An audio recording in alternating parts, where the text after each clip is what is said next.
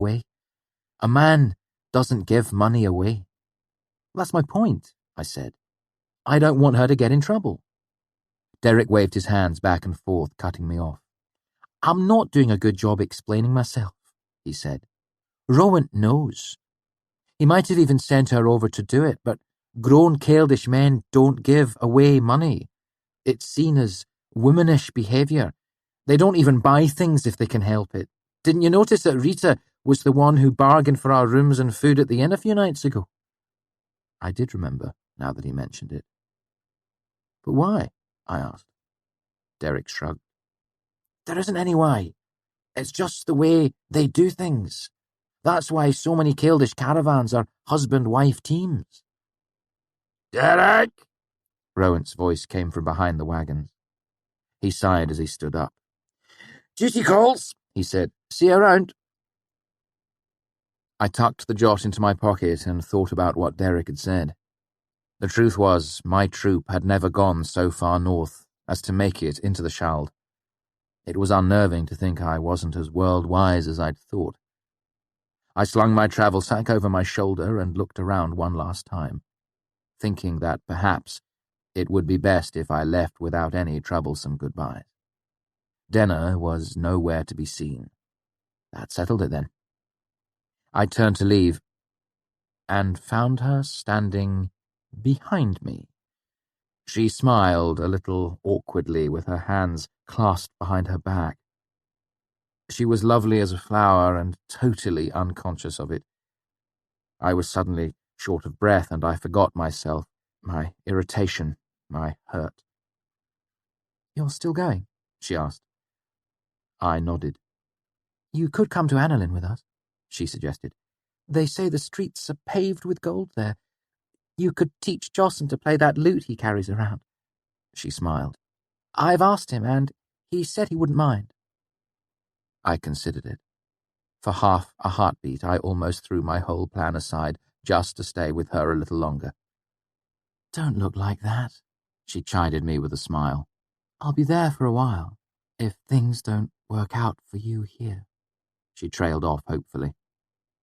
I didn't know what I could do if things didn't work out for me here. I was hanging all my hopes on the university. Besides, Annalyn was hundreds of miles away. I barely owned the clothes on my back. How would I find her? Denna must have seen my thoughts reflected on my face. She smiled playfully. I guess I'll just have to come looking for you then. We rue our travellers.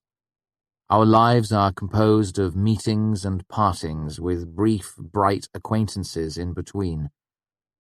Because of this, I knew the truth.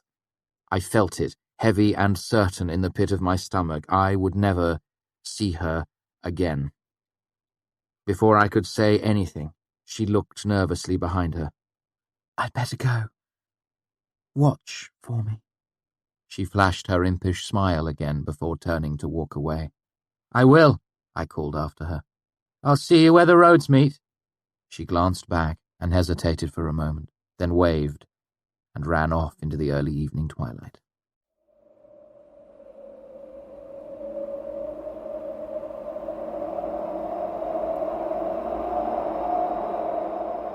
Chapter 36. Less Talents.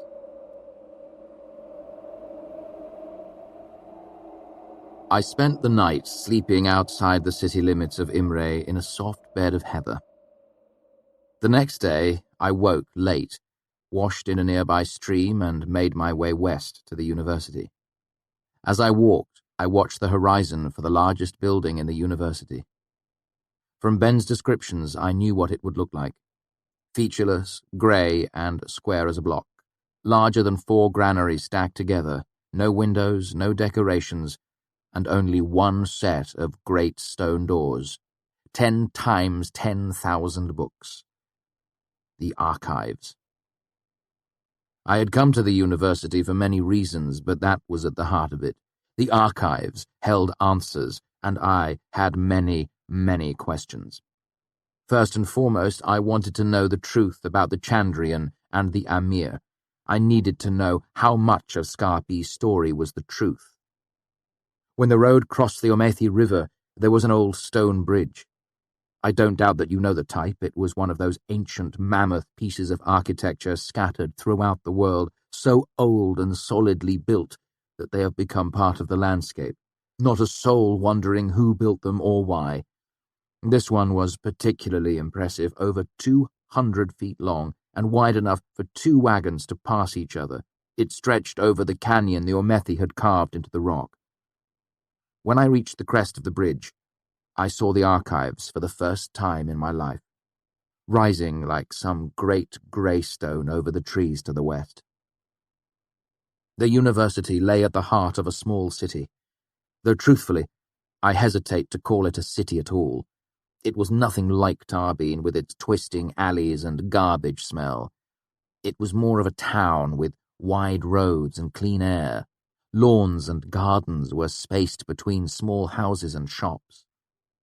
But since this town had grown up to serve the peculiar needs of the university, a careful observer could note small differences in the services the town provided.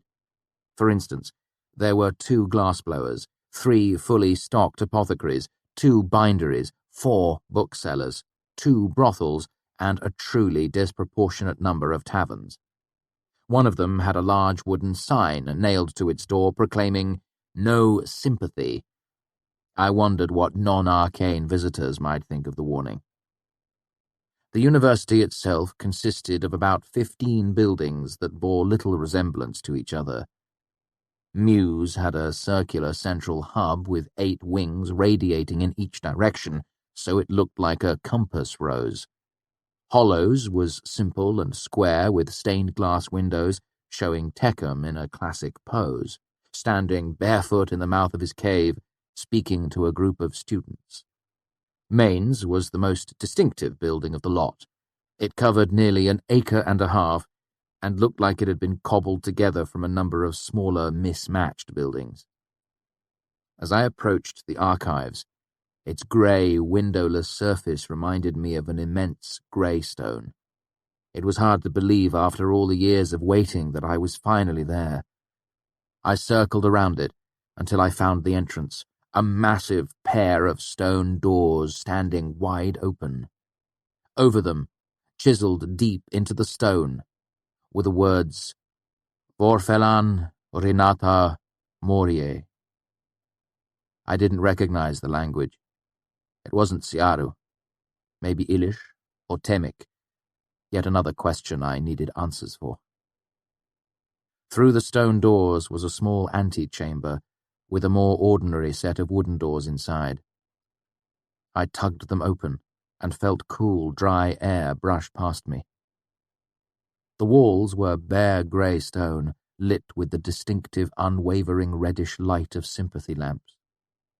There was a large wooden desk with several large ledger-type books lying open atop it.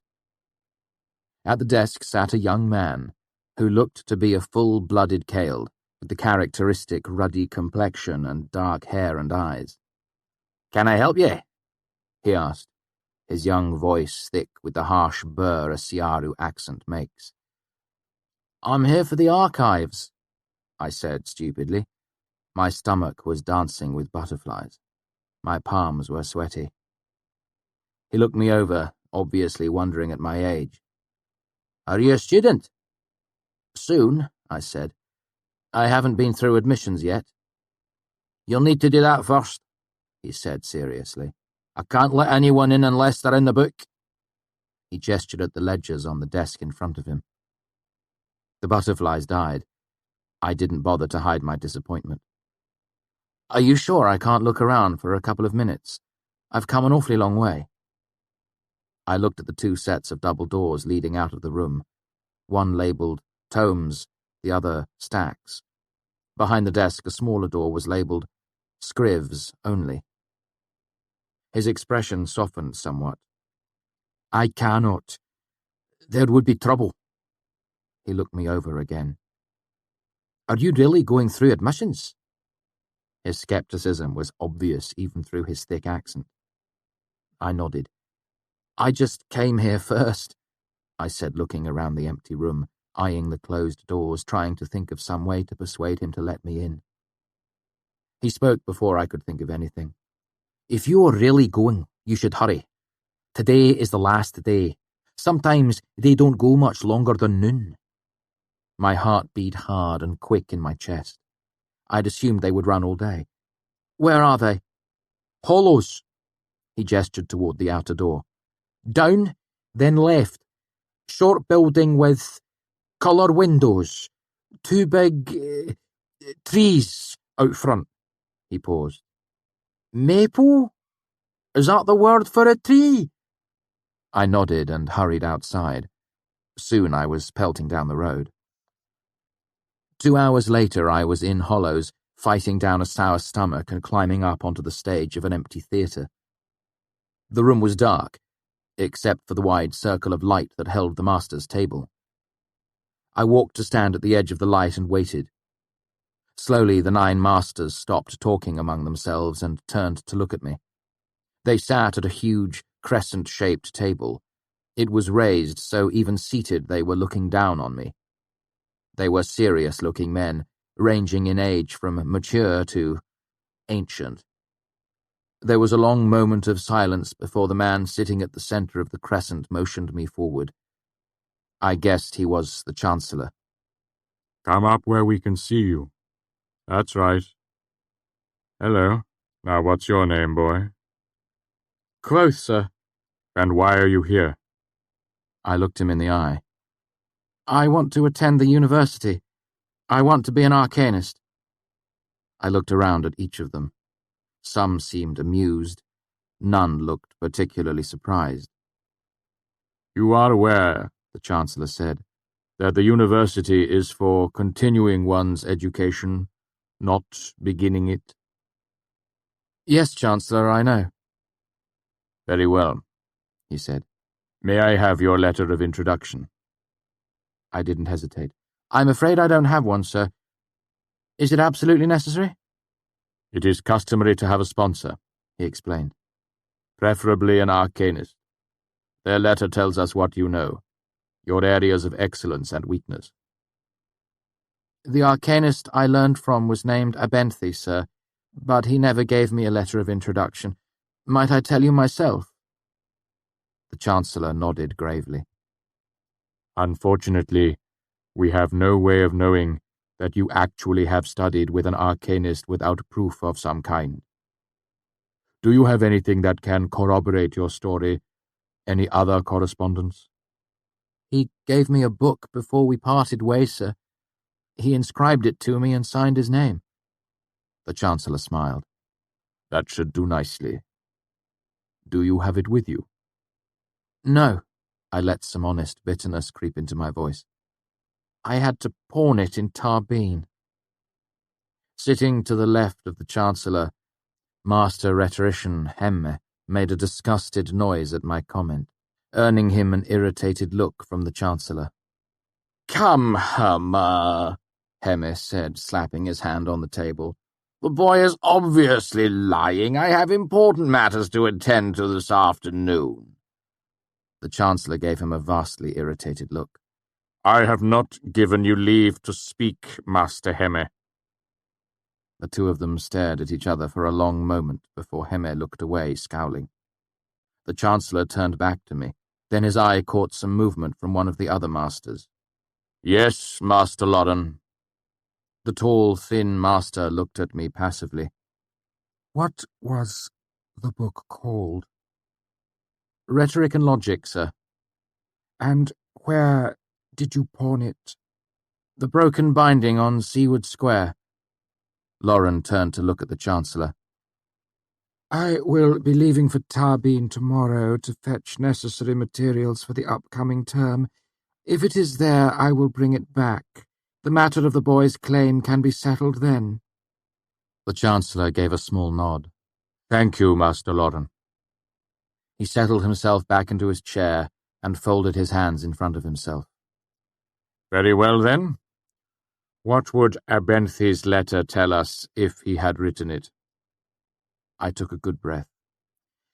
He would say that I knew by heart the first 90 sympathetic bindings, that I could double distill, perform titration, calcify, sublimate, and precipitate solution, that I'm well versed in history, argument, grammars, medicine, and geometry. The Chancellor did his best to not look amused. That's quite a list. Are you sure you didn't leave anything out? I paused. He probably would have also mentioned my age, sir. How old are you, boy? Kvothe, sir. A smile tugged at the Chancellor's face. Kvothe. 15, sir. There was a rustle as the masters each took some small action, exchanged glances, raised eyebrows, shook their heads. Heme rolled his eyes skyward. Only the Chancellor did nothing. How exactly would he have mentioned your age? I gave a thin sliver of a smile. He would have urged you to ignore it. There was a breath of silence. The Chancellor drew a deep breath and leaned back in his seat. Very well. We have a few questions for you. Would you like to begin, Master Brandir? He made a gesture toward one end of the crescent table. I turned to face Brandir. Portly and balding, he was the university's master arithmetician. How many grains are in 13 ounces? 6,240, I said immediately. He raised his eyebrows a little. If I had 50 silver talents and converted them to vintage coin and back, how much would I have if the Kildim took 4% each time? I started the ponderous conversion between currencies, then smiled as I realized it was unnecessary. 46 talents and 8 drabs if he's honest. 46 even if he's not. He nodded again, looking at me more closely. You have a triangle, he said slowly. One side is 7 feet, another side 3 feet. One angle is 60 degrees. How long is the other side? Is the angle between the two sides? He nodded. I closed my eyes for the space of half a breath, then opened them again. 6 feet 6 inches, dead even. He made a humph noise and looked surprised. Good enough. Master Arwyll? Arwyll asked his question before I had time to turn and to face him. What are the medicinal properties of hellebore? Anti-inflammatory, antiseptic, mild sedative, mild analgesic, blood purifier, I said, looking up at the grandfatherly spectacled old man. Toxic if used excessively, dangerous for women who are with child. Name the component structures that comprise the hand. I named all 27 bones alphabetically, then the muscles from largest to smallest. I listed them quickly, matter-of-factly, pointing out their locations on my own upraised hand. The speed and accuracy of my answers impressed them. Some of them hid it, others wore it openly on their faces. The truth was, I needed to impress them. I knew from my previous discussions with Ben that you needed money or brains to get into the university. The more of one you had, the less of the other you needed. So, I was cheating.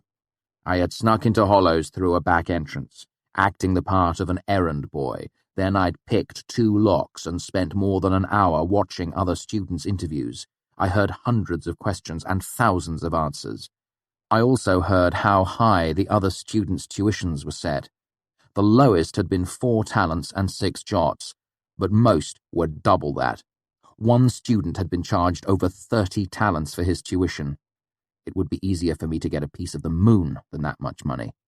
I had 2 copper jots in my pocket and no way to get a bent penny more, so I needed to impress them. More than that, I needed to confound them with my intelligence, to dazzle them. I finished listing the muscles of the hand and started in on the ligatures when Arwyll waved me into silence and asked his next question. When do you bleed a patient? The question brought me up short. When I want him to die?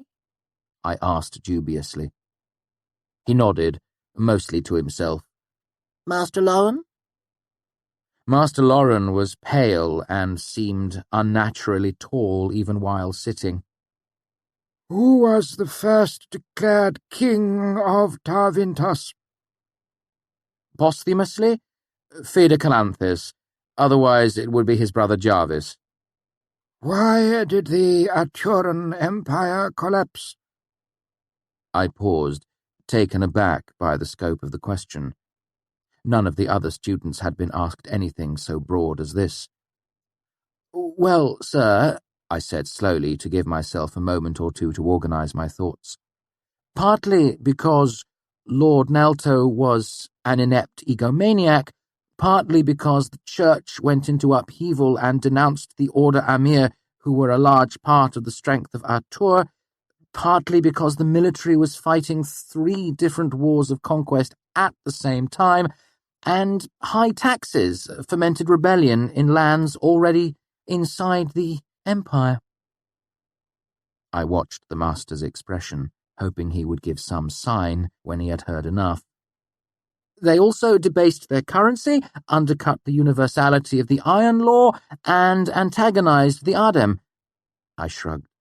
But of course, it's more complicated than that. Master Lauren's expression remained unchanged, but he nodded. Who was the greatest man who ever lived? Another unfamiliar question. I thought for a minute. Elian. Master Lauren blinked once, expressionless. Master Mandrag? Mandrag was clean-shaven and smooth-faced, with hands stained 100 different colours, and seemed to be made all of knuckle and bone. If you needed phosphorus, where would you get it? His tone sounded for a moment so much like Abenthy's that I forgot myself and spoke without thinking. An apothecary. One of the masters on the other side of the table chuckled, and I bit my too quick tongue. He gave me a faint smile, and I drew a faint breath. Barring access to an apothecary. I could render it from urine, I said quickly, given a kiln and enough time. How much would you need to gain 2 ounces pure? He cracked his knuckles absent-mindedly. I paused to consider, as this was a new question too. At least 40 gallons, Master Mandrag, depending on the quality of the material. There was a long pause as he cracked his knuckles one at a time. What are the 3 most important rules of the chemist? This I knew from Ben. Label clearly, measure twice, eat elsewhere. He nodded, still wearing the faint smile. Master Kelvin? Kelvin was Caeldish. His thick shoulders and bristling black beard reminded me of a bear. Right, he grumbled, folding his thick hands in front of him. How would you make an ever-burning lamp? Each of the other 8 masters made some sort of exasperated noise or gesture. What? Kelvin demanded, looking around at them, irritated. It is my question. The asking is mine. He turned his attention back to me. So, how would you make it? Well, I said slowly, I would probably start with a pendulum of some sort. Then I would bind it to... Cream! No! Not like this! Kelvin growled out a couple of words and pounded his fist on the table. Each thump as his hand came down was accompanied by a staccato burst of reddish light that welled up from his hand. No sympathy! I do not want an ever-glowing lamp, I want an ever-burning one! He looked at me again, showing his teeth as if he were going to eat me. Lithium salt? I asked without thinking, then backpedaled. No, a sodium oil that burned in an enclosed... Oh, no, damn! I mumbled my way to a stop. The other applicants hadn't had to deal with questions like these. He cut me off with a short sideways gesture of his hand. Enough! We will talk later. Elk-Sadal. It took me a moment to remember that Elk-Sadal was the next master. I turned to him. He looked like the archetypal, sinister magician that seems to be a requirement in so many bad Turan plays. Severe dark eyes, lean face, short black beard. For all that, his expression was friendly enough. What are the words for the first Parallel kinetic binding. I rattled them off glibly. He didn't seem surprised. What was the binding that Master Kilvin used just a moment ago? Capicatorial kinetic luminosity.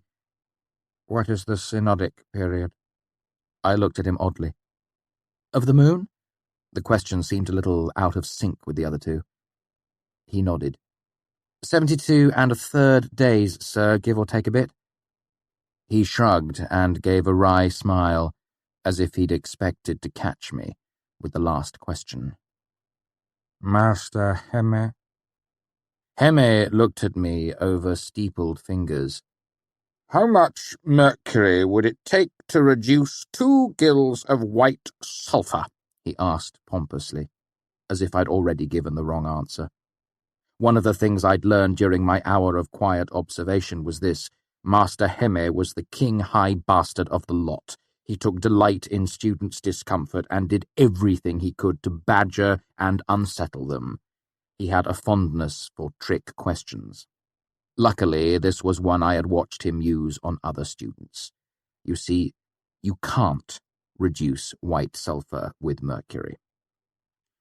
Well, I drew the word out, pretending to think it through. Heme's smug smile grew wider by the second. Assuming you mean red sulphur, it would be about 41 ounces, sir. I smiled a sharp smile at him, all teeth. Name the 9 prime fallacies, he snapped. Simplification, generalization, circularity, reduction, analogy, false causality, semantism, irrelevancy. I paused, not being able to remember the formal name of the last one. Ben and I had called it Nalt, after Emperor Nalto. It galled me not being able to recall its real name, as I had read it in Rhetoric and Logic just a few days ago. My irritation must have shown on my face. Heme glowered at me as I paused, saying, "So, you don't know everything after all." He leaned back into his seat with a satisfied expression. I wouldn't be here if I didn't think I had anything to learn, I said bitingly, before I managed to get my tongue under control again. From the other side of the table, Kilvin gave a deep chuckle.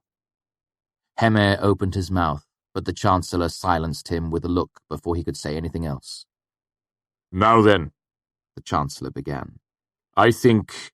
I too would ask some questions, the man to the Chancellor's right said. He had an accent that I couldn't quite place, or perhaps it was that his voice held a certain resonance. When he spoke, everyone at the desk stirred slightly, then grew still, like leaves touched by the wind. Master Namer, the Chancellor said with equal parts deference and trepidation. Elodine was younger than the others by at least a dozen years. Clean-shaven with deep eyes, medium height, medium build, there was nothing particularly striking about him except for the way he sat at the table, one moment watching something intently, the next minute bored and letting his attention wander among the high beams of the ceiling above. He was almost like a child who had been forced to sit down with adults. I felt Master Elodine look at me. Actually, felt it. I suppressed a shiver. Sueket Kasiaru Krematestu? He asked. How well do you speak Siaru? Ryusa ta krelar tialatu. Not very well, thank you. He lifted a hand, his index finger pointing upwards. How many fingers am I holding up? I paused for a moment, which was more consideration than the question seemed to warrant. At least one, I said, probably no more than 6. He broke into a broad smile and brought his other hand up from underneath the table. It had 2 fingers upright. He waved them back and forth for the other masters to see, nodding his head from side to side in an absent, childish way. Then he lowered his hands to the table in front of him and grew suddenly serious. Do you know the 7 words that will make a woman love you? I looked at him, trying to decide if there was more to the question. When nothing more was forthcoming, I answered simply, No. They exist, he reassured me and sat back with a look of contentment. Master Linguist, he nodded to the Chancellor. That seems to cover most of academia, the Chancellor said almost to himself. I had the impression that something had unsettled him, but he was too composed for me to tell exactly what. You will forgive me if I ask a few things of a less scholarly nature. Having no real choice, I nodded. He gave me a long look that seemed to stretch several minutes. Why didn't Abenthy send a letter of recommendation with you? I hesitated. Not all travelling entertainers are as respectable as our troop, so understandably not everyone respected them. But I doubted that lying was the best course of action. He left my troop 3 years ago. I haven't seen him since. I saw each of the masters look at me. I could almost hear them doing the mental arithmetic, calculating my age backwards.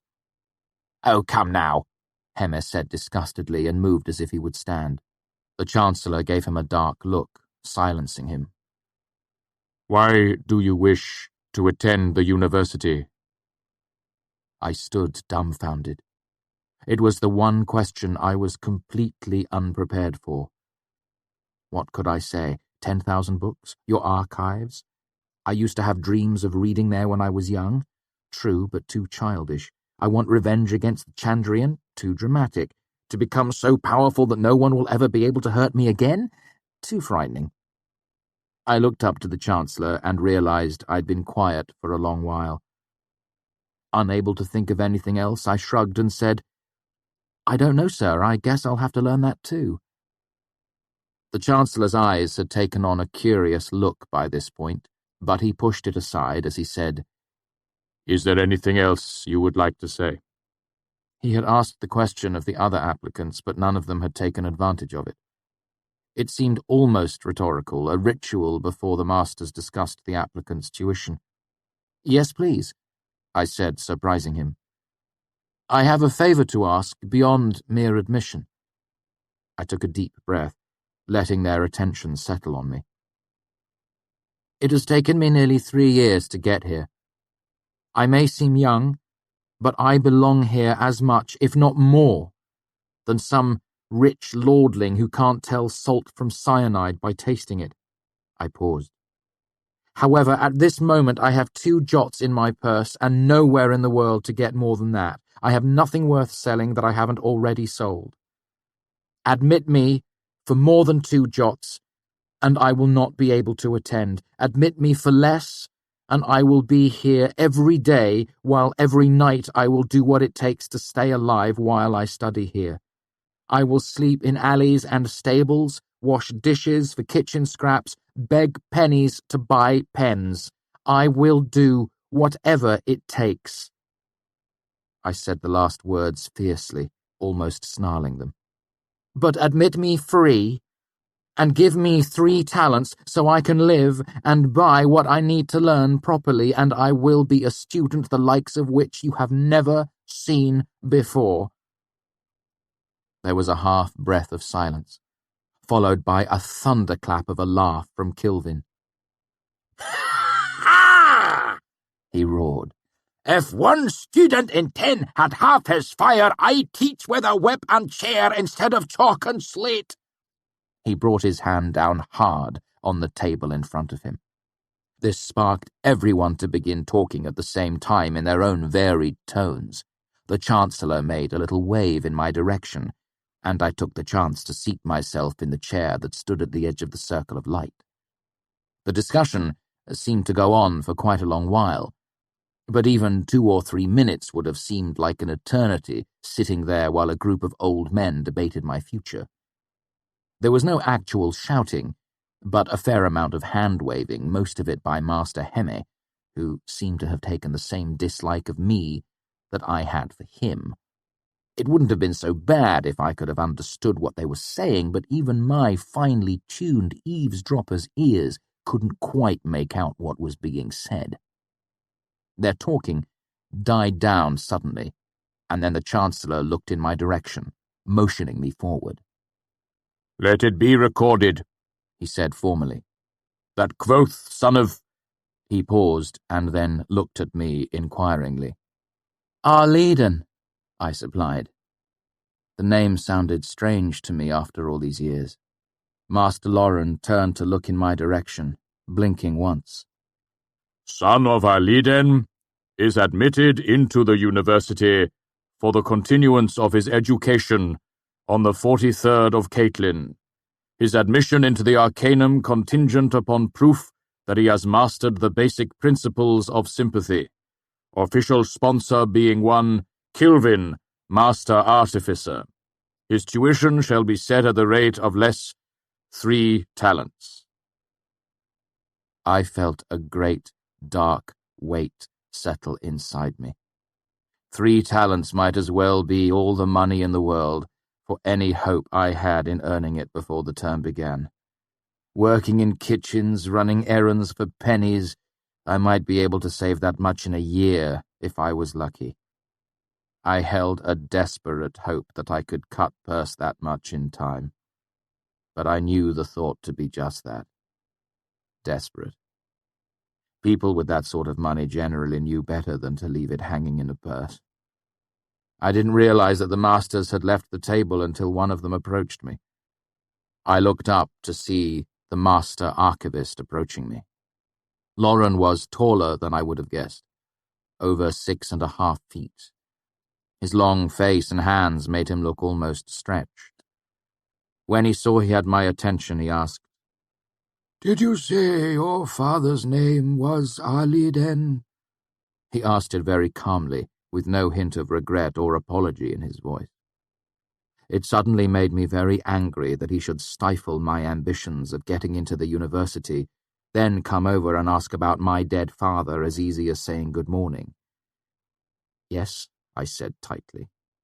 "Arleden the Bard." My father always thought of himself as a trooper. He never called himself bard or minstrel. Hearing him referred to in that way irritated me even more, if that were possible. I didn't deign to reply, merely nodded once, sharply. If he thought my response terse, he didn't show it. "I was wondering which troop he performed in." My thin restraint burst. "Oh, you were wondering," I said with every bit of venom my troop-sharpened tongue could muster. "Well, maybe you can wonder a while longer. I'm stuck in ignorance now. I think you can abide a while with a little piece of it yourself. When I come back after earning my 3 talents, maybe then you can ask me again."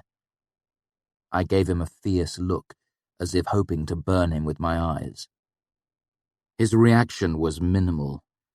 It wasn't until later that I found getting any reaction from Master Loren was about as likely as seeing a stone pillar wink.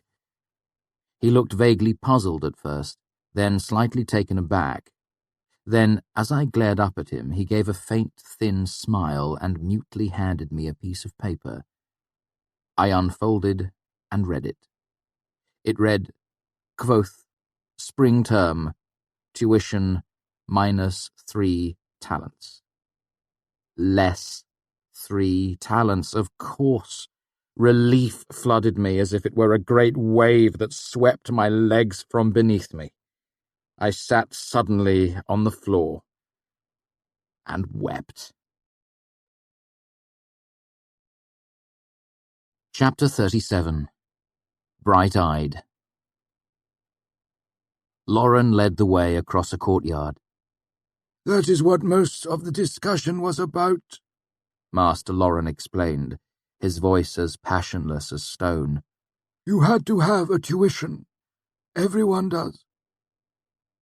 I had recovered my composure and apologized for my terrible manners. He nodded calmly and offered to escort me to the office of the bursar to ensure that there was no confusion regarding my admission fee. "After it was decided to admit you in the manner you had suggested—" Loren gave a brief but significant pause, leading me to believe that it had not been quite as simple as that. "There was the problem that there was no precedent set for giving out funds to enrolling students." He paused again. "A rather unusual thing." Lauren led me into another stone building, through a hallway and down a flight of stairs. "Hello, Riam." The bursar was an elderly, irritable man who became more irritable when he discovered he had to give money to me rather than the other way around. After I got my 3 talents, Master Lauren led me out of the building. I remembered something and dug into my pocket, glad for an excuse to divert the conversation. "I have a receipt from the broken binding." I handed him the piece of paper, wondering what the owner would think when the university's master archivist showed up to redeem the book a filthy street urchin had sold him. "Master Lauren, I appreciate your agreeing to do this, and I hope you won't think me ungrateful if I ask another favor." Lauren glanced at the receipt before tucking it into a pocket and looked at me intently. No, not intently, not quizzically. There was no expression on his face at all. No curiosity, no irritation. Nothing. If not for the fact that his eyes were focused on me, I would have thought he'd forgotten I was there. "Feel free to ask," he said. "That book, it's all I have left from that time in my life. I would very much like to buy it back from you someday, when I have the money." He nodded, still expressionless. "That can be arranged. Do not waste your worry on its safety. It will be kept as carefully as any book in the archives." Lauren raised a hand, gesturing to a passing student. A sandy-haired boy pulled up short and approached nervously. Radiating deference, he made a nod that was almost like a bow to the master archivist. "Yes, Master Lauren?" Lauren gestured to me with one of his long hands. "Simon, this is Kvothe. He needs to be shown about, signed to classes and the like. Kilvin wants him in artificing. Trust to your judgment otherwise. Will you tend to it?" Simon nodded again and brushed his hair out of his eyes. "Yes, sir." Without another word, Lauren turned and walked away, his long strides making his black master's robes billow out behind him. Simon was young for a student, though still a couple of years my senior. He stood taller than me, but his face was still boyish, his manner boyishly shy. "Do you have somewhere to stay yet?" he asked as we started to walk. "Room at an inn or anything?" I shook my head. "I just got in today. I haven't thought much further than getting through admissions." Simon chuckled. "Ha! I know what that's like. I still get sweaty at the beginning of each term." He pointed to the left, down a wide lane lined with trees. "Let's head to the Mews first, then." I stopped walking. "I don't have a lot of money," I admitted. I hadn't planned on getting a room. I was used to sleeping outside, and I knew I would need to save my 3 talents for clothes, food, paper, and next term's tuition. I couldn't count on the master's generosity 2 terms in a row. "Admissions didn't go that well, huh?" Simon said sympathetically as he took my elbow and steered me towards another one of the grey university buildings. This one was 3 stories tall, many-windowed, and had several wings radiating out from a central hub. "Don't feel bad about it. I got nervous and pissed myself the first time through, figuratively." "I didn't do that badly," I said, suddenly very conscious of the 3 talents in my purse. "But I think I offended Master Lauren. He seemed a little chilly," Simon asked. "Distant, like an unblinking pillar of stone." He laughed. "Lauren is always like that. Rumour has it that Elxadal has a standing offer of 10 gold marks to anyone who can make him laugh." "Oh," I relaxed a little. "That's good. He's the last person I'd want to get on the wrong side of.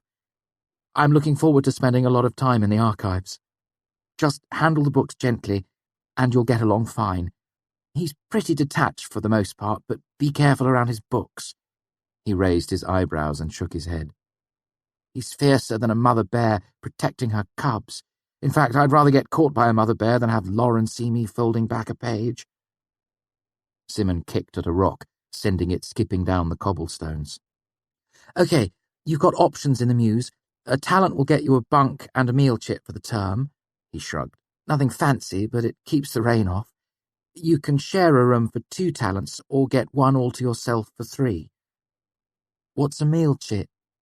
Meals are 3 a day over in the mess. He pointed to a long, low-roofed building across the lawn. The food isn't bad, so long as you don't think too hard about where it might have come from. I did some quick arithmetic. A talent for 2 months' worth of meals and a dry place to sleep was as good a deal as I could hope for. I smiled at Simon. Sounds like just the thing. Simon nodded as he opened the door into the mews. Punks it is, then. Come on, let's find a steward and get you signed up.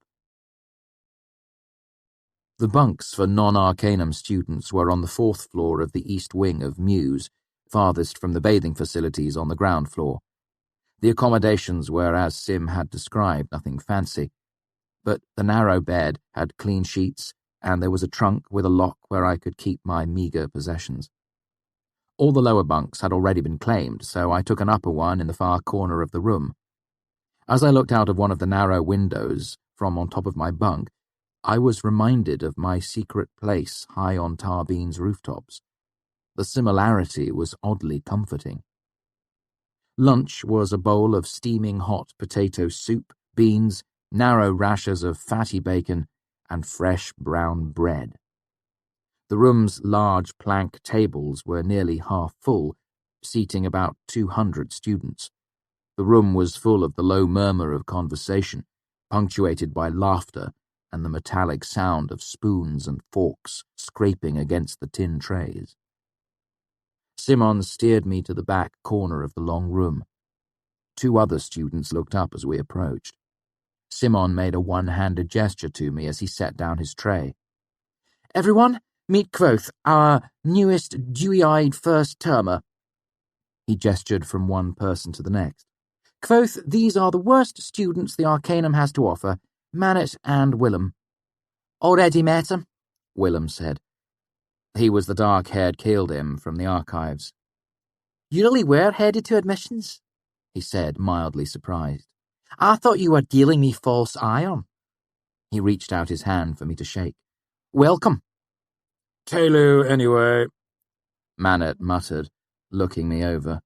He was at least 50 years old, with wild hair and a grizzled beard.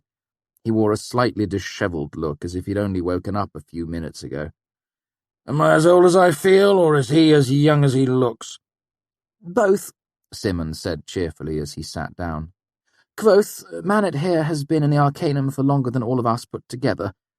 Manet snorted. Give me some credit, I've been in the Arcanum longer than any of you have been alive.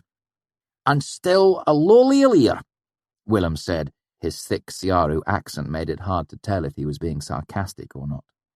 Huzzah to being an Alir, Manet said earnestly.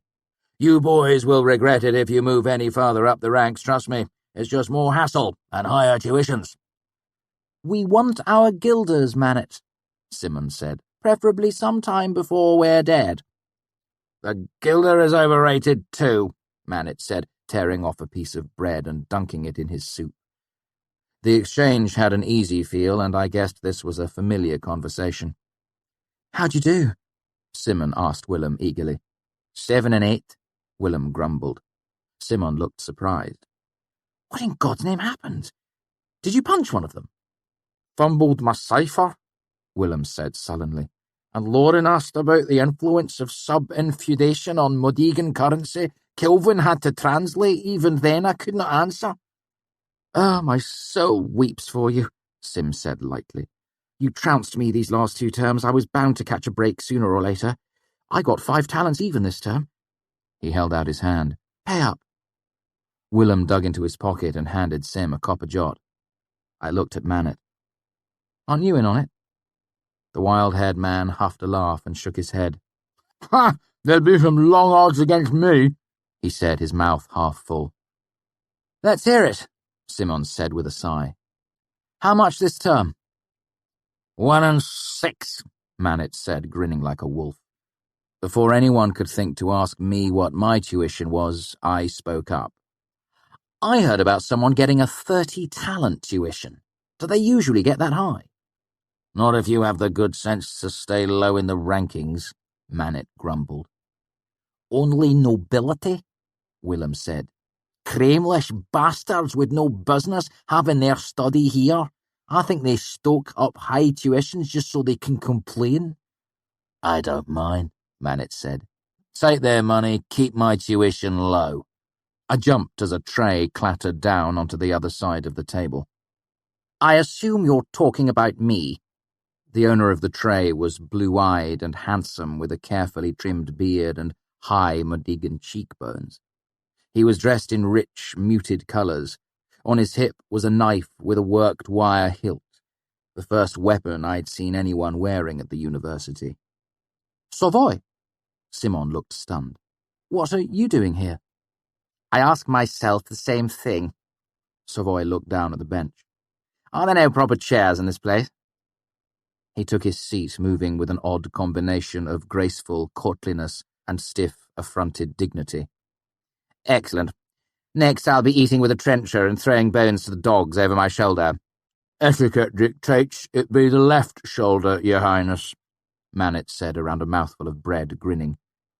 Savoy's eyes flashed angry, but before he could say anything, Simon spoke up. What happened? My tuition was 68 strelaum, he said indignantly. Simon looked nonplussed. Is that a lot? It is. A lot, Savoy said sarcastically. And for no good reason. I answered their questions. This is a grudge, plain and simple. Mandrag does not like me. Neither does Hemme.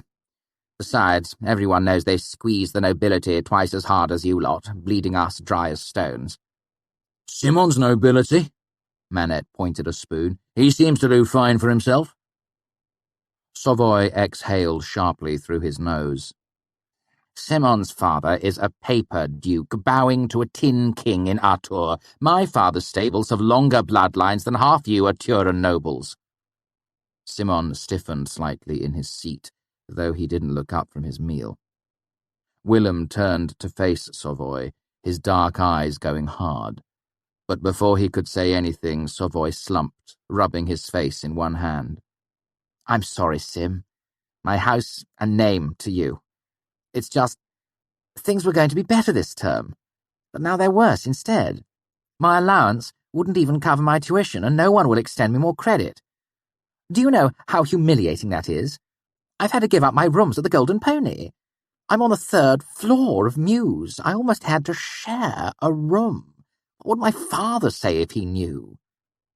Simon, his mouth full, shrugged and made a gesture with his spoon that seemed to indicate that there was no offence taken.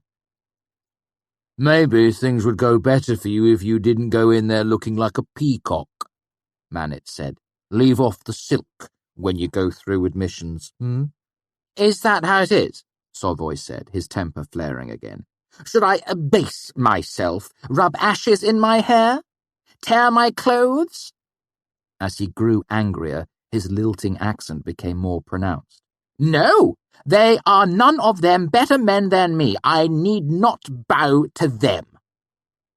There was a moment of uncomfortable silence at the table. I noticed more than a few of the surrounding students were watching the show from the nearby tables. Hiltatiam, Savoy continued. There is nothing in this place I do not hate. Your weather is wild and uncivilized, your religion barbaric and prudish, your whores are intolerably ignorant and unmannerly, your language barely has the subtlety to express how wretched this place is. Savoy's voice grew softer the longer he spoke, until he almost seemed to be speaking to himself. My blood goes back 50 generations, older than tree or stone, and I am come to this. He put his head against the palms of his hands and looked down at his tin tray. Barley bread! Gods all around us! A man is meant to eat wheat! I watched him while chewing a mouthful of the fresh brown bread. It tasted wonderful. I don't know what I was thinking, Savoy said suddenly, getting to his feet. I can't deal with this. He stormed off, leaving his tray on the table. That's Savoy, Manet said to me in an offhand manner. Not a bad sort, though he's usually not nearly as drunk as that. He's Modigan. Simon laughed. You don't get more Modigan than Savoy. You should not prod at him, Willem said to Manet. His rough accent made it hard for me to tell if he was rebuking the older student, but his dark, kildish face showed definite reproach. As a foreigner, I guess he sympathized with Savoy's difficulty adjusting to the language and culture of the Commonwealth. He is having a rough time of it, Simon admitted. Remember when he had to let his manservant go? Mouth full, Manet made a gesture with both hands as if playing an imaginary violin. He rolled his eyes, his expression vastly unsympathetic. He had to sell his rings this time around, I added. Willem, Simon, and Manet turned to look at me curiously. There were pale lines on his fingers, I explained, holding up my hand to demonstrate. Manet gave me a close looking over. Well now, our new student seems to be all manner of clever. He turned to Willem and Simon. Lads, I'm in a betting mood. I'll wager 2 jots that our young Kvothe makes it into the Arcanum before the end of his 3rd term. 3 terms, I said, surprised. They told me all I had to do was prove I mastered the basic principles of sympathy. Mamet gave me a gentle smile. They tell everyone that. Principles of Sympathy is one of the classes you'll have to slog through before they elevate you to Elia. He turned back to Will and Sim expectantly. How about it? 2 jots? I'll bet. Willem gave me a small apologetic shrug. No offence, I play the odds. What'll you be studying then? Manet asked as they shook on it. The question caught me off guard. Everything, I guess. You sound like me 30 years ago, Manet chuckled. Where are you going to start? The Chandrian, I said. I'd like to know as much about them as possible. Manet frowned, then burst out laughing. Well, that's fine and good, I suppose. Simir studies fairies and pixies. Will there believes in all manner of silly damn kildish sky spirits and such. He puffed himself up absurdly. I'm big on imps and shamblemen myself. I felt my face get hot with embarrassment. God's body, Manet, Sim cut him off. What has got into you? I just bet 2 jots on a boy who wants to study bedtime stories, Manet groused, gesturing to me with his fork. He meant folklore, that sort of thing. Willem turned to look at me. You're looking to work in the archives? Folklore's a piece of it, I hedged quickly, eager to save face. I want to see if different cultures' folk tales conform to Teckham's theory of narrative septuagy. Sim turned back to Manet. See? Why are you so twitchy today? When's the last time you slept? Don't take that tone with me, Manet grumbled. I caught a few hours last night. And which night was that? Sim pressed. Manet paused, looking down at his tray. Felling night? Willem shook his head, muttering something in Siaru. Simon looked horrified. Manet, yesterday was Kendling. Has it been 2 days since you slept? Probably not, Manet said uncertainly. I always lose track of things during admissions. There aren't any classes. It throws off my schedule. Besides, I've been caught up in a project in the fishery. He trailed off, scrubbing at his face with his hands, then looked up at me. They're right. I'm a little off my head right now. Tecum septuagy, folklore and all that. It's a bit bookish for me, but a fine thing to study. I didn't mean any offence. None taken, I said easily, and nodded at Savoy's tray. Slide that over here, would you? If your young noble's not coming back, I'll have his bread. After Simon took me to sign up for classes, I made my way to the archives, eager to have a look around after all these years of dreaming. This time, when I entered the archives, there was a young gentleman sitting behind the desk, tapping a pen on a piece of paper that bore the marks of much rewriting and crossing out. As I approached, he scowled and scratched out another line. His face was built to scowl, his hands were soft and pale, his blinding white linen shirt and richly dyed blue vest reeked of money. The part of me that was not long removed from Tarbeen wanted to pick his pocket. He tapped his pen for another few moments before laying it down with a vastly irritated sigh. Name, he said without looking up. Kvothe. He flipped through the ledger, found a particular page and frowned. You're not in the book. He glanced up briefly and scowled again before turning back to whatever verse he was labouring over. When I made no signs of leaving, he flicked his fingers as if shooing away a bug. Feel free to piss off. I've just... Ambrose put down his pen again. Listen, he said slowly as if explaining to a simpleton.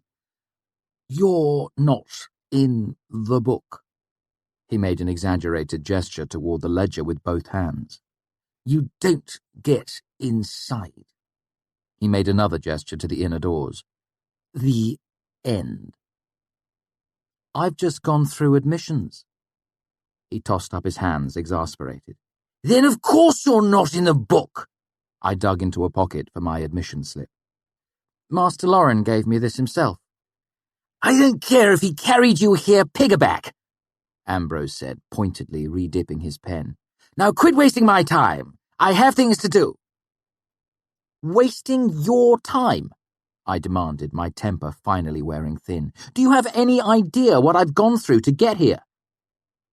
Ambrose looked up at me, his expression growing suddenly amused. Wait, let me guess, he said, laying his hands flat on the table and pushing himself to his feet.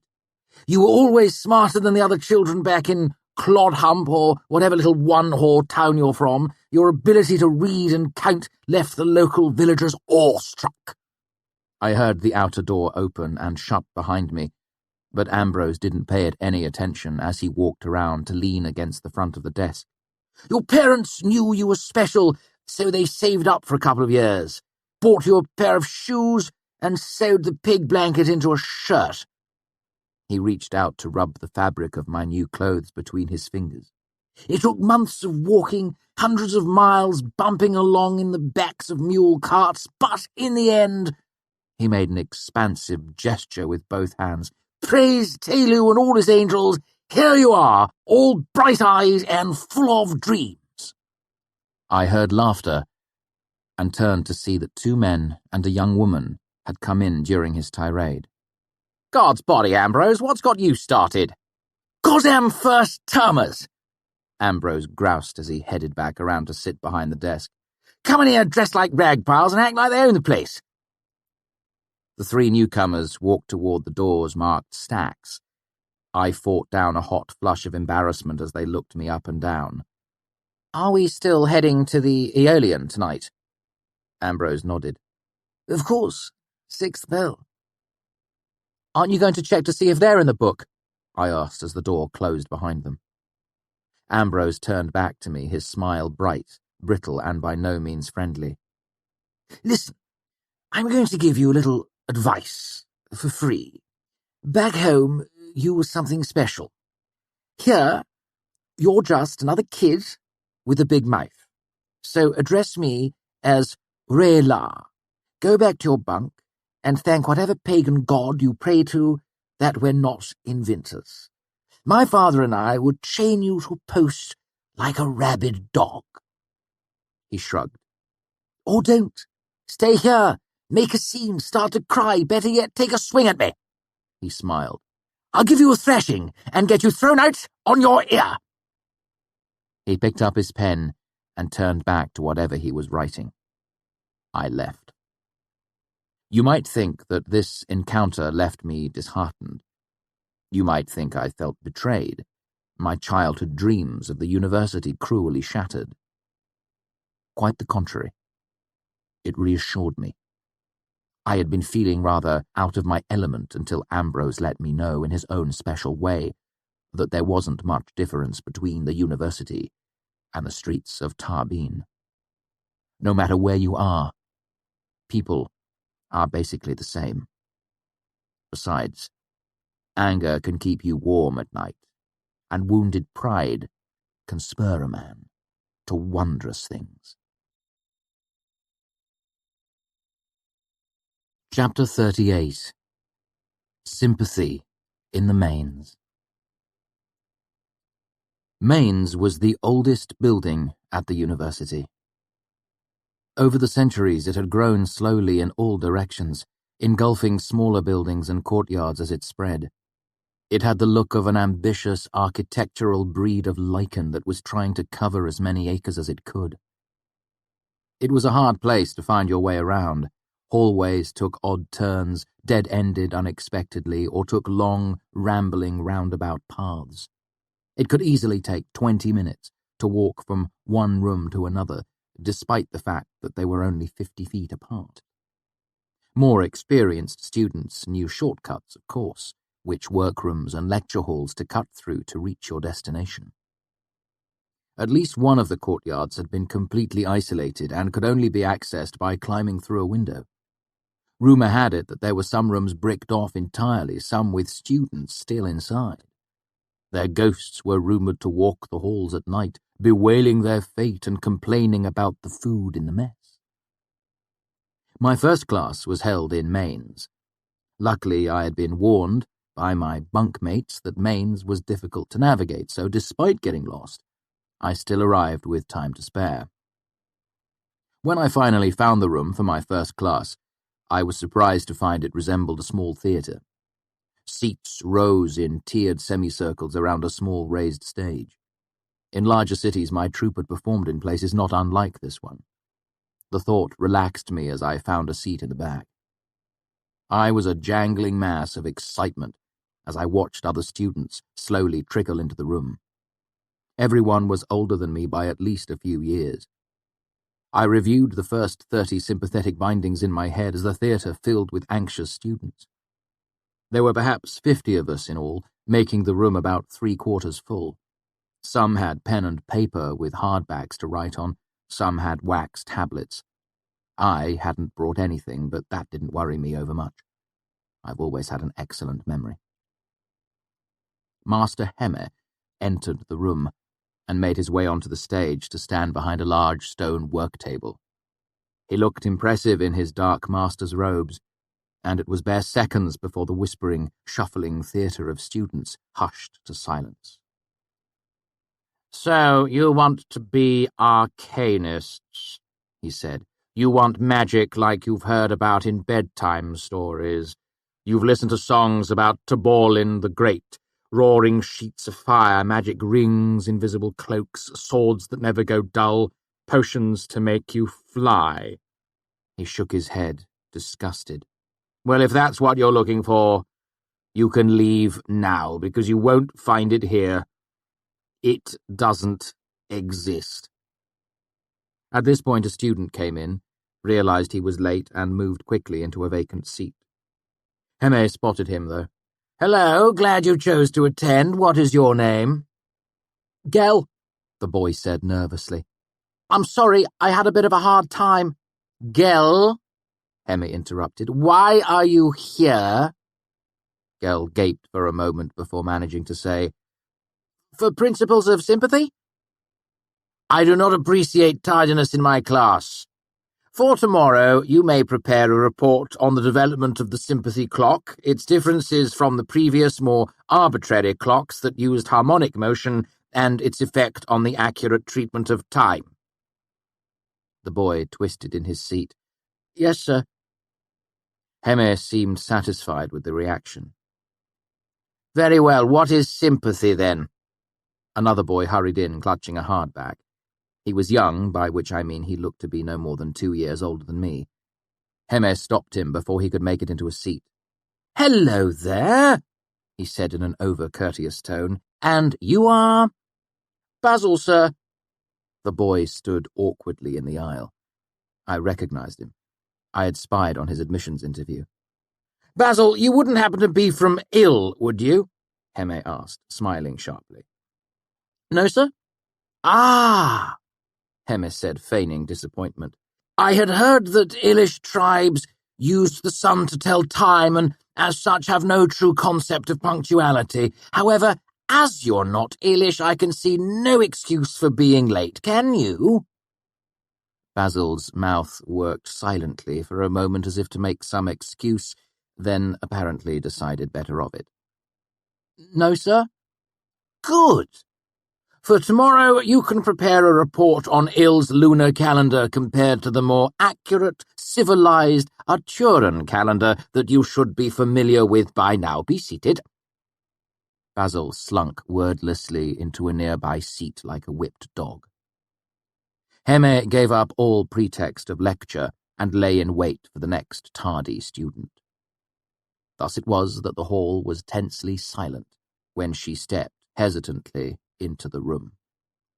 It was a young woman of about 18, a rarity of sorts. The ratio of men to women in the university is about 10-1. Heme's manner softened when she entered the room. He moved quickly up the steps to greet her.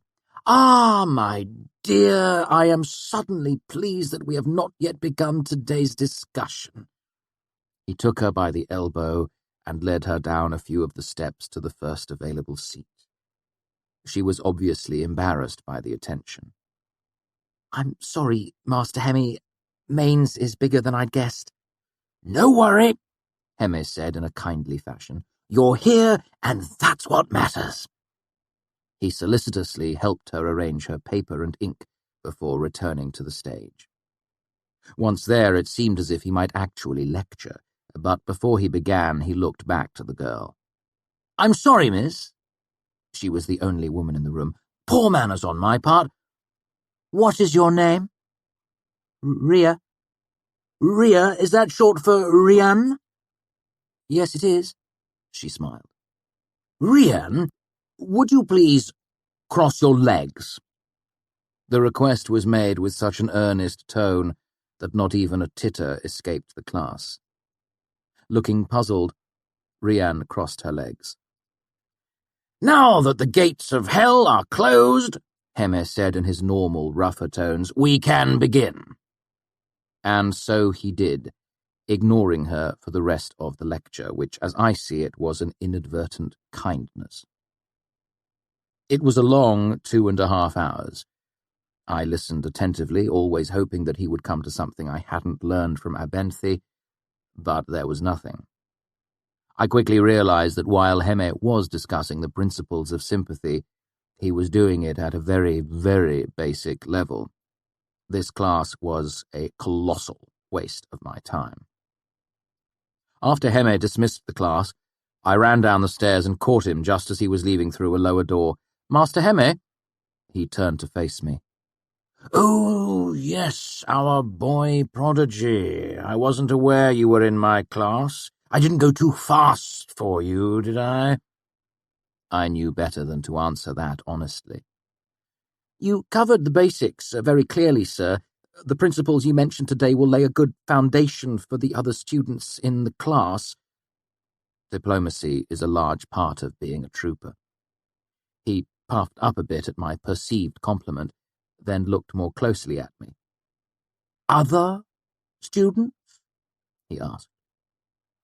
"I'm afraid I'm already familiar with the basics, sir. I know the 3 laws and the 14 corollaries, as well as the first 90... Yes, I see," he cut me off. "I'm rather busy right at the moment. We can speak of this tomorrow before class." He turned and walked briskly away. Half a loaf being better than none, I shrugged and headed for the archives. If I wasn't going to learn anything from Heme's lectures, I might as well start educating myself. This time when I entered the archives, there was a young woman sitting behind the desk. She was strikingly beautiful with long dark hair and clear bright eyes. A notable improvement over Ambrose, to be sure. She smiled as I approached the desk. "What's your name?" "Kvothe," I said, "son of Arliden." She nodded and began to page through the ledger. "What's yours?" I asked to fill the silence. "Fela," she said without looking up, then nodded to herself and tapped the ledger. "There you are. Go on in." There were 2 sets of double doors leading out of the antechamber, one marked stacks and the other tomes. Not knowing the difference between the 2, I headed to the ones labelled stacks. That was what I wanted. Stacks of books, great heaps of books, shelf after endless shelf of books. I had my hands on the handles of the doors before Fela's voice stopped me. "I'm sorry, it's your first time in here, isn't it?" I nodded, not letting go of the door's handles. I was so close. What was going to happen now? The stacks are arcanum only, she said apologetically. She stood up and walked around the desk to the other set of doors. Here, let me show you. I reluctantly let go of the door's handles and followed her. Using both hands, she tugged one of the heavy wooden doors open, revealing a large, high-ceilinged room filled with long tables. A dozen students were scattered throughout the room reading. The room was well lit with the unwavering light of dozens of sympathy lamps. Fela leaned close to me and spoke in a soft voice. This is the main reading area. You'll find all the necessary tomes used for most of the basic classes. She blocked the door open with her foot and pointed along one wall to a long section of shelving with 300 or 400 books. More books than I had ever seen in one place before. Fela continued to speak softly. It's a quiet place. No talking above a whisper. I'd noticed that the room was almost unnaturally quiet. If you want a book that isn't there, you can submit a request at the desk, she pointed. They'll find the book and bring it out to you. I turned to ask her a question, and only then realized how close she was standing. It says a great deal about how enamored I was with the archives that I failed to notice one of the most attractive women in the university standing less than 6 inches away. How long does it usually take them to find a book? I asked quietly, trying not to stare at her. It varies. She brushed her long black hair back over her shoulder. Sometimes we're busier than others. Some people are better at finding the appropriate books. She shrugged and some of her hair swung back down to brush against my arm. Usually no more than an hour. I nodded, disappointed by not being able to browse the whole of the archives, but still excited to be inside. Once again, half a loaf was better than none. Thanks, Fela. I went inside, and she let the door swing shut behind me. But she came after me just a moment later. One last thing, she said quietly. I mean, it goes without saying, but this is your first time here. Her expression was serious. The books don't leave this room. Nothing leaves the archives. Of course, I said. Naturally. I hadn't known. Fela smiled and nodded. I just wanted to make sure. A couple of years ago, we had a young gent who was used to carrying off books from his father's library. I'd never even seen Lauren frown before that or talk much above a whisper, but when he caught that boy in the street with one of his books... She shook her head as if she couldn't hope to explain what she had seen. I tried to picture the tall, somber master angry and failed. Thanks for the warning. Don't mention it. Fela headed back out into the entrance hall. I approached the desk she had pointed out to me. How do I request a book? I asked the scriv quietly. He showed me a large log book, half filled with students' names and their requests. Some were requests for books with specific titles or authors, but others were more general requests for information.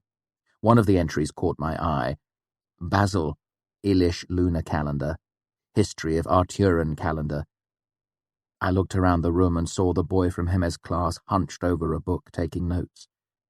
I wrote, Kvothe, the History of the Chandrian, Reports of the Chandrian and their Signs, Black Eyes, Blue Flame, etc. I went to the shelves next and started looking over the books. I recognized one or two from my studies with Ben. The only sound in the room was the occasional scratch of a pen on paper, or the faint bird-wing sound of a page turning. Rather than being unsettling, I found the quiet strangely comforting.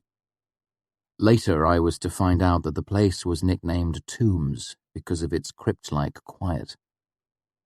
Eventually, a book called The Mating Habits of the Common Dracus caught my eye, and I took it over to one of the reading tables. I picked it because it had a rather stylish, embossed dragon on the cover, but when I started reading, I discovered it was an educated investigation into several common myths. I was halfway through the title piece, explaining how the myth of the dragon, in all likelihood, evolved from the much more mundane Dracus, when a scriv appeared at my elbow. Opening it, I was instantly disappointed. It was a collection of fairy stories.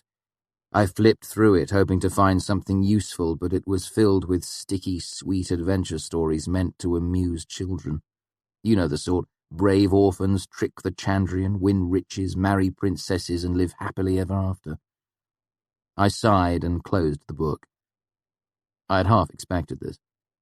Until the Chandrian killed my family, I thought they were nothing more than children's stories too.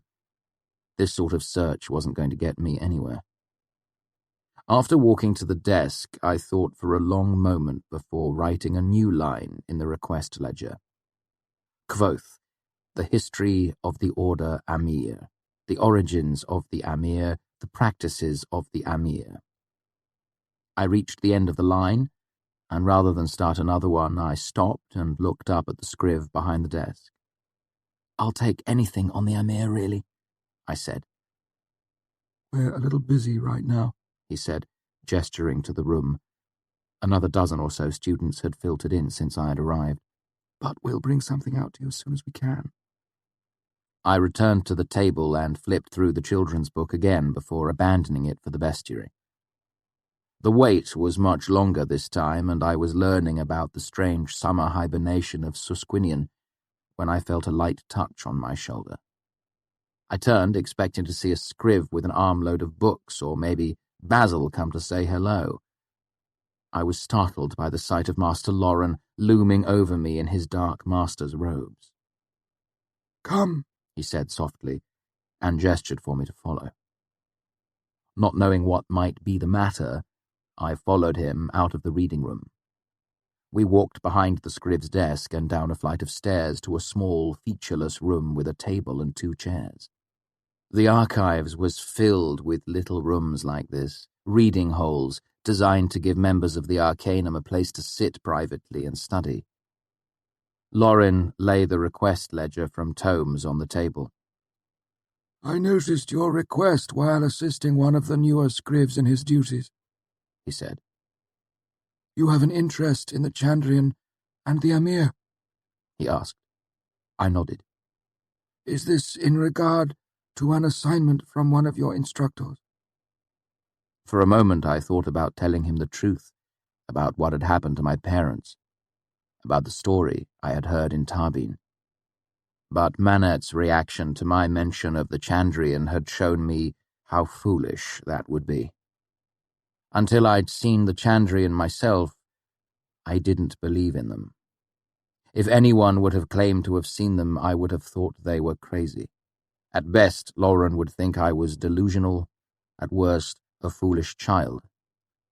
I was suddenly pointedly aware of the fact that I was standing in one of the cornerstones of civilization, talking to the master archivist of the university. It put things in a new perspective for me. The stories of an old man in some dockside tavern suddenly seemed very far away and insignificant. I shook my head. "No, sir, it's merely to satisfy my curiosity." "I have a great respect for curiosity," Loren said with no particular inflection. "Perhaps I can satisfy yours a bit. The Amir were a part of the church back when the Aturan Empire was still strong. Their credo was Ivare Enim Yuge, which roughly translates as for the greater good. They were equal part knight-errant and vigilante. They had judiciary powers and could act as judges in both the religious and secular courts. All of them, to varying degrees, were exempt from the law." I knew most of this already. "But where did they come from?" I asked. It was as close as I dared come to mentioning Scarpi's story. "They evolved from traveling judges," Loren said. "Men who went from town to town bringing the rule of law to small Arturan towns." "They originated in Artur, then?" He looked at me. "Where else would they have originated?" I couldn't bring myself to tell him the truth, that because of an old man's story, I suspected the Amir might have roots much older than the Arturan Empire, that I hoped they might still exist somewhere in the world today. Lauren took my silence as a response. "A piece of advice," he said gently. "The Amir are dramatic figures. When we are young, we all pretend to be Amir and fight battles with willow switch swords. It is natural for boys to be attracted to those stories." He met my eyes. "However, a man, an arcanist, must focus himself on the present day. He must attend to practical things." He held my eyes as he continued to speak. "You are young. Many will judge you by that fact alone." I drew a breath, but he held up a hand. "I am not accusing you of engaging in boyish fancy. I am advising you to avoid the appearance of boyish fancy." He gave me a level look, his face as calm as always. I thought of the way Ambrose had treated me and nodded, feeling colour rise to my cheeks. Lauren brought out a pen and drew a series of hashes through my single line of writing in the ledger book. "I have a great respect for curiosity," he said, "but others do not think as I do. I would not see your first term unnecessarily complicated by such things. I expect things will be difficult enough for you without that additional worry." I bowed my head, feeling as if I'd somehow disappointed him. "I understand. Thank you, sir." Chapter 39. Enough rope. The next day I was 10 minutes early to Heme's class, sitting in the front row. I hoped to catch Heme before the class started, thereby saving myself from having to sit through another one of his lectures. Unfortunately, he did not appear early. The lecture hall was full when he entered by the hall's lower door and climbed the 3 steps onto the raised wooden stage. He looked around the hall, eyes searching me out. "Ah, yes, our young prodigy. Stand up, would you?" Uncertain as to what was going on, I stood. "I have pleasant news for everyone," he said. "Mr. Kvothe here has assured me as to his complete grasp of the principles of sympathy. In doing so, he has offered to give today's lecture." He made an expansive gesture for me to join him on the stage. He smiled at me with hard eyes. "Mr. Kvothe?" He was mocking me, of course, expecting me to slink down into my seat, cowed and ashamed. But I had had enough of bullies in my life, so I climbed onto the stage and shook his hand. Using a good stage voice, I spoke to the students. "I thank Master Heme for this opportunity. I only hope that I can help him shed some light on this most important subject." Having started this little game, Heme was unable to stop it without looking foolish. As he shook my hand, he gave me the look a wolf gives a treed cat. Smiling to himself, he left the stage to assume my recently vacated seat in the front row. Confident of my ignorance, he was willing to let the charade continue. I would never have got away with it, if not for 2 of Heme's numerous flaws. First, his general stupidity in not believing what I had told him the day before. Second, his desire to see me embarrassed as thoroughly as possible. Plainly said, he was giving me enough rope to hang myself with. Apparently, he didn't realize that once a noose is tied, it will fit one neck as easily as another. I faced the class. Today, I will be presenting an example of the laws of sympathy. However, as time is limited, I will need help with the preparations. I pointed to a student at random. Would you be so good as to bring me one of Master Heme's hairs, please? Heme offered one up with an exaggerated graciousness. As the student brought it up to me, Heme smiled in genuine amusement, certain that the more grandiose my preparations were, the greater my embarrassment would be in the end. I took advantage of this slight delay to look over what equipment I had to work with.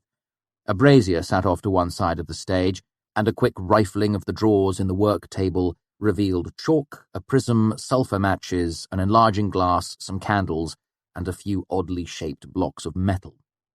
I took 3 of the candles and left the rest. I took Master Heme's hair from the student and recognized him as Basil, the boy Heme had browbeat yesterday. "Thank you, Basil. Would you bring the brazier over here and get it burning as quickly as you can?" As he brought it closer, I was delighted to see that it was equipped with a small bellows. While he poured alcohol onto the coal and struck a spark to it, I addressed the class. "The concepts of sympathy are not entirely easy to grasp, but underneath everything there remain 3 simple laws. First is the doctrine of correspondence, which says similarity enhances sympathy. Second is the principle of consanguinity, which says a piece of a thing can represent the whole of a thing. Third is the law of conservation, which says energy cannot be destroyed nor created. Correspondence, consanguinity, and conservation, the 3 C's." I paused and listened to the sound of a 100 pens scratching down my words. Beside me, Basil pumped industriously at the bellows. I realized I could grow to enjoy this. "Don't worry if it doesn't make sense yet. The demonstration should make everything abundantly clear." Looking down, I saw the brazier was warming nicely. I thanked Basil and hung a shallow metal pan above the coals and dropped 2 of the candles in to melt. I set a 3rd candle in a holder on the table and used one of the sulphur matches in the drawer to set it alight. Next, I moved the pan off the heat and poured its now melted contents carefully onto the table, forming a fist-sized blob of soft wax. I looked back up at the students. "In sympathy, most of what you are doing is redirecting energy. Sympathetic links are how the energy travels." I pulled out the wicking and began kneading the wax into a roughly human-shaped doll. "The first law I mentioned, similarity enhances sympathy, simply means that the more things resemble each other, the stronger the sympathetic link between them will be." I held the crude doll up for the class to inspect. "This," I said, "is Master Heme." Laughter muttered back and forth across the hall. "Actually, this is my sympathetic representation of Master Heme. Would anyone like to take a guess as to why it is not a very good one?" There was a moment of silence. I let it stretch out for a while. A cold audience. Heme had traumatized them yesterday, and they were slow in responding. Finally, from the back of the room, a student said, "It's the wrong size." I nodded and continued to look around the room. "He isn't made of wax either." I nodded. "It does bear some small resemblance to him in general shape and proportion. Nevertheless, it is a very poor sympathetic representation. Because of that, any sympathetic link based off it would be rather weak, perhaps 2% efficiency. How could we improve it?" There was another silence, shorter than the first. "You could make it bigger," someone suggested. I nodded and waited.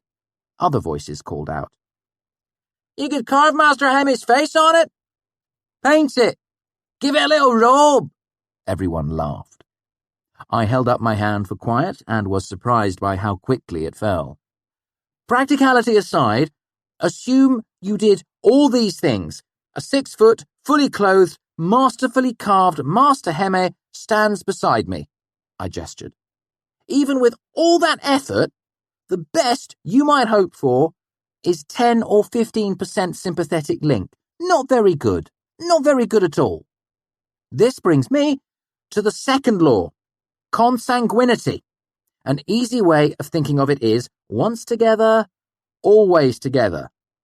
Due to Master Heme's generosity, I have one of his hairs."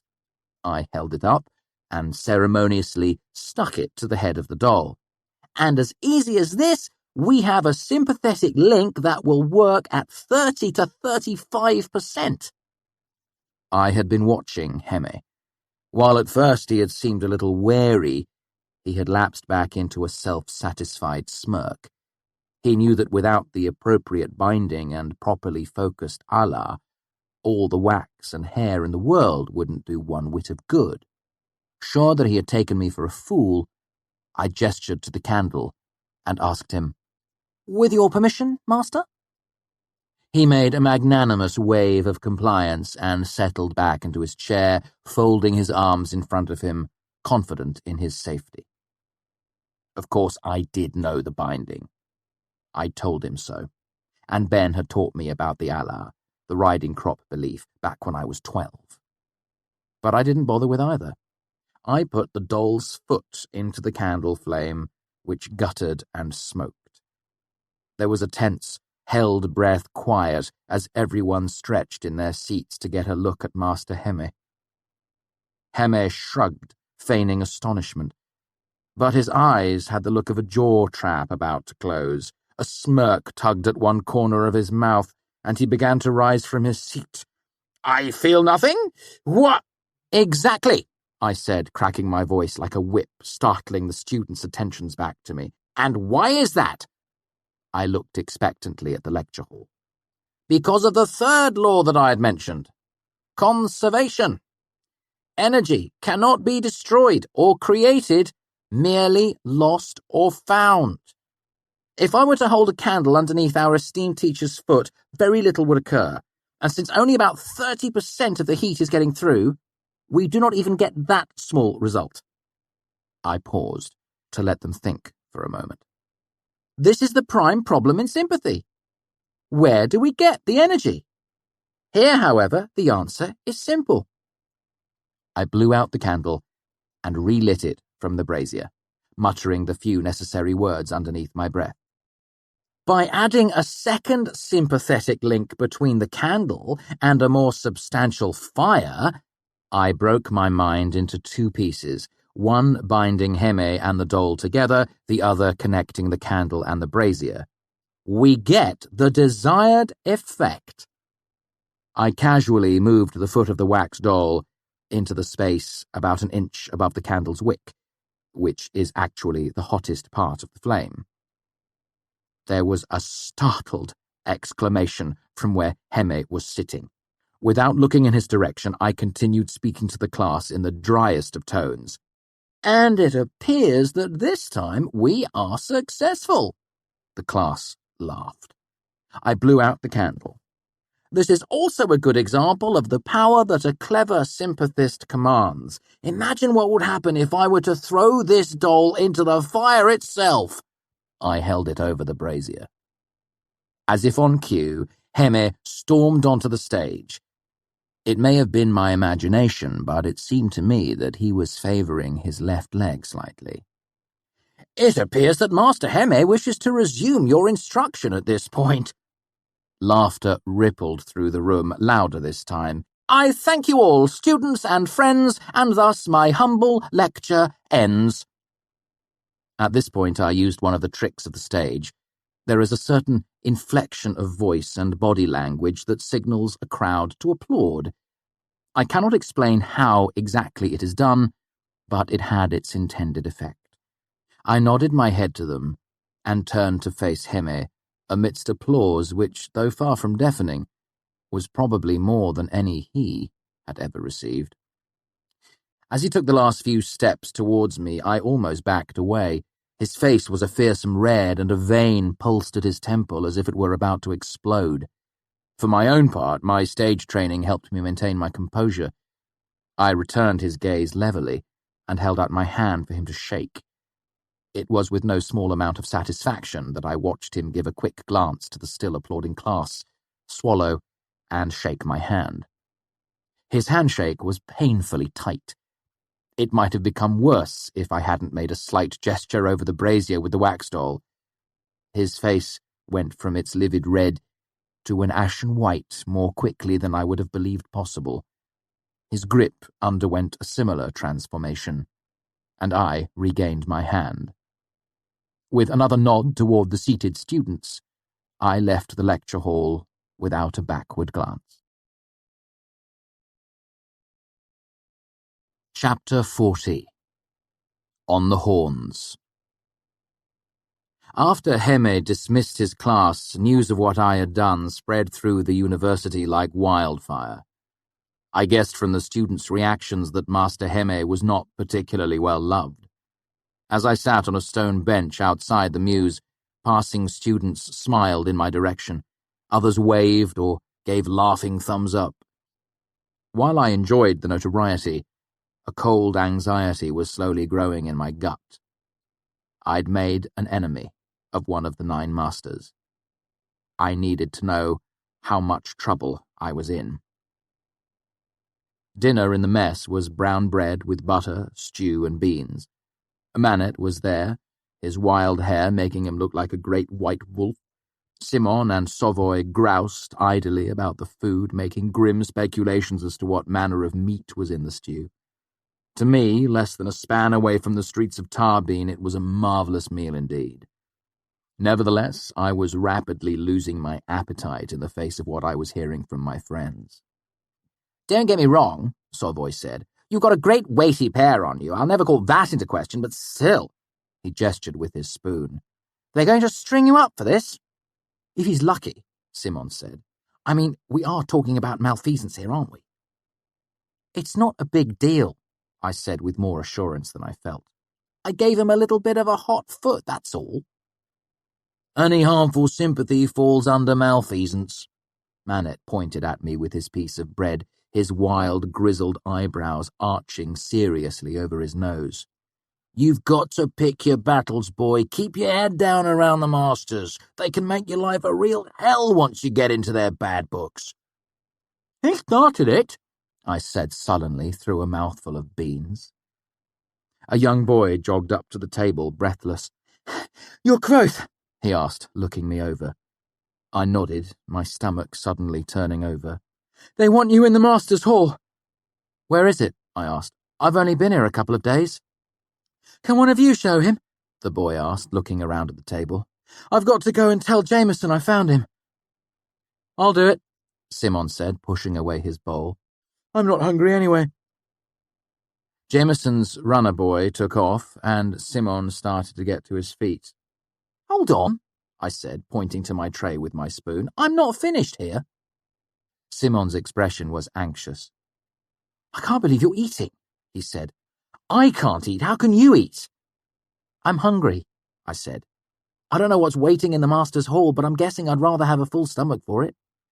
You're going on the horns, Manet said. It's the only reason they'd call you there at this time of night. I didn't know what he meant by that, but I didn't want to advertise my ignorance to everyone in the room. They can wait until I'm done. I took another bite of stew. Simon returned to his seat and poked idly at his food. Truth be told, I wasn't really hungry anymore, but it galled me to be pulled away from a meal after all the times I'd been hungry in Tarbeen. When Simon and I finally got to our feet, the normal clamour in the mess quieted as folk watched us leave. They knew where I was headed. Outside, Simon put his hands in his pockets and headed roughly in the direction of Hollows. All kidding aside, you're in a good bit of trouble, you know. I was hoping Heme would be embarrassed and keep quiet about it, I admitted. Do they expel many students? I tried to make it sound like a joke. There hasn't been anyone this term, Sim said with his shy, blue-eyed smile. But it's only the second day of classes. You might get some sort of record. This isn't funny, I said, but found myself wearing a grin regardless. Simon could always make me smile, no matter what was going on. Sim led the way, and we reached Hollows far too soon for my liking. Simon raised a hand in a hesitant farewell as I opened the door and made my way inside. I was met by Jameson. He oversaw everything that wasn't under direct control of the masters, the kitchens, the laundry, the stables, the stockrooms. He was nervous and bird-like, a man with the body of a sparrow and the eyes of a hawk. Jameson escorted me into a large windowless room with a familiar crescent-shaped table. The Chancellor sat at the centre, as he had during admissions. The only real difference was that this table was not elevated, and the seated masters were close to eye level with me. The eyes I met were not friendly. Jameson escorted me to the front of the crescent table. Seeing it from this angle made me understand the references to being on the horns.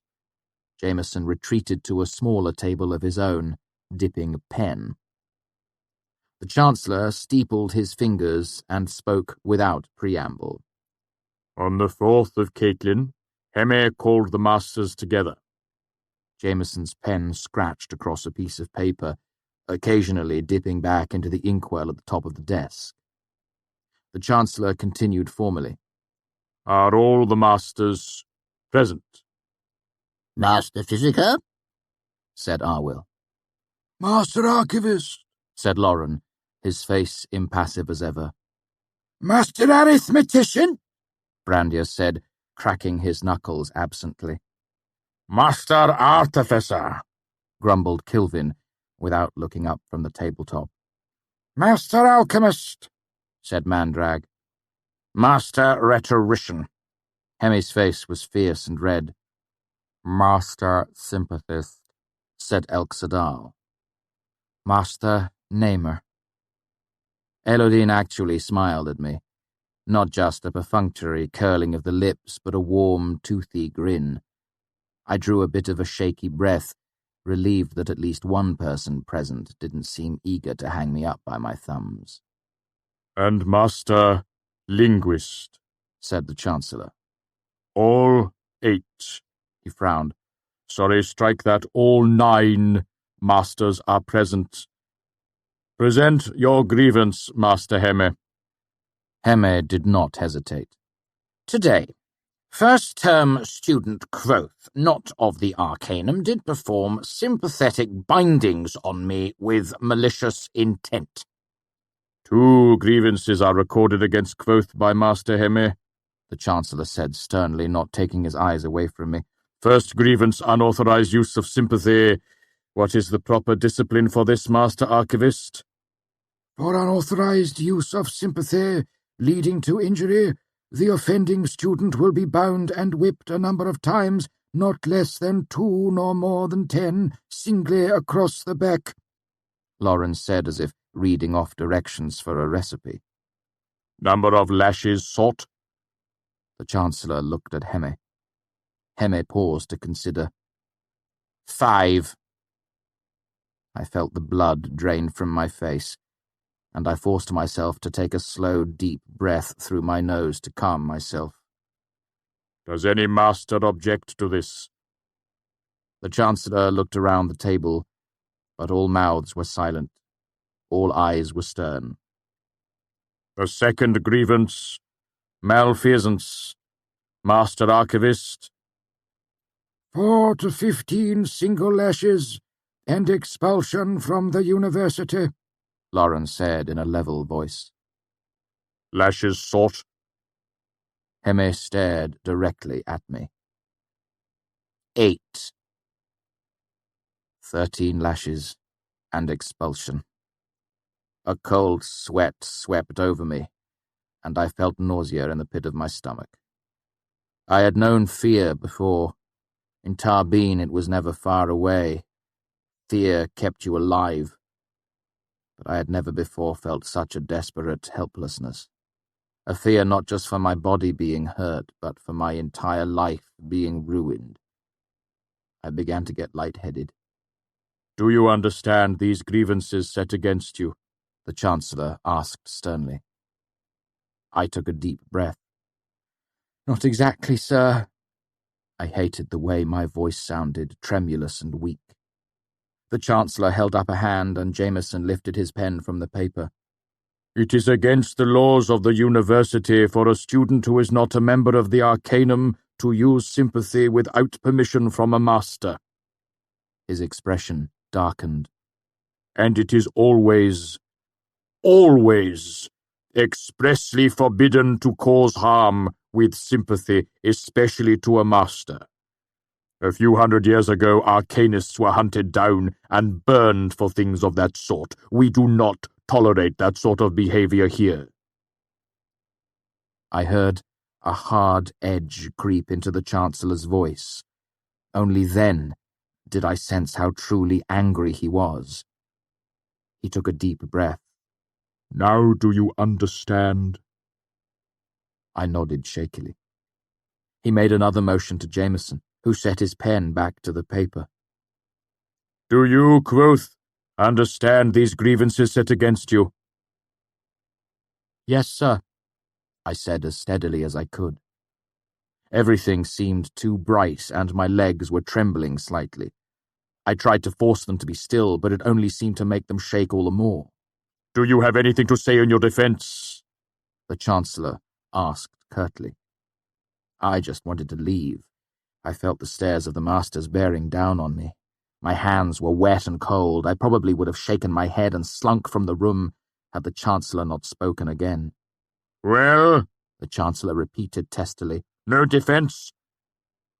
The words struck a chord in me. They were the same words that Ben had used 100 times as he drilled me endlessly in argument. His words came back, admonishing me. "What? No defense? Any student of mine must be able to defend his ideas against an attack. No matter how you spend your life, your wit will defend you more often than a sword. Keep it sharp." I took another deep breath, closed my eyes, and concentrated. After a long moment, I felt the cool impassivity of the heart of stone surround me. My trembling stopped. I opened my eyes and heard my own voice say, "I had permission for my use of sympathy, sir." The Chancellor gave me a long, hard look before saying, "What?" I held the heart of stone around me like a calming mantle. "I had permission from Master Heme, both express and implied." The masters stirred in their seats, puzzled. The Chancellor looked far from pleased. "Explain yourself." "I approached Master Heme after his first lecture and told him I was already familiar with the concepts he had discussed. He told me we would discuss it the next day. When he arrived for class the next day, he announced that I would be giving the lecture in order to demonstrate the principles of sympathy. After observing what materials were available, I gave the class the first demonstration my master gave me. Not true, of course. As I've already mentioned, my first lesson involved a handful of iron drabs. It was a lie, but a plausible lie. Judging by the master's expressions, this was news to them. Somewhere deep in the heart of stone, I relaxed, glad that the master's irritation was based on Heme's angrily abridged version of the truth. "You gave a demonstration before the class?" the Chancellor asked before I could continue. He glanced at Heme, then back to me. I played innocent. "Just a simple one, is that unusual?" "It is a little odd," he said, looking at Heme. I could sense his anger again, but this time it didn't seem to be directed at me. "I thought it might be the way you proved your knowledge of the material and moved to a more advanced class," I said innocently. Another lie, but again plausible. Elk-Sadal spoke up. "What did the demonstration involve?" "A wax doll, a hair from Heme's head, and a candle. I would have picked a different example, but my materials were limited. I thought that might be another part of the test, making do with what you were given." I shrugged again. "I couldn't think of any other way to demonstrate all 3 laws with the materials on hand." The Chancellor looked at Heme. "Is what the boy says true?" Heme opened his mouth as if he would deny it, then apparently remembered that an entire classroom full of students had witnessed the exchange. He said nothing. "Damn it, Heme," Elk-Sadal burst out. "You let the boy make a simulacra of you, then bring him here on malfeasance." He spluttered. "You deserve worse than you got." "Elder Kvothe could not have hurt him with just a candle," Kilvin muttered. He gave his fingers a puzzled look as if he were working something out in his head. "Not with hair and wax. Maybe blood and clay." "Order!" The Chancellor's voice was too quiet to be called a shout. but it carried the same authority. He shot looks at Elxadal and Kilvin. Kvothe, answer Master Kilvin's question. I made a second binding between the candle and a brazier to illustrate the law of conservation. Kilvin didn't look up from his hands. Wax and hair? He grumbled as if not entirely satisfied with my explanation. I gave a half-puzzled, half-embarrassed look and said, I don't understand it myself, sir. I should have got a 10% transference at best. It shouldn't have been enough to blister Master Hemme, let alone burn him. I turned to Hemme. I really didn't mean any harm, sir, I said in my best distraught voice. It was just supposed to be a bit of a hot foot to make you jump. The fire hadn't been going more than 5 minutes, and I didn't imagine that a fresh fire at 10% could hurt you. I even wrung my hands a little, every bit the distraught student. It was a good performance. My father would have been proud. Well, it did, Hemme said bitterly. And where is the damn mommet anyway? I demand you return it at once. I'm afraid I can't, sir. I destroyed it. It was too dangerous to leave lying around. Hemme gave me a shrewd look. It's of no real concern, he muttered. The Chancellor took up the reins again. This changes things considerably. Hemme, do you still set grievance against Kvothe? Hemme glared and said nothing. I move to strike both grievances, Arwyll said, the Physiker's old voice coming as a bit of a surprise. If Hemme set him in front of the class, he gave permission, and it isn't malfeasance. If you give him your hair and watch him stick it on the mommet's head. I expected him to have more control over what he was doing, Hemme said, shooting a venomous look at me. It's not malfeasance, Arwyll said doggedly, glaring at Hemme from behind his spectacles, the grandfatherly lines on his face forming a fierce scowl. It would fall under reckless use of sympathy, Lauren interjected coolly. Is that a motion to strike the previous 2 grievances and replace them with reckless use of sympathy? Asked the Chancellor, trying to regain a semblance of formality. Aye, said Arwyll, still glaring fearsomely at Hemme through his spectacles. All for the motion? The Chancellor said. There was a chorus of ayes from everyone but Hemme. Against? Hemme remained silent.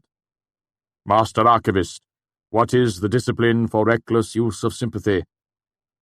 If one is injured by reckless use of sympathy, the offending student will be whipped singly no more than 7 times across the back. I wondered what book Master Lauren was reciting from. Number of lashes sought?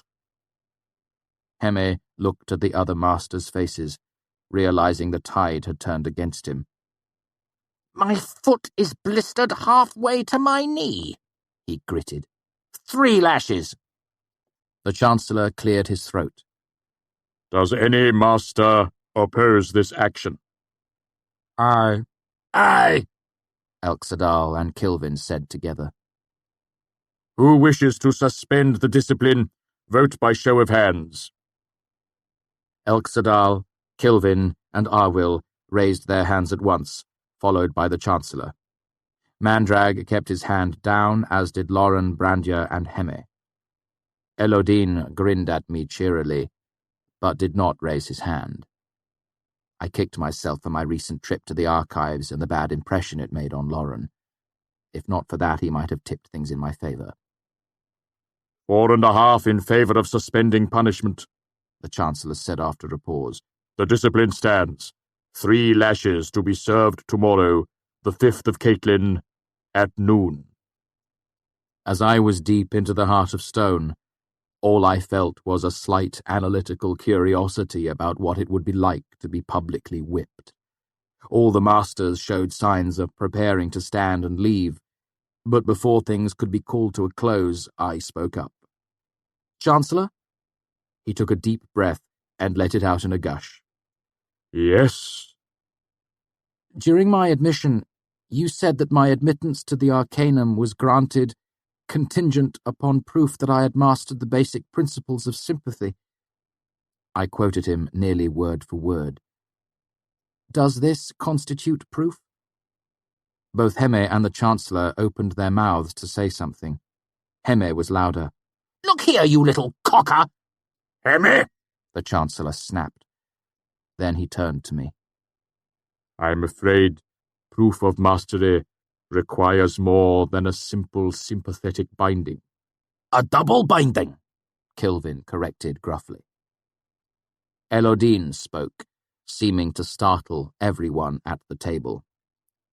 I can think of students currently enrolled in the Arcanum who would be hard-pressed to complete a double binding, let alone draw enough heat to blister a man's foot to the knee.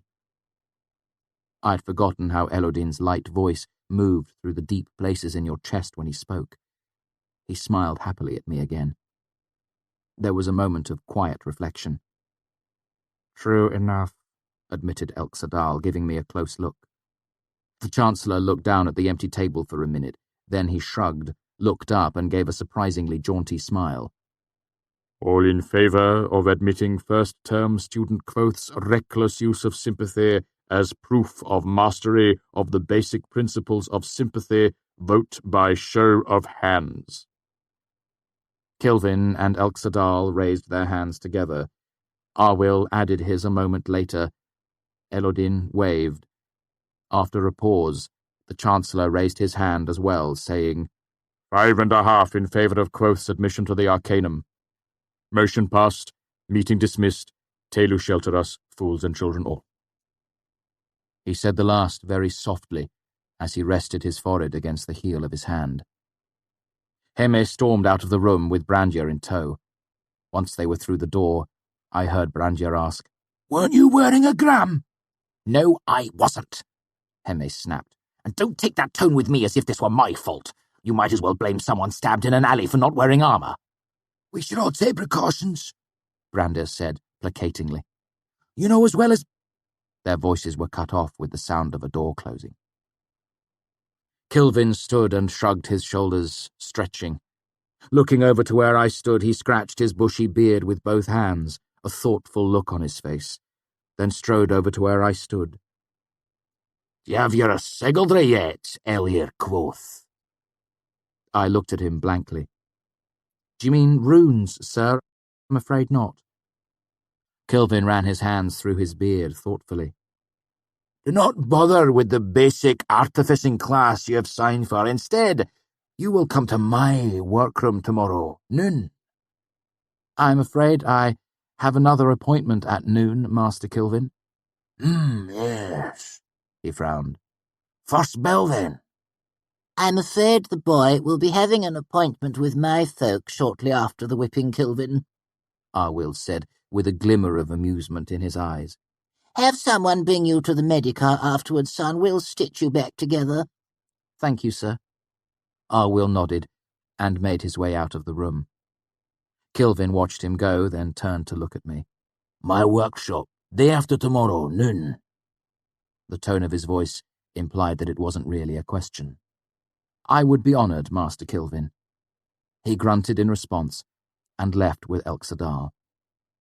That left me alone with the still-seated Chancellor. We stared at each other while the sound of footsteps faded in the hallway. I brought myself back up out of the heart of stone and felt a tangle of anticipation and fear at everything that had just happened. I'm sorry to be so much trouble so soon, sir, I offered hesitantly. Oh? He said, his expression considerably less stern now that we were alone. How long had you intended to wait? At least a span, sir. My brush with disaster had left me feeling giddy with relief. I felt an irrepressible grin bubble onto my face. At least a span, he muttered. The Chancellor put his face into his hands and rubbed, then looked up and surprised me with a wry smile. I realized he wasn't particularly old when his face wasn't locked in a stern expression. Probably only on the far side of 40. You don't look like someone who knows he's going to be whipped tomorrow, he observed. I pushed the thought aside. I imagine I'll heal, sir. He gave me an odd look. It took me a while to recognize it as the one I'd grown accustomed to in the troop. He opened his mouth to speak. but I jumped on the words before he could say them. I'm not as young as I look, sir, I know it. I just wish other people knew it too. I imagine they will before too long. He gave me a long look before pushing himself up from the table. He held out a hand. Welcome to the Arcanum. I shook his hand solemnly, and we parted ways. I worked my way outside and was surprised to see that it was full night. I breathed in a lungful of sweet spring air and felt my grin resurface. Then someone touched me on the shoulder. I jumped fully 2 feet into the air and narrowly avoided falling on Simon in the howling, scratching, biting blur that had been my only method of defense in Tarbeen. He took a step back, startled by the expression on my face. I tried to slow my pounding heart. Simon, I'm sorry, I'm just... Try to make a little noise around me. I startle easily. Me too, he murmured shakily, wiping a hand across his forehead. I can't really blame you, though. Riding the horns will do that to the best of us. How did things go? I'm to be whipped and admitted to the Arcanum. He looked at me curiously, trying to see if I was making a joke. I'm sorry? Congratulations? He made a shy smile at me. Do I buy you a bandage? Or a beer? I smiled back. Both. By the time I got back to the 4th floor of the Mews, rumour of my non-expulsion and admission into the Arcanum had spread ahead of me. I was greeted by a smattering of applause from my bunkmates. Heme was not well loved. Some of my bunkmates offered awed congratulations, while Basil made a special point of coming forward to shake my hand. I had just climbed up to a sitting position on my bunk and was explaining to Basil the difference between a single whip and a six-tail when the 3rd floor steward came looking for me. He instructed me to pack up my things, explaining that Arcanum students were located in the West Wing. Everything I owned still fit neatly into my travel sack, so it was no great chore. As the steward led me away, there was a chorus of goodbyes from my fellow first-term students. The West Wing bunks were similar to those I had left behind. It was still rows of narrow beds, but here they weren't stacked too high. Each bed had a small wardrobe and desk in addition to a trunk. Nothing fancy, but definitely a step up. The biggest difference was in the attitudes of my bunkmates. There were scowls and glares, though for the most part I was pointedly ignored. It was a chilly reception, especially in light of the welcome I had just received from my non-Arcanum bunkmates. It was easy to understand why. Most students attend the university for several terms before being admitted into the Arcanum. Everyone here had worked their way up through the ranks the hard way. I hadn't. Only about 3/4 of the bunks were full. I picked one in the back corner, away from the others. I hung my one extra shirt and my cloak in the wardrobe and put my travel sack in the trunk at the foot of my bed. I lay down and stared at the ceiling. My bunk lay outside the light of the other students' candles and sympathy lamps.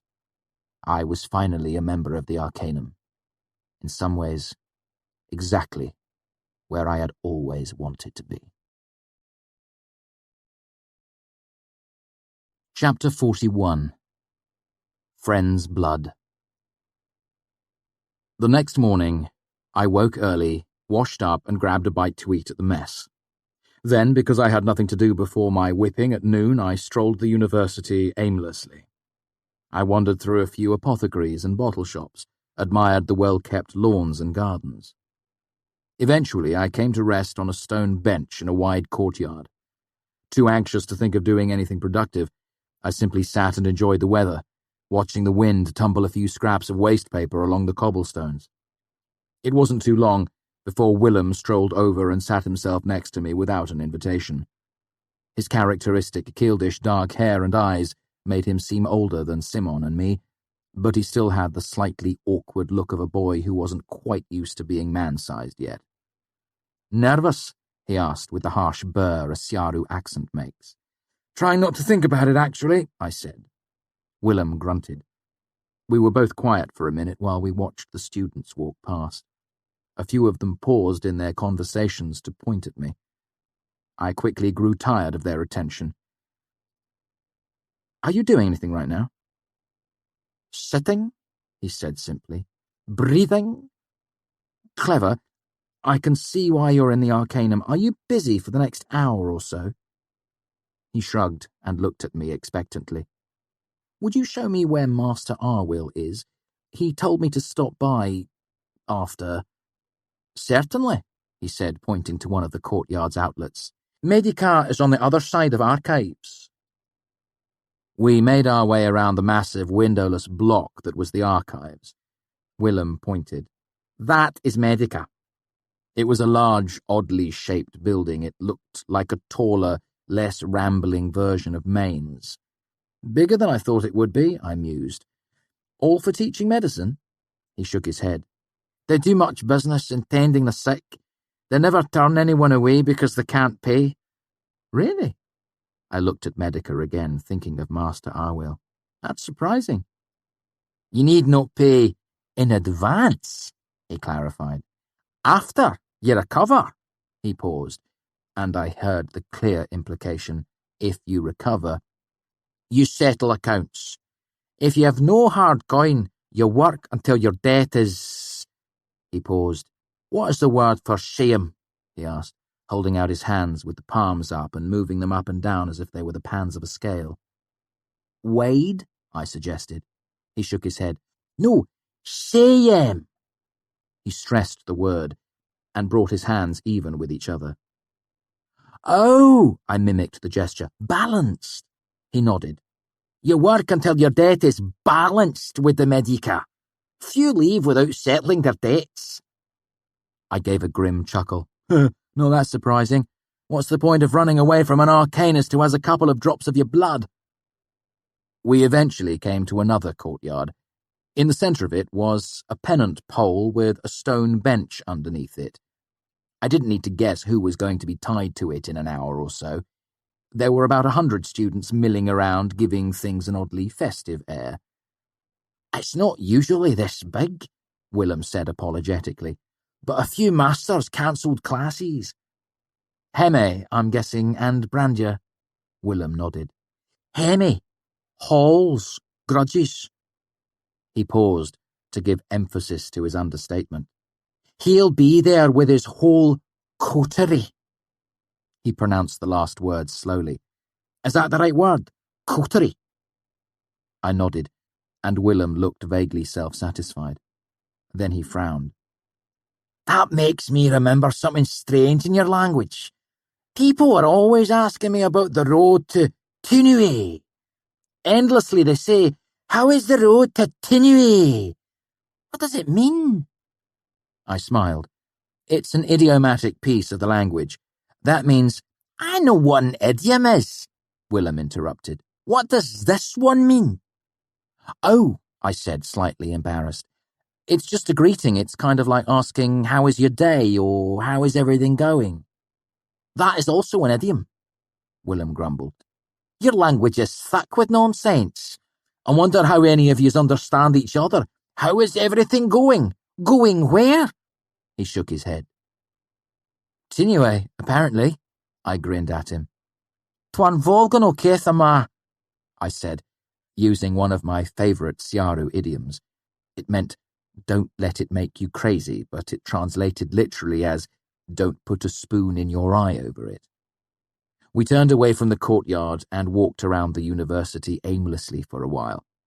Willem pointed out a few more notable buildings, including several good taverns, the alchemy complex, the Caeldish laundry, and both the sanctioned and unsanctioned brothels.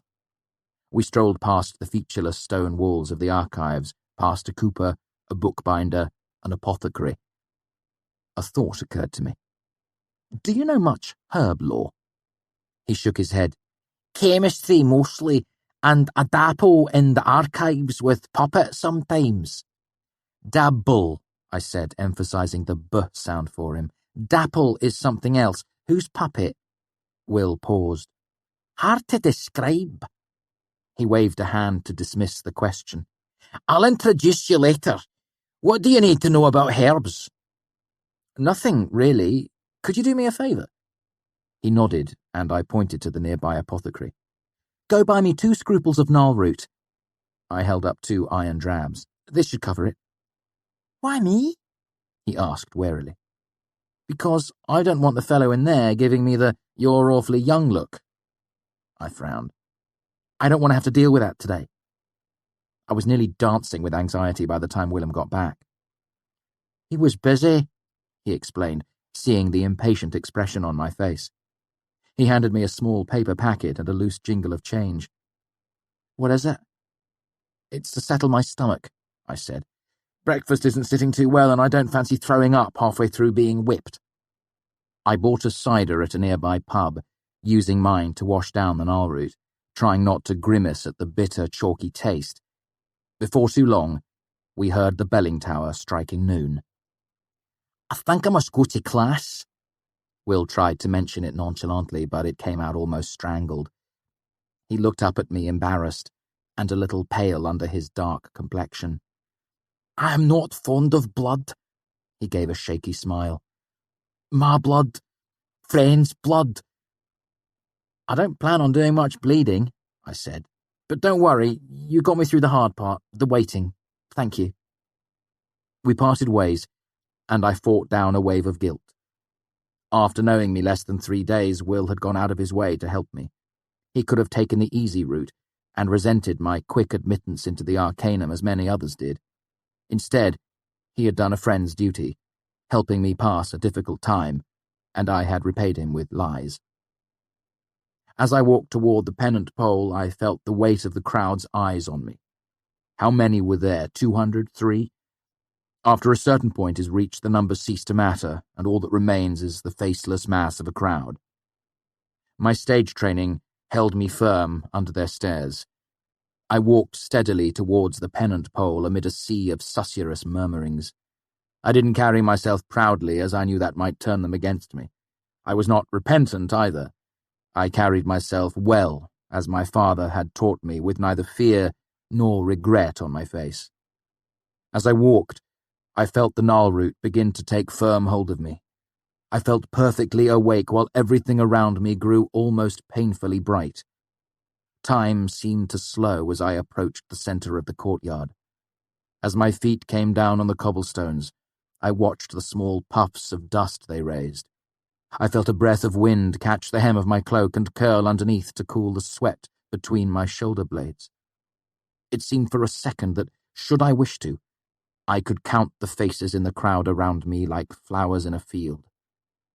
I spotted none of the masters in the crowd, except for Hemme.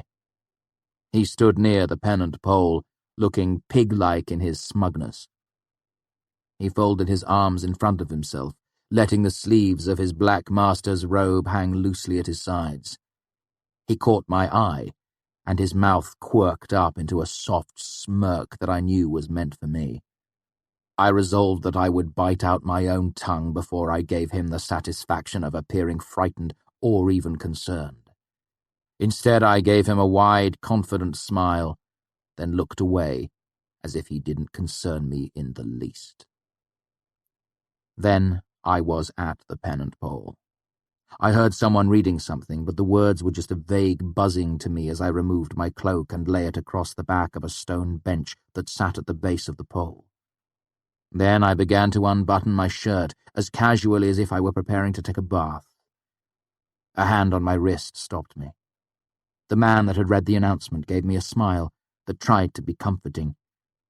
"You don't need to go shirtless," he said. "It'll save you from a bit of the sting." "I'm not going to ruin a perfectly good shirt," I said.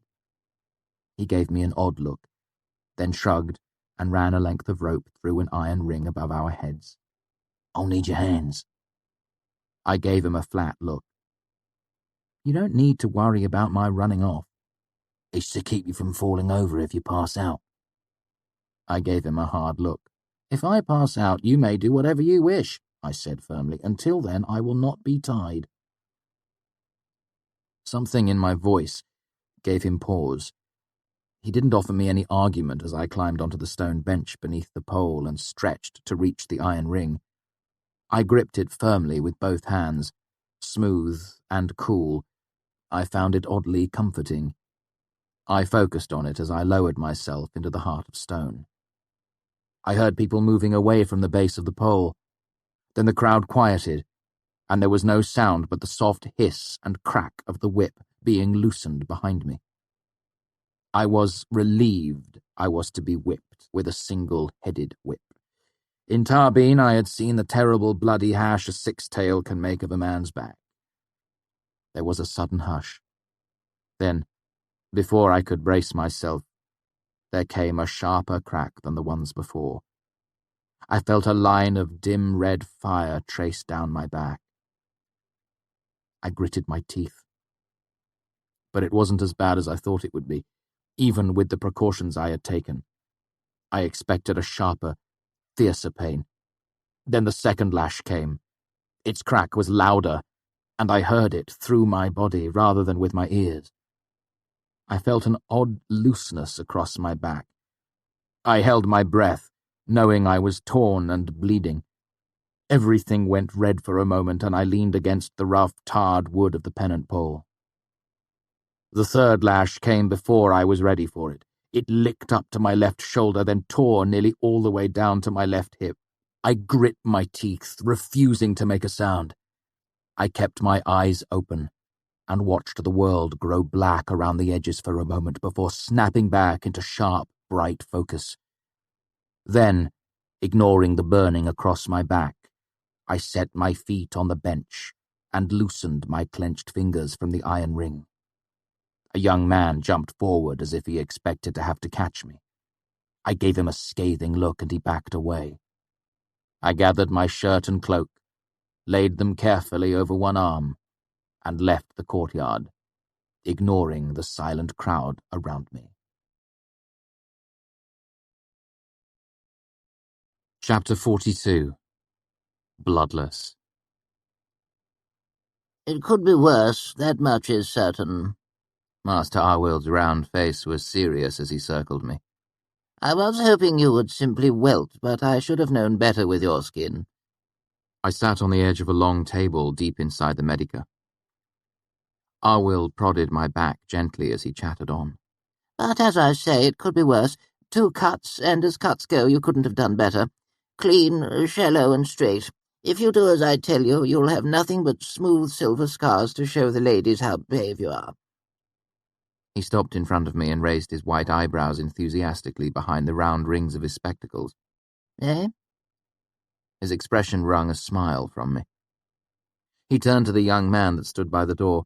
Go and fetch the next Raylar on the list. Tell them only that they are to bring what is needful to repair a straight, shallow laceration. The boy turned and left, his feet pattering away in the distance. You will provide excellent practice for one of my Raylar, Arwild said cheerfully. Your cut is a good straight one, with little chance of complication, but there's not much to you. He prodded my chest with a wrinkled finger and made a noise with his tongue against his teeth. Just bones and a little wrapping. It is easier for us if we have more meat to work with. But, he shrugged, bringing his shoulders almost to his ears, and backed down. Things are not always ideal. That is what a young physiker must learn more than anything. He looked up at me as if expecting a response. I nodded seriously. It seemed to satisfy him, and his squinting smile returned. He turned and opened a cabinet that stood against one of the walls. Give me just a moment, and I will numb the burning that must be all across your back. He clinked a few bottles together as he rummaged around on its shelves. It's all right, Master Arwild, I said stoically. You can stitch me closed the way I am. I had 2 scruples of Nellroot numbing me, and I knew better than to mix anesthetics if I could avoid it. He paused with one arm deep into the cabinet and had to withdraw it to turn and look at me. Have you ever had stitches before, my boy? Yes, I said honestly. Without anything to soften the pain? I nodded again. As I sat on the table, my eyes were slightly higher than his.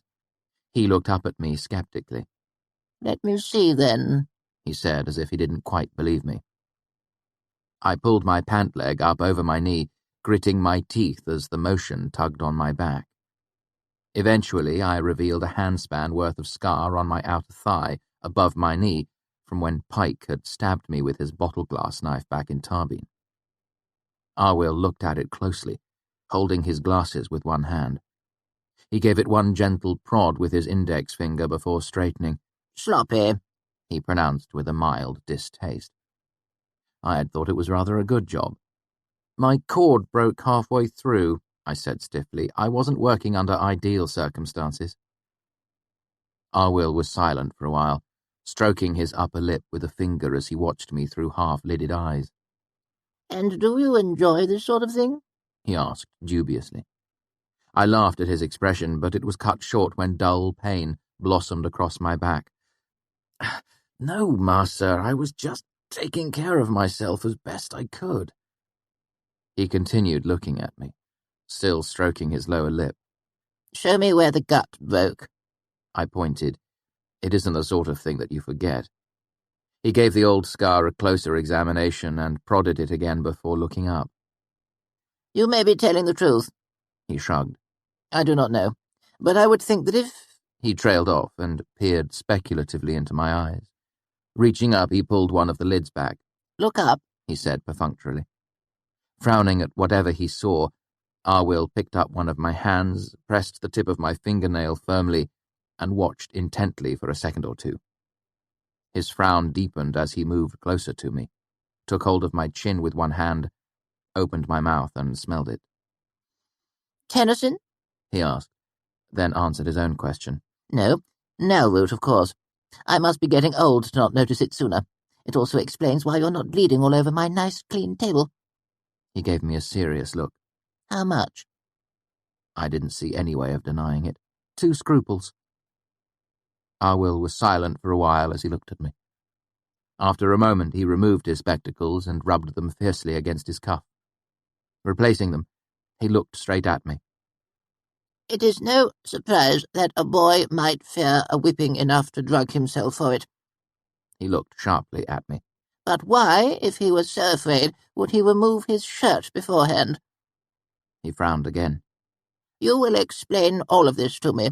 If you've lied to me before, admit it, and all will be well. I know boys tell foolish stories sometimes."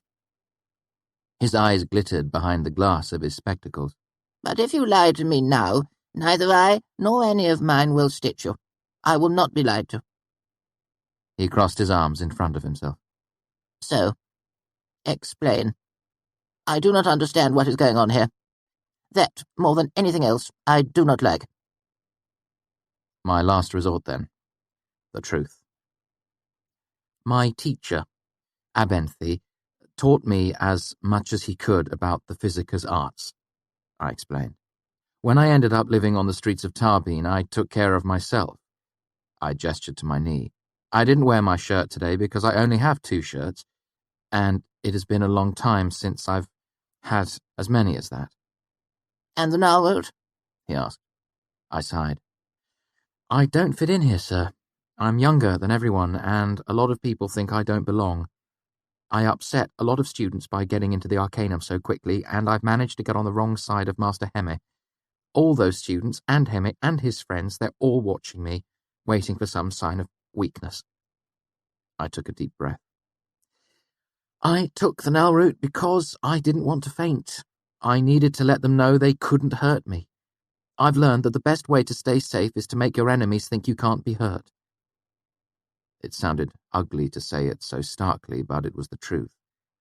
I looked at him defiantly. There was a long silence as Arwyll looked at me, his eyes narrowing slightly behind his spectacles, as if he were trying to see something inside me.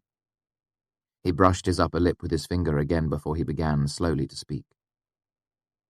"I suppose, if I were older," he said, quietly enough to be speaking to himself, "I would say that you were being ridiculous. That our students are adults, not squabbling, bickersome boys." He paused again, still stroking his lip absent-mindedly. Then his eyes crinkled upward around the edges as he smiled at me. "But I am not so old as that. Not yet. Not by half. Anyone who thinks boys are innocent and sweet has never been a boy himself or has forgotten it. And anyone who thinks men aren't hurtful and cruel at times must not leave his house often. and he has certainly never been a physicker. We see the effects of cruelty more than any other. Before I could respond, he said, Close your mouth, Elia Kvothe, or I will feel obliged to put some vile tonic in it. Ah, here they come. The last was said to 2 students entering the room. One was the same assistant who had shown me here. The other was, surprisingly, a young woman.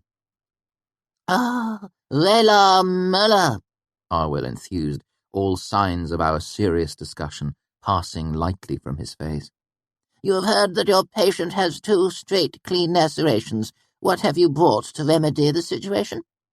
Boiled linen, hook needle, gut, alcohol, and iodine, she said crisply. She had green eyes that stood out in her pale face. What? Arwyll demanded. No sympathy wax? No, Master Arwyll, she responded, paling a little at his tone. And why not? She hesitated. Because I don't need it. Arwyll seemed mollified. Yes, of course you don't. Very good. Did you wash before you came here? Muller nodded, her short blonde hair bobbing with the motion of her head. Then you have wasted your time and effort, he said sternly. Think of all the germs of disease that you might have gathered in the long walk through the passageway. Wash again, and we will begin. She washed with a thorough briskness at a nearby basin. Arwyll helped me lay face down on the table. Has the patient been numbed? She asked. Though I couldn't see her face, I heard a shadow of doubt in her voice. Anesthetized, Arwyll corrected. You have a good eye for detail, Mola. No, he has not. Now, what would you do if Elia Kvothe reassured you that he has no need for such things? He claims to have self-control like a bar of Ramston steel and will not flinch when you stitch him. Arwyll's tone was serious, but I could detect a hint of amusement hiding underneath. Mola looked at me, then back to Arwyll. I would tell him that he was being foolish, she said after a brief pause. And if he persisted in his claims that he needed no numbing agent? There was a longer pause from Mola. He doesn't seem to be bleeding much at all, so I would proceed. I would also make it clear to him that if he moved over much, I would tie him to the table and treat him as I saw fit for his well-being. Arwyll seemed a little surprised at her response. Yes, very good. So, Kvothe, do you still wish to forego an anaesthetic? Thank you, I said politely. I do not need one. Very well, Mola said, as if resigning herself. First, we will clean and sterilize the wound. The alcohol stung, but that was the worst of it. I tried my best to relax as Mola talked her way through the procedure. Arwyll kept up a steady stream of comments and advice.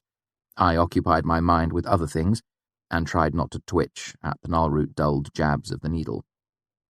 She finished quickly and proceeded to bandage me with the quick efficiency I admired. As she helped me to a sitting position and wound linen around me, I wondered if all Arwyll students were as well trained as this one. She was making her final knots behind me when I felt a vague, feather-like touch on my shoulder, almost insensible through the Nalroot that numbed me. He has lovely skin, I heard her muse, presumably to Arwyll. Vela, Arwyll said severely. Such comments are not professional. I am disappointed by your lack of sense. I was referring to the nature of the scar he can expect to have, she responded scathingly. I imagine it will be little more than a pale line, provided he can avoid tearing open his wound. Arwyll said. Yes, of course. And how should he avoid that? Mola walked around to stand in front of me. Avoid motions like this? She extended her hands in front of her. Or this? She held them high over her head. Avoid over-quick motions of any kind, running, jumping, climbing. The bandage may come off in 2 days. Do not get it wet. She looked away from me, to Arwyll. He nodded. Very good, Vela. You are dismissed. He looked at the younger boy who had watched mutely throughout the procedure. You may go as well, Gary. If anyone asks, I will be in my study. Thank you. In a moment, Arwyll and I were alone again. He stood motionless, one hand covering his mouth as I eased my way carefully into my shirt. Finally, he seemed to reach a decision. Elia Kvothe, Would you like to study here at the Medica? Very much so, Master Arwell, I said honestly. He nodded to himself, hand still held against his lips. Come back in 4 days. If you are clever enough to keep from tearing out your stitches, I will have you here. His eyes twinkled. Chapter 43. The Flickering Way. Buoyed by the stimulant effects of the Nalrus and feeling very little pain, I made my way to the archives. Since I was now a member of the Arcanum, I was free to explore the stacks, something I'd been waiting my whole life to do. Better still, so long as I didn't ask for any help from the scrivs, nothing would be recorded in the archive's ledger books. That meant I could research the Chandrian and the Amir to my heart's content, and no one, not even Lauren, need ever know about my childish pursuits. Entering the reddish light of the archives, I found both Ambrose and Fela sitting behind the entry desk. A mixed blessing, if ever there was one.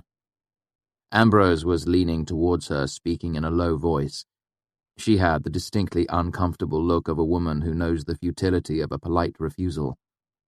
One of his hands rested on her knee, while the other arm was draped across the back of her chair, his hand resting on her neck. He meant for it to look tender and affectionate, but there was a tension in her body like that of a startled deer. The truth was, he was holding her there, the same way you hold a dog by the scruff of its neck to keep it from running off. As the door thumped closed behind me, Fela looked up, met my eyes, then looked down and away, ashamed by her predicament. As if she'd done anything.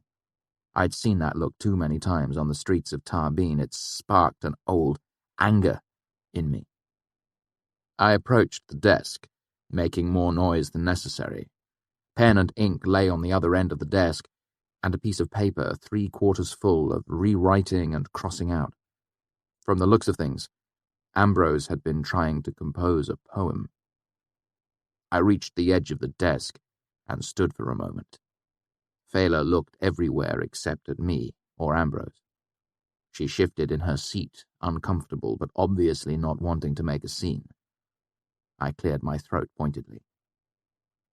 Ambrose looked over his shoulder, scowling. "You have damnable timing, Elia. Come back later."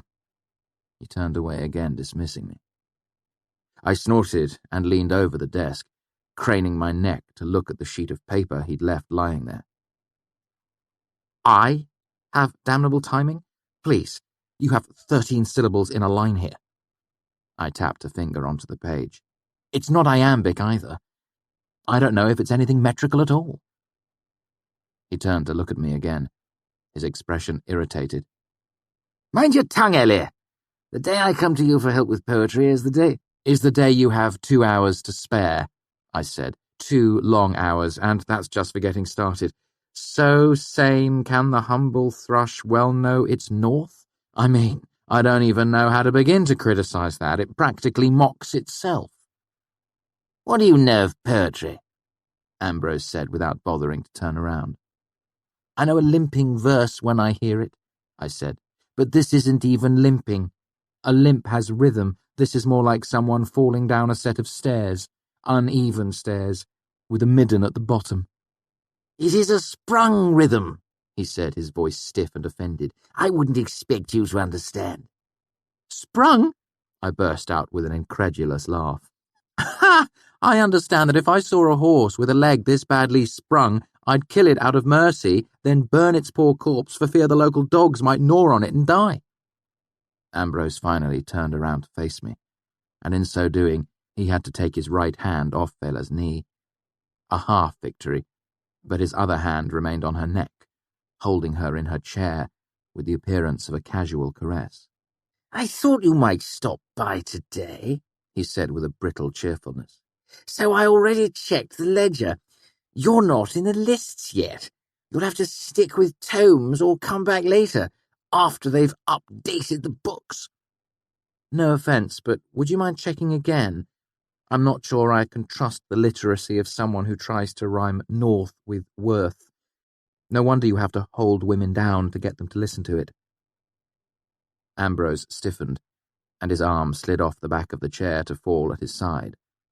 His expression was pure venom. When you're older, Elia, you'll understand that what a man and a woman do together— What? In the privacy of the entrance hall of the archives? I gestured around us. God's body, this isn't some brothel, and in case you hadn't noticed, she's a student, not some brass nail you've paid to bang away at. If you're going to force yourself on a woman, have the decency to do it in an alleyway. At least that way she'll feel justified screaming about it. Ambrose's face flushed furiously, and it took him a long moment to find his voice. You don't know the first thing about women. There, at least, we can agree, I said easily. In fact, that's the reason I came here today. I wanted to do some research, find a book or two on the subject. I struck the ledger with 2 fingers, hard. So look up my name and let me in. Ambrose flipped the book open, found the proper page, and turned the book around to face me. There! If you can find your name on that list, you're welcome to peruse the stacks at your leisure. He gave a tight smile. Otherwise, feel free to come back in a span or so. We should have things updated by then. I had the masters send along a note just in case there was any confusion about my admission to the Arcanum, I said, and drew my shirt up over my head, turning so he could see the broad expanse of bandages covering my back. Can you read it from there? Or do I need to come closer? There was a pointed silence from Ambrose, so I lowered my shirt and turned to face Fela, ignoring him entirely. My Lady Scriv, I said to her with a bow. A very slight bow, as my back wouldn't permit a deep one. Would you be so good as to help me locate a book concerning women? I've been instructed by my betters to inform myself on this most subtle subject. Fela gave a faint smile and relaxed a bit. She had continued sitting stiff and uncomfortable after Ambrose had taken his hand away. I guessed that she knew Ambrose's temperament well enough to know that if she bolted away and embarrassed him, he would make her pay for it later. I don't know if we have anything like that. I would settle for a primer, I said with a smile. I have it on good report that I don't know the first thing about them, so anything would further my knowledge. Something with pictures? Ambrose spat. If our search degenerates to that level, I'll be sure to call on you, I said without looking in his direction. I smiled at Fela. Perhaps a bestiary, I said gently. I hear they are singular creatures, much different than men. Fela's smile blossomed, and she gave a small laugh. We could have a look around, I suppose. Ambrose scowled in her direction. She made a placating gesture towards him. Everyone knows he's in the Arcanum, Ambrose, she said. What's the harm of just letting him in? Ambrose glared at her. Why don't you run along to Tomes and play the good little fetch and carry girl? He said coldly. I can handle things out here by myself. Moving stiffly, Fela got up from the desk, gathered up the book she'd been trying to read, and headed into Tomes. As she pulled the door open, I like to think she gave me a brief look of gratitude and relief, but perhaps it was only my imagination. As the door swung shut behind her, the room seemed to grow a little dimmer. I'm not speaking poetically. The light truly seemed to dim. I looked at the sympathy lamps hanging around the room, wondering what was wrong. But a moment later, I felt a slow, burning sensation begin to creep across my back, and realized the truth. The null root was wearing off. Most powerful painkillers have serious side effects. Tenacin occasionally produces delirium or fainting. Lucilium is poisonous. Ophalum is highly addictive. Menka is perhaps the most powerful of all, but there are reasons they call it devil root. Null root was less powerful than these, but much safer. It was a mild anesthetic, a stimulant, and a vascular constrictor, which is why I hadn't bled like a stuck pig when they'd whipped me. Best of all, it had no major side effects. Still, there was always a price to be paid. Once Nalroot wears off, it leaves you physically and mentally exhausted. Regardless, I had come here to see the stacks. I was now a member of the Arcanum, and I didn't intend to leave until I'd been inside the archives. I turned back to the desk, my expression resolute. Ambrose gave me a long, calculating look before heaving a sigh. "Fine," he said. "How about a deal? You keep quiet about what you saw here today, and I'll bend the rules and let you in even though you aren't officially in the book." He looked a little nervous. "How does that sound?" Even as he spoke, I could feel the stimulant effect from the Nalroot fading.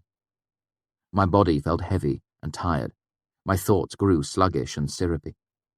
I reached up to rub at my face with my hands and winced as the motion tugged sharply at the stitches all across my back. "That'll be fine," I said thickly. Ambrose opened up one of the ledger books and sighed as he turned the pages. "Since this is your first time in the archives proper, you'll have to pay the stack fee." My mouth tasted strangely of lemons. That was a side effect Ben had never mentioned. It was distracting, and after a moment I saw that Ambrose was looking up at me expectantly. "What?" He gave me a strange look. "The stack fee." "There wasn't any fee before," I said. "When I was in the tomes." Ambrose looked up at me as if I were an idiot. "That's because it's the stack fee." He looked back down at the ledger. "Normally, you pay it in addition to your first term's Arcanum tuition, but since you've jumped rank on us, you'll need to tend to it now." "How much is it?" I asked, feeling for my purse. 1 talent, he said, "and you do have to pay before you can go in. Rules are rules." After paying for my bunk in Muse, a talent was nearly all my remaining money. I was keenly aware of the fact that I needed to hoard my resources to save for next term's tuition. As soon as I couldn't pay, I would have to leave the university. Still, it was a small price to pay for something I'd dreamed about for most of my life. I pulled a talent out of my purse and handed it over. "Do I need to sign in?" "Nothing so formal as that," Ambrose said as he opened a drawer and pulled out a small metal disc. Stupefied from the side effects of the Nalroot, it took me a moment to recognize it for what it was, a hand-held sympathy lamp. "The stacks aren't lit," Ambrose said matter-of-factly. "There's too much space in there, and it would be bad for the books in the long term. Hand lamps cost 1.5 talents." I hesitated. Ambrose nodded to himself and looked thoughtful. "A lot of folk end up strapped during first term." He reached down into a lower drawer and rooted around for a long moment.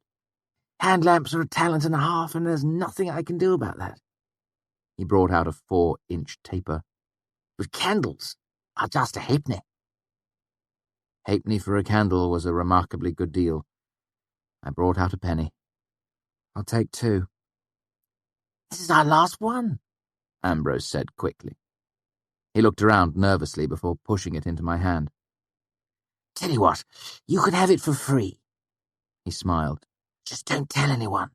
It'll be our little secret."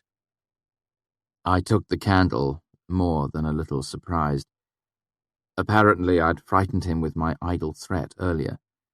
Either that or this rude, pompous noble's son wasn't half the bastard I'd taken him for. Ambrose hurried me into the stacks as quickly as possible, leaving me no time to light my candle. When the doors swung shut behind me, it was as black as the inside of a sack, with only a faint hint of reddish sympathy light coming around the edges of the door behind me. As I didn't have any matches with me, I had to resort to sympathy. Ordinarily, I could have done it quick as blinking, but my Nalroot-weary mind could barely muster the necessary concentration. I gritted my teeth, fixed the Alar in my mind, and after a few seconds, I felt the cold leach into my muscles as I drew enough heat from my own body to bring the wick of the candle sputtering to life. Books. With no windows to let in the sunlight, the stacks were utterly dark except for the gentle light of my candle. Stretching away into the darkness were shelf on shelf of books, more books than I could look at if I took a whole day, more books than I could read in a lifetime. The air was cool and dry. It smelled of old leather, parchment, and forgotten secrets. I wondered idly how they kept the air so fresh in a building with no windows. Cupping a hand in front of my candle, I made my flickering way through the shelves, savoring the moment, soaking everything in. Shadows danced wildly back and forth across the ceiling as my candle's flame moved from side to side. The null root had worn off completely by this point. My back was throbbing and my thoughts were leaden, as if I had a high fever or had taken a hard blow to the back of the head. I knew I wasn't going to be up for a long bout of reading, but I still couldn't bring myself to leave so soon. Not after everything I'd gone through to get here. I wandered aimlessly for perhaps a quarter of an hour, exploring. I discovered several small stone rooms with heavy wooden doors and tables inside. They were obviously meant as a place where small groups could meet and talk without disturbing the perfect quiet of the archives. I found stairwells leading down as well as up. The archives was 6 stories tall, but I hadn't known it extended underground as well. How deep did it go? How many tens of thousands of books were waiting under my feet? I can hardly describe how comforting it was in the cool, quiet dark. I was perfectly content, lost among the endless books. It made me feel safe, knowing that the answers to all my questions were here, somewhere, waiting. It was quite by accident that I found the 4-plate door. It was made of a solid piece of grey stone, the same colour as the surrounding walls. Its frame was 8 inches wide, also grey, and also one single seamless piece of stone. The door and frame fit together so tightly that a pin couldn't slide into the crack. It had no hinges, no handle, no window or sliding panel. Its only features were 4 hard copper plates. They were set flush with the face of the door, which was flush with the front of the frame, which was flush with the wall surrounding it. You could run your hand from one side of the door to the next and hardly feel the lines of it at all. In spite of these notable lacks, the expanse of grey stone was undoubtedly a door. It simply was. Each copper plate had a hole in its centre, and though they were not shaped in the conventional way, they were undoubtedly keyholes. The door sat still as a mountain, quiet and indifferent as the sea on a windless day. This was not a door for opening, it was a door for staying closed. In its centre, between the untarnished copper plates, a word was chiselled deep into the stone. Valeritas. There were other locked doors in the university, places where dangerous things were kept, where old and forgotten secrets slept, silent and hidden. Doors whose opening was forbidden, doors whose thresholds no one crossed, whose keys had been destroyed or lost or locked away themselves for safety's sake. But they all paled in comparison to the 4-plate door. I lay my palm on the cool, smooth face of the door and pushed, hoping against hope that it might swing open to my touch. But it was solid and unmoving as a grey stone. I tried to peer through the holes in the copper plates, but couldn't see anything by the light of my single candle. I wanted to get inside so badly I could taste it. Probably shows a perverse element of my personality that even though I was finally inside the archives, surrounded by endless secrets, that I was drawn to the one locked door I had found. Perhaps it is human nature to seek out hidden things. Perhaps it is simply my nature. Just then, I saw the red, unwavering light of a sympathy lamp approaching through the shelves. It was the first sign I'd seen of any other students in the archives. I took a step back and waited, thinking to ask whoever was coming what was behind the door, what Valeritas meant. The red light swelled, and I saw 2 scrivs turn a corner. They paused, then one of them bolted to where I stood and snatched my candle away, spilling hot wax on my hand in the process of extinguishing it. His expression couldn't have been more horrified if he had found me carrying a freshly severed head. "What are you doing with an open flame in here?" he demanded in the loudest whisper I had ever heard. He lowered his voice and waved the now extinguished candle at me. "Shard body of God! What's the matter with you?" I rubbed at the hot wax on the back of my hand, trying to think clearly through the fog of pain and exhaustion. Of course, I thought, remembering Ambrose's smile as he pressed the candle into my hands and hurried me through the door. Our little secret. Of course I should have known. One of the scrivs led me out of the stacks while the other ran to fetch Master Lauren. When we emerged into the entryway, Ambrose managed to look confused and shocked. He overacted the part, but it was convincing enough for the scriv accompanying me. "What's he doing in here?" "We found him wandering around," the scriv explained, "with a candle." "What?" Ambrose's expression was perfectly aghast. "Well, I didn't sight him in," Ambrose said. He flipped open one of the ledger books. "Look, see for yourself." Before anything else could be said, Lauren stormed into the room. His normally placid expression was fierce and hard. I felt myself sweat cold, and I thought of what Tekam wrote in his Theophany. There are 3 things all wise men fear: the sea in storm, a night with no moon, and the anger of a gentle man. Lauren towered over the entry desk. "Explain!" he demanded of the nearby scriv. His voice was a tight coil of fury. "Micah and I saw a flickering light in the stacks, and we went to see if someone was having trouble with their lamp. We found him near the southeast stairwell with this." The scriv held up the candle.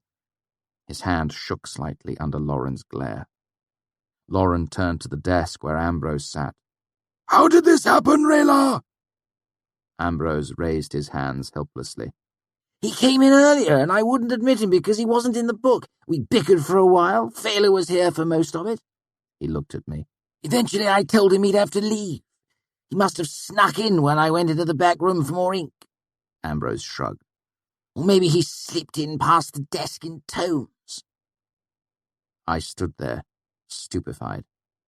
What little part of my mind wasn't leaden with fatigue was preoccupied with the screaming pain across my back. That's not true." I looked up at Lauren. "He let me in. He sent Phelan away, then let me in." "What?" Ambrose gaped at me, momentarily speechless. For all that I didn't like him, I must give him credit for a masterful performance. "Why in God's name would I do that?" "Because I embarrassed you in front of Phelan," I said. "He sold me the candle, too." I shook my head, trying to clear my head. "No, he gave it to me." Ambrose's expression was amazed. "Look at him," he laughed. "The little cocker is drunk or something." "I was just whipped," I protested. My voice sounded shrill in my own ears. "Enough!" Lauren shouted, looming over us like a pillar of anger. The scrivs went pale at the sound of him. Lauren turned away from me and made a brief contemptuous gesture towards the desk. "Raylord Ambrose is officially remanded for laxity at his duty." "What?" Ambrose's indignant tone wasn't feigned this time. Lauren frowned at him, and Ambrose closed his mouth. Turning to me, he said, "Earlier Kvothe is banned from the archives." He made a sweeping gesture with the flat of his hand. I tried to think of something I could say in my defense. "Master, I didn't mean—" Lauren rounded on me. His expression, always so calm before, was filled with such a cold, terrible anger that I took a step away from him without meaning to. "You mean," he said, "I care nothing for your intentions, Elia Kvothe, deceived or otherwise. All that matters is the reality of your actions. Your hand held the fire. Yours is the blame. That is the lesson all adults must learn." I looked down at my feet, tried desperately to think of something I could say, some proof I could offer. My leaden thoughts were still plodding along when Lawrence strode out of the room. "I don't see why I should be punished for his stupidity," Ambrose groused to the other scrivs as I made my way numbly to the door. I made the mistake of turning around and looking at him. His expression was serious, carefully controlled, but his eyes were vastly amused, full of laughter. "Honestly, boy," he said to me, "I don't know what you were thinking. You think a member of the Arcanum would have more sense." I made my way to the mess, the wheels of my thoughts turning slowly as I plodded along. I fumbled my meal chit into one of the dull tin trays and collected a portion of steamed pudding, a sausage, and some of the ever-present beans. I looked dully around the room until I spotted Simon and Manette sitting in their usual place at the northeast corner of the hall. I drew a fair amount of attention as I walked to the table. Understandable, as it was scarcely 2 hours since I'd been tied to the pennant pole and publicly lashed. I heard someone whisper, "Didn't bleed when they whipped him. I was there, not one drop." It was the null root, of course. It had kept me from bleeding. It had seemed like such a good idea at the time. Now it seemed petty and foolish. Ambrose would never have managed to gull me so easily if my naturally suspicious nature hadn't been fuddled. I'm sure I could have found some way to explain things to Lauren if I'd had my wits about me. As I made my way to the far corner of the room, I realized the truth. I had traded away my access to the archives in exchange for a little notoriety. Still, there was nothing to do but make the best of it. If a bit of reputation was all I had to show for this debacle, I'd have to do my best to build on it. I kept my shoulders straight as I made my way across the room to Simon and Manette and set down my food. "There's no such thing as a stack fee, is there?" I asked quietly as I slid into my seat, trying not to grimace at the pain across my back. Sim looked at me blankly. "Stack fee?" Manette chortled into his bowl of beans. "It's been a few years since I heard that. Back when I worked as a scriv, we tricked the first termers into giving us a penny to use the archives. Called it a stack fee." Sim gave him a disapproving look. "That's horrible." Manette held up his hands defensively in front of his face. "Just a little harmless fun." Manette looked me over. "Is that what your long face is for? Somebody call you for a copper?" I shook my head. I wasn't going to announce that Ambrose had tricked me out of a whole talent. "Guess who just got banned from the archives?" I said gravely, as I tore the crust off my bread and dropped it into my beans. They looked at me blankly. After a moment, Simon took the obvious guess. You?" I nodded and began to spoon up my beans. I wasn't really hungry, but I hoped a little food in my stomach might help shake off the sluggishness of the null root. Besides, it went against my nature to pass up an opportunity for a meal. "You got suspended on your first day," Simon said. "That's going to make studying your Chandrian folklore a whole lot harder." I sighed. "You could say that." "How long did he suspend you for?" "He said banned," I answered. "He didn't mention a time limit." "Banned?" Manette looked up at me. "He hasn't banned anyone in a dozen years. What do? Piss in a book?" "Some of the scrivs found me inside with a candle." "Merciful Tselu!" Manette laid down his fork, his expression serious for the first time. "Old Law must have been furious." "Furious is exactly the right word," I said. "What possessed you to go in there with an open flame?" Simon asked. "I couldn't afford a hand lamp," I said, "so the scriv at the desk gave me a candle instead." "He didn't," Sim said. "No scriv would." "Hold on," Manette said. "Was this a dark-haired fellow, well-dressed, severe eyebrows?" He made an exaggerated scowl. I nodded tiredly. "Ambrose. We met yesterday, got off on the wrong foot." "He's hard to avoid," Manette said carefully, with a significant look to the people sitting around us. I noticed that more than a few were casually listening to our conversation. "Someone should have warned you to keep clear of him," he added in a softer tone. God's mother, Simon said. Of all the people you don't want to start a pissing contest with. Well, it's been started, I said. I was starting to feel a little more like myself again, less cotton-headed and weary. Either the side effects of the Nile route were fading or my anger was slowly burning away the haze of exhaustion. He'll find out I can piss along with the best of them. He'll wish he'd never met me, let alone meddled with my affairs. Simon looked a little nervous. You really shouldn't threaten other students, he said with a little laugh, as if trying to pass my comment off as a joke. More softly, he said, You don't understand. Ambrose is heir to a barony off in Vinters. He hesitated, looking to Manet. Lord, how do I even start? Manet leaned forward and spoke in more confidential tones as well. He's not one of those nobility who dabble here for a term or two then leave.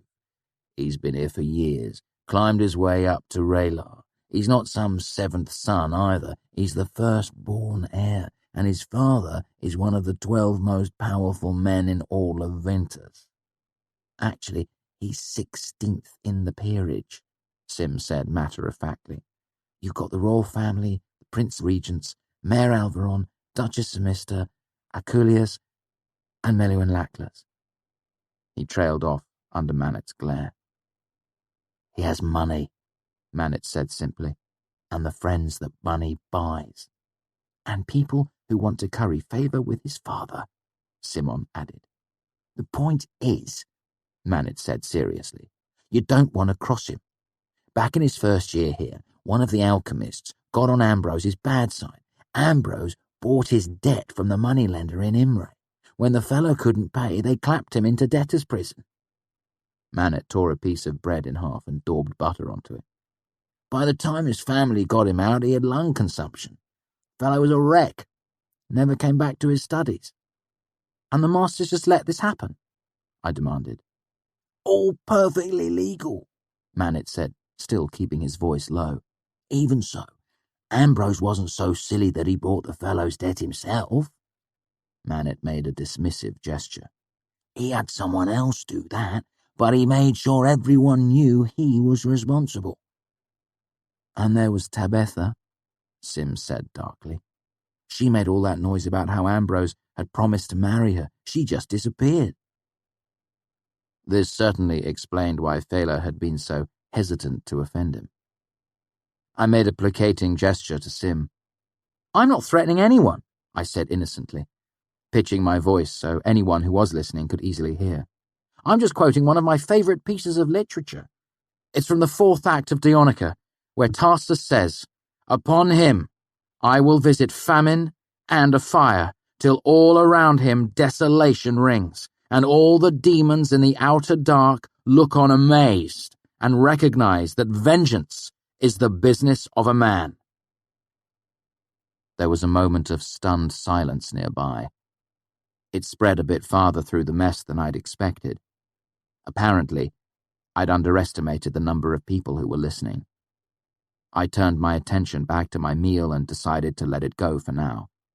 I was tired, and I hurt, and I didn't particularly want any more trouble today.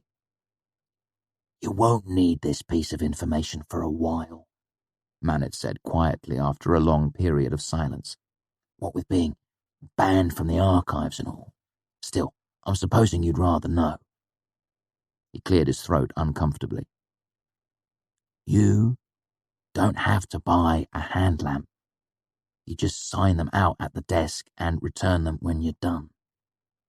He looked at me as if anxious about what sort of reaction the information might provoke. I nodded wearily. I'd been right before. Ambrose wasn't half the bastard I thought he was. He was 10 times the bastard.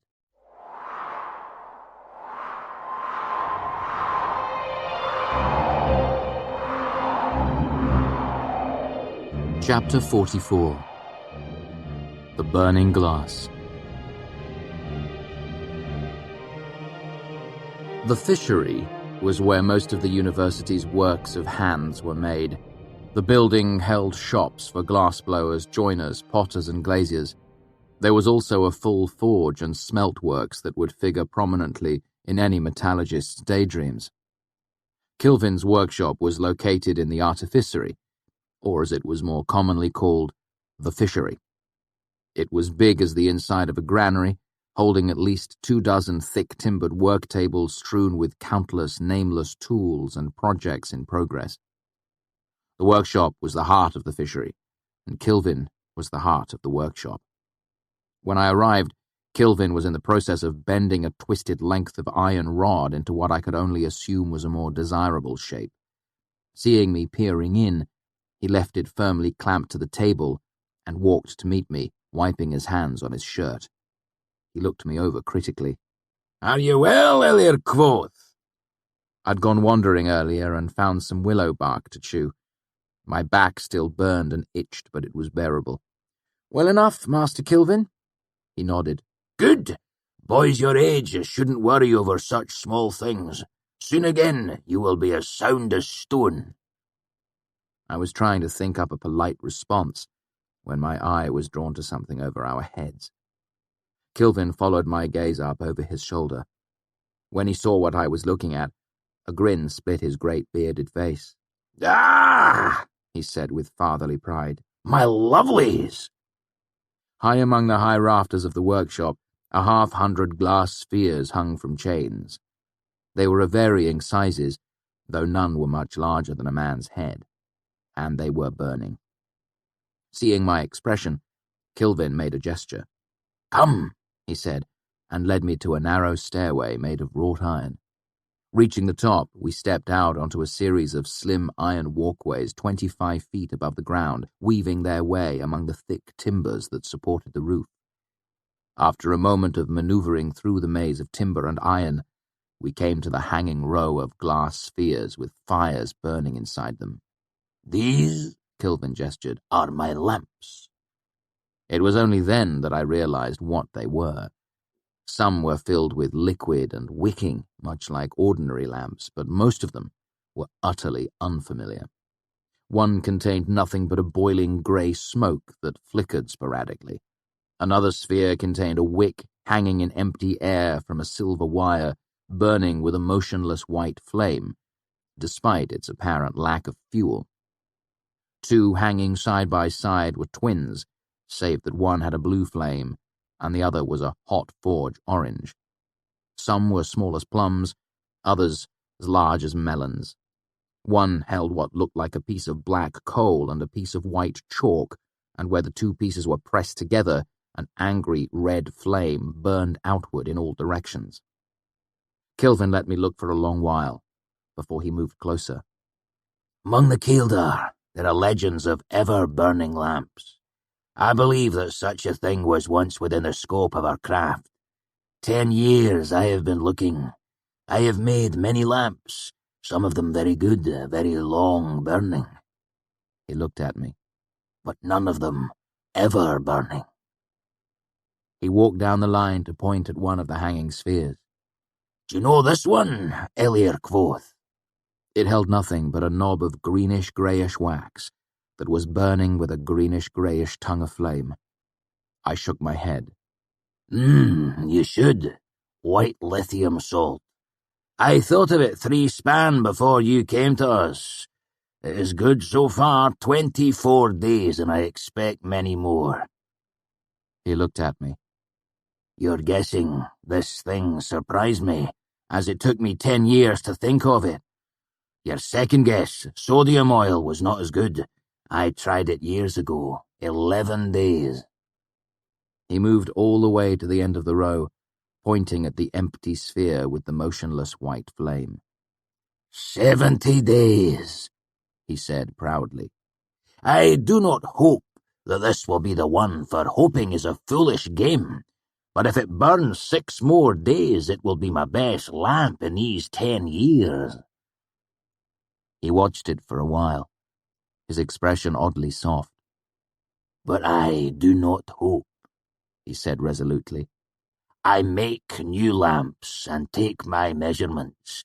That is the only way to make progress. Wordlessly, he led me back down to the floor of the workshop. Once there, he turned to me. "Hands," he said in a peremptory way. He held out his own huge hands expectantly. Not knowing what he wanted, I raised my hands in front of me. He took them in his own, his touch surprisingly gentle. He turned them over, looking at them carefully. "You have killed our hands," he said in a grudging compliment. He held his own up for me to see. They were thick-fingered with wide palms. He made two fists that looked more like mauls than bald hands. "I had many years before these hands could learn to be Kildar hands. You are lucky. You will work here." Only by the quizzical tilting of his head did he make the gruff grumble of a statement into an invitation. "Oh, yes. I mean, thank you, sir. I'm honoured that you—" He cut me off with an impatient gesture. "Come to me if you have any thoughts on the ever-burning lamp. If your head is as clever as your hands look." What might have been a smile was hidden by his thick beard, but a grin shone in his dark eyes as he hesitated teasingly, almost playfully. "If," he repeated, holding up a finger, its tip as large as the ball of a hammer's head. "then me and mine will show you things." You need to figure out who you're going to suck up to, Simon said. A master has to sponsor you to Raylar, so you should pick one and stick to him like shit on his shoe. Lovely, Savoy said dryly.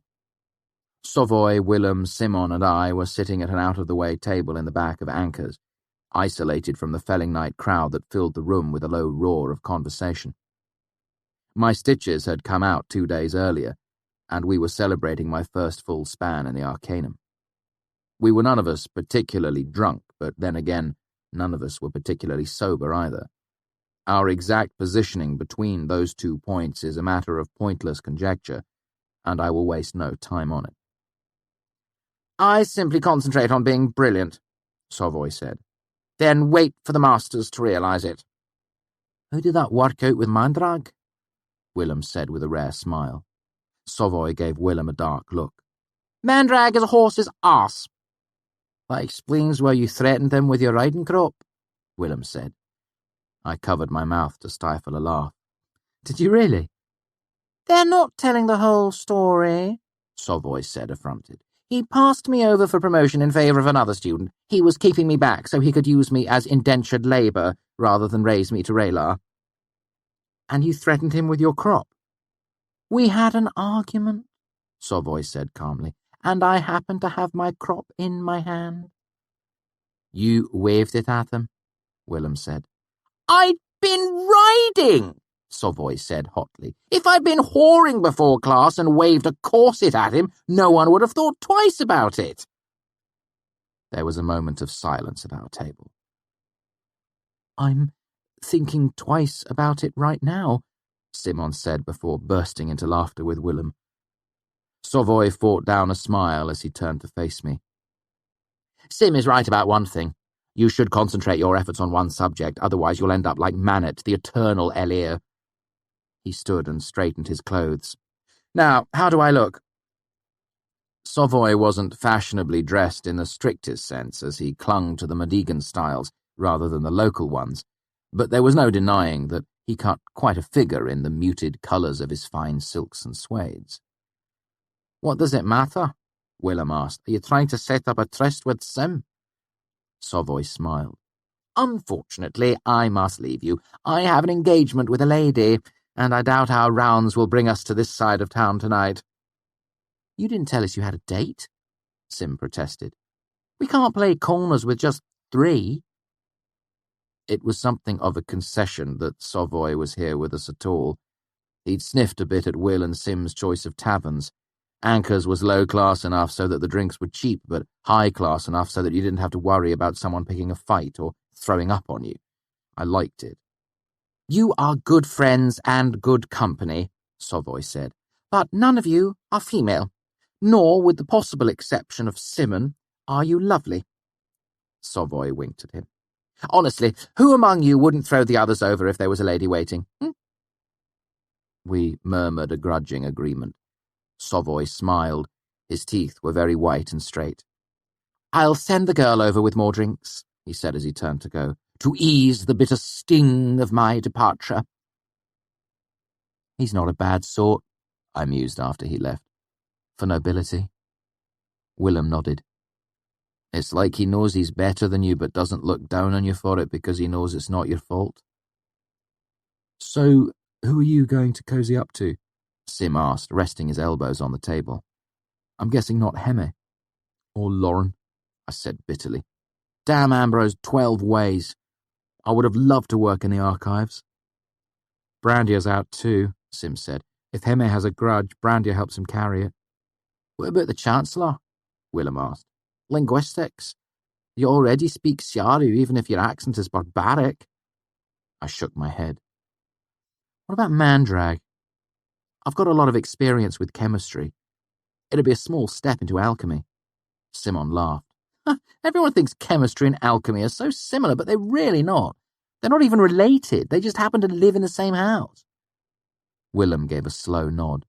"That's a nice way of putting it." "Besides," Simon said, "Mandrag brought in about 20 new Elia last term. I heard him complaining about how crowded things were." "You've got a long haul if you go through Medica," Willem said. "Arwell is stubborn as pig iron. There is no bending him." He made a gesture with his hand as if chopping something into sections while he spoke. 6 terms, Elia, 8 terms Raylar, 10 terms Elthe. "At least," Simon added, "Mola's been a Raylar with him for almost 3 years now."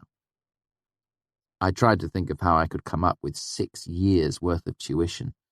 "I might not have the patience for that," I said.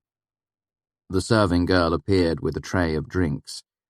Anchor's was only half full, so she'd been running, just enough to bring roses to her cheeks. "Your gentleman friend paid for this round and the next," she said. "I like Savoy more and more," Willem said. "However," she held Will's drink out of his reach, "he didn't pay for putting his hand on my arse." She looked each of us in the eye. "I'll trust the 3 of you to settle that debt before you leave." Sim stammered an apology. He doesn't mean. In his culture, that sort of thing is more common." She rolled her eyes, her expression softening. "Well, in this culture, a healthy tip makes a fine apology." She handed Will his drink and turned to leave, resting her empty tray on one hip. We watched her go, each of us thinking our own private thoughts.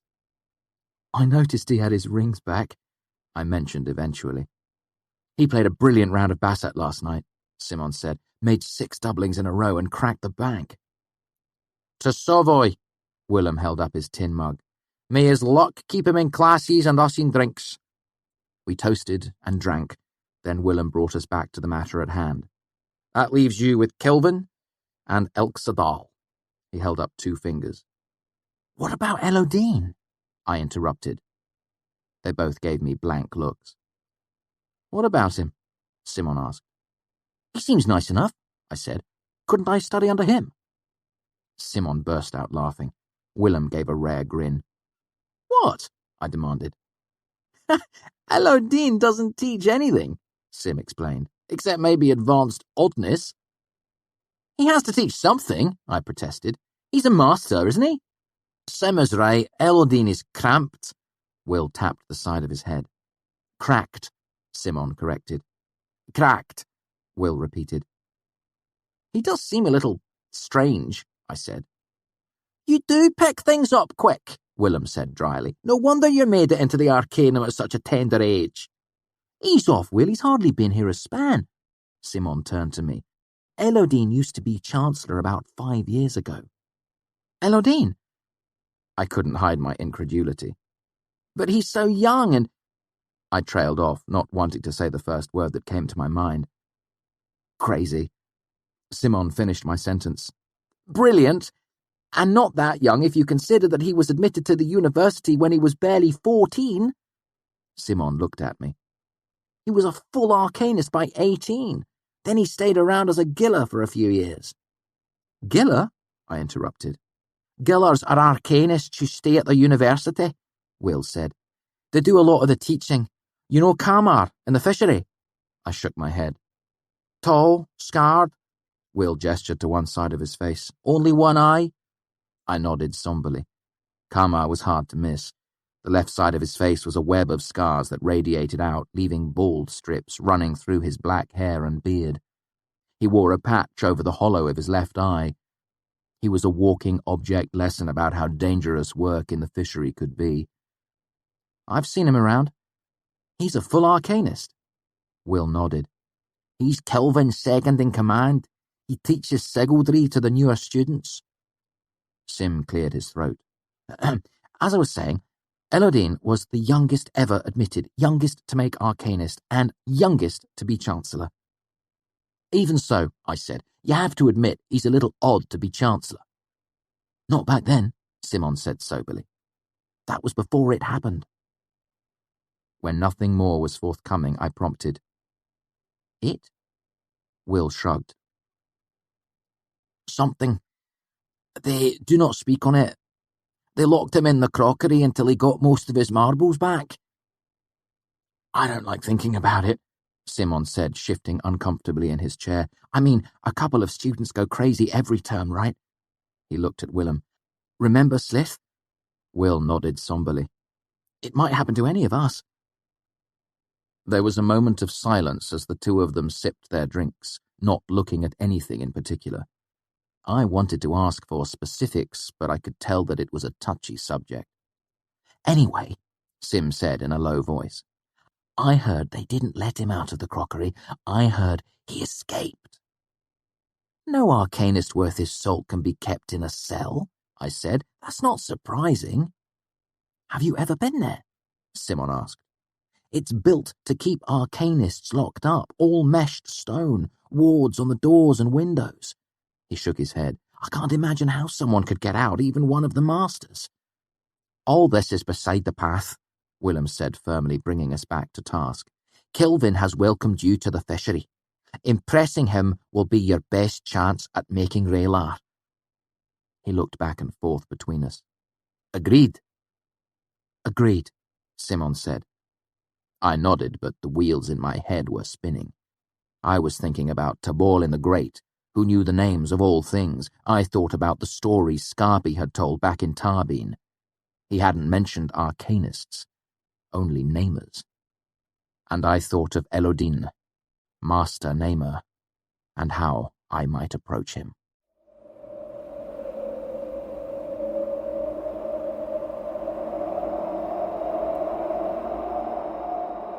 Chapter 45. Interlude. Some tavern tale. At a gesture from Kvothe, chronicler wiped off the nib of his pen and shook out his hand. Bast gave a great seated stretch, his arms arching over the back of the chair. I'd almost forgotten how quickly it all happened, Kvothe mused. Those were probably the first stories anyone ever told about me. They're still telling them at the university, Chronicler said. I've heard 3 different versions of the class you taught. Your whipping, too. Is that when they started calling you Kvothe the Bloodless? Kvothe nodded. Possibly. If we're asking questions, Rishi, Bast said sheepishly, I was wondering why you didn't go looking for Scarpi. What could I have done, Bast? Smeared my face with lampblack and staged a daring midnight rescue? Kvothe gave a brief, humorless laugh. They'd taken him in on heresy. All I could do was hope he truly had friends in the church. Kvothe drew a deep breath and sighed. But the simplest reason is the least satisfying one, I suppose. The truth is this. I wasn't living in a story. I don't think I'm understanding you, Reshi, Bast said, puzzled. Think of all the stories you've heard, Bast. You have a young boy, the hero. His parents are killed. He sets out for vengeance. What happens next? Bast hesitated, his expression puzzled. Chronicler answered the question instead. He finds help. A clever talking squirrel, an old drunken swordsman, a mad hermit in the woods, that sort of thing. Kvothe nodded. Exactly. He finds the mad hermit in the woods, proves himself worthy, and learns the names of all things, just like Tarbolin the Great. Then, with these powerful magics at his beck and call, what does he do? Chronicler shrugged. He finds the villains and kills them. Of course, Kvothe said grandly. Clean, quick, and easy as lying. We know how it ends, practically, before it starts. That's why stories appeal to us. They give us the clarity and simplicity our real lives lack. Kvothe leaned forward. If this were some tavern tale, all half-truth and senseless adventure, I would tell you how my time at the university was spent with a purity of dedication. I would learn the ever-changing name of the wind, ride out and gain my revenge against the Chandrian. Kvothe snapped his fingers sharply. Simple as that. But while this might make for an entertaining story, it would not be the truth. The truth is this.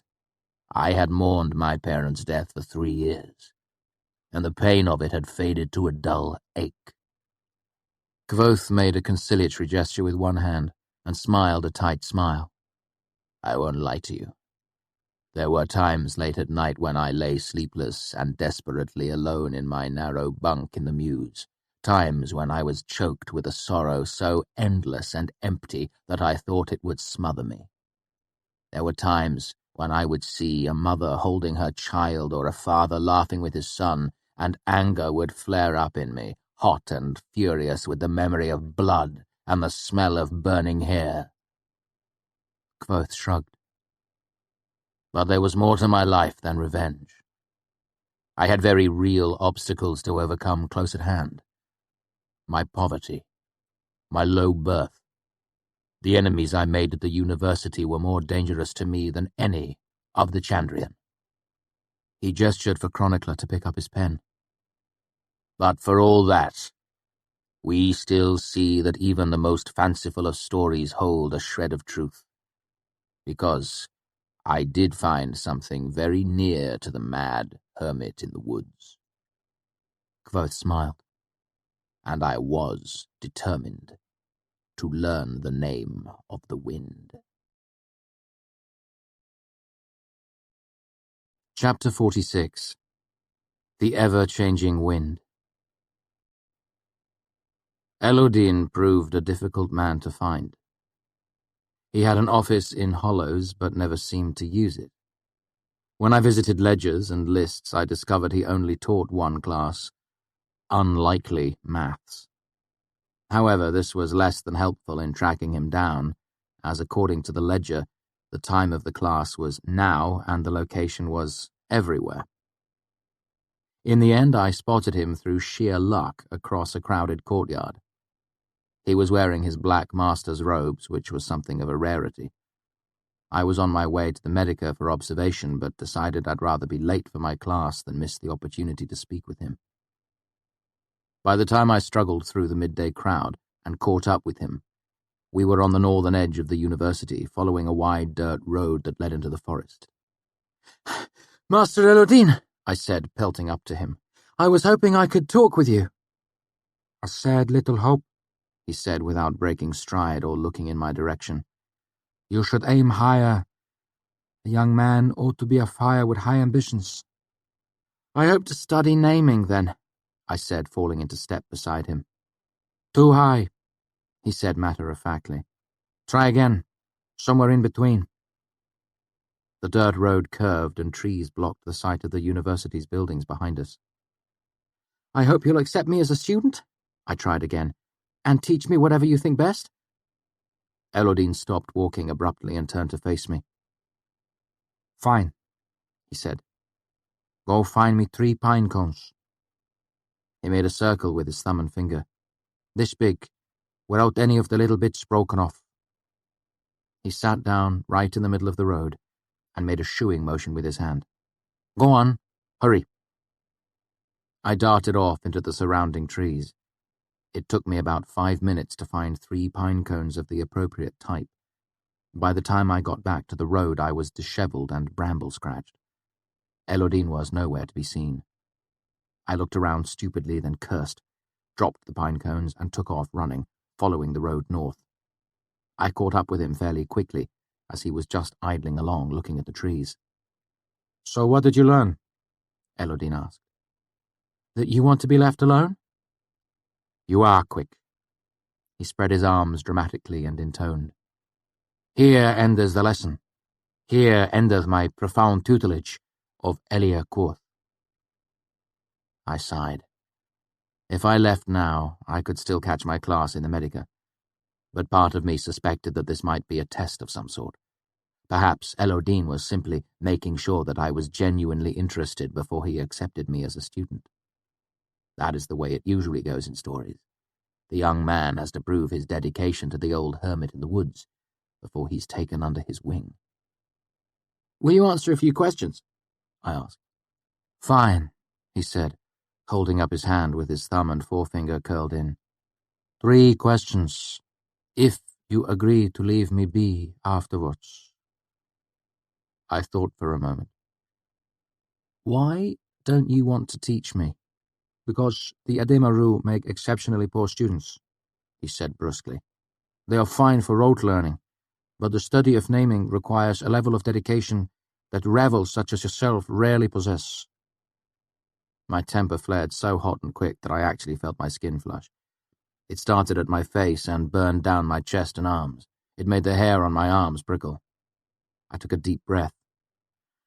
I'm sorry that your experience with the Rue has left something to be desired, I said carefully. Let me assure you that— Ye gods, Elodine sighed, disgusted. A bootlickato! You lack the requisite spine and testicular fortitude to study under me. Hot words boiled up inside me. I fought them down. He was trying to bait me. You aren't telling me the truth, I said. Why don't you want to teach me?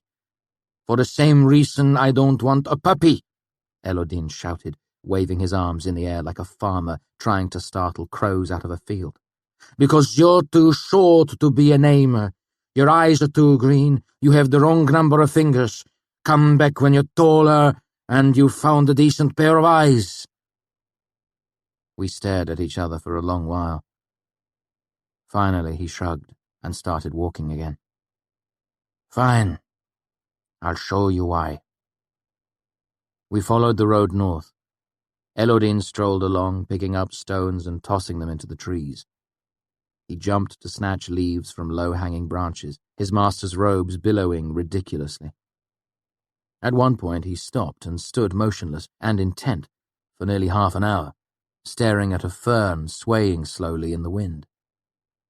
But I kept the tip of my tongue firmly between my teeth. I didn't ask, "Where are we going?" or "What are you looking at?" I knew 100 stories about young boys who squandered questions or wishes by chatting them away. I had 2 questions left, and I was going to make them count. Eventually we emerged from the forest, and the road became a path leading up a vast lawn to a huge manor house. Bigger than the artificery, it had elegant lines, a red tile roof, high windows, arched doorways and pillars.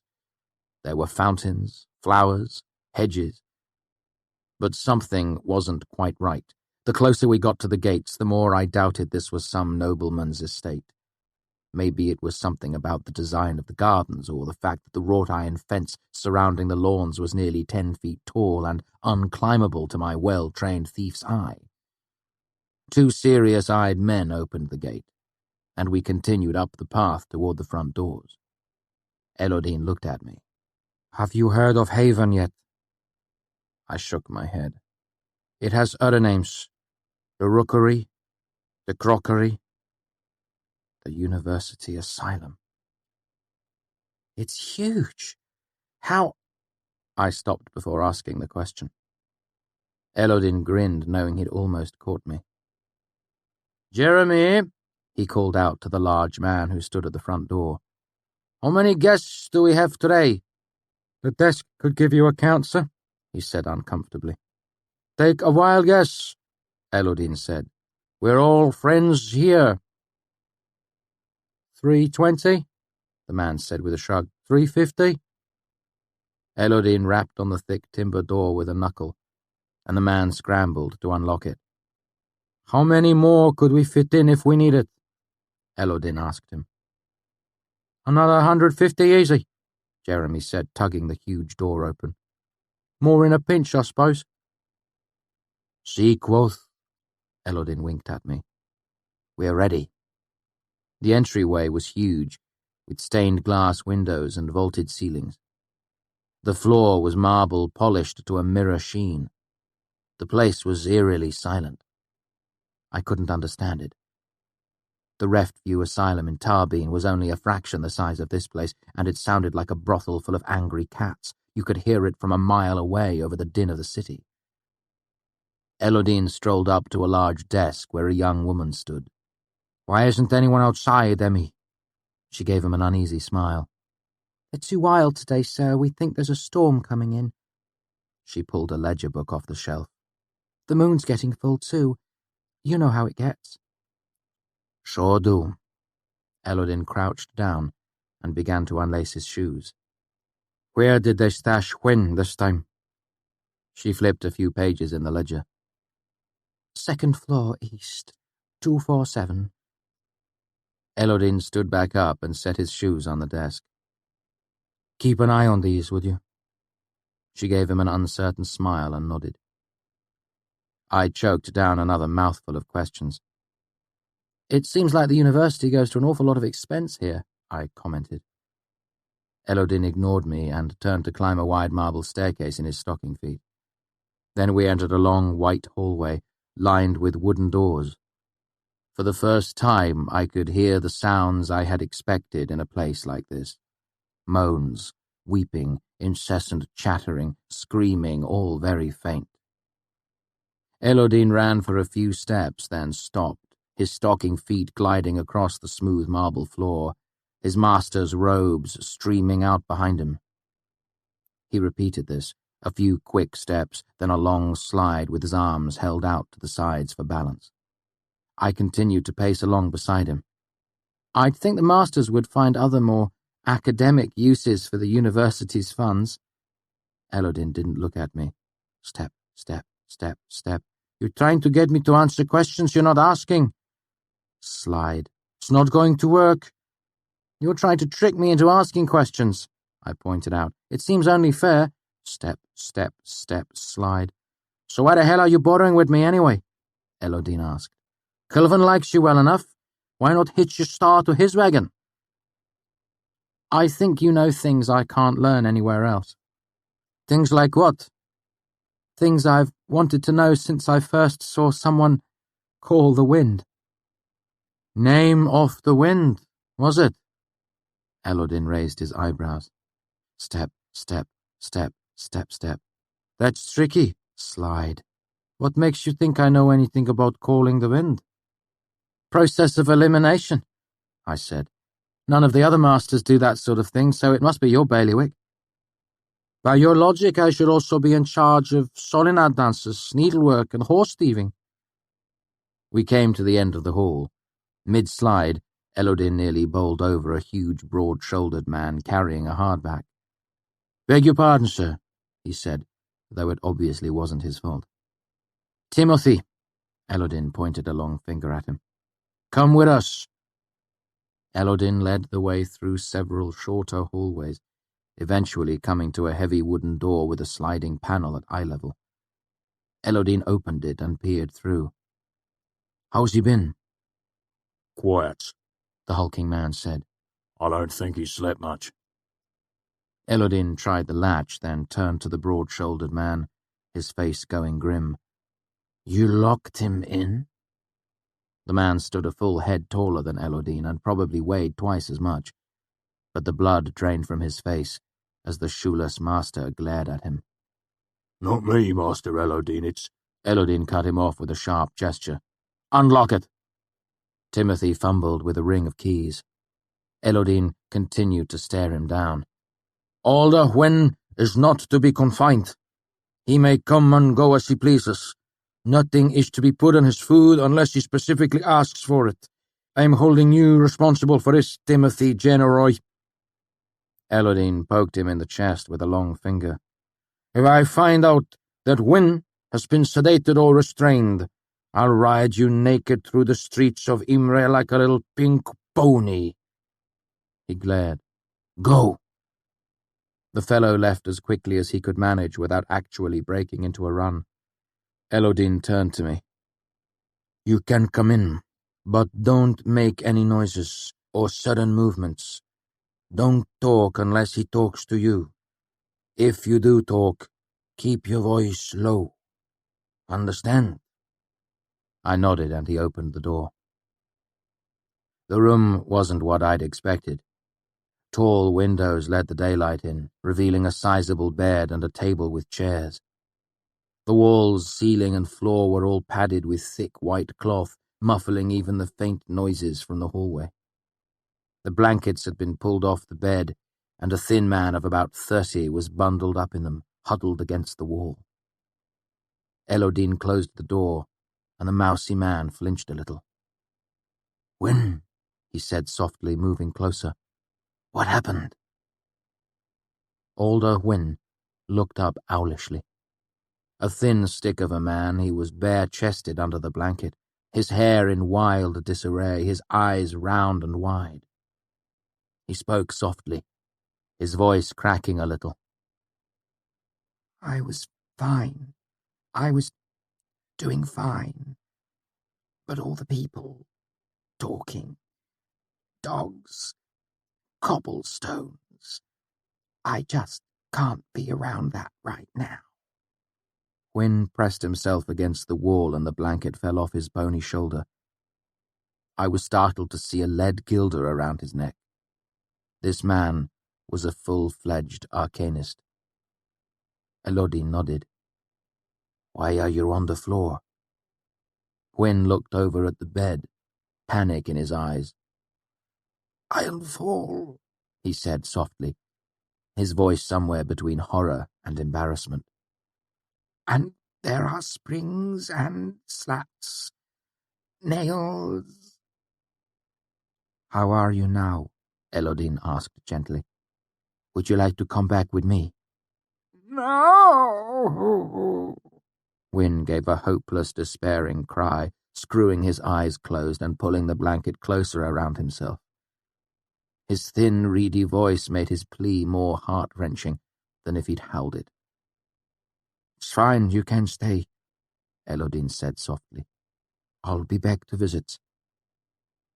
Wyn opened his eyes at this, looking agitated. "Don't bring thunder," he said urgently. He reached one thin hand out of his blanket and clutched at Elodin's shirt. "But I do need a cat whistle and blue down and bones too." His tone was urgent. "Tent bones." "I'll bring them," Elodin reassured him, gesturing for me to back out of the room. I did. Elodin closed the door behind us, his expression grim. Wyn knew what he was getting into when he became my giller. He turned and began to walk down the hall. You don't know anything about the university, about the risks involved. You think this place is a fairyland, a playground. It's not." "That's right," I snapped. "It's a playground, and all the other children are jealous because I got to play, get whipped bloody, and banned from the archives, and they didn't." Elodin stopped walking and turned to look at me. "Fine. Prove me wrong. Prove that you've thought this through. Why does a university with under 1,500 students need an asylum the size of the royal palace?" My mind raced. "Most students are from well-to-do families," I said. "They've led easy lives. When forced to—" "Wrong," Elodin said dismissively, turning to walk down the hall. "It is because of what we study, because of the way we train our minds to move." "So ciphering and grammar make people crazy," I said, taking care to phrase it as a statement. Elodin stopped walking and wrenched open the nearest door. Panicked screaming burst out into the hallway. "They're in me! They're in me! They're in me! They're in me!" Through the open door I could see a young man thrashing against the leather restraints that bound him to the bed at wrist, waist, neck, and ankle. "Trigonometry and diagrammed logic don't do this," Elodine said, looking me in the eye. They're in me! They're in me! They're in—" The screaming continued in an unbroken chant, like the endless, mindless barking of a dog at night. Me! They're in me! They're in me! They're— Elodine closed the door. Though I could still hear the screaming faintly through the thick door, the near silence was stunning. Do you know why they call this place the Rookery? Elodine asked. I shook my head. Because it's where you go if you are a raven. He smiled a wild smile. He laughed, a terrible laugh. Elodine led me through a long series of hallways to a different wing of the crockery. Finally, we turned a corner, and I saw something new, a door made entirely of copper. Elodine took a key from his pocket and unlocked it. I like to stop in when I'm back in the neighborhood, he said casually as he opened the door. Check my mail, water the plants and such. He pulled off one of his socks, tied a knot in it, and used it to wedge the door open. It's a nice place to visit, but, you know. He tugged on the door, making sure it wouldn't swing closed. Not again. The first thing I noticed about the room was something strange about the air. At first, I thought it might be soundproofed like older winds, but looking around, I saw the walls and ceilings were bare grey stone. Next, I thought the air might be stale, except when I drew a breath, I smelled lavender and fresh linen. It was almost like there was a pressure on my ears, as if I were deep underwater, except of course that I wasn't. I waved a hand in front of me, almost expecting the air to feel different, thicker. It didn't. Pretty irritating, huh? I turned around to see Elodine watching me. I'm surprised you noticed, actually. Not many do. The room was a definite step above older winds. It had a 4-post bed with curtains, an overstuffed couch, an empty bookcase, and a large table with several chairs. Most notable were the huge windows looking out over the lawns and gardens. I could see a balcony outside, but there didn't seem to be any way to get to it. Watch this, Elodine said. He picked up one of the high-backed wooden chairs, lifted it with both hands, spun in a circle, and flung it hard at the window. I cringed, but instead of a terrible crash, there was just a dull splintering of wood. The chair fell to the floor in a ruined tangle of timber and upholstery.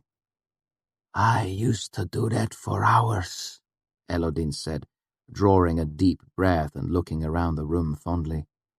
Good times. I went to look at the windows. They were thicker than usual, but not that thick. They seemed normal except for faint reddish streaks running through them. I glanced at the window frame. It was copper, too. I looked slowly around the room, eyeing its bare stone walls, feeling its strangely heavy air. I noticed the door didn't even have a handle on the inside, let alone a lock. Why would anyone go through all the trouble of making a solid copper door? I decided on my second question. How did you get out? Finally, Elodine said with a tinge of exasperation. He slouched onto the couch. You see, once upon a time, Elodine the Great found himself locked in a high tower. He gestured to the room around us. He had been stripped of his tools, his coin, key, and candle. Furthermore, his cell had no door worth mentioning, no window that could be breached. He made dismissive gestures at each of these. Even the name of the wind was hidden from him by the clever machinations of his captors. Elodine got up from the couch and began to pace the room. All around him was nothing but smooth, hard stone. It was a cell no man had ever escaped. He stopped pacing and held up a finger dramatically. But Elodine the Great knew the names of all things, and so all things were his to command. He faced the grey wall beside the windows. He said to the stone, "Break!" And Elodine trailed off. his head tilting to one side curiously. His eyes narrowed. "Sod me, they changed it," he said quietly to himself. Huh. He stepped closer to the wall and lay a hand on it. I let my attention wander. Will and Sim had been right. The man was cracked in the head. What would happen if I ran out of the room, unstuck the door, and slammed it? Would the other masters thank me? "Oh," Elodine said suddenly, laughing. "That was half clever of them." He took 2 steps back from the wall. "Hier Bassalien!" I saw the wall move. It rippled like a hanging rug thumped with a stick. Then it simply fell. Like dark water poured from a bucket, tons of fine grey sand spilled across the floor in a sudden rush, burying Elodine's feet up to his shins. Sunlight and birdsong poured into the room. Where there had been a foot of solid grey stone before, there was now a gaping hole big enough to drive a cart through. But the hole wasn't completely clear. Some green material was spread across the opening. It almost looked like a dirty, tangled net, but it was too irregular for netting. It was more like a thick, tattered cobweb. "That wasn't there before," Elodine said apologetically as he pulled his feet free of the grey sand. "It was much more dramatic the first time, let me assure you." I simply stood, stunned by what I'd just seen. This wasn't sympathy. This wasn't anything I'd ever seen before. All I could think of was the old line from 100 half-remembered stories. And Tarbolin the Great said to the stone, "Break," and the stone broke. Elodine wrenched off one of the chair's legs and used it to batter at the tangled green web that stretched across the opening. Parts of it broke easily or flaked away. Where it was thicker, he used the leg as a lever to bend pieces aside. Where it bent or broke, it glimmered bright in the sunlight. More copper, I thought, veins of copper running through the blocks of stone that made the wall. Elodine dropped the chair leg and ducked through the gap. Through the window, I saw him lean against the white stone railing on the balcony. I followed him outside. As soon as I stepped onto the balcony, the air no longer felt strangely heavy and still. 2 years, he said, looking out over the gardens. "Able to see this balcony but not stand on it. Able to see the wind but not hear it, not feel it on my face." He swung one leg up over the stone railing, so he was sitting on it, then dropped a few feet to land on the flat piece of roof just underneath. He wandered out across the roof, away from the building. I hopped the rail myself and followed him to the edge of the roof. We were only about 20 feet up, but the gardens and fountains spreading out on all sides made for a spectacular view. Elodine stood perilously near the edge, his master's robe flapping around him like a dark flag. He looked rather impressive, actually, if you were willing to ignore the fact that he was still only wearing one sock. I went to stand beside him on the edge of the roof. I knew what my third question had to be. "What do I have to do," I asked, "to study naming under you?" He met my eye calmly, appraising me. "Jump," he said. "Jump off this roof." That's when I realized that all of this had been a test. Elodine had been taking my measure ever since we met. He had a grudging respect for my tenacity, and he had been surprised that I noticed something odd about the air in his room. He was on the verge of accepting me as a student, but he needed more proof of my dedication, a demonstration, a leap of faith. And as I stood there, a piece of story came to mind. So Tarbolin fell, but he did not despair, for he knew the name of the wind, and so the wind obeyed him. It cradled and caressed him. It bore him to the ground as gently as a puff of thistledown. It set him on his feet, softly as a mother's kiss. Elodine knew the name of the wind. Still looking him in the eye, I stepped off the edge of the roof. Elodin's expression was marvelous. I have never seen a man so astonished. I spun slightly as I fell, so he stayed in my line of vision. I saw him raise one hand slightly as if making a belated attempt to grab hold of me. I felt weightless, like I was floating. Then I struck the ground. Not gently, like a feather settling down, hard, like a brick hitting a cobblestone street. I landed on my back with my left arm beneath me. My vision went dark as the back of my head struck the ground and all the air was driven from my body. I didn't lose consciousness. I just lay there, breathless and unable to move. I remember thinking quite earnestly that I was dead, that I was blind. Eventually my sight returned, leaving me blinking against the sudden brightness of the blue sky.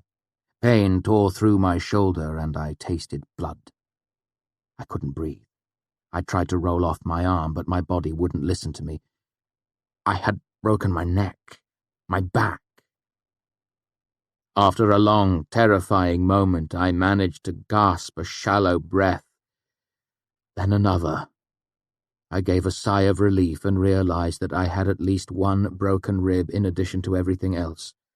But I moved my fingers slightly, then my toes. They worked. I hadn't broken my spine. As I lay there, counting my blessings and broken ribs, Elodin stepped into my field of vision. He looked down at me. "Congratulations," he said. "That was the stupidest thing I've ever seen." His expression was a mix of awe and disbelief. "Ever." And that is when I decided to pursue the noble art of artificing. Not that I had a lot of other options. Before helping me limp to the Medica, Elodin made it clear that anyone stupid enough to jump off a roof was too reckless to be allowed to hold a spoon in his presence, let alone study something as profound and volatile as naming. Nevertheless, I wasn't terribly put out by Elodin's refusal. Storybook magic or no, I was not eager to study under a man whose first set of lessons had left me with 3 broken ribs, a mild concussion, and a dislocated shoulder. Chapter 47. Barbs. Aside from its rocky start, my first term went fairly smoothly. I studied in the Medica, learning more about the body and how to heal it.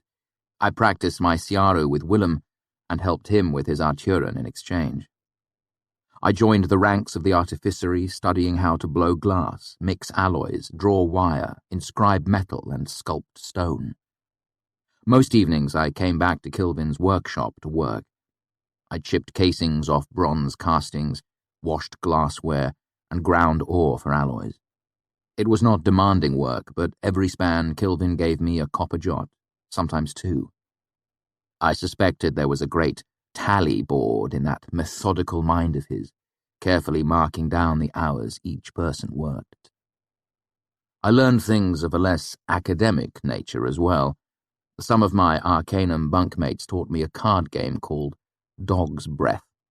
I returned the favor by giving an impromptu lesson on psychology, probability, and manual dexterity. I won almost 2 whole talents before they stopped inviting me back to their games.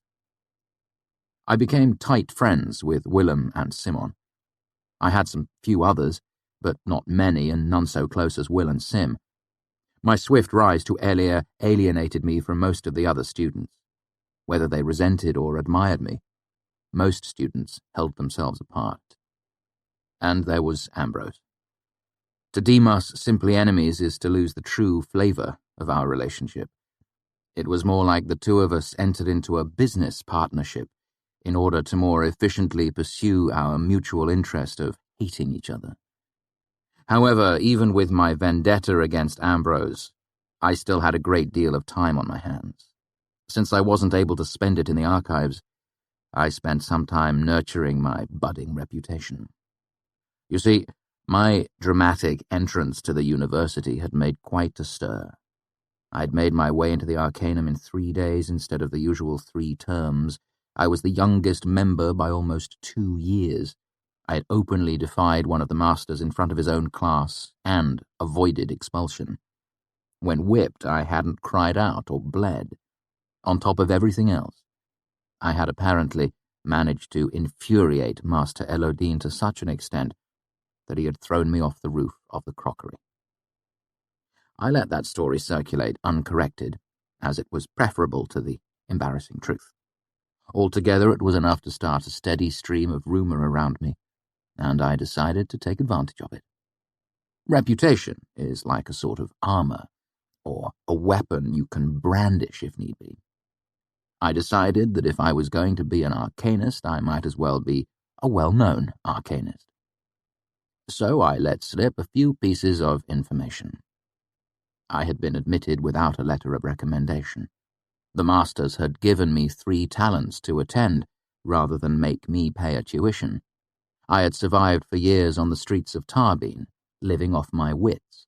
I even started a few rumors that were pure nonsense, lies so outrageous that people would repeat them despite the fact that they were obviously untrue. I had demon blood in me. I could see in the dark. I only slept an hour each night. When the moon was full, I would talk in my sleep, speaking a strange language no one could understand. Basil, my former bunkmate from Muse, helped me start these rumors. I would make up the stories, he would tell a few people, then together we would watch them spread like a fire in a field. It was an amusing hobby. But my ongoing feud with Ambrose added to my reputation more than anything else. Everyone was stunned that I dared openly defy a powerful noble's firstborn son. We had several dramatic encounters that first term. I won't bore you with the details. We'd cross paths and he would make some offhand comment loud enough for everyone in the room to hear, or he would sneer at me under the guise of a compliment. "You must tell me who cuts your hair." Anyone with a lick of common sense knew how to deal with arrogant nobility. The tailor I had terrorized back in Tarbeen knew what to do. You take your lumps, duck your head, and get the whole thing over as quickly as possible. But I always fought back. And while Ambrose was intelligent and reasonably well-spoken, he was no match for my trooper's tongue. I'd been raised on the stage, and my sharp, rue wits ensured that I got the better of our exchanges. Still, Ambrose continued to seek me out like a dog too stupid to avoid a porcupine. He would snap at me and leave with a face full of barbs, and each time we parted ways, we hated each other just a little more. People noticed, and by the end of the term, I had a reputation for reckless bravery. But the truth is, I was merely fearless. There's a difference, you see. In Tarbeen, I'd learned real fear. I feared hunger, pneumonia, guards with hobnailed boots, older boys with bottle-glass knives. Confronting Ambrose required no real bravery on my part. I simply couldn't muster any fear of him. I saw him as a puffed-up clown. I thought he was harmless. I was a fool.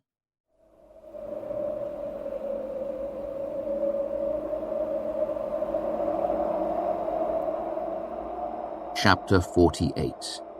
Interlude. A silence of a different kind. Bast sat in the Waystone Inn and tried to keep his hands motionless in his lap. He had counted 15 breaths since Kvothe had spoken last, and the innocent silence that had gathered like a clear pool around the 3 men was beginning to darken into a silence of a different kind.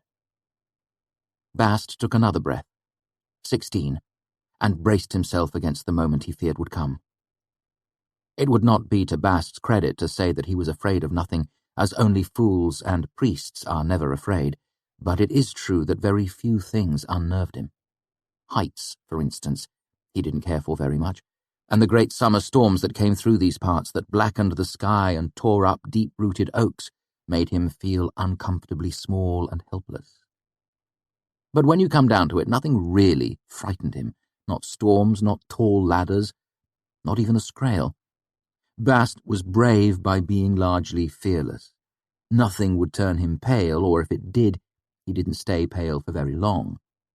Oh, certainly he didn't relish the thought of someone hurting him, stabbing him with bitter iron, searing him with hot coals, that sort of thing. But just because he didn't like the thought of his blood on the outside didn't mean he was really afraid of those things. He just didn't want them to happen. To really fear something, you have to dwell on it. And since there was nothing that preyed on Bast's waking mind in this fashion, there was nothing his heart truly feared. But hearts can change. 10 years ago, he had lost his grip climbing a tall rennel tree to pick fruit for a girl he fancied. After he slipped, he had hung for a long minute, head down, before falling. In that long minute, a small fear rooted inside him and had stayed with him ever since. In the same way, Bast had learned a new fear of late. A year ago he had been fearless as any sane man can hope to be, but now Bast feared silence. Not the ordinary silence that came from a simple absence of things moving about and making noise. Bast feared the deep, weary silence that gathered around his master at times, like an invisible shroud. Bast breathed in again, 17. He fought not to wring his hands as he waited for the deep silence to invade the room. He waited for it to crystallize and show its teeth on the edges of the cool quiet that had pooled in the waystone. He knew how it came, like the frost that bleeds out of the winter ground, hardening the clear water that an early thaw leaves in wagon ruts.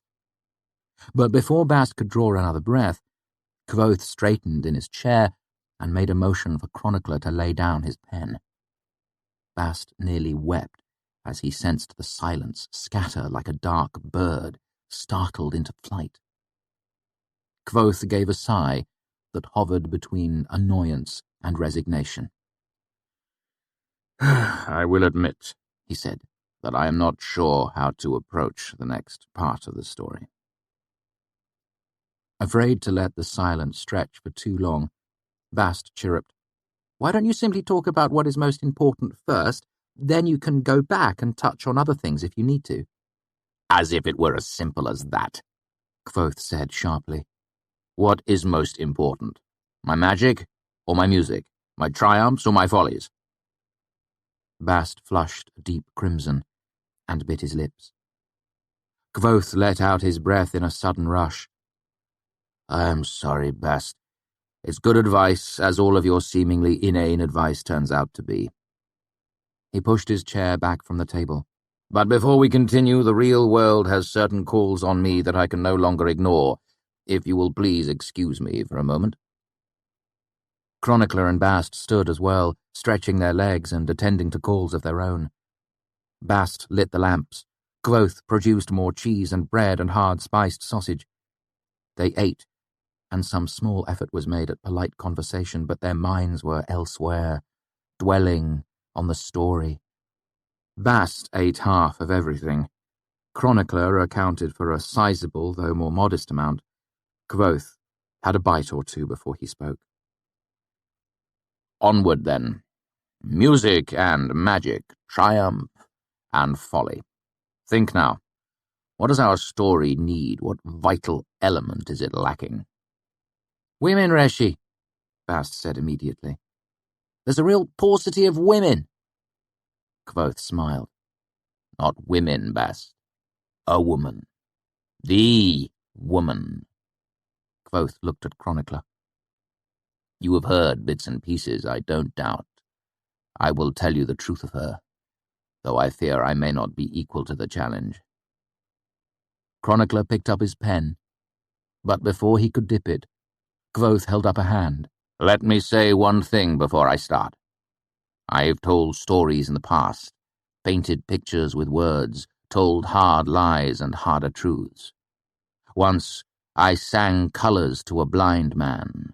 7 hours I played, but at the end he said he saw them green and red and gold. That, I think, was easier than this.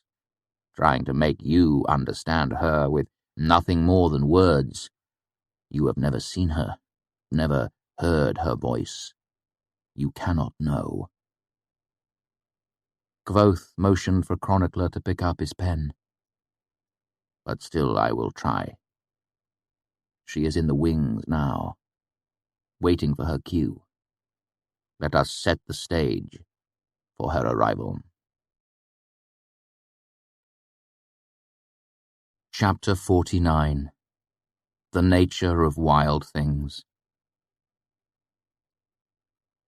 As with all truly wild things, care is necessary in approaching them. Stealth is useless. Wild things recognize stealth for what it is, a lie and a trap. While wild things might play games of stealth, and in doing so may even occasionally fall prey to stealth, they are never truly caught by it. So, with slow care, rather than stealth, we must approach the subject of a certain woman. Her wildness is of such degree I fear approaching her too quickly, even in a story.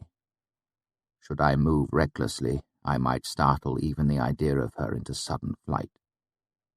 So in the name of slow care, I will speak of how I met her, and to do that I must speak of the events that brought me quite unwillingly across the river and into Imre.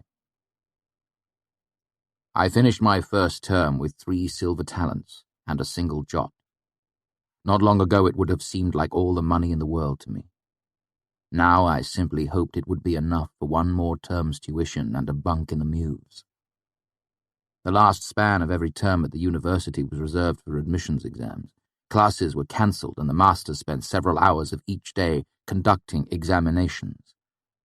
Your next term's tuition was based on your performance. A lottery determined what day and hour you would go through admissions. A great deal hung on the brief interview. Missing a few questions could easily double your tuition. Because of this, slots later in the span were highly prized as they gave students more time to study and prepare. There was a vigorous trade in appointment times after the lottery was held. Money and favours were bartered as everyone vied for a time that suited them. I was lucky enough to draw a mid-morning hour on Kendling, the last day of admissions. If I'd wanted to, I could have sold my slot, but I preferred to take the extra time to study. I knew my performance would have to be brilliant, as several of the masters were now less than impressed by me. My previous trick of spying was out of the question. I now knew it was grounds for expulsion, so I couldn't risk that. Despite the long days I spent studying with Will and Sim, admissions were difficult. I breezed through many of the questions, but Heme was openly hostile, asking questions with more than one answer so that nothing I said could be correct. Brandia was difficult as well, clearly helping Heme carry his grudge. Lauren was unreadable, but I sensed his disapproval rather than seeing it on his face. Afterwards I fidgeted while the masters discussed my tuition. Voices were calm and muted at first, then became somewhat louder. Eventually, Kilvin stood and shook her finger at Heme while shouting and pounding the table with his other hand.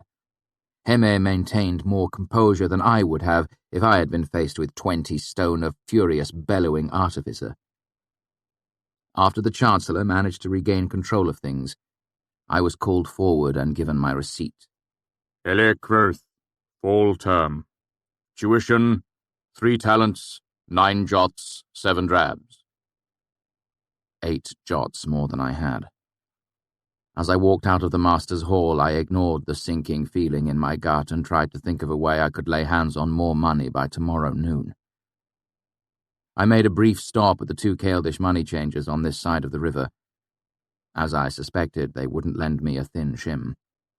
While I wasn't surprised, the experience was sobering, reminding me again of how different I was from the other students.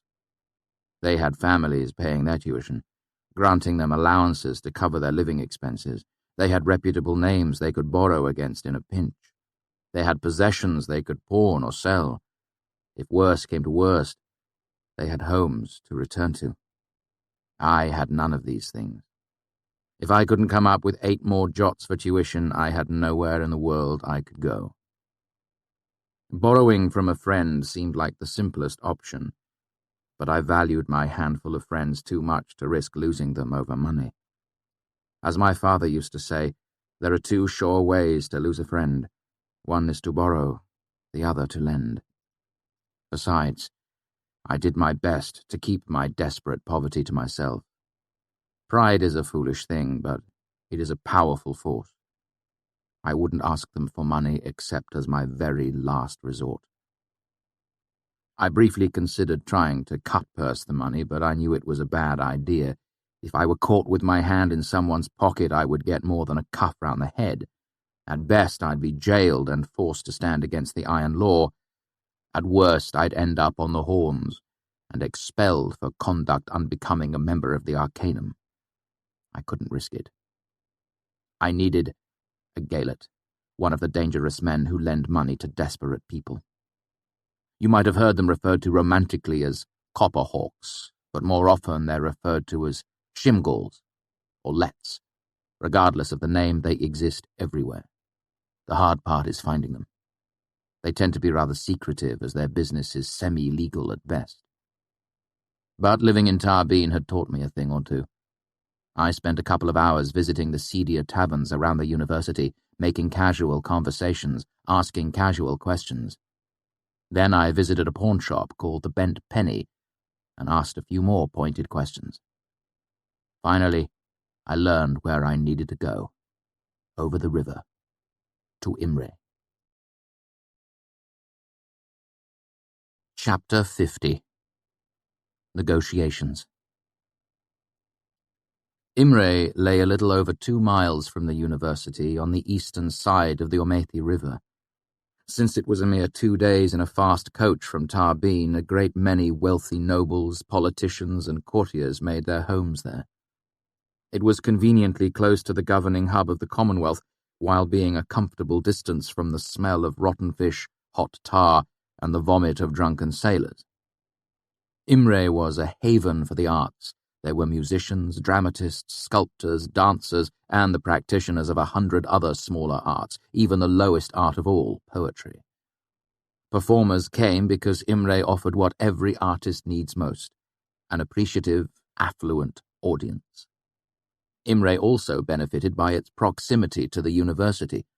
Access to plumbing and sympathy lamps improved the quality of the town's air. Quality glass was easy to come by, so windows and mirrors were commonplace. Eyeglasses and other ground lenses, while expensive, were readily available. Despite this, there was little love lost between the 2 towns. Most of Imre's citizens did not like the thought of 1,000 minds tinkering with dark forces better left alone. Listening to the average citizen speak, it was easy to forget that this part of the world had not seen an arcanist burned for nearly 300 years. To be fair, it should be mentioned that the university had a vague contempt for Imre's populace too, viewing them as self-indulgent and decadent. The arts that were viewed so highly in Imre were seen as frivolous by those at the university. Often students who quit the university were said to have gone over the river, the implication being that minds that were too weak for academia had to settle for tinkering with the arts. And both sides of the river were, ultimately, hypocrites. University students complained about frivolous musicians and fluffhead actors, then lined up to pay for performances. Imre's population griped about unnatural arts being practiced 2 miles away, but when an aqueduct collapsed or someone fell suddenly sick, they were quick to call on engineers and doctors trained at the university. All in all, it was a long-standing and uneasy truce, where both sides complained while maintaining a grudging tolerance. Those people did have their uses after all. You just wouldn't want your daughter marrying one. Since Imre was such a haven for music and drama, you might think I spent a great deal of time there, but nothing could be further from the truth. I had been there only once. Willem and Simon had taken me to an inn where a trio of skilled musicians played, lute, flute and drum. I bought a short beer for a halfpenny and relaxed, fully intending to enjoy an evening with my friends. But I couldn't. Bare minutes after the music started, I practically fled the room. I doubt very much you'll be able to understand why, but I suppose I have to explain if things are to make any sense at all. I couldn't stand being near music and not be a part of it. It was like watching the woman you love bedding down with another man. No, not really. It was like the sweet eaters I'd seen in Tarbeen. Denner resin was highly illegal, of course, but that didn't matter in most parts of the city. The resin was sold wrapped in waxy paper like a sucking candy or a toffee. Chewing it filled you with euphoria, bliss, contentment, but after a few hours you were shaking, filled with a desperate hunger for more, and that hunger grew worse the longer you used it. Once in Tarbeen I saw a young girl of no more than 16 with the telltale hollow eyes and unnaturally white teeth of the hopelessly addicted. She was begging a sailor for a sweet which he held tauntingly out of reach. He told her it was hers if she stripped naked and danced for him, right here in the street.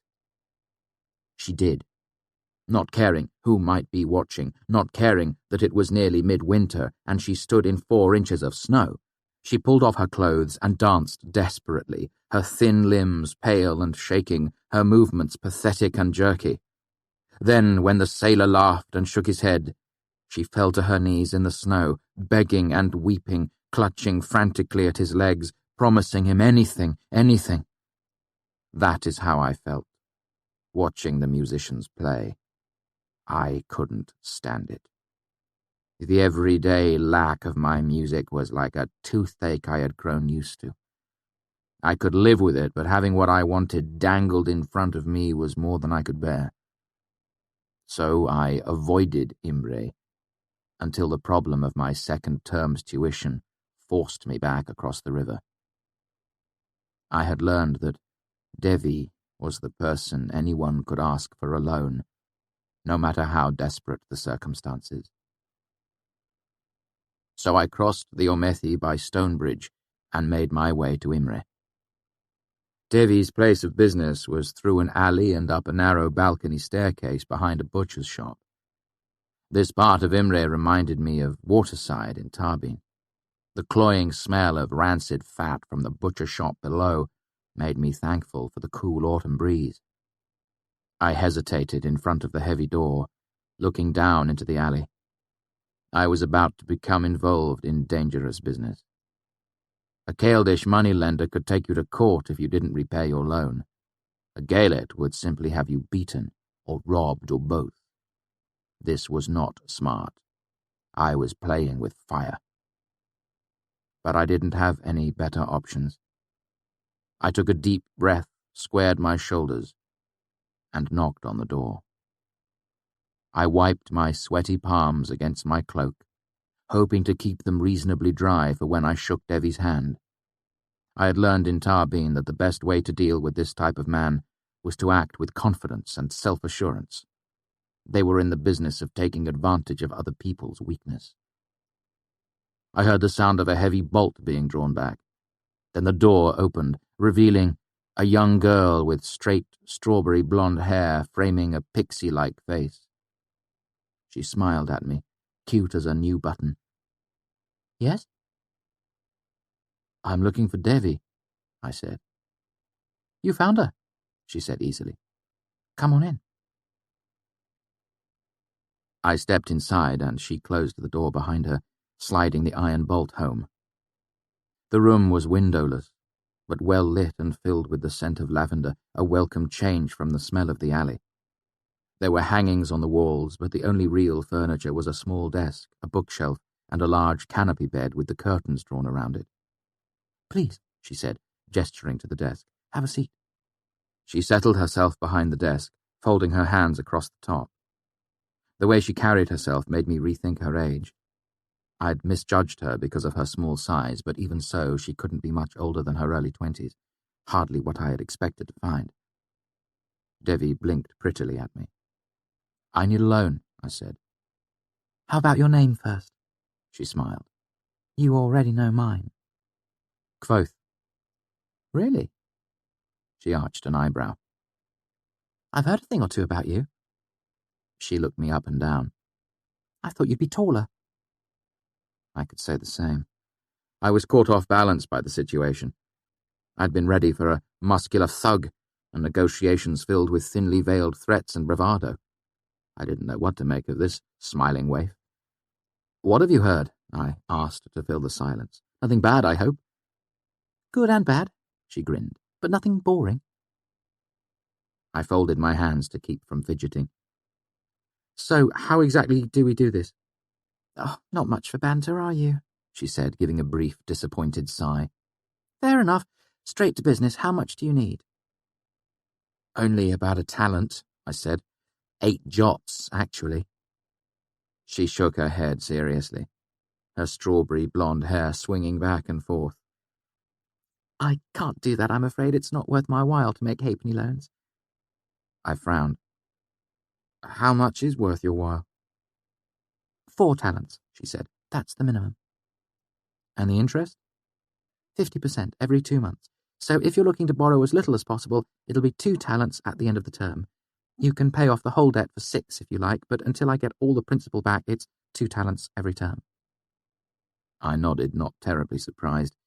It was roughly 4 times what even the most avaricious moneylender would charge. But I'm paying interest on money I don't really need. No, she said, meeting my eyes seriously. You're paying interest on money you borrowed. That's the deal. How about 2 talents? I said. Then at the end, Devi waved her hands, cutting me off. We aren't bargaining here. I'm just informing you as to the conditions of the loan. She smiled apologetically. I'm sorry I didn't make that clear from the beginning. I looked at her, the set of her shoulders, the way she met my eyes. Okay, I said, resigned. Where do I sign? She gave me a slightly puzzled look, her forehead furrowing slightly. No need to sign anything. She opened a drawer and pulled out a small brown bottle with a glass stopper. She laid a long pin next to it on the desk. Just a little blood. I sat, frozen in my chair, my arms at my sides. Don't worry, she reassured me. The pin's clean. I only need about 3 good drops. I finally found my voice. You've got to be kidding. Devi cocked her head to one side, a tiny smile curling one edge of her mouth. You didn't know, she said, surprised. It's rare that anyone comes here without knowing the whole story. I can't believe anyone actually... I stalled, at a loss for words. Not everyone does, she said. I usually do business with students and ex-students. Folk on this side of the river would think I was some sort of witch or a demon or some nonsense like that. Members of the Arcanum know exactly why I want blood and what I can do with it. You're a member of the Arcanum too? Former, she said, her smile fading a little. I made Raylar before I left. I know enough so that with a little blood, you can never hide from me. I can douse you out anywhere. Among other things, I said incredulously, thinking of the wax momed I had made of Heme at the beginning of the term. That was just hair. Blood was much more effective at creating a link. You could kill me? She gave me a frank look. You're awfully thick to be the Arcanum's bright new star. Think it through. Would I stay in business if I made a habit of malfeasance? The masters know about this? She laughed. Oh, God's body, of course not. Neither does the constable, the bishop, or my mother. She pointed to her chest, then to me. I know, and you know. That's usually enough to ensure a good working relationship between the two of us. What about unusually? I asked. What if I don't have your money at the end of term? What then? She spread her hands and shrugged carelessly. Then we work something out between the two of us, like rational people. Maybe you work for me, tell me secrets, do me favors. She smiled and gave me a slow, lecherous looking over, laughing at my discomfiture. If worse comes to worst, and you end up being extraordinarily uncooperative, I could probably sell your blood to someone to recover my loss. Everyone has enemies. She shrugged easily. But I've never had things descend to that level. The threat is usually enough to keep people in line. She looked at the expression on my face, and her shoulders slumped a little. Come on now, she said gently. You came here expecting some thick-necked Gaelot with scarred knuckles. You were ready to make a deal with someone ready to beat 12 distinct colours of hell out of you if you were a day late. My way is better. Simpler. This is insane, I said, getting to my feet. Absolutely not. Devi's cheerful expression faded. Get a hold of yourself, she said, plainly growing exasperated. You're acting like some farmer who thinks I'm trying to buy his soul. It's just a little blood so I can keep tabs on you. It's like collateral. She made a calming gesture with both hands as if smoothing the air. Fine. I'll tell you what.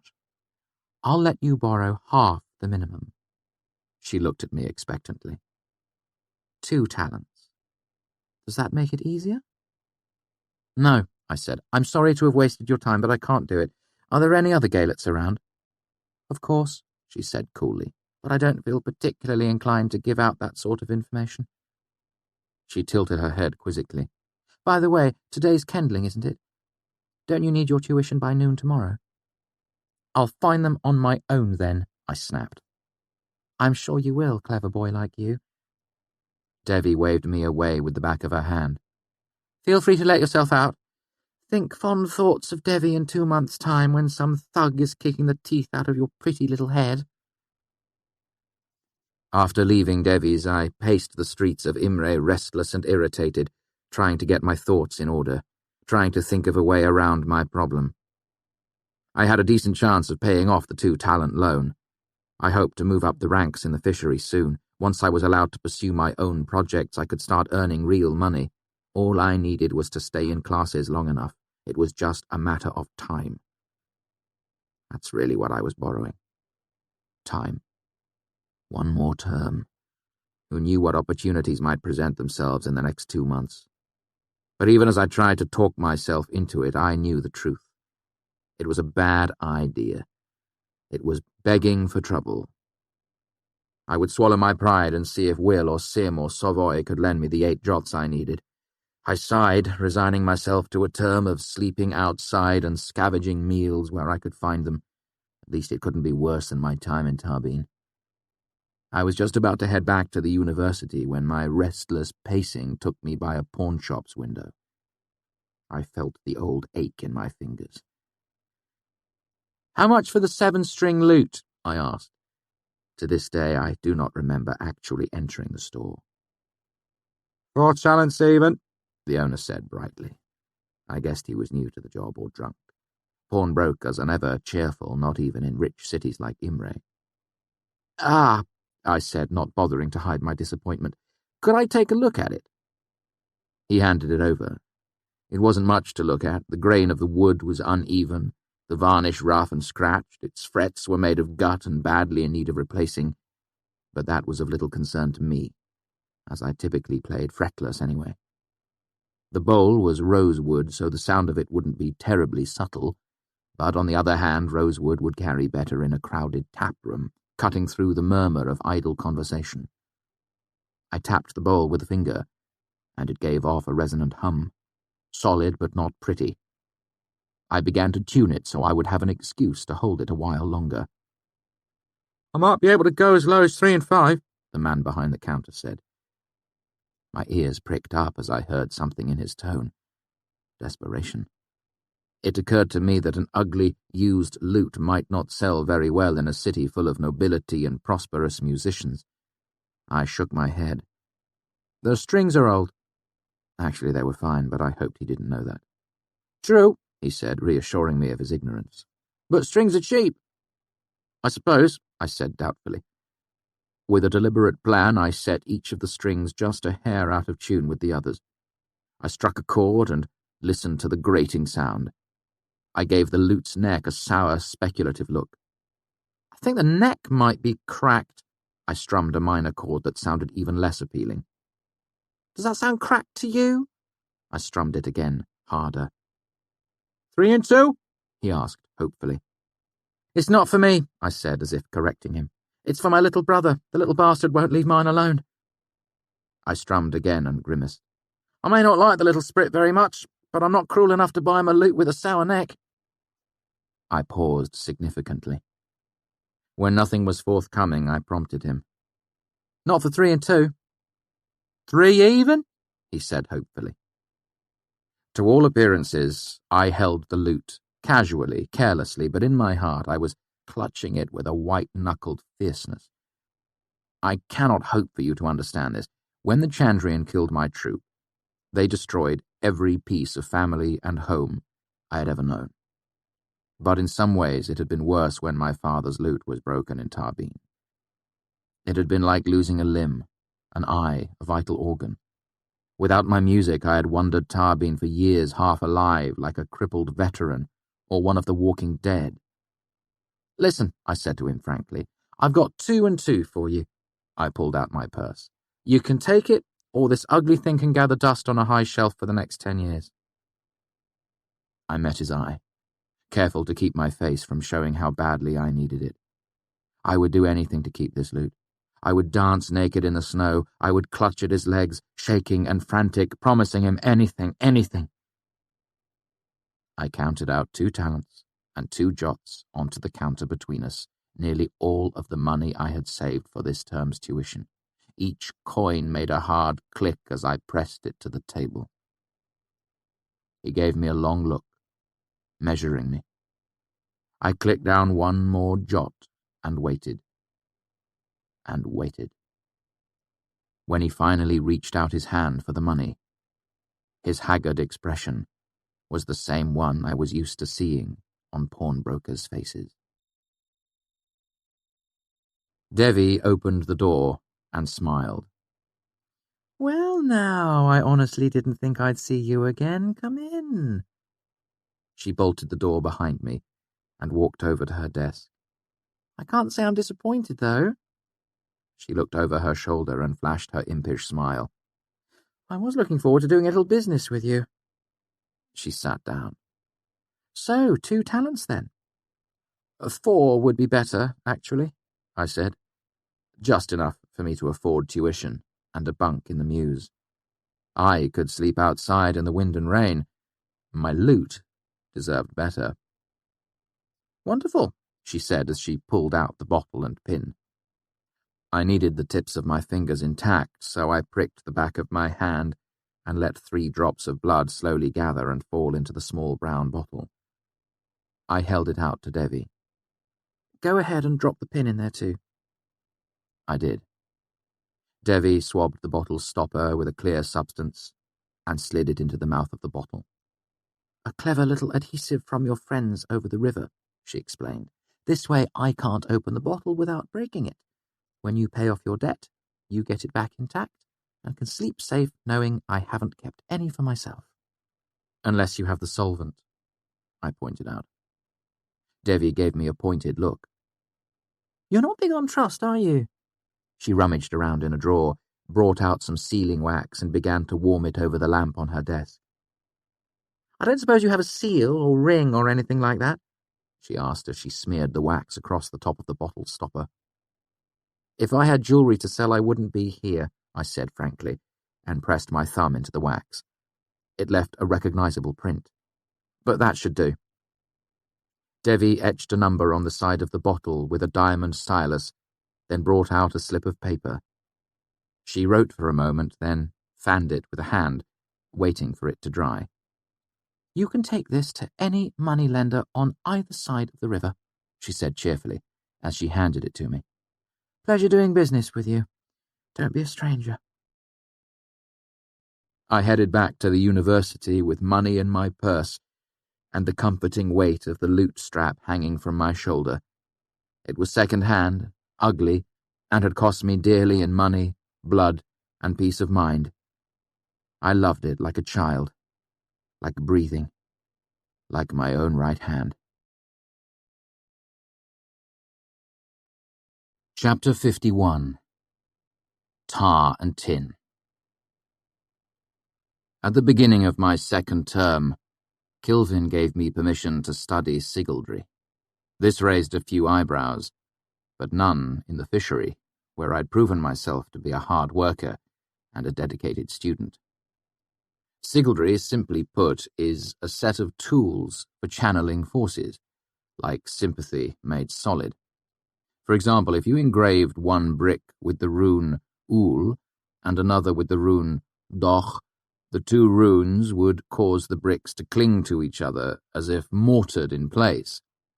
But it's not as simple as that. What really happens is the two runes tear the bricks apart with the strength of their attraction.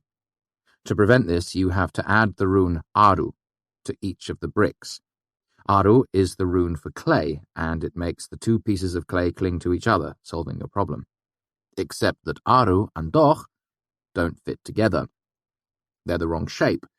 To get them to fit, you have to add a few linking runes, Geya and Teh. Then, for balance, you have to add Geya and Teh to the other brick too. Then the bricks cling to each other without breaking. But only if the bricks are made out of clay. Most bricks aren't, so generally it is a better idea to mix iron into the ceramic of the brick before it is fired. Of course, that means you have to use Fer instead of Aru. Then you have to switch Te and Geya so the ends come together properly. As you can see, mortar is a simpler and more reliable route for holding bricks together. I studied my sigildry under Kamar. The scarred, one-eyed man was Kvothe's gatekeeper. Only after you were able to prove your firm grasp of sigildry to him could you move on to a loose apprenticeship with one of the more experienced artificers. You assisted them with their projects, and in return, they showed you the finer points of the craft. There were 197 runes. It was like learning a new language, except there were nearly 200 unfamiliar letters, and you had to invent your own words a lot of the time.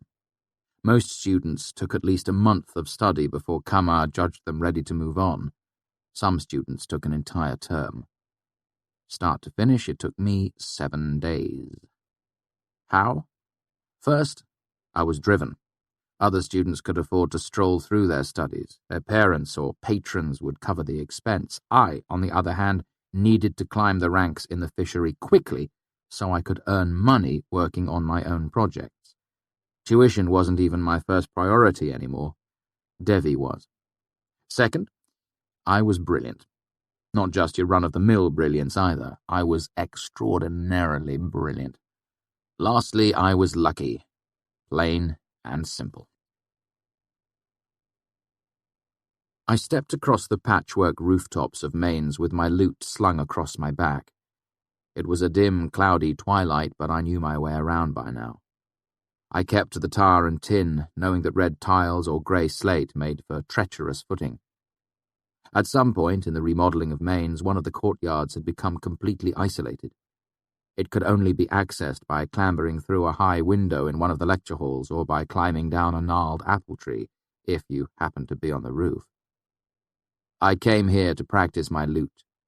My bunk in Mews was not convenient. Not only was music viewed as frivolous on this side of the river, but I would only make more enemies by playing while my bunkmates tried to sleep or study. So I came here. It was perfect, secluded, and practically on my doorstep. The hedges had gone wild, and the lawn was a riot of weeds and flowering plants, but there was a bench under the apple tree that was perfectly suited to my needs. Usually I came late at night when Mainz was locked and abandoned, but today was Thedan. That meant that if I ate dinner quickly, I had nearly an hour between Elxadal's class and my work in the fishery. Plenty of time for some practice. However, when I reached the courtyard tonight, I saw lights through the windows. Brandier's lecture was running late today. So I stayed on the rooftop. The windows to the lecture hall were shut, so there wasn't much chance of my being overheard. I put my back to a nearby chimney and began to play. After about 10 minutes, the lights went out, but I decided to stay where I was rather than waste time climbing down. I was halfway through Ten Tap Tim when the sun slipped out from behind the clouds. Golden light covered the rooftop, spilling over the edge of the roof into a thin slice of the courtyard below. That's when I heard the noise. A sudden rustling, like a startled animal down in the courtyard. But then there was something else. A noise unlike anything a squirrel or rabbit would make in the hedge. It was a hard noise, a vaguely metallic thud, as if someone had dropped a heavy bar of iron. I stopped playing, the half-finished melody still running through my head. Was another student down there, listening? I put my lute back in its case before I made my way over to the lip of the roof and looked down. I couldn't see through the thick hedge that covered most of the eastern edge of the courtyard. Had a student climbed through the window? The sunset was fading quickly, and by the time I made it down the apple tree, most of the courtyard lay in shadow. I could see from here that the high window was closed. No one had come in that way. Even though it was quickly growing dark, curiosity won over caution, and I made my way into the hedge. There was quite a lot of space there. Portions of the hedge were nearly hollow, a green shell of living branches, leaving enough room to crouch comfortably. I made note of the place as a good space for sleeping if I didn't have enough money for a bunk in the mews next term. Even in the fading light, I could see I was the only one there. There wasn't room for anything bigger than a rabbit to hide. In the dim light, I couldn't spot anything that could have made the metallic noise either. Humming the catchy chorus of Ten Tap Tim, I crawled through to the other end of the hedge. Only when I came through the other side did I notice the drainage grate.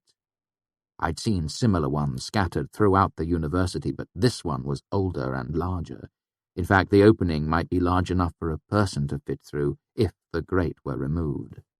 Hesitantly, I curled a hand around one of the cool metal bars and pulled. The heavy grate pivoted on a hinge and came up about 3 inches before stopping.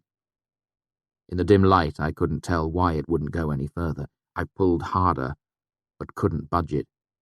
Finally, I gave up and dropped it back into place. It made a hard noise, vaguely metallic, like someone had dropped a heavy bar of iron. Then my fingers felt something that my eyes missed. A maze of grooves etching the surface of the bars.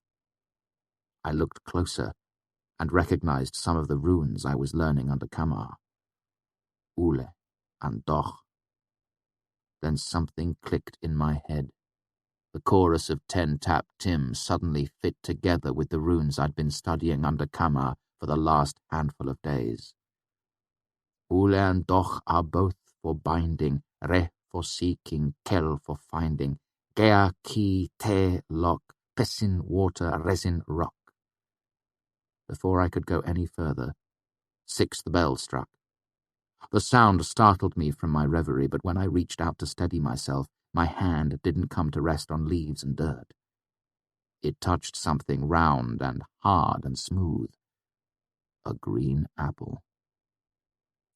I emerged from the hedge and made my way to the northwest corner where the apple tree stood. No apples were on the ground. It was too early in the year for that. What's more, the iron grate was on the opposite side of the small courtyard. It couldn't have rolled that far. It must have been carried. Unsure of what to think, but knowing I was late for my evening shift in the fishery, I climbed the apple tree, gathered up my loot, and hurried to Kilvin's shop. Later that night, I fit the rest of the runes to music. It took a few hours, but when I was done, it was like having a reference sheet in my head. The next day, Kamar put me through an extensive 2-hour examination, which I passed. For the next stage of my education in the fishery, I was apprenticed to Manet, the old, wild-haired student I'd met during my first days at the university. Manet had been attending the university for nearly 30 years, and everyone knew him as the eternal Elir. But despite the fact that we held the same rank, Manet had more hands-on experience in the fishery than any dozen higher-ranking students combined.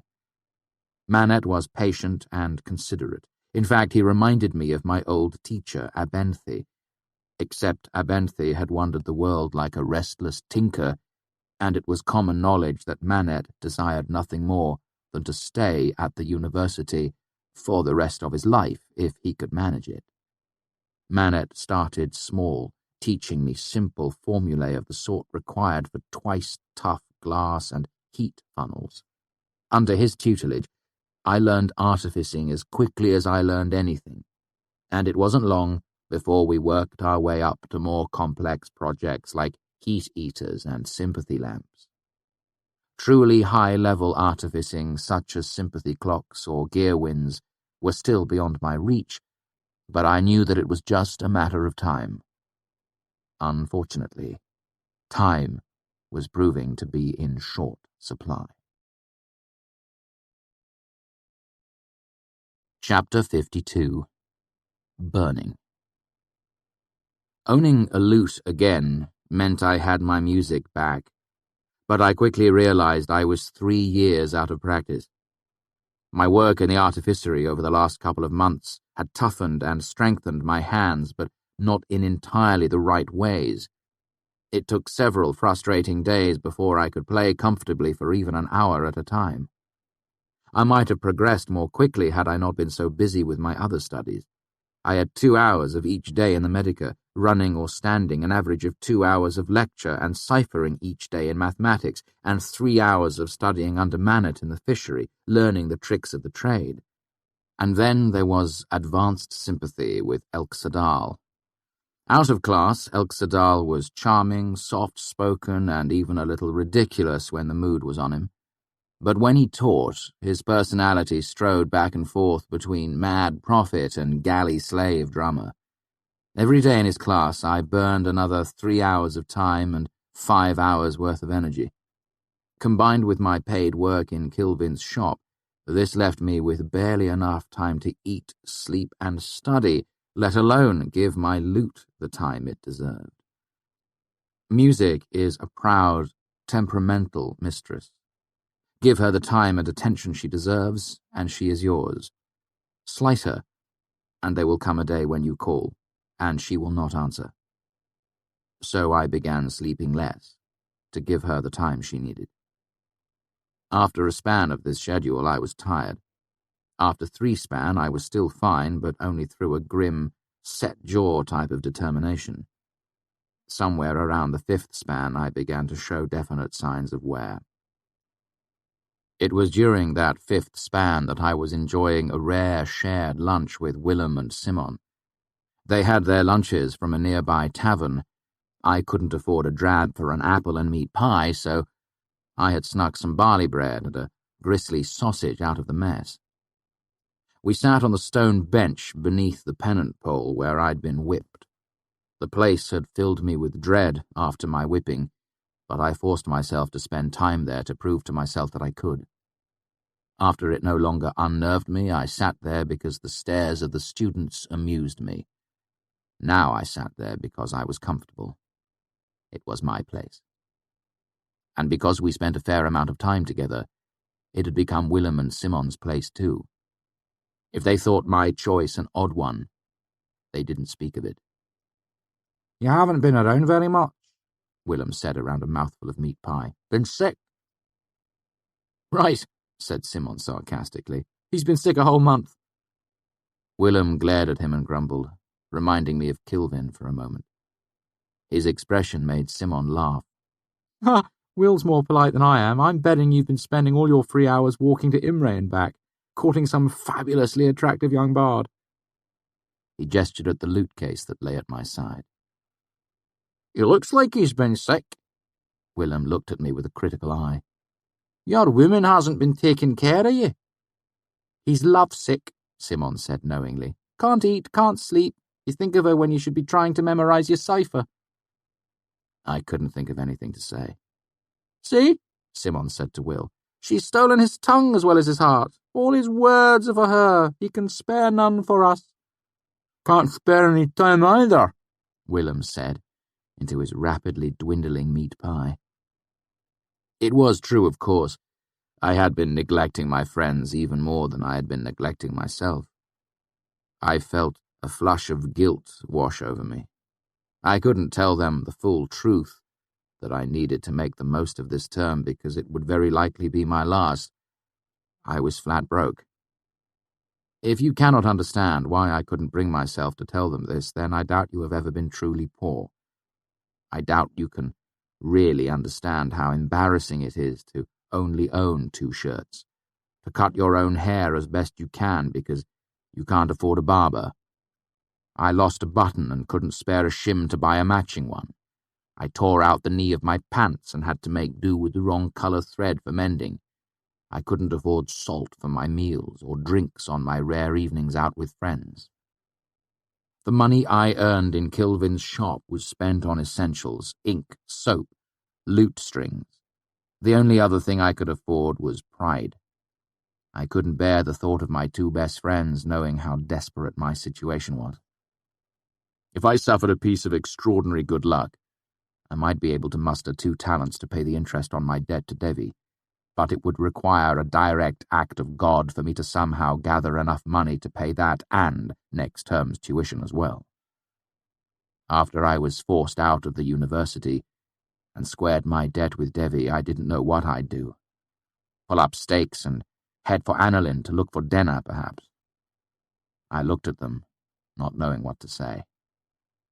Well, Simon, I'm sorry, it's just that I've been so busy lately.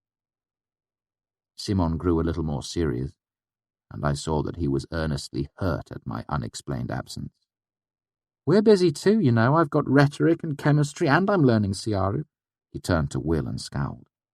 You should know I'm beginning to hate your language, you shim bastard. Tu kralem, the young Keeld replied amiably. Simon turned back to me and spoke with remarkable candour. It's just that we'd like to see you more often than once every handful of days as you run from Mains to the fishery. Girls are wonderful, I'll admit, but when one takes one of my friends away, I get a little jealous. He gave a sudden sunny smile.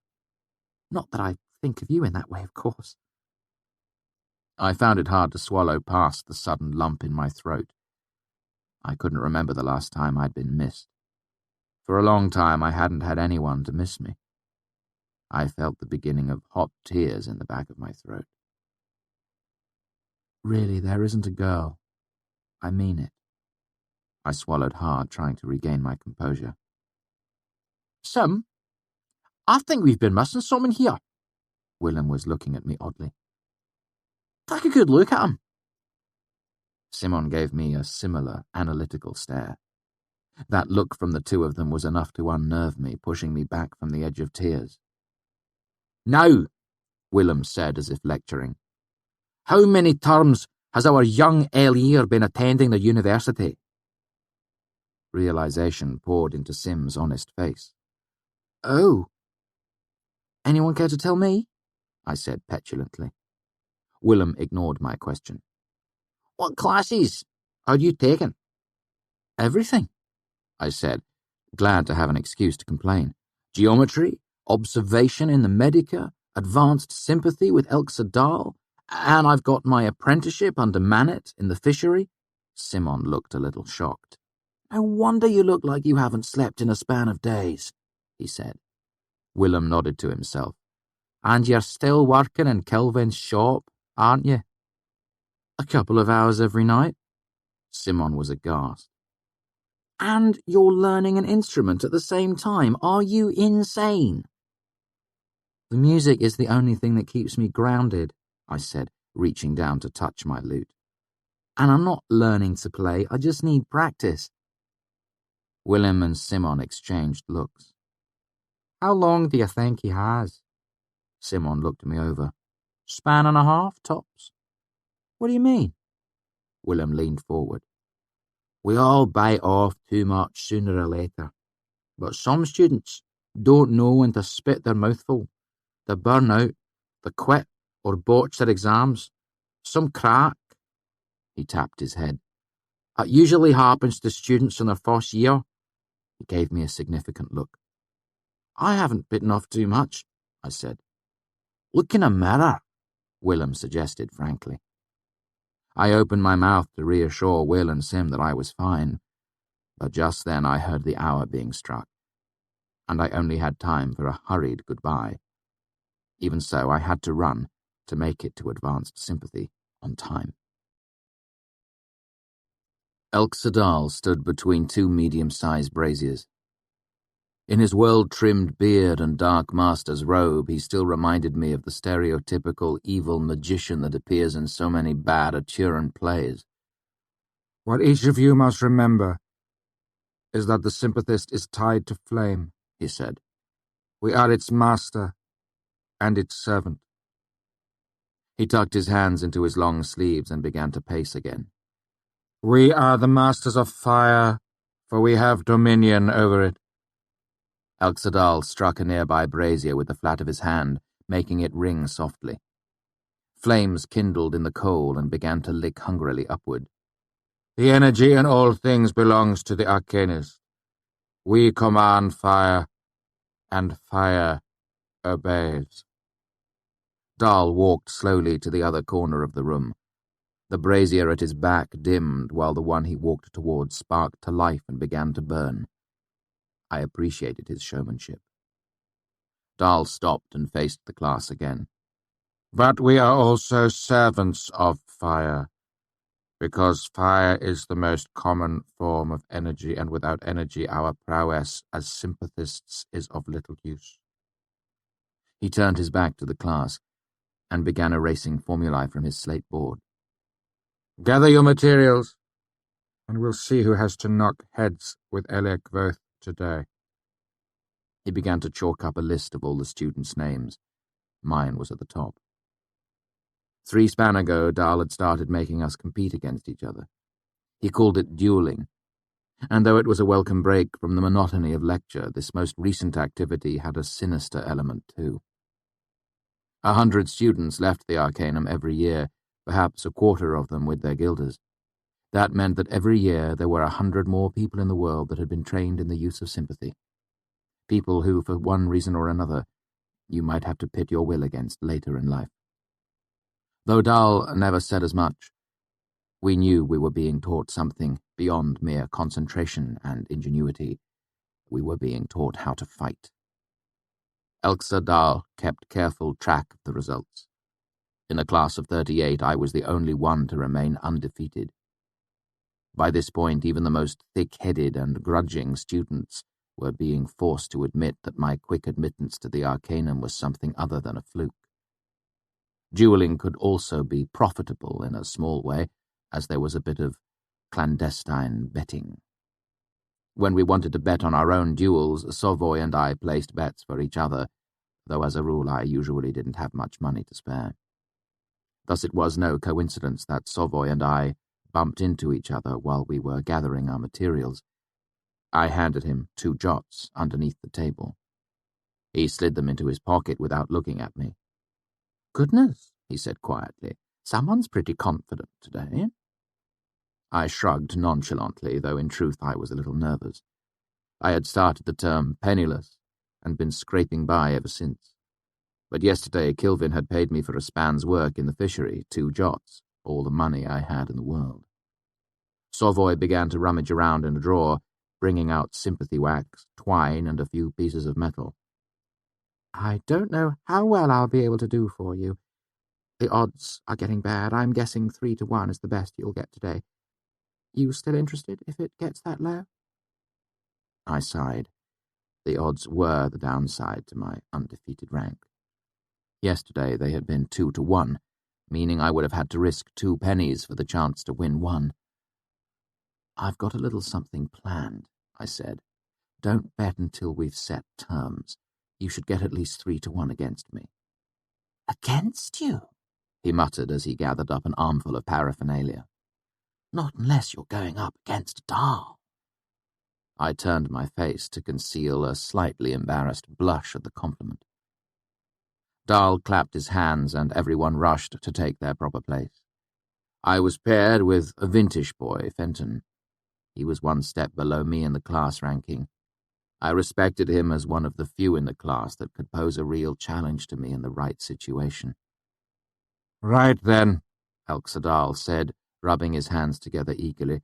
"Fenton, you're lower on the ranks. Pick your poison." "Candles." "And your link?" Dal asked ritualistically. With candles it was always either wicking or wax. Wick. He held up a piece for everyone to see. Dahl turned to me. Link. I dug into a pocket and held up my link with a flourish. Straw. There was a murmur from the class at this. It was a ridiculous link. The best I could hope for is 3% transfer, maybe 5. Fenton's wicking would be 10 times better. Straw. Straw, I said with slightly more confidence than I felt. If this didn't tip the odds against me, I didn't know what would. Straw it is, then, Dahl said easily. Elia Fenton, since Kvothe is undefeated, you will have the choice of source. A quiet laugh spread through the class. My stomach dropped. I hadn't expected that. Normally, whoever doesn't pick the game gets to choose the source. I'd been planning on choosing brazier, knowing that the quantity of heat would help offset my self-imposed handicap. Fenton grinned, knowing his advantage. No source. I grimaced. All we would have to draw from was our own body heat. Difficult in the best of circumstances, not to mention a little dangerous. I couldn't win. Not only was I going to lose my perfect rank, I had no way to signal Savoy not to bet my last 2 drafts. I tried to meet his eyes, but he was already caught up in quiet, intense negotiations with a handful of other students. Fenton and I moved wordlessly to sit on opposite sides of a large work table. Elksadal set 2 thick stumps of candle down, one in front of each of us. The object was to light your opponent's candle without letting him do the same to yours. This involved splitting your mind into 2 different pieces. One piece tried to hold the Allah that your piece of wicking, or straw if you were stupid, was the same as the wick of the candle you were trying to light. Then you drew energy from your source to make it happen. Meanwhile, the second piece of your mind was kept busy trying to maintain the belief that your opponent's piece of wicking was not the same as the wick of your candle. If all of this sounds difficult, believe me, you don't know the half of it. Making it worse was the fact that neither of us had an easy source to draw from. You had to be careful using yourself as a source. Your body is warm for a reason. It responds badly when its heat is pulled away. At a gesture from Elksadal, we began. I immediately devoted my whole mind to the defense of my own candle and began to think furiously. There was no way I could win. It doesn't matter how skilled a fencer you are, you can't help but lose when your opponent has a blade of Ramston steel and you've chosen to fight with a willow switch. I lowered myself into the heart of stone. Then, still devoting most of my mind to the protection of my candle, I muttered a binding between my candle and his. I reached out and tipped my candle on its side, forcing him to make a grab for his before it did the same and rolled away. I tried to take quick advantage of his distraction and set his candle aflame. I threw myself into it and felt a chill bleed up my arm from my right hand that held the piece of straw. Nothing happened. His candle remained cold and dark. I cupped my hand around the wick of my candle, blocking his line of sight. It was a pretty trick and largely useless against a skilled sympathist, but my only hope was to rattle him in some way. "Hey, Fen," I said, "have you heard the one about the tinker, the tellin, the farmer's daughter, and the butter churn yet?" Fen gave no response.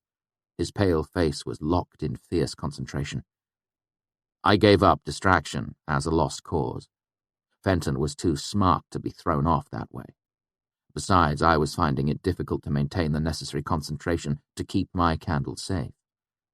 I lowered myself more deeply into the heart of stone and forgot the world apart from the 2 candles and a piece of wick and straw. After a minute, I was covered in a clammy, chill sweat. I shivered. Fenton saw this and gave me a smile with bloodless lips. I redoubled my efforts, but his candle ignored my best attempts to force it into flame. 5 minutes passed, with the whole class quiet as stones. Most duels lasted no longer than a minute or 2, one person quickly proving himself more clever or possessed of a stronger will. Both my arms were cold now. I saw a muscle in Fenton's neck twitch spastically like a horse's flank trying to shake loose a biting fly. His posture went rigid as he suppressed the urge to shiver. A wisp of smoke began to curl from the wick of my candle. I bore down. I realized that my breath was hissing through my clenched teeth, my lips pulled back in a feral grin. Fenton didn't seem to notice, his eyes growing glassy and unfocused. I shivered again so violently that I almost missed seeing the tremor in his hand. Then, slowly, Fenton's head began to nod toward the tabletop. His eyelids drooped. I set my teeth and was rewarded to see a thin curl of smoke rise from the wick of his candle. Woodenly, Fenton turned to look, but instead of rallying to his own defense, he made a slow, leaden gesture of dismissal and lay his head in the crook of his arm. He didn't look up as the candle near his elbow spat fitfully to life. There was a brief scattering of applause, mixed in with exclamations of disbelief. Someone pounded me on the back. "How about that? Wore himself out." "No," I said thickly, and reached across the table. With clumsy fingers, I prized open the hand that held the wicking, and saw it had blood on it. "Master Dahl," I said as quickly as I could manage. "He's got the chills." Speaking made me realize how cold my lips felt. But Dahl was already there, bringing a blanket to wrap around the boy. "You," he pointed to one of the students at random. "Bring someone from the medicar, go!" The student left at a run. "Foolish," Master Dahl murmured, a binding for heat. He looked over at me. "You should probably walk around a bit. You don't look much better than he does." There was no more dueling that day. The rest of the class watched as Fenton revived slowly under Elxa Dahl's care. By the time an older Kvothe from the medicar arrived, Fenton had warmed enough to begin shivering violently. After a quarter of an hour of warm blankets and careful sympathy, Fenton was able to drink something hot, though his hands still shook. Once all the hubbub was finished, it was nearly third bell. Master Dahl managed to get all the students seated and quiet long enough to say a few words. "What we saw today was a prime example of binder's chills. The body is a delicate thing, and a few degrees of heat lost rapidly can upset the entire system. A mild case of chills is just that, chilling, but more extreme cases can lead to shock and hypothermia." Dahl looked around. "Can anyone tell me what Fenton's mistake was?" There was a moment of silence, then a hand raised. "Yes, Bray?" "He used blood. When heat is lost from the blood, the body cools as a whole unit. This is not always advantageous, as the extremities can stand a more drastic temperature loss than the viscera can." "Why would anyone consider using blood, then?" "It offers up more heat more rapidly than the flesh." "How much would have been safe for him to draw?" Dahl looked around the room. 2 degrees? Someone volunteered.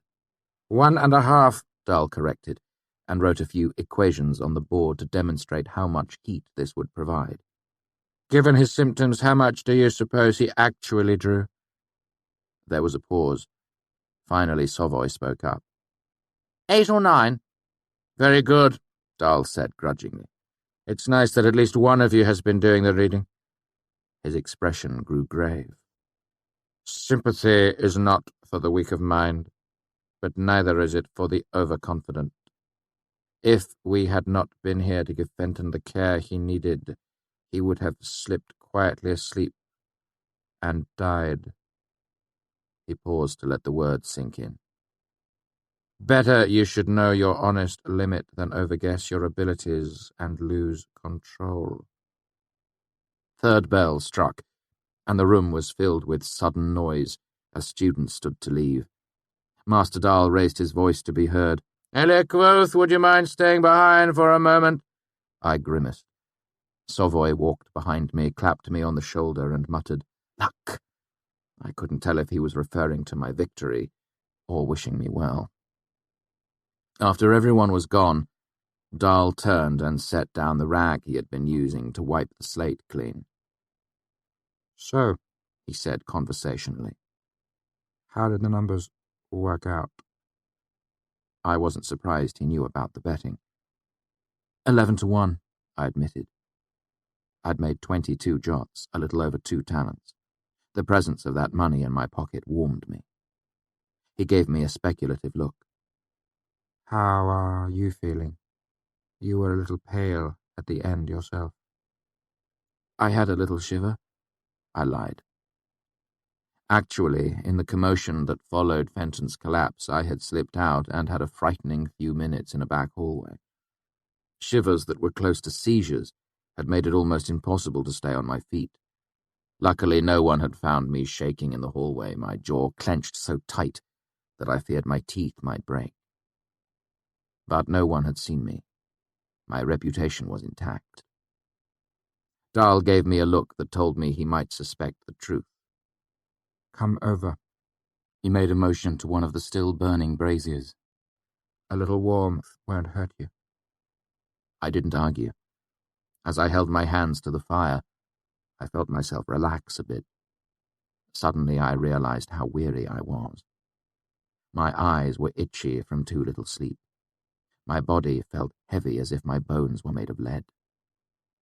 With a reluctant sigh, I pulled my hands back and opened my eyes. Dahl was looking closely at my face. I've got to go, I said with a little regret in my voice. Thanks for the use of your fire.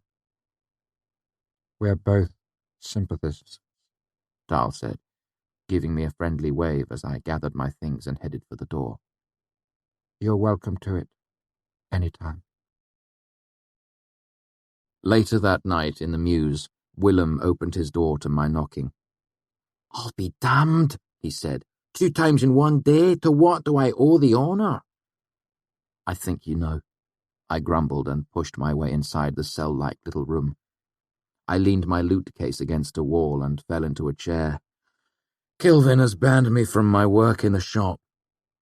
Willem sat forward on his bed. Why's that? I gave him a knowing look. I expect it's because you and Simon stopped by and suggested it to him. He watched me for a moment, then shrugged. You figured it out quicker than I thought you would. He rubbed the side of his face. You don't seem terribly upset. I had been furious. Just as my fortune seemed to be turning, I was forced to leave my only paying job because of well-intentioned meddling by my friends.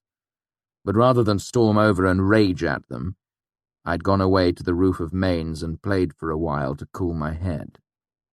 My music calmed me, as it always did, and while I played I thought things through.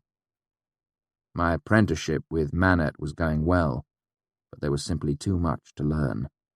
How to fire the kilns, how to draw wire to the proper consistency, which alloys to choose for the proper effects. I couldn't hope to bull through it the way I had learning my runes. I couldn't earn enough working in Kilvin's shop to pay back Devi at the end of the month, let alone make enough for tuition too.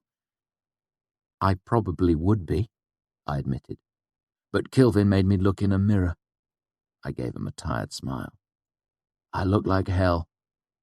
You look like beat-up hell, he corrected me matter-of-factly, then paused awkwardly. I'm glad you're not upset. Simon knocked as he pushed the door open. Guilt chased surprise off his face when he saw me sitting there. Aren't you supposed to be, in the fishery? He asked lamely. I laughed, and Simon's relief was almost tangible. Willem moved a stack of paper off another chair, and Simon slouched into it. All is forgiven, I said magnanimously. All I ask is this. Tell me everything you know about the Aeolian. Chapter 53. Slow Circles. The Aeolian is where our long-sought player is waiting in the wings. I've not forgotten that she is what I am moving towards. If I seem to be caught in a slow circling of the subject, it is only appropriate, as she and I have always moved towards each other in slow circles. Luckily, Willem and Simon had both been to the Aeolian. Together they told me what little I didn't already know. There were a lot of places you could go in Imre to listen to music. In fact, nearly every inn, tavern, and boarding house had some manner of musician strumming, singing, or piping in the background. But the Aeolian was different. It hosted the best musicians in the city. If you knew good music from bad, you knew the Aeolian had the best. To get in the front door of the Aeolian cost you a whole copper jot. Once you were inside, you could stay as long as you wished and listen to as much music as you liked. But playing at the door did not give a musician the right to play at the Aeolian. A musician who wished to set foot upon the Aeolian stage had to pay for the privilege. 1 silver talent. That's right, folk paid to play at the Aeolian, not the other way around. Why would anyone pay such an outrageous amount of money simply to play music? Well, some of those who gave their silver were simply the self-indulgent rich. To them, a talent was not a great price to set themselves on such proud display. But serious musicians paid too. If your performance impressed the audience and the owners enough, you were given a token, a tiny set of silver pipes that could be mounted on a pin or necklace. Talent pipes were recognized as clear marks of distinction at most sizable inns within 200 miles of Imre. If you had your set of talent pipes, you were admitted to the Aeolian for free and could play whenever the fancy took you. The only responsibility the talent pipes carried was that of performance. If you had earned your pipes, you could be called upon to play. This was usually not a heavy burden, as the nobility who frequented the Aeolian usually gave money or gifts to performers who pleased them. It was the upper-class version of buying drinks for the fiddler. Some musicians played with little hope of actually gaining their pipes. They paid to play because you never knew who might be in the Aeolian that night listening. A good performance of a single song might not get you your pipes, but it might earn you a wealthy patron instead. A patron. "You'll never guess what I heard," Simon said one evening as we sat on our usual bench in the Pennant Square. We were alone, as Willem was off making eyes at a serving girl at Anchor's. "Students have been hearing all manner of odd things from Mains at night." "Really?" I feigned disinterest. Simon pressed on. "Yes. Some say that it's the ghost of a student who got lost in the building and starved to death." He tapped the side of his nose with a finger like an old gaffer telling a story. "They say he wanders the halls even to this day, never able to find his way outside." "Ah." "Other opinions suggest it's an angry spirit. They say it tortures animals, especially cats. That's the sound the students hear late at night, tortured cat's guts. Quite a terrifying sound, I understand." I looked at him. He seemed almost ready to burst with laughing. "Oh, let it out," I told him with mock severity. "Go on, you deserve it for being so terribly clever, despite the fact that no one uses gut strings in this day and age." He chortled delightedly to himself. I picked up one of his sweet cakes and began to eat it, hoping to teach him a valuable lesson in humility. "So you're still going at it?" I nodded. Simon looked relieved. "I thought you might have changed your plans. I hadn't seen you carrying your loot around lately." "Not necessary," I explained. "Now that I have time to practice, I don't have to worry about sneaking in a few minutes whenever I can grab them." A group of students passed by. One of them waved to Simon. "When are you going to do it?" "This morning," I said. "So soon?" Sim asked. "It was only 2 span ago that you were worried about being rusty. Has it all come back so quickly?" "Not all of it," I admitted. "It'll take years for it to all come back." I shrugged and popped the last of the sweet cake into my mouth. "But it's easier again. The music doesn't stop in my hands anymore, it just—" I struggled to explain, then shrugged. "I'm ready." Honestly, I would have liked another month's practice, another year's practice before gambling away an entire talent. But there was no time. The term was nearly over. I needed money to stave off my debt to Devi and pay my upcoming tuition. I couldn't wait any longer. "You sure?" Sim asked. "I've heard people try for their talent that were really good. Early this term, an old man sang a song about this woman whose husband had gone off to war." In the village smithy, I said. Whatever, Simon said dismissively. What I'm saying is that he was really good. I laughed and cried and just hurt all over. He gave me an anxious look. But he didn't get his pipes. I covered my own anxiety with a smile. You still haven't heard me play, have you? You know damn well I haven't, he said crossly. I smiled. I had refused to play for Willem and Simon while I was out of practice. Their opinions were nearly as important as those at the Aeolian. Well, you'll get your chance this morning, I teased. Will you come? Simon nodded. Willem too, barring earthquakes or a rain of blood. I looked up at the sunset. I should go, I said, getting to my feet. Practice makes the master. Sim waved and I headed to the mess, where I sat down long enough to spoon up my beans and chew through a flat piece of tough grey meat. I took my small loaf of bread with me, drawing a few odd looks from the nearby students. I headed to my bunk and retrieved my loot from the trunk at the foot of the bed. Then, given the rumours Sim had mentioned, I took one of the trickier ways onto the roof of Maine's, shimmying up a series of drain pipes in a sheltered box alley. I didn't want to draw any extra attention to my nighttime activities there. It was fully dark by the time I made it to the isolated courtyard with the apple tree. All the windows were dark. I looked down from the edge of the roof, seeing nothing but shadows. "Auri!" I called. "Are you there?" "You're late," came the vaguely petulant reply. I'm sorry, I said. Do you want to come up tonight? A slight pause. "No. Come down." There's not much moon tonight, I said in my best encouraging tones. Are you sure you don't want to come up? I heard a rustle from the hedges below, and then saw Auri scamper up the tree like a squirrel.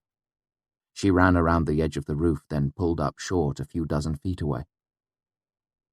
At my best guess, Auri was only a few years older than me, certainly no more than 20. She dressed in tattered clothes that left her arms and legs bare, was shorter than me by almost a foot. She was thin. Part of this was simply her tiny frame, but there was more to it than that. Her cheeks were hollow and her bare arms waifishly narrow. Her long hair was so fine that it trailed her, floating in the air like a cloud. It had taken me a long while to draw her out of hiding. I'd suspected someone was listening to me practice from the courtyard, but it had been nearly 2 span before I caught a glimpse of her. Seeing that she was half-starved, I began bringing whatever food I could carry away from the mess and leaving it for her. Even so, it was another span before she had joined me on the roof as I practiced my lute. The last few days she'd even started talking.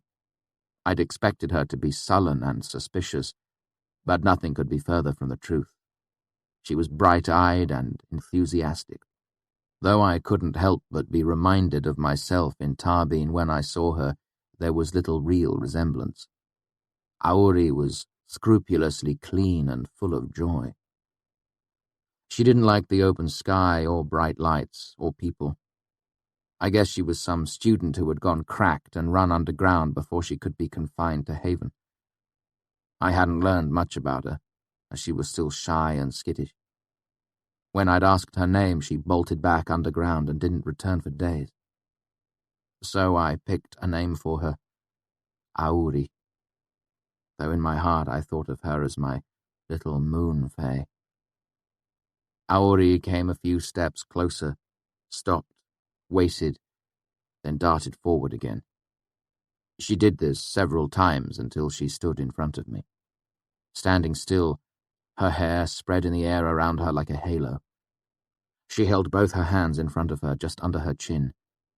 She reached out and tugged my sleeve, then pulled her hand back. "What do you bring me?" she asked excitedly. I smiled. "What did you bring me?" I teased gently. She smiled and thrust her hand forward. Something gleamed in the moonlight. "A key," she said proudly, pressing it on me. I took it. It had a pleasing weight in my hand. "It's very nice," I said. "What does it unlock?" "The moon," she said, her expression grave. That should be useful, I said, looking it over. That's what I thought, she said. That way, if there's a door in the moon, you can open it. She sat cross-legged on the roof and grinned up at me. Not that I would encourage that sort of reckless behaviour. I squatted down and opened my loot case. I brought you some bread. I handed her the loaf of brown barley bread wrapped in a piece of cloth, and a bottle of water. This is very nice as well, she said graciously. The bottle seemed very large in her hands. What's in the water? She asked as she pulled out the cork and peered down into it. Flowers, I said, and the part of the moon that isn't in the sky tonight. I put that in there too. She looked back up. I already said the moon, she said with a hint of reproach. Just flowers, then, and the shine off the back of a dragonfly. I wanted a piece of the moon, but blue dragonfly shine was as close as I could get. She tipped the bottle up and took a sip. It's lovely, she said, brushing back several strands of hair that were drifting in front of her face. Aori spread out the cloth and began to eat. She tore small pieces from the loaf and chewed them delicately, somehow making the whole process look genteel. I like white bread, she said conversationally between mouthfuls. Me too, I said as I lowered myself into a sitting position, when I can get it. She nodded and looked around at the starry night sky and the crescent moon. I like it when it's cloudy too, but this is okay. It's cozy, like the underthing. Underthing? I asked. She was rarely this talkative. I live in the underthing, Aori said easily. It goes all over. Do you like it down there? Aori's eyes lit up. Holy God, yes, it's marvellous. You can just look forever. She turned to look at me. I have news, she said teasingly.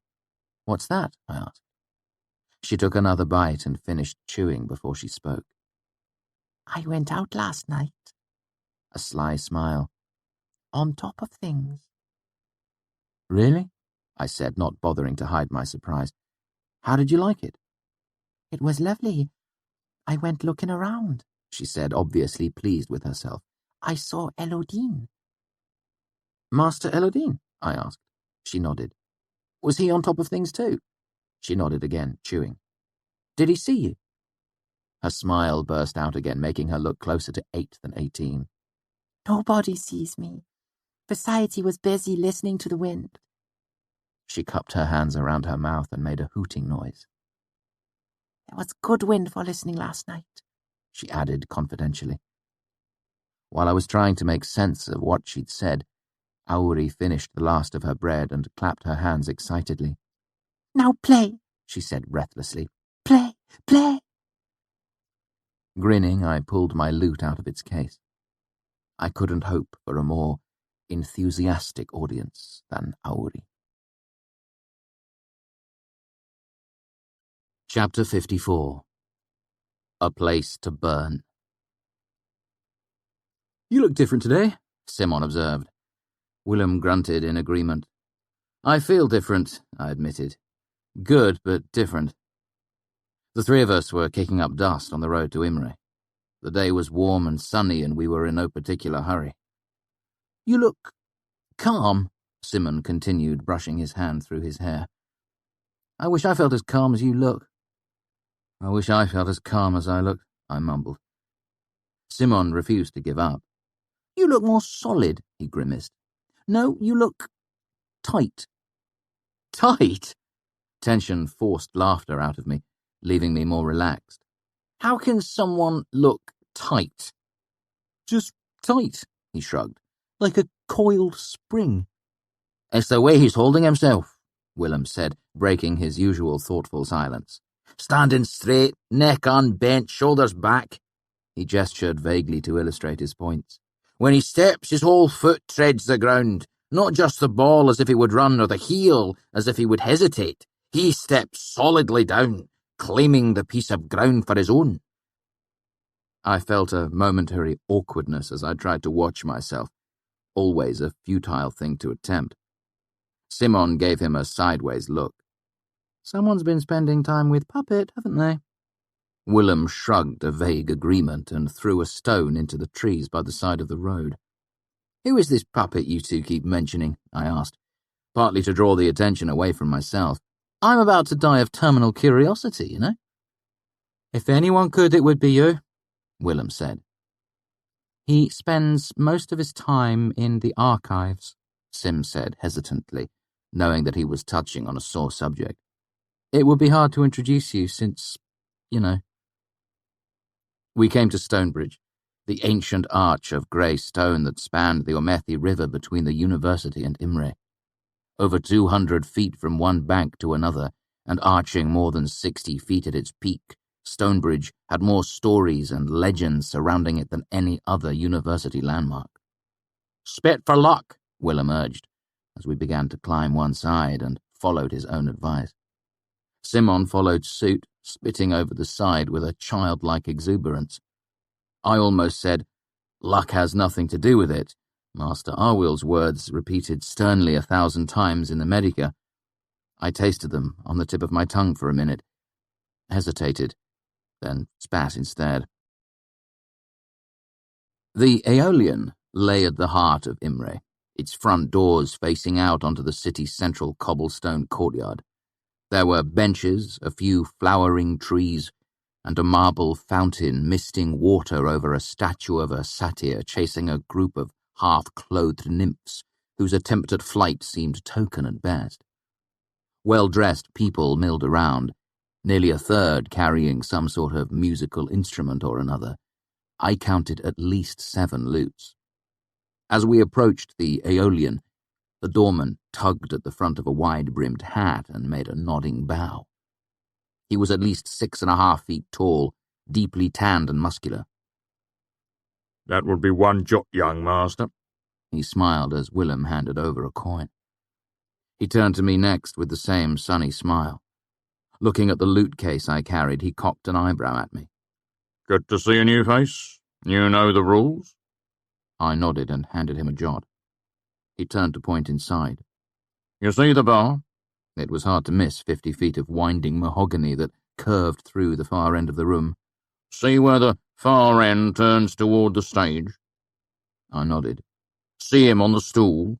If you decide to try for your pipes, he's the one you want to talk to. Name's Stanchion." We both turned away from the room at the same time. I shrugged my lute higher onto my shoulder. "Thank you." I paused, not knowing his name. "Diok." He smiled again in his relaxed way. A sudden impulse seized me, and I held out my hand. "Diok means to drink. Will you let me buy you one later?" He looked at me for a long second before he laughed. It was an unrestrained, happy sound that came leaping straight from his chest. He shook my hand warmly. "I just might add that." Diok released my hand, looking behind me. "Simon, did you bring us this one?" "He brought me, actually." Simon seemed put out by my brief exchange with the doorman, but I couldn't guess why. "I don't think anyone can really take him anywhere." He handed a jot to Diok. "I'll believe that," Diok said. "There's something about him I like. He's a little fey around the edges. I hope he plays for us tonight." "I hope so too," I said, and we moved inside. I looked around the Aeolian as casually as I could manage. A raised circular stage thrust out from the wall opposite the curving mahogany bar. Several spiraling stairways led to a second level that was much like a balcony. A smaller third level was visible above that, more like a high mezzanine circling the room. Stools and chairs, ringed tables throughout around the room. Benches were recessed into niches in the walls. Sympathy lamps were mixed with candles, giving the room a natural light without fouling the air with smoke. "Well, that was cleverly done." Simon's voice was brittle. "Merciful Taylor, warn me before you try any more stunts, will you?" "What?" I asked. "The thing with the doorman?" "Simon, you are jittery as a teenage whore." "He was friendly. I liked him. What's the harm in offering him a drink?" "Diok owns this place," Simon said sharply, "and he absolutely hates it when musicians suck up to him. 2 span ago, he threw someone out of here for trying to tip him." He gave me a long look. "Actually threw him. almost far enough to make it into the fountain." "Oh," I said, properly taken aback. I snuck a look at Diok as he bantered with someone at the door. I saw the thick muscles in his arm tense and relax as he made a gesture outside. "Did he seem upset to you?" I asked. "No, he didn't. That's the damnedest thing." Willem approached us. "If the two of you will stop fishwaving and come to table, I will buy the first drinks, Clin." We made our way to the table Willem had picked out, not too far from where Stanchion sat at the bar. "What do you want to drink?" Willem asked as Simon and I sat down and I settled my loot case into the fourth chair. "Cinnamon mead," Simon said without stopping to think. "Girl," Willem said in a vaguely accusatory way and turned to me. "Cider," I said, "soft cider." "2 girls," he said, and walked off to the bar. I nodded towards Stanchion. "What about him?" I asked Simon. "I thought he owned a place." "They both do. Stanchion handles the music end of it." "Is there anything I should know about him?" I asked, my near catastrophe with Diok having sharpened my anxiety. Simon shook his head. "I hear he's cheerful enough in his own right, but I've never talked with him. Don't do anything stupid, and everything should be fine." "Thanks," I said sarcastically, as I pushed my chair back from the table and stood. Stanchion had a medium build and was handsomely dressed in deep green and black. He had a round, bearded face and a slight paunch that was probably only noticeable because he was sitting.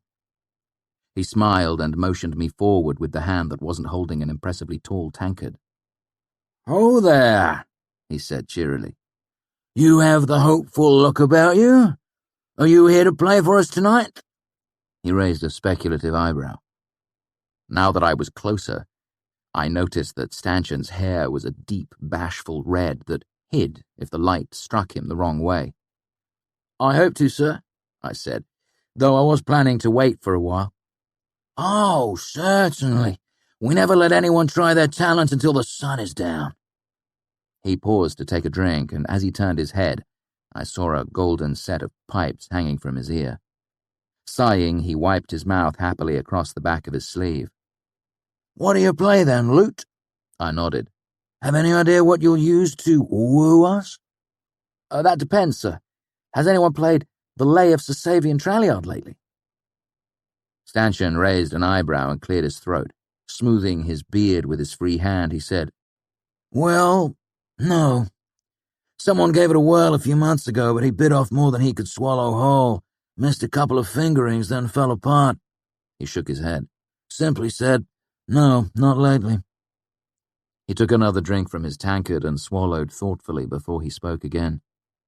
"Most people find that a song of more moderate difficulty allows them to showcase their talent," he said carefully. I sensed his unspoken advice and was not offended. Sir Savian is the most difficult song I had ever heard. My father had been the only one in the troupe with the skill to perform it, and I had only heard him do it perhaps 4 or 5 times in front of an audience. It was only about 15 minutes long, but those 15 minutes required quick, precise fingering that, if done properly, would set 2 voices singing out of the lute at once, both a melody and a harmony. That was tricky, but nothing any skilled lutist couldn't accomplish. However, Sir Savian was a ballad, and the vocal part was a counter-melody that ran against the timing of the lute. Difficult. If the song was being done properly with both a man and a woman alternating the verses, the song was further complicated by the female's counter-harmony in the refrains. If it is done well, it is enough to cut a heart. Unfortunately, few musicians could perform calmly in the center of such a storm of song. Stanchion drank off another solid swallow from his tankard and wiped his beard on his sleeve. "You singing alone?" he asked, seeming a bit excited in spite of his half-spoken warning. "Or have you brought someone to sing opposite you? Is one of the boys you came in with a castrati?" I fought down laughter at the thought of Willem as a soprano and shook my head. "I don't have any friends that can sing it. I was going to double the 3rd refrain to give someone the chance to come in as Halloween." "Trooper style, eh?" He gave me a serious look. "Son, it's really not my place to say this, but Do you really want to try for your pipes with someone you've never even practiced with? It reassured me that he realized how hard it was going to be. How many pipes will be here tonight, roughly? He thought briefly. Roughly 8, maybe a dozen. So in all likelihood there will be at least 3 women who've earned their talents. Stanchion nodded, watching me curiously. Well, I said slowly, if what everyone has told me is true, if only real excellence can win the pipes, then one of those women will know Eloine's part. Stanchion took another long, slow drink, watching me over the top of his tankard. When he finally set it down, he forgot to wipe his beard. You're a proud one, aren't you? He said frankly. I looked around the room.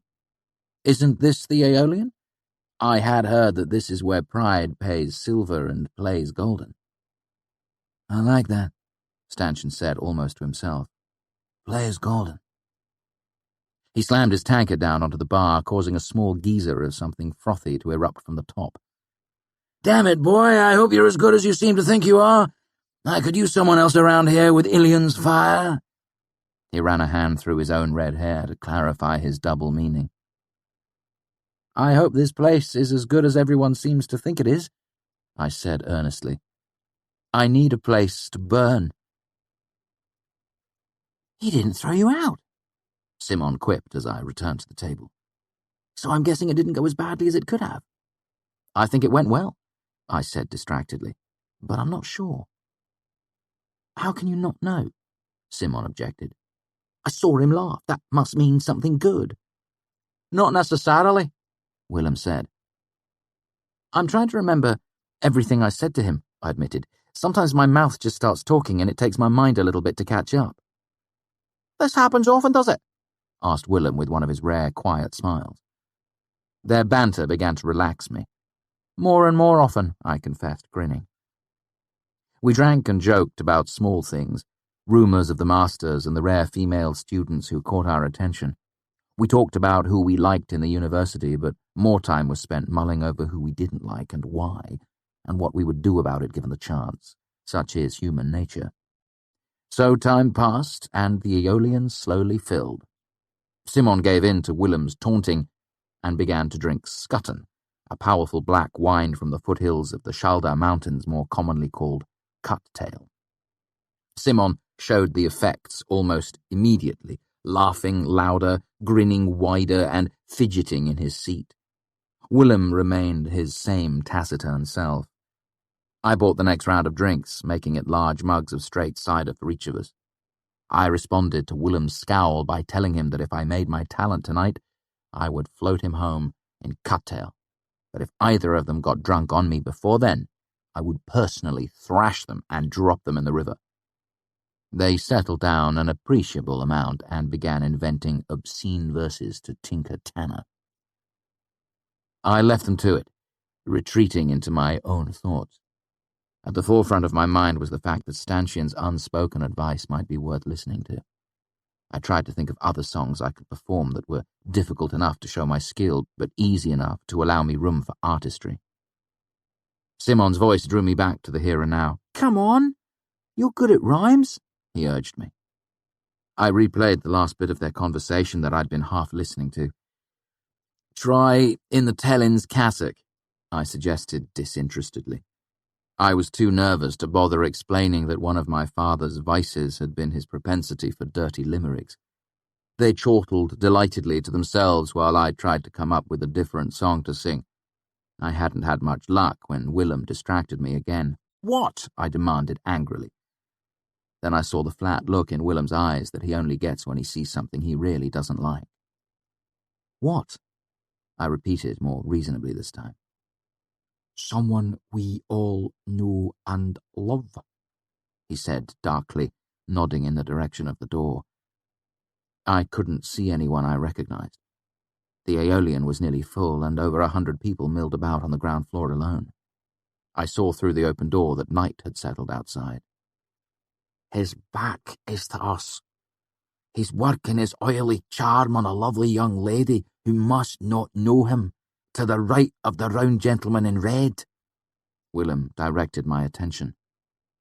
Son of a bitch, I said, too stunned for proper profanity. I've always figured him for porcine parentage myself, Willem said dryly. Simon looked around, blinking owlishly. What? Who's here? Ambrose. God, balls, Simon said and hunched over the tabletop. That's all I need. Haven't you two made nice yet? I'm willing to leave him be, I protested, but every time he sees me he can't help but make another jab in my direction. It takes two to argue, Simon said. Like hell, I retorted. I don't care whose son he is. I won't go belly up like some timid pup. If he's fool enough to take a poke at me, I'll snap the finger clean off that does the poking. I took a breath to calm myself and tried to sound rational. Eventually, he'll learn to leave me well enough alone. You could just ignore him, Simon said, sounding surprisingly sober. Just don't rise to his baiting and he'll tire of it soon enough. No, I said seriously, looking Simon in the eye. No, he won't. I liked Simon, but he was terribly innocent at times. Once he thinks I'm weak, he'll be on me twice as thick as the day before. I know his type. Here he comes, Willem observed, looking casually away. Ambrose saw me before he made it to our side of the room. Our eyes met, and it was obvious that he hadn't expected to see me there.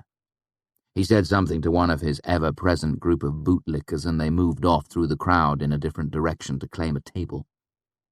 His eyes moved from me to Willem, to Simon, to my lute, and back to me. Then he turned and walked to the table his friends had claimed. He looked in my direction before he took his seat. I found it unnerving that he didn't smile. He had always smiled at me before, an over-sad pantomime smile with mockery in his eyes. Then I saw something that unnerved me even more. He was carrying a sturdy, squared case. Ambrose plays lyre? I demanded of the world in general. Willem shrugged. Simon looked uncomfortable. I thought you knew, he said weakly. You've seen him here before? I asked. Sim nodded. Did he play? Recited, actually. Poetry. He recited and kind of plucked at the lyre. Simon looked like a rabbit about to run. Does he have his talent? I said darkly. I decided then that if Ambrose was a member of this group, I didn't want anything to do with it. No, Simon squeaked. He tried for it, but... He trailed off, looking a little wild around the eyes. Willem lay a hand on my arm and made a calming gesture. I took a deep breath, closed my eyes, and tried to relax. Slowly, I realized that none of this mattered. At most, it simply raised the stakes for tonight. Ambrose wouldn't be able to do anything to disrupt my playing.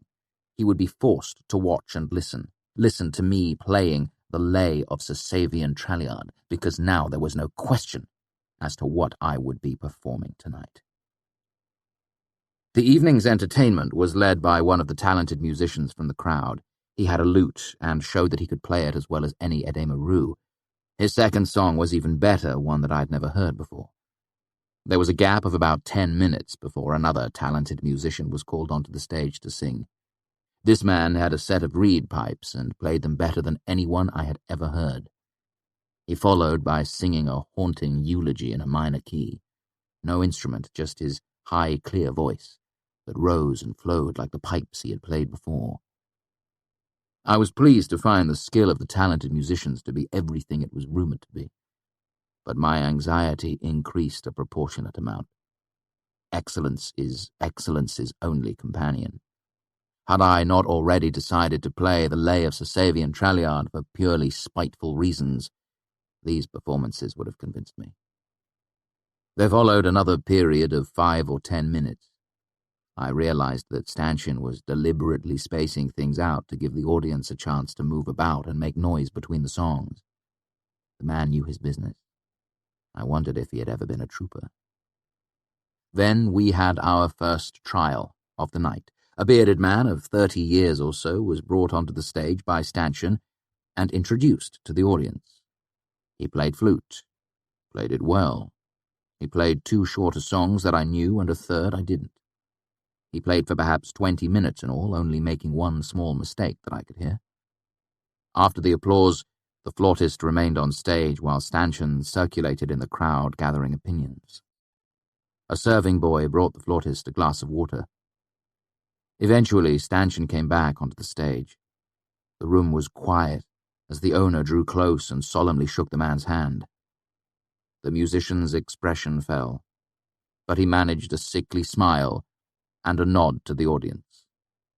Stanchion escorted him off the stage and bought something that came in a tall tankard. The next to try her talent was a young woman, richly dressed with golden hair. After Stanchion introduced her, she sang an aria in a voice so clear and pure that I forgot my anxiety for a while and was ensnared by her song. For a few blessed moments I forgot myself and could do nothing but listen. Too soon it was over, leaving me with a tender feeling in my chest and a vague prickling in my eyes. Simon sniffled a little and rubbed self-consciously at his face. Then she sang a second song while accompanying herself on a half-harp. I watched her intently, and I will admit that it was not entirely for her musical ability.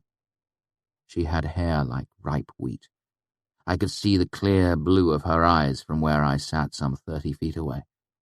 She had smooth arms and small, delicate hands that were quick against the strings, and the way she held the harp between her legs made me think of, well, the things that every boy of 15 thinks about incessantly.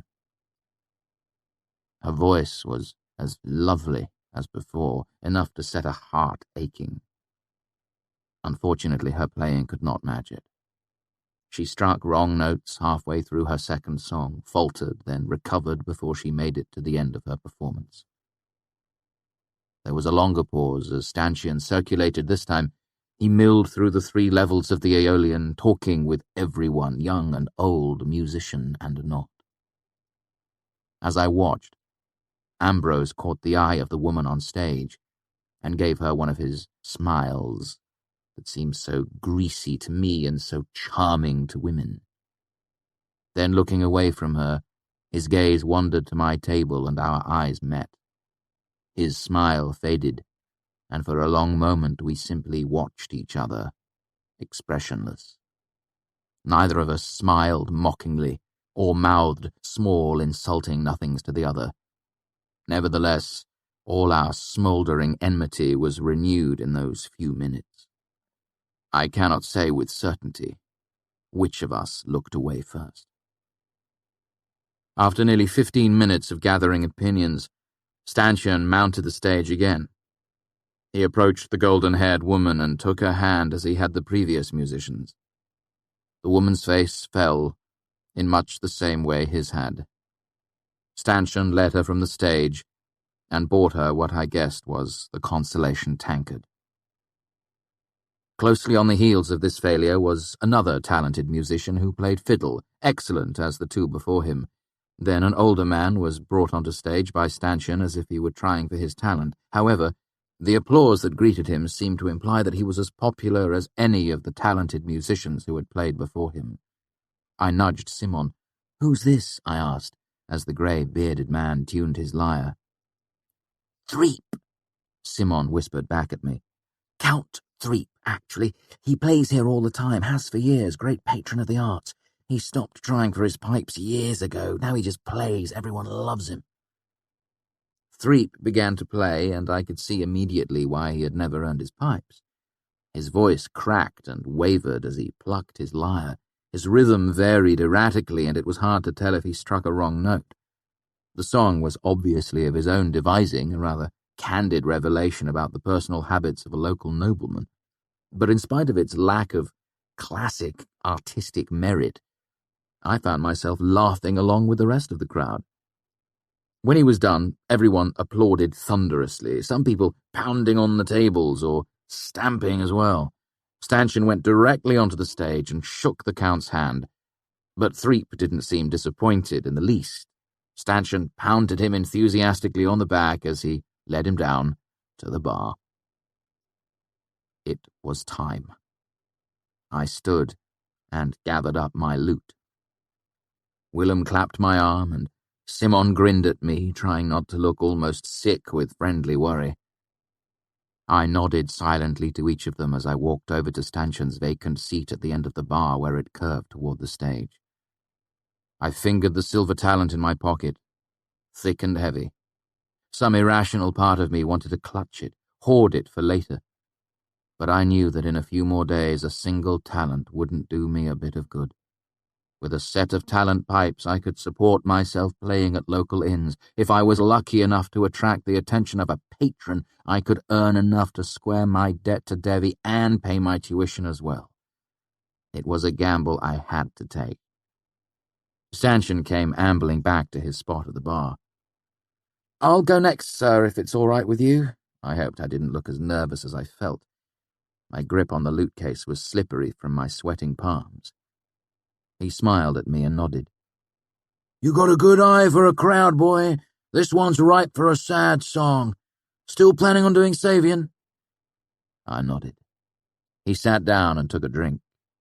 "Well then, let's just give them a couple of minutes to simmer and get their talking over with."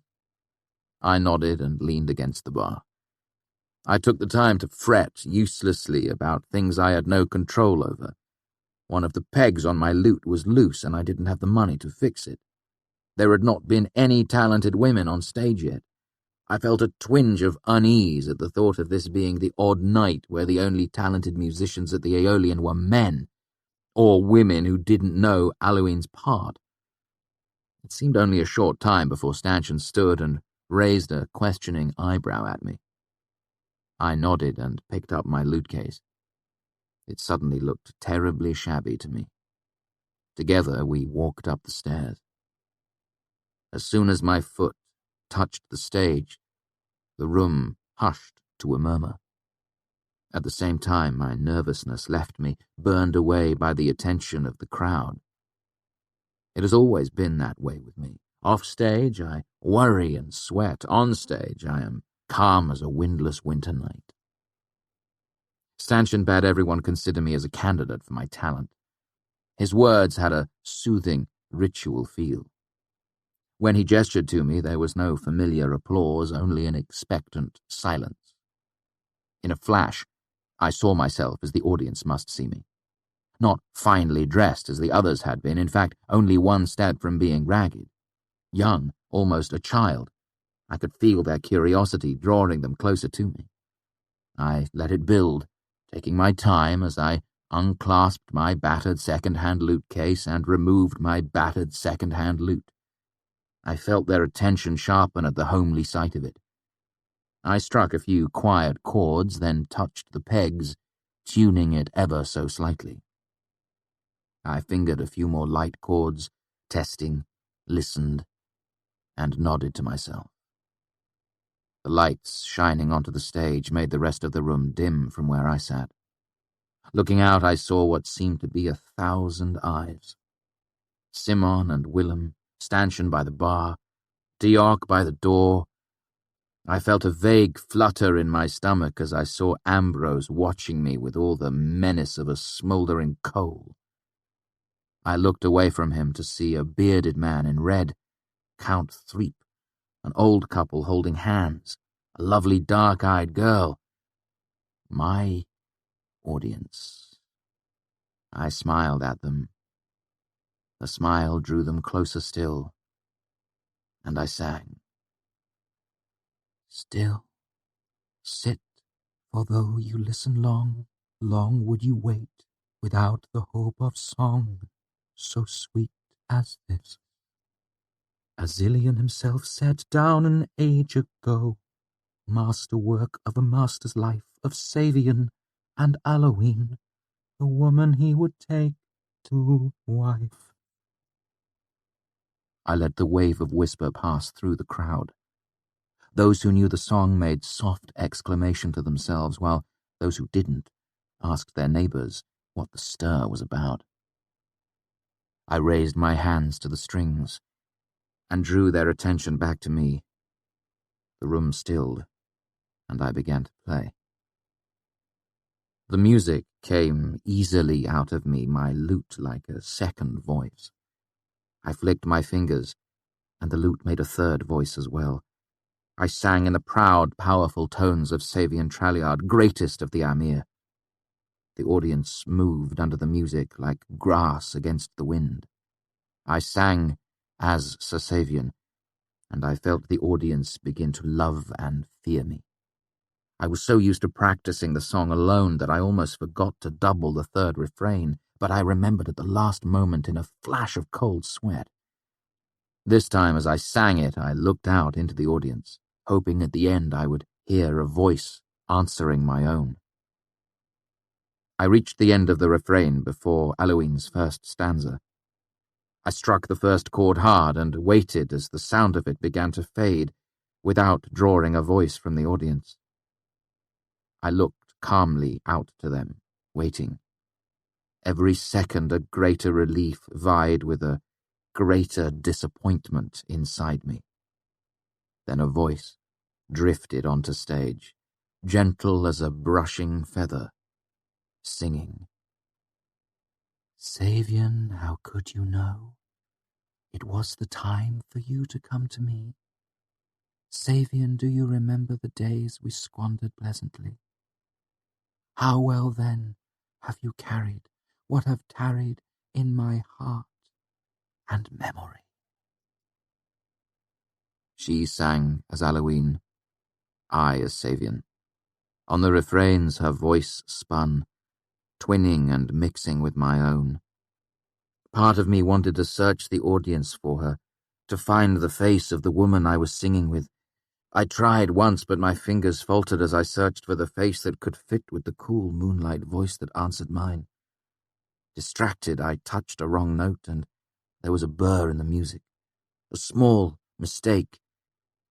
I set my teeth and concentrated on my playing. I pushed my curiosity aside and bowed my head to watch my fingers, careful to keep them from slipping on the strings. And we sang. Her voice like burning silver, my voice an echoing answer. Savian sang solid, powerful lines like branches of a rock-old oak, all the while Eloine was like a nightingale, moving in darting circles around the proud limbs of it. I was only dimly aware of the audience now, dimly aware of the sweat on my body. I was so deeply in the music that I couldn't have told you where it stopped and my blood began. But it did stop. 2 verses from the end of the song. The end came. I struck the beginning chord of Savian's verse and I heard a piercing sound that pulled me out of the music like a fish dragged from deep water. A string broke. High on the neck of the lute it snapped, and the tension lashed it across the back of my hand, drawing a thin, bright line of blood. I stared at it numbly. It should not have broken. None of my strings were worn badly enough to break, but it had.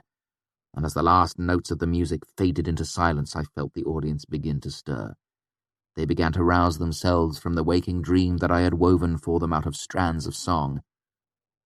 In the silence, I felt it all unraveling, the audience waking with the dream unfinished, all my work ruined, wasted. And all the while burning inside me was the song, the song, the song.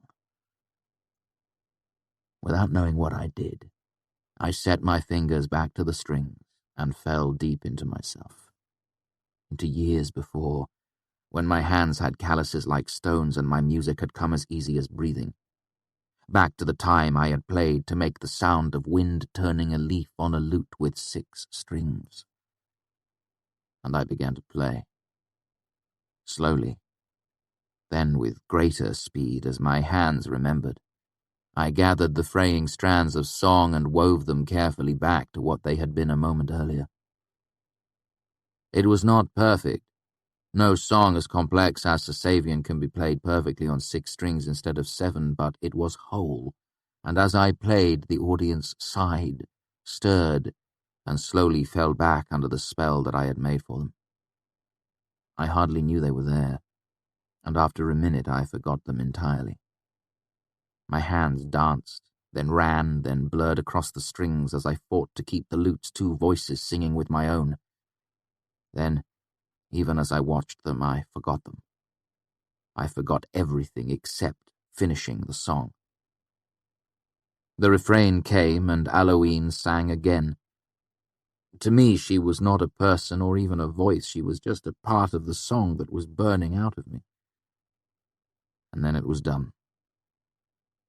Raising my head to look at the room was like breaking the surface of the water for air.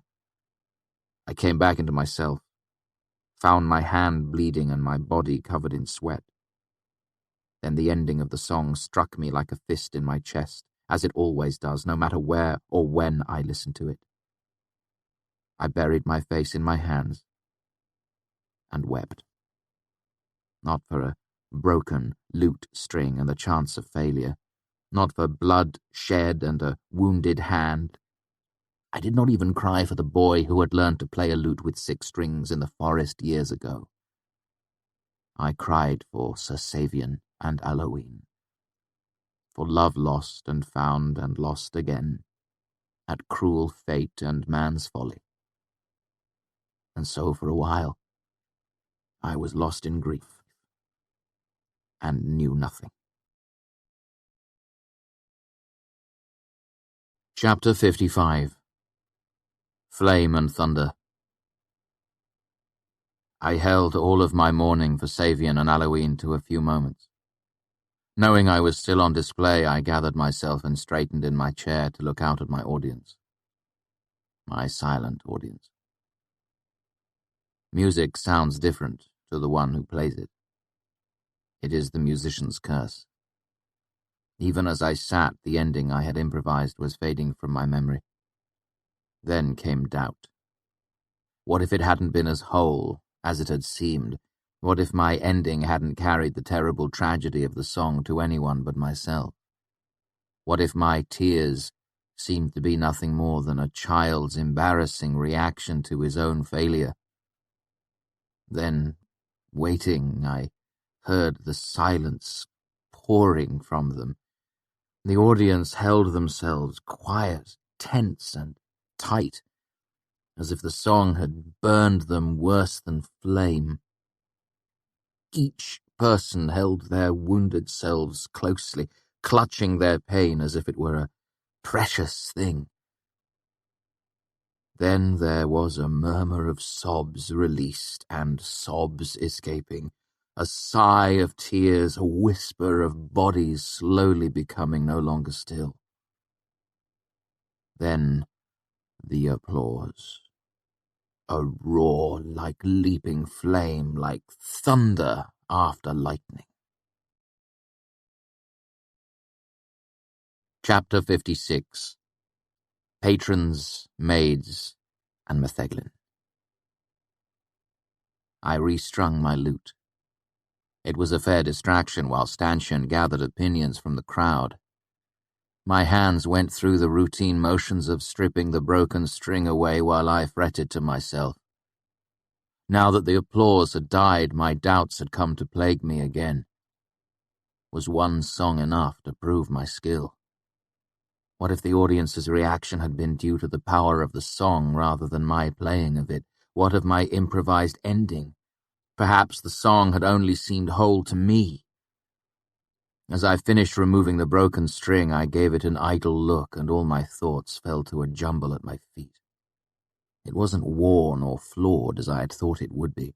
The broken end was clean, as if it had been cut with a knife or snipped with a pair of scissors. For a while I simply stared at it, dumbly. My lute had been tampered with? Impossible, it was never out of my sight. Besides, I had checked the strings before I left the university, and again before I had come on stage. Then how? I was running the thought in circles in my head when I noticed the crowd quieting. I looked up in time to see Stanchion take the last step onto the stage. I hurriedly got to my feet to face him.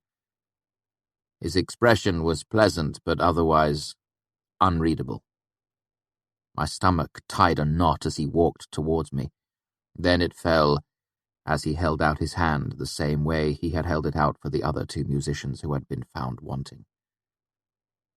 I forced my best smile onto my face and reached to take his hand. I was my father's son, and a trooper. I would take my refusal with the high dignity of the Adema Ru. The earth would crack and swallow this glittering, self-important place before I would show a trace of despair. And somewhere, in the watching audience, was Ambrose.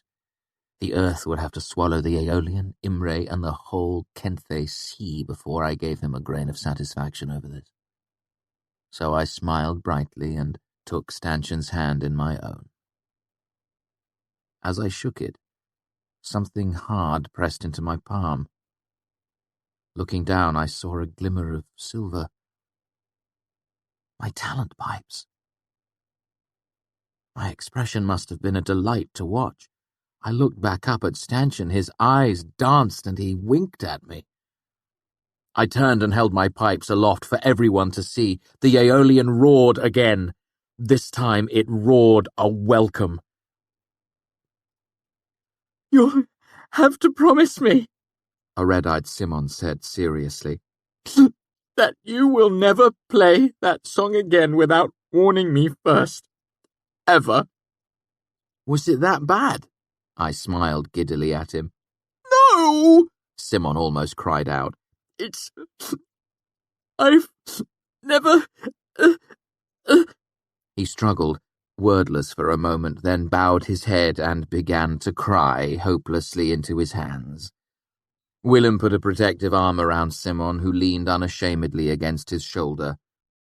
"Our Simon has a tender heart," he said gently. "I imagine he meant to say that he liked it very much." I noticed that Willem's eyes were red around the edges too. I lay a hand on Simon's back. "It hit me hard the first time I heard it too," I told him honestly. "My parents performed it during the midwinter pageantry when I was 9, and I was a wreck for 2 hours afterwards. They had to cut my part from the swineherd and the nightingale because I wasn't in any shape to act." Simon nodded and made a gesture that seemed to imply that he was fine, but that he didn't expect to be able to talk anytime soon, and that I should just carry along with whatever it was I was doing. I looked back at Willem. "I forgot that it hits some people this way," I said lamely. "I recommend Scotton," Willem said bluntly. "Cocktail if you insist on the vulgar, but I seem to remember you saying that you would float us home tonight if you got your pipes, which may be unfortunate, as I happen to be wearing my lead drinking shoes." I heard Stanchion chuckle behind me. "These must be the 2 non-castrati friends, eh?" Simon was surprised enough at being called a non-castrati to collect himself slightly, rubbing his nose on his sleeve. "Willem, Simon, this is Stanchion." Simon nodded. Willem gave a slight stiff bow. "Stanchion, could you help us to the bar? I've promised to buy them a drink." "Psst," Willem said. "Drinks." "Sorry, drinks." I stressed the plural. "I wouldn't be here if it wasn't for them." "Ah," Stanchion said with a grin. "Patrons, I understand completely." The Victory tankard turned out to be the same as the Consolation one. It was ready for me when Stanchion finally managed to get us through the throng of people to our new seats at the bar.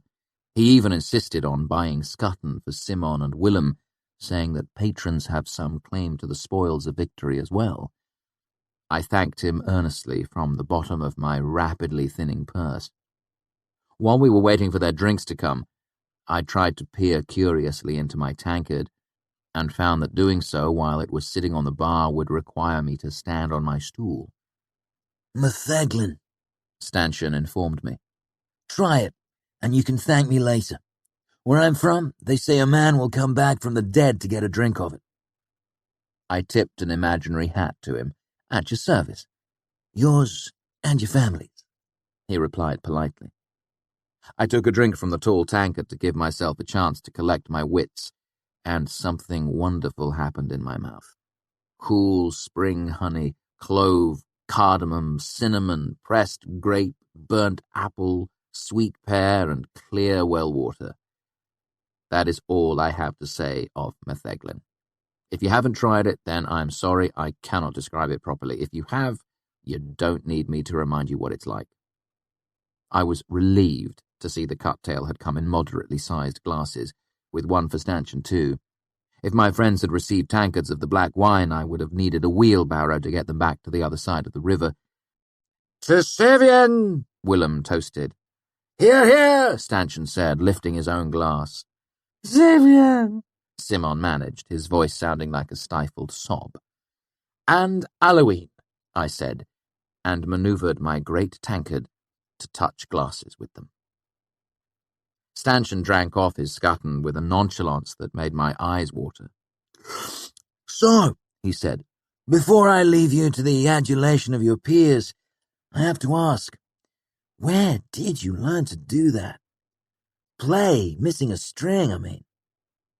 I thought for a moment. "Do you want the short or the long of it?" "I'll take the short for now." I smiled. "Well, in that case, it's just something I picked up." I made a casual gesture as if tossing something away. A remnant of my misspent youth. Stanchion gave me a long look, his expression amused. "I suppose I deserve that. I'll take the long version next time." He took a deep breath and looked around the room. His golden earrings swung and caught the light. "I'm off to mix the crowd. I'll keep them from coming at you all at once." I grinned relief. "Thank you, sir." He shook his head and made a peremptory motion to someone behind the bar, who quickly fetched him his tankard. "Earlier tonight, sir was proper and good, but now it's stanchion." He glanced back in my direction, and I smiled and nodded. "And I should call you?" "Kvothe," I said. "Just Kvothe." "Just Kvothe," Willem toasted behind me. "And Halloween," Simon added and began to cry softly into the crook of his arm. Count Threep was one of the first to come to me. He looked shorter up close and older, but he was bright-eyed and laughing as he talked about my song. "It broke," he said, gesturing wildly. "And all I could think was, not now, not before the ending. But I saw the blood on your hand and my stomach knotted up. You looked up at us, then down at the strings, and it got quieter and quieter. Then you put your hands back on the lute, and all I could think was, there's a brave boy, too brave. He doesn't know he can't save the end of a broken song with a broken lute, but you did." He laughed as if I'd played a joke on the world and danced a quick jig step. Simon, who had stopped crying and was on his way to becoming well-buttered, laughed along with the Count. Willem didn't seem to know what to make of the man and watched him with serious eyes. "You must play at my house some day," Threep said, then quickly held up a hand. "We won't talk of that now, and I won't take up any more of your evening." He smiled. "But before I go, I need to ask you one last question. How many years did Savian spend with the Amir?" I didn't have to think about it. 6. 3 years proving himself, 3 years training. "Does 6 strike you as a good number?" I didn't know what he was getting at. 6 isn't exactly a lucky number, I hedged. If I were looking for a good number, I'd have to go up to 7, I shrugged, or down to 3. Threep considered this, tapping his chin. You're right. 6 years with the Amir means he came back to Halloween on the 7th year." He dug into a pocket and brought out a handful of coins of at least 3 different currencies. He sorted 7 talents out of the mess and pushed them into my surprised hand. "My lord," I stammered, "I cannot take your money." It wasn't the money itself that surprised me, but the amount. Threep looked confused. "I have not." I gaped a little bit, and for a rare moment I was at a loss for words. Threep chuckled and closed my hand around the coins. "It's not a reward for playing. Well, it is that, but it's more an incentive for you to keep practicing, keep getting better. It's for the sake of the music." He shrugged. "You see, a laurel needs rain to grow. I can't do much about that, but I can keep that rain off a few musicians' heads, can't I?" A sly smile wound its way onto his face. "So, God will tend the laurels and keep them wet, and I will tend the players and keep them dry, and wiser minds than mine will decide when to bring the two together." I was silent for a moment. "I think you might be wiser than you give yourself credit for." "Well," he said, trying not to look pleased. "Well, don't let it get around or people will start expecting great things from me." He turned and was quickly swallowed by the crowd. I slid the 7 talents into my pocket and felt a great weight lift from my shoulders. It was like a stay of execution, perhaps literally, as I had no idea how Devi might have encouraged me to pay my debt. I drew my first carefree breath in 2 months. It felt good. After Threep left, one of the talented musicians came to offer his compliments. After him, it was a Caledish moneylender who shook my hand and offered to buy me a drink. Then there was a minor nobleman, another musician, and a pretty young lady that I thought might be my Halloween until I heard her voice. She was the daughter of a local moneylender, and we talked of small things briefly before she moved on. I remembered my manners almost too late and kissed her hand before she left. They all blurred together after a while. One by one they came to give me their regards, compliments, handshakes, advice, envy, and admiration. Though Stanchion was true to his word and managed to keep them all from coming at me in a mass, it wasn't long before I began having trouble telling one from another. The metheglin wasn't helping matters either. I'm not sure how long it was before I thought to look for Ambrose. After scanning the room, I nudged Simon with an elbow until he looked up from the game he and Willem were playing with shims. "Where's our best friend?" I asked. Simon gave me a blank look, and I realized that he was too far into his cups to catch sarcasm. "Ambrose," I clarified. "Where's Ambrose?" "Scoffered off," Willem announced with an edge of bellicosity. "As soon as you finished playing, before you'd even got your pipes." He knew, Simon sing-songed delightedly. "He knew you would get them and couldn't bear to watch." "Looked bad when he left," Willem said with a quiet malice. "Pale and shaken, like he'd found out someone had been lanting in his drinks all night." "Maybe someone was," Simon said with uncharacteristic viciousness. "I would." "Shaking?" I asked. Willem nodded. "Trembling, like someone had gut-punched him. Linton was giving him an arm to lean on when he left." The symptoms sounded familiar, like binder's chills. A suspicion began to form. I pictured Ambrose listening to me glide through the most beautiful song he'd ever heard, and realizing I'm about to win my pipes. He wouldn't do anything obvious, but perhaps he could find a loose thread or a long splinter from the table. Either one would provide only the most tenuous, sympathetic link to my lute string, 1% at best, perhaps only a tenth of that. I imagined Ambrose drawing on his own body's heat, concentrating as the chill slowly worked into his arms and legs. I pictured him trembling, his breath growing labored, until finally the string breaks, and I finish the song in spite of him. I grinned at the thought. Pure speculation, of course, but something had certainly broken my lute string, and I didn't doubt for a second that Ambrose would try something of the sort. I focused back in on Simon.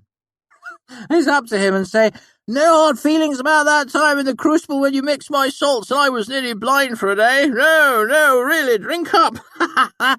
Simon laughed, lost in his own vengeful fantasy. The flood of well-wishers slowed somewhat. A fellow lutist, the talented piper I'd seen on stage, a local merchant. A heavily perfumed gentleman with long, oiled hair and a Vintic accent clapped me on the back and gave me a purse of money. "The new strings." I didn't like him. I kept the purse. "Why does everyone keep going on about that?" Willem asked me. "About what?" "Half the people that come over to shake your hand bubble over about how beautiful the song was. The other half hardly mention the song at all, and all they talk about is how you played with a broken string. It's like they didn't hardly hear the song at all." "The first half don't know anything about music, Simon said. Only people who take their music seriously can really appreciate what our little Elia here did tonight. Willem grunted thoughtfully. It's hard then, what you did. I've never seen anyone play Squirrel in the Thatch without a full set of strings, Simon told him. Well, he said, you made it look easy. Since you have come to your sense in pushing aside that illish fruit drink, will you let me buy you a round of fine dark Scotland, drink of the kings of Caeldom? I know a compliment when I hear it, but I was reluctant to accept as I was just beginning to feel clear-headed again. Luckily, I was saved from having to make an excuse by Maria coming to pay her respects. She was the lovely golden-haired harper who had tried for her talent and failed. I thought for a moment that she might be the voice of my Halloween, but after a moment's listening to her, I realized it couldn't be. She was pretty, though. Even prettier than she had seemed on stage, as is not always the case. Talking, I found she was the daughter of one of Imre's councilmen. Against the tumble of her deep golden hair, the soft blue of her gown was a reflection of the deep blue of her eyes. Lovely as she was, I couldn't give her the concentration she deserved. I itched to be away from the bar, to find the voice that had sung Halloween with me. We talked a while, smiled and parted with kind words and promises to speak again. She disappeared back into the crowd, a wonderful collection of gently moving curves. What was that shameful display? Willem demanded after she had gone. What? I asked. What? He mocked my tone. Can you even pretend to be that thick? If a girl as fair as that looked at me with one eye the way she looked at you with two, we'd have a room by now, to say it carefully. She was friendly, I protested, and we were talking. She asked me if I would show her some harp fingerings, but it's been a long time since I played harp. It'll be a lot longer if you keep missing passes like that, Willem said frankly. She was doing everything but taking down another button for you. Sim leaned over and lay his hand on my shoulder, the very picture of the concerned friend. Kvothe, I've been meaning to talk to you about this very problem. If you honestly couldn't tell that she was interested in you, you might want to admit the possibility that you are impossibly thick when it comes to women. You may want to consider the priesthood.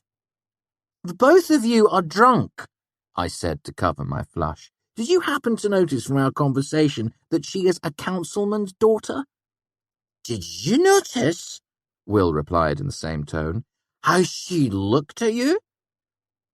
I knew I was woefully inexperienced with women, but I didn't have to admit to it. So I waved his comment away and got down off my stool. Somehow I doubt that a quick romp behind the bar was what she had in mind. I took a drink of water and straightened my cloak. Now, I must go find my Halloween and offer her my earnest thanks. How do I look? What does it matter? Willem asked. Simon touched Willem's elbow. Don't you see, he's after more dangerous game than some low-bodied councilman's daughter. I turned from them with a disgusted gesture and headed off into the crowded room. I didn't really have any idea how I would find her. Some foolish, romantic part of me thought I would know her when I saw her. If she were half as radiant as her voice, she would shine like a candle in a dark room. But as I thought these things, the wiser part of me was whispering in my other ear. Do not hope, it said. Do not dare hold hope that any woman could burn as brightly as the voice that sang the part of Halloween. And while this voice was not comforting, I knew it to be wise. I had learned to listen to it on the streets of Tarbin, where it had kept me alive. I wandered through the first level of the Aeolian, searching without knowing who I was looking for. Occasionally people would smile or wave. After 5 minutes I had seen all the faces there were to see and moved to the second level. This was actually a converted balcony, but instead of tiers of seats there were rising ranks of tables that looked onto the lower level. As I wended my way through the tables looking for my Halloween, my wiser half kept murmuring in my ear, "Do not hope, all you will earn is disappointment. She will not be as beautiful as you imagine, and then you will despair." As I finished searching the second level, a new fear began to rise in me. She might have left while I was sitting at the bar, drinking in metheglin and praise. I should have gone to her straight away, fallen to one knee, and thanked her with my whole heart. What if she was gone? What if no one knew who she was or where she had gone? A nervousness settled into the pit of my stomach as I took the stairs to the highest level of the Aeolian. "Now look what your hope has brought you," the voice said. "She is gone, and all you have is a bright, foolish imagining to torment yourself with." The last level was the smallest of the three, hardly more than a thin crescent that hugged 3 walls high above the stage. Here the tables and benches were more widely spaced and sparsely populated. I noticed that the inhabitants of this level were mostly couples, and I felt something of a voyeur as I passed from table to table. Trying to appear casual, I looked at the faces of those who sat talking and drinking. I grew more nervous the closer I came to the last table. It was impossible for me to do so casually, as it was in a corner. The couple sitting there, one light-haired and one dark, had their backs to me. As I approached, the light-haired one laughed, and I caught a glimpse of a proud, fine-featured face. A man. I turned my attention to the woman with the long dark hair. My last hope. I knew she would be my Halloween. Coming round the corner of the table, I saw her face. Or rather, his face. They were both men. My Halloween had left. I had lost her. And with that knowledge, I felt as if my heart had been tipped from its resting place in my chest to topple and fall somewhere deep inside me near my feet. They looked up, and the fair-haired one smiled at me. "Look, Tria, young Six-String has come to offer us his respects." He eyed me up and down. "You're a fair one. Would you like to join us for a drink?" "No," I murmured, embarrassed. "I was just looking for someone." "Well, you found someone," he said easily, touching my arm. "My name is Fallon, and this is Tria. Come and have a drink. I promised to keep Tria here from trying to take you home. He has a terrible weakness for musicians." He smiled charmingly at me. I murmured an excuse and took my leave, too distraught to worry whether or not I had made an ass of myself. As I made my desolate way back to the stairs, my wise self took the opportunity to berate me. "That is what comes of hope," it said. "No good. Still, you're better having missed her. She could never have been equal to her voice, that voice, fair and terrible as burning silver, like moonlight on river stones, like a feather against your lips." I headed to the stairs, eyes on the floor lest anyone try to catch me in a conversation. Then I heard a voice like burning silver, like a kiss against my ears. Looking up, my heart lifted, and I knew it was my Halloween. Looking up, I saw her, and all I could think was beautiful. Beautiful.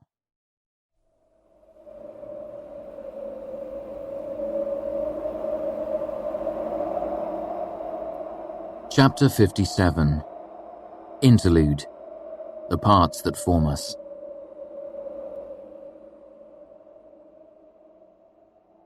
Moving slowly, Bast stretched and looked around the room. Finally, the short fuse of his patience burned out. "Reshi?" Kvothe looked at him. "And then what, Reshi? Did you talk to her?" "Of course I talked to her. There would be no story if I hadn't. Telling that part is easy, but first I must describe her. I'm not sure how to do it." Bast fidgeted. Kvothe laughed, a fond expression wiping the irritation from his face. "So is describing a beautiful woman as easy as looking at one for you?"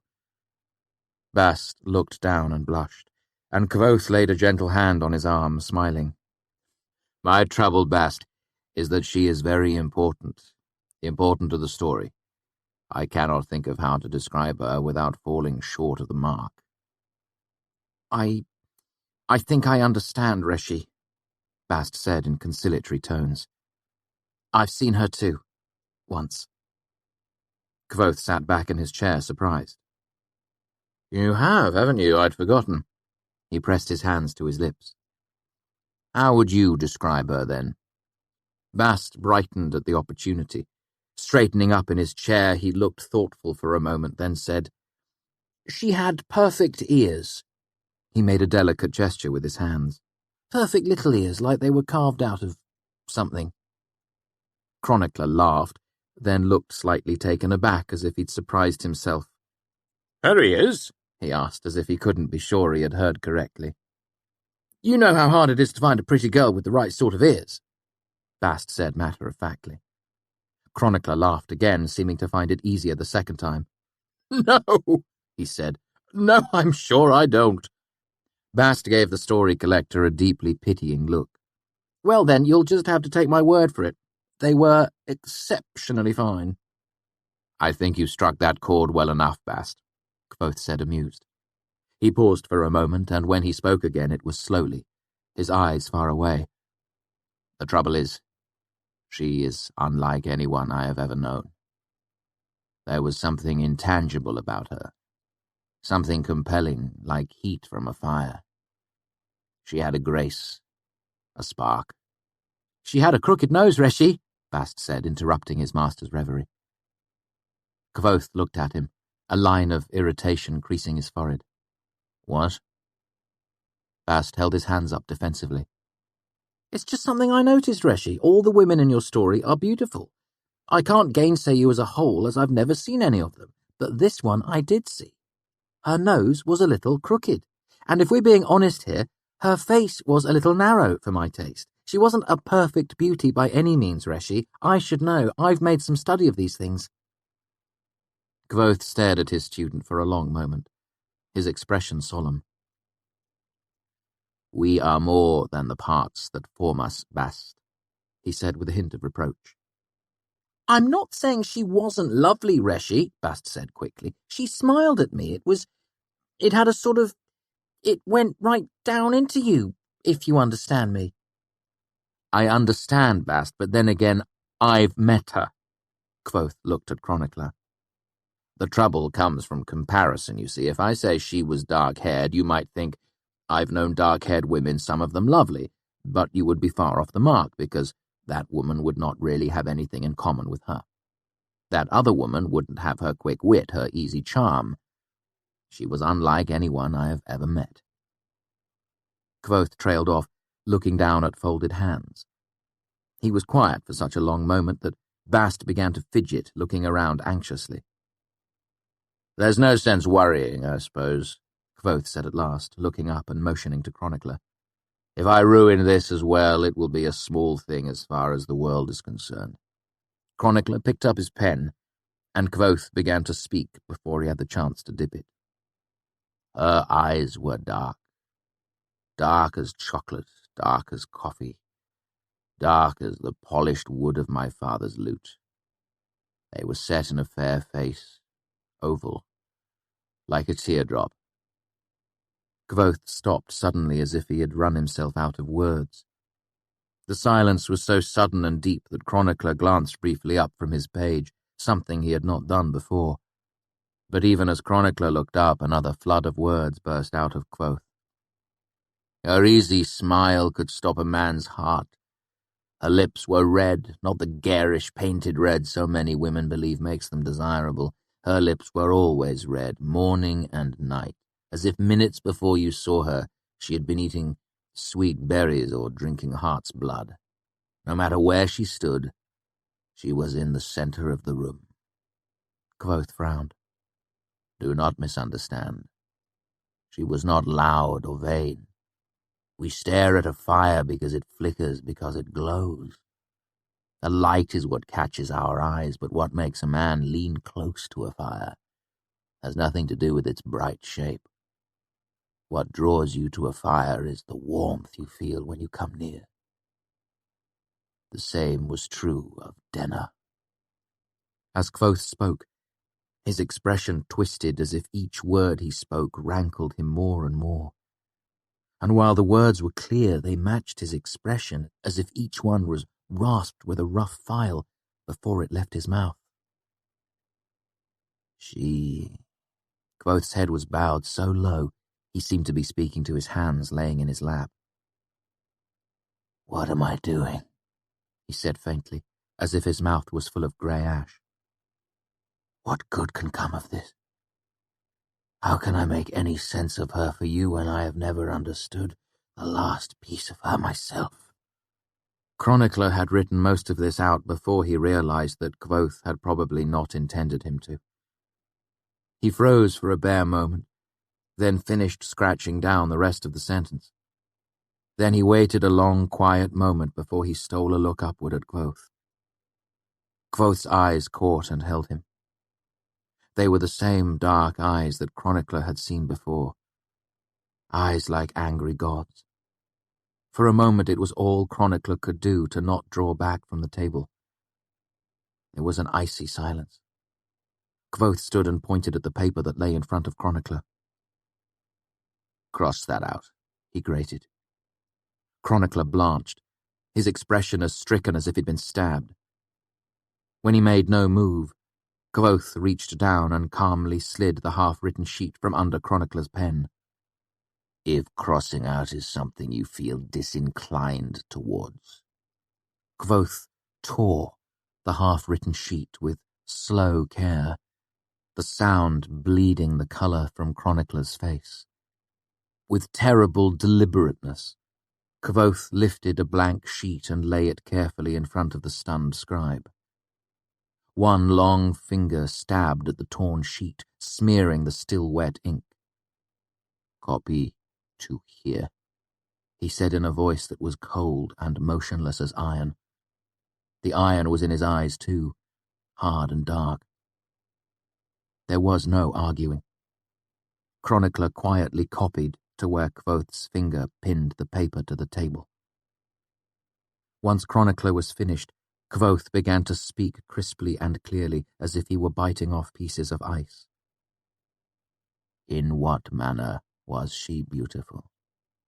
I realize that I cannot say enough. So, since I cannot say enough, at least I will avoid saying too much. Say this, that she was dark-haired. There. It was long and straight. She was dark of eye and fair-complected. There. Her face was oval, her jaw strong and delicate. Say that she was poised and graceful.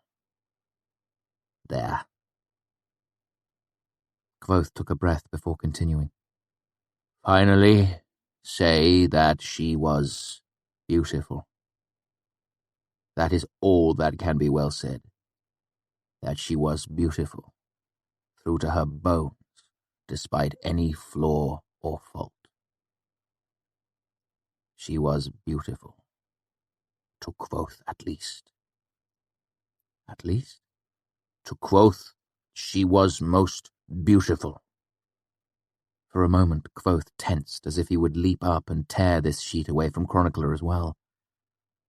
Then he relaxed, like a sail when the wind leaves it. But to be honest, it must be said that she was beautiful to others as well.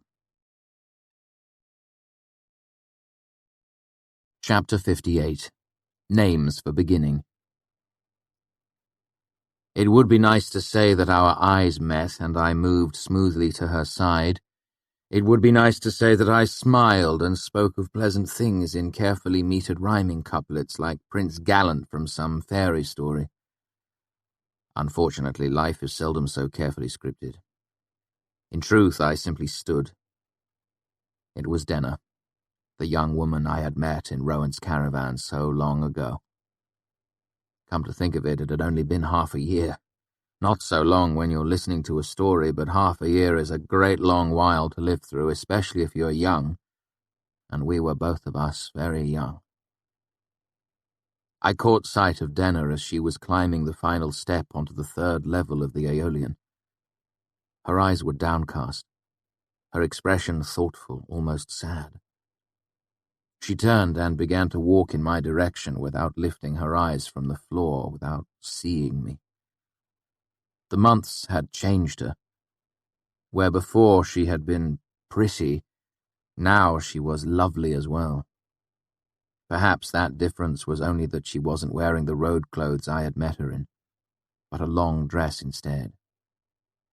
But it was Denna without a doubt.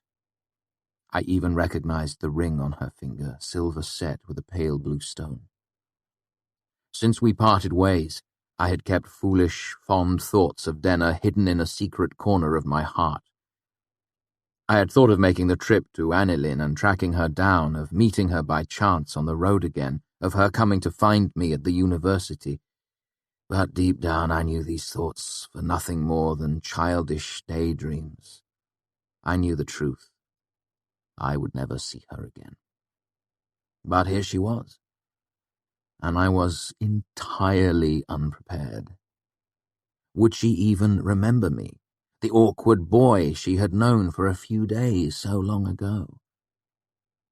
Denna was barely a dozen feet away when she looked up and saw me. Her expression brightened as if someone had lit a candle inside her and she was glowing from its light.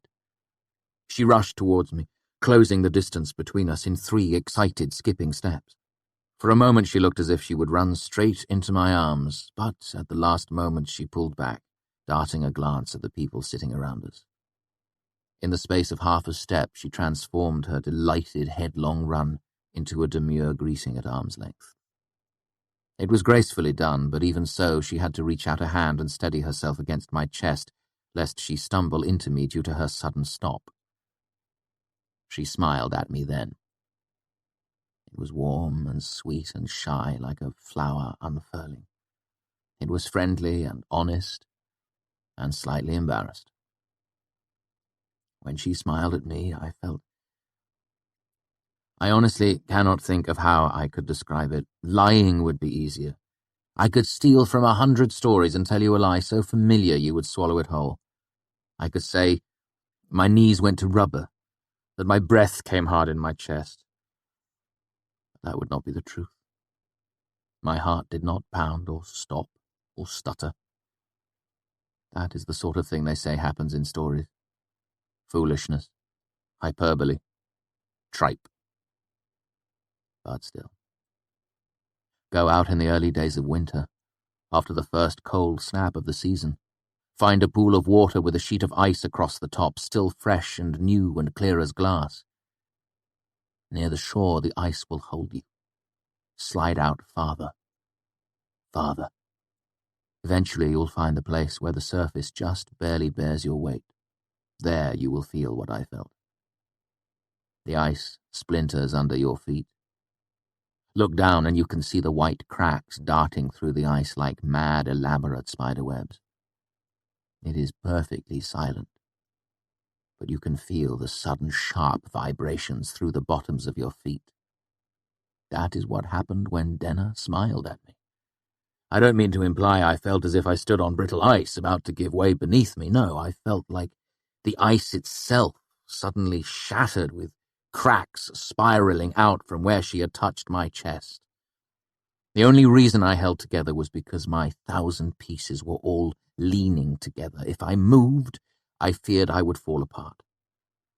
Perhaps it is enough to say that I was caught by a smile. I know that sounds as if it came from a storybook. It is very near the truth. Words have never been difficult for me, quite the opposite, in fact. Often I find it all too easy to speak my mind, and things go badly because of it. However, here, in front of Denna, I was too stunned to speak. I could not have said a sensible word to save my life. Without thinking, all the courtly manners my mother had drilled into me came to the fore. I reached out smoothly and clasped Denna's outstretched hand in my own as if she'd offered it to me. Then I took a half-step backward and made a genteel 3/4 bow. At the same time, my free hand caught hold of the edge of my cloak, and tucked it behind my back. It was a flattering bow, courtly without being ridiculously formal, and safe for a public setting such as this. What next? A kiss on the hand was traditional, but what sort of kiss was appropriate? In Atur, you merely nod over the hand. Caldish ladies like the moneylender's daughter I had chatted with earlier expect you to brush the knuckles lightly and make a kissing sound. In Modeg, you actually press your lips to the back of your own thumb. But we were in Commonwealth, and Denner showed no foreign accent. A straightforward kiss, then. I pressed my lips gently to the back of her hand for the space of time it takes to draw a quick breath. Her skin was warm and smelled vaguely of heather. "I am at your service, my lady," I said, standing and releasing her hand. For the first time in my life, I understood the true purpose of this sort of formal greeting. It gives you a script to follow when you have absolutely no idea what to say. "My lady?" Denner echoed, sounding a little surprised. "Very well, if you insist." She took hold of her dress with one hand and bobbed a curtsy, somehow managing to make it look graceful and mocking and playful all at once. "Your lady." Hearing her voice, I knew my suspicions were true. She was my Halloween. "What are you doing up here in the third circle alone?" She glanced around the crescent-shaped balcony. "Are you alone?" I was alone, I said. Then, when I could think of nothing else to say, I borrowed a line from the song fresh in my memory. "Now, unexpected, Halloween beside me stands." She smiled at that, flattered. "How do you mean unexpected?" she asked.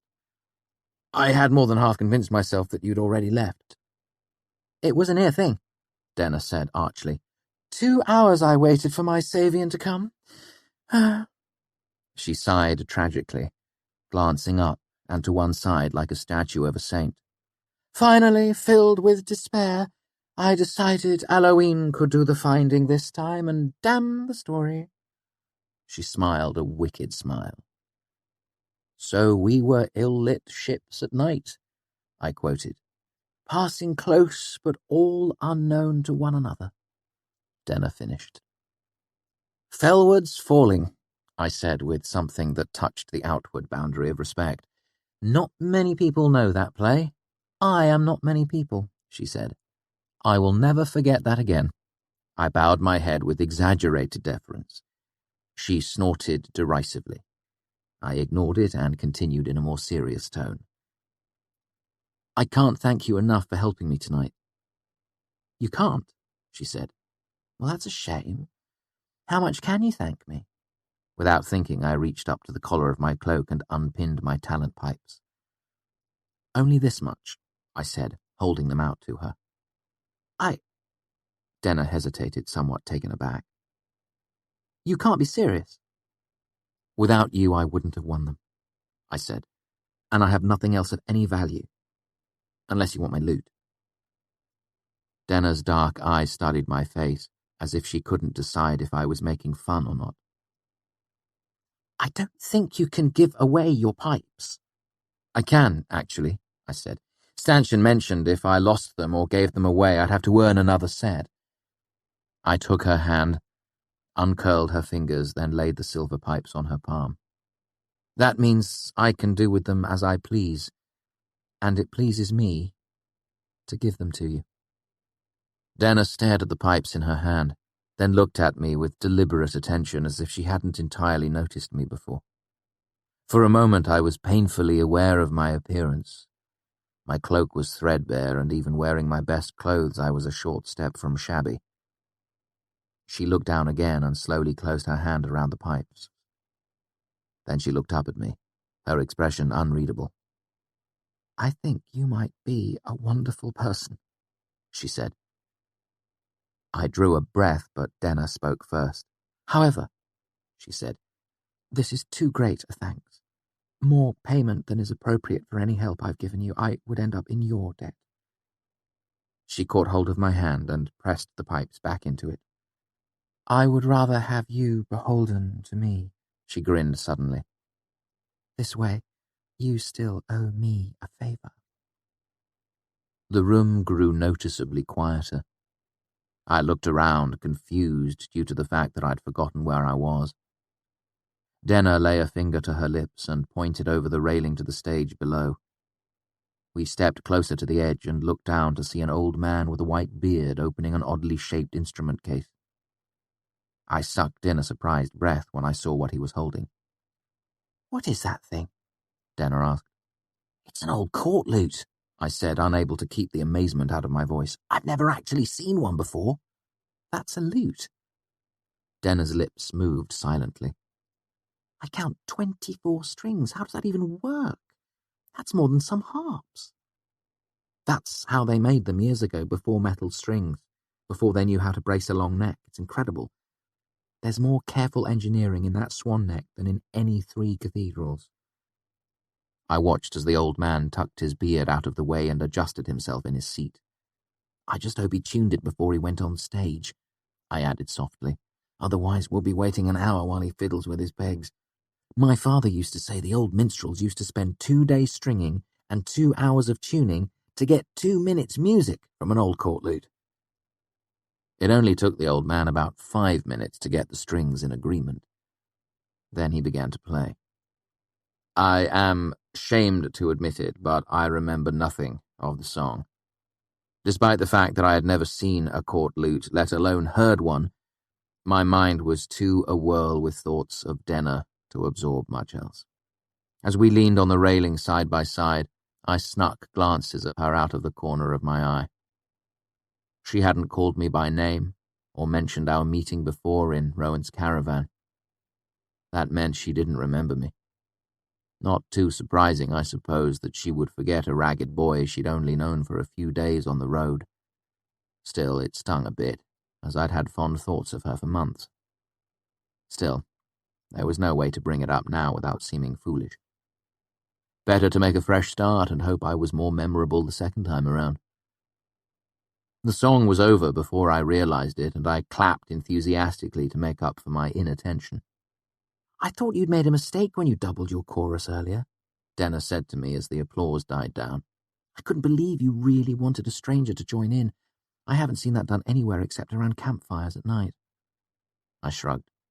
"Everyone kept telling me this is where the best musicians played." I made a sweeping gesture with one hand toward her. I trusted someone would know the part. She arched an eyebrow. "It was a near thing," she said.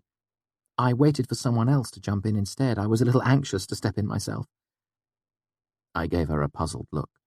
"Why? You have a lovely voice." She gave a sheepish grimace. "I'd only heard the song twice before this. I wasn't sure if I'd remember all of it." "Twice?" Denna nodded.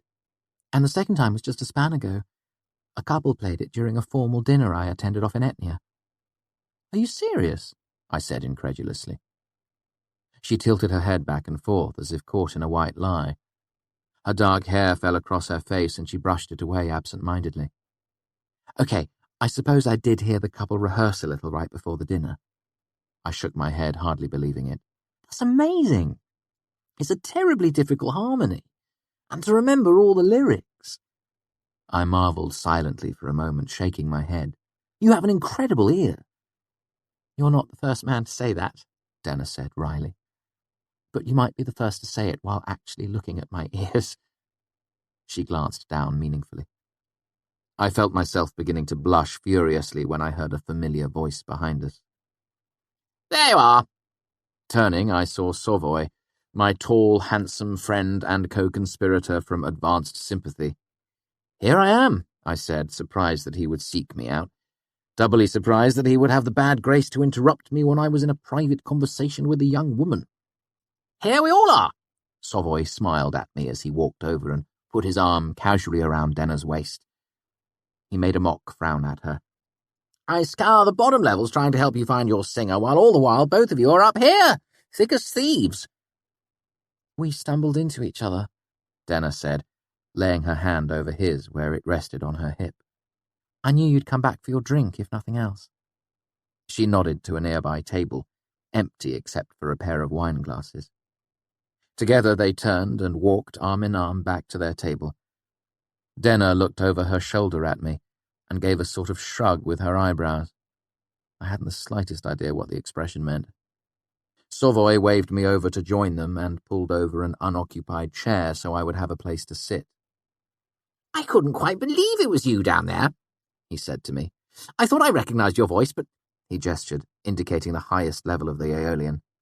"While the third circle provides a comfortable privacy for young lovers, its view of the stage leaves little to be desired.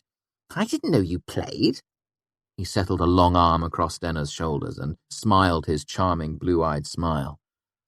"Off and on," I said flippantly as I sat down. "Lucky for you, I picked the Aeolian for our entertainment tonight," Savoy said. "Otherwise, you'd have had nothing but echoes and crickets to accompany you." "Then I'm in your debt," I said to him with a deferential nod. "Make it up to me by taking Sim on as a partner next time we play corners," he said. "That way you're the one to eat the forfeit when the giddy little bastards call the tall card with nothing but a pair." "Done," I said. "Though it pains me." I turned to Denna. "What of you? I owe you a great favour. How can I repay it? Ask anything, and it is yours, should it be within my skill." "Anything within your skill?" she repeated playfully. "What can you do, then, besides play so well that Taylor and his angels would weep to hear?" "I imagine I could do anything," I said easily, "if you would ask it of me." She laughed. "That's a dangerous thing to say to a woman," Savoy said, "especially this one. She'll have you off to bring her a leaf of the singing tree from the other side of the world." She leaned back in her chair and looked at me with dangerous eyes. "A leaf of the singing tree," she mused. "That might be a nice thing to have. Would you bring me one?" "I would," I said, and was surprised to find that it was the truth. She seemed to consider it, then shook her head playfully. "I couldn't send you journeying so far away. I'll have to save my favour for another day." I sighed. "So I am left in your debt." "Oh no," she exclaimed. "Another weight upon my Savion's heart. The reason my heart is so heavy is that I fear I might never know your name.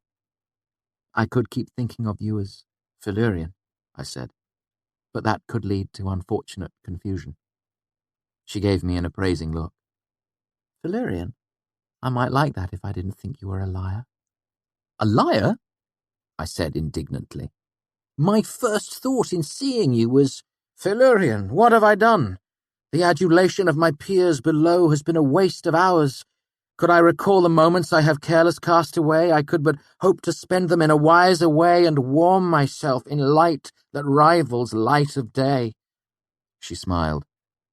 "A thief and a liar. You stole that from the third act of Deonica." She knew Deonica too? "Guilty," I admitted freely, "but that doesn't make it untrue." She smiled at Savoy, then turned back to me. "Flattery is fine and good, but it won't win you my name. Savoy mentioned you were keeping pace with him in the university. That means you meddle with dark forces better left alone. If I give you my name, you would have a terrible power over me." Her mouth was serious, but her smile showed itself around the corners of her eyes, in the tilt of her head. "That is very true," I said with equal seriousness. "But I will make you a bargain. I'll give you my name in exchange. Then I will be in your power as well." "You'd sell me my own shirt," she said. "Savoy knows your name. Assuming he hasn't told me already, I could have it from him as easy as breathing." "True enough," Savoy said, seeming relieved that we remembered he was there. He took up her hand and kissed the back of it. "He can tell you my name," I said dismissively, "but he cannot give it to you. Only I can do that." I lay one hand flat on the table. "My offer stands. My name for yours. Will you take it, or will I be forced to think of you always as an Halloween, and never as yourself?" Her eyes danced. "Very well," she said. "I'll have yours first, though." I leaned forward. and motioned for her to do the same. She let go of Sovoy's hand and turned an ear toward me. With due solemnity, I whispered my name in her ear. Kvothe. She smelled faintly of flowers, which I guessed was a perfume, but beneath that was her own smell. Like green grass, like the open road after a light spring rain. Then she leaned back into her seat and seemed to think of it for a while. Kvothe, she said eventually. It suits you. Kvothe. Her eyes sparkled as if she held some hidden secret. She said it slowly as if tasting it, then nodded to herself. What does it mean? It means many things, I said in my best Tarball in the Great voice. But you will not distract me so easily. I have paid, and now I'm in your power. Would you give me your name that I might call you by it? She smiled and leaned forward again. I did likewise. Turning my head to the side, I felt an errant strand of her hair brush against me. Diane. Her warm breath was like a feather against my ear. Diane. We both sat back in our seats. When I didn't say anything, she prompted me. Well? I have it, I assured her. As sure as I know my own. Say it then. I'm saving it, I reassured her, smiling. Gifts like these should not be squandered. She looked at me. I relented. Diane, I said. Diane, it suits you as well. We looked at each other for a long moment. Then I noticed that Sovoy was giving me a not quite subtle stare. I should get back downstairs, I said, rising quickly from my seat. I've got important people to meet. I cringed inwardly at the awkwardness of the words as soon as I'd said them, but couldn't think of a less awkward way to take them back. Sovoy stood and shook my hand, no doubt eager to be rid of me. Well done tonight, Kvothe. I'll be seeing you. I turned to see Denna standing too. She met my eyes and smiled. I hope to see you too. She held out her hand. I gave her my best smile. There's always hope. I meant it to seem witty, but the words seemed to turn boorish as soon as they left my mouth. I had to leave before I made an even greater ass of myself. I shook her hand quickly. It was slightly cool to the touch, soft, delicate, and strong. I did not kiss it, as Sovoy was my friend, and that is not the sort of thing friends do. Chapter 59. All this knowing. In the fullness of time, and with considerable help from Deoch and Willem, I became drunk. Thus it was that 3 students made their slightly erratic way back to the university. See them as they go, weaving only slightly. It is quiet, and when the belling tower strikes the late hour, it doesn't break the silence so much as it underpins it. The crickets, too, respect the silence. Their calls are like careful stitches in its fabric, almost too small to be seen. The night is like warm velvet around them. The stars, burning diamonds in the cloudless sky, turn the road beneath their feet a silver grey. The university and Imre are the hearts of understanding and art, the strongest of the 4 corners of civilization. Here, on the road between the two, there is nothing but old trees and long grass bending to the wind. The night is perfect, in a wild way, almost terrifyingly beautiful. The 3 boys, one dark, one light, and one, for lack of a better word, fiery, do not notice the night. Perhaps some part of them does, but they are young and drunk and busy knowing deep in their hearts that they will never grow old or die. They also know that they are friends, and they share a certain love that will never leave them. The boys know many other things, but none of them seem as important as this. Perhaps they are right. Chapter 60. Fortune. The next day, I went to the admissions lottery sporting my very first hangover. Weary and vaguely nauseous, I joined the shortest line and tried to ignore the din of hundreds of students milling about, buying, selling, trading, and generally complaining about the slots they'd drawn for their exams. "Kvothe, our lead and son," I said when I finally arrived at the front of the line. The bored-looking woman marked my name, and I drew a tile out of the black velvet bag. It read, Hepton, noon. 5 days from now. Plenty of time to prepare. But as I turned back to the mews, a thought occurred to me. How much preparation did I really need? More importantly, how much could I genuinely accomplish without access to the archives? Thinking it over, I raised my hand over my head with my middle finger and thumb extended, signaling that I had a slot 5 days from now that I was willing to sell. It wasn't long before an unfamiliar student wandered close.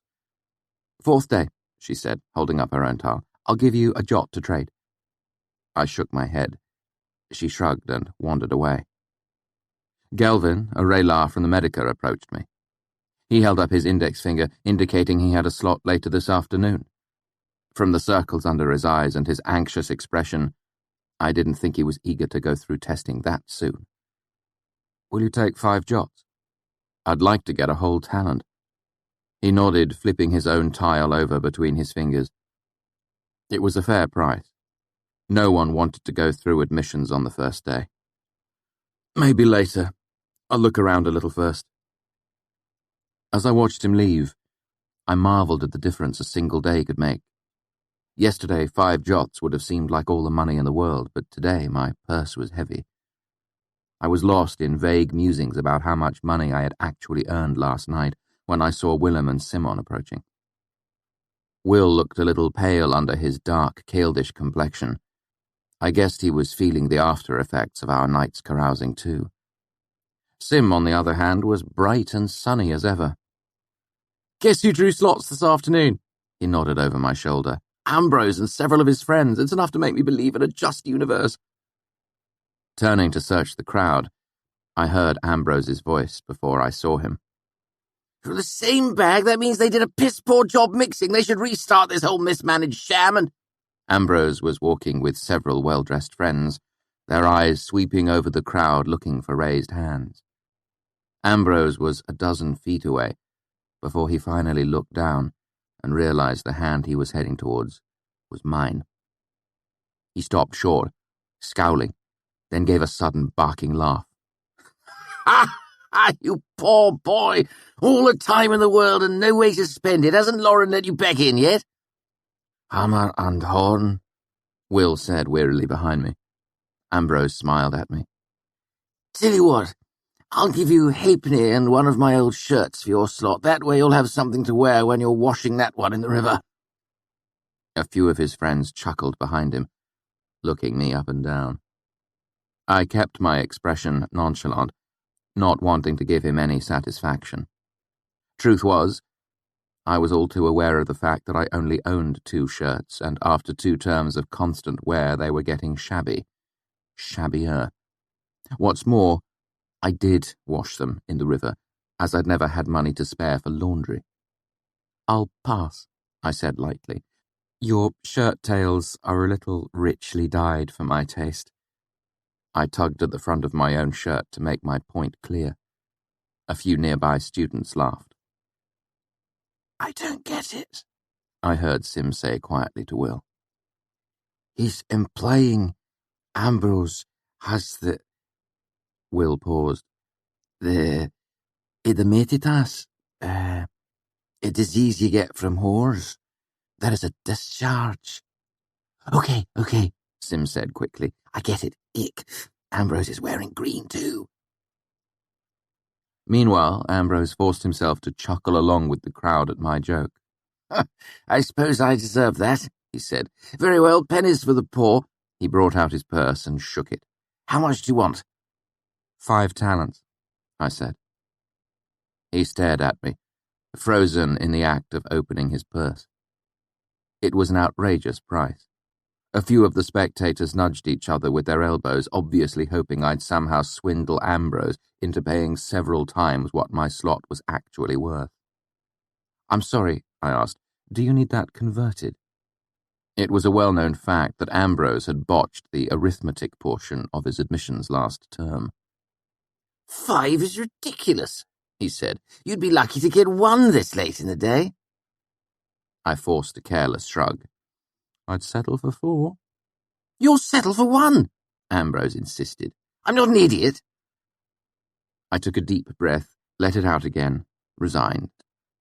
I don't suppose I could get you to go as high as 1 and 4? I asked, disgusted by how plaintive my voice sounded. Ambrose smiled like a shark.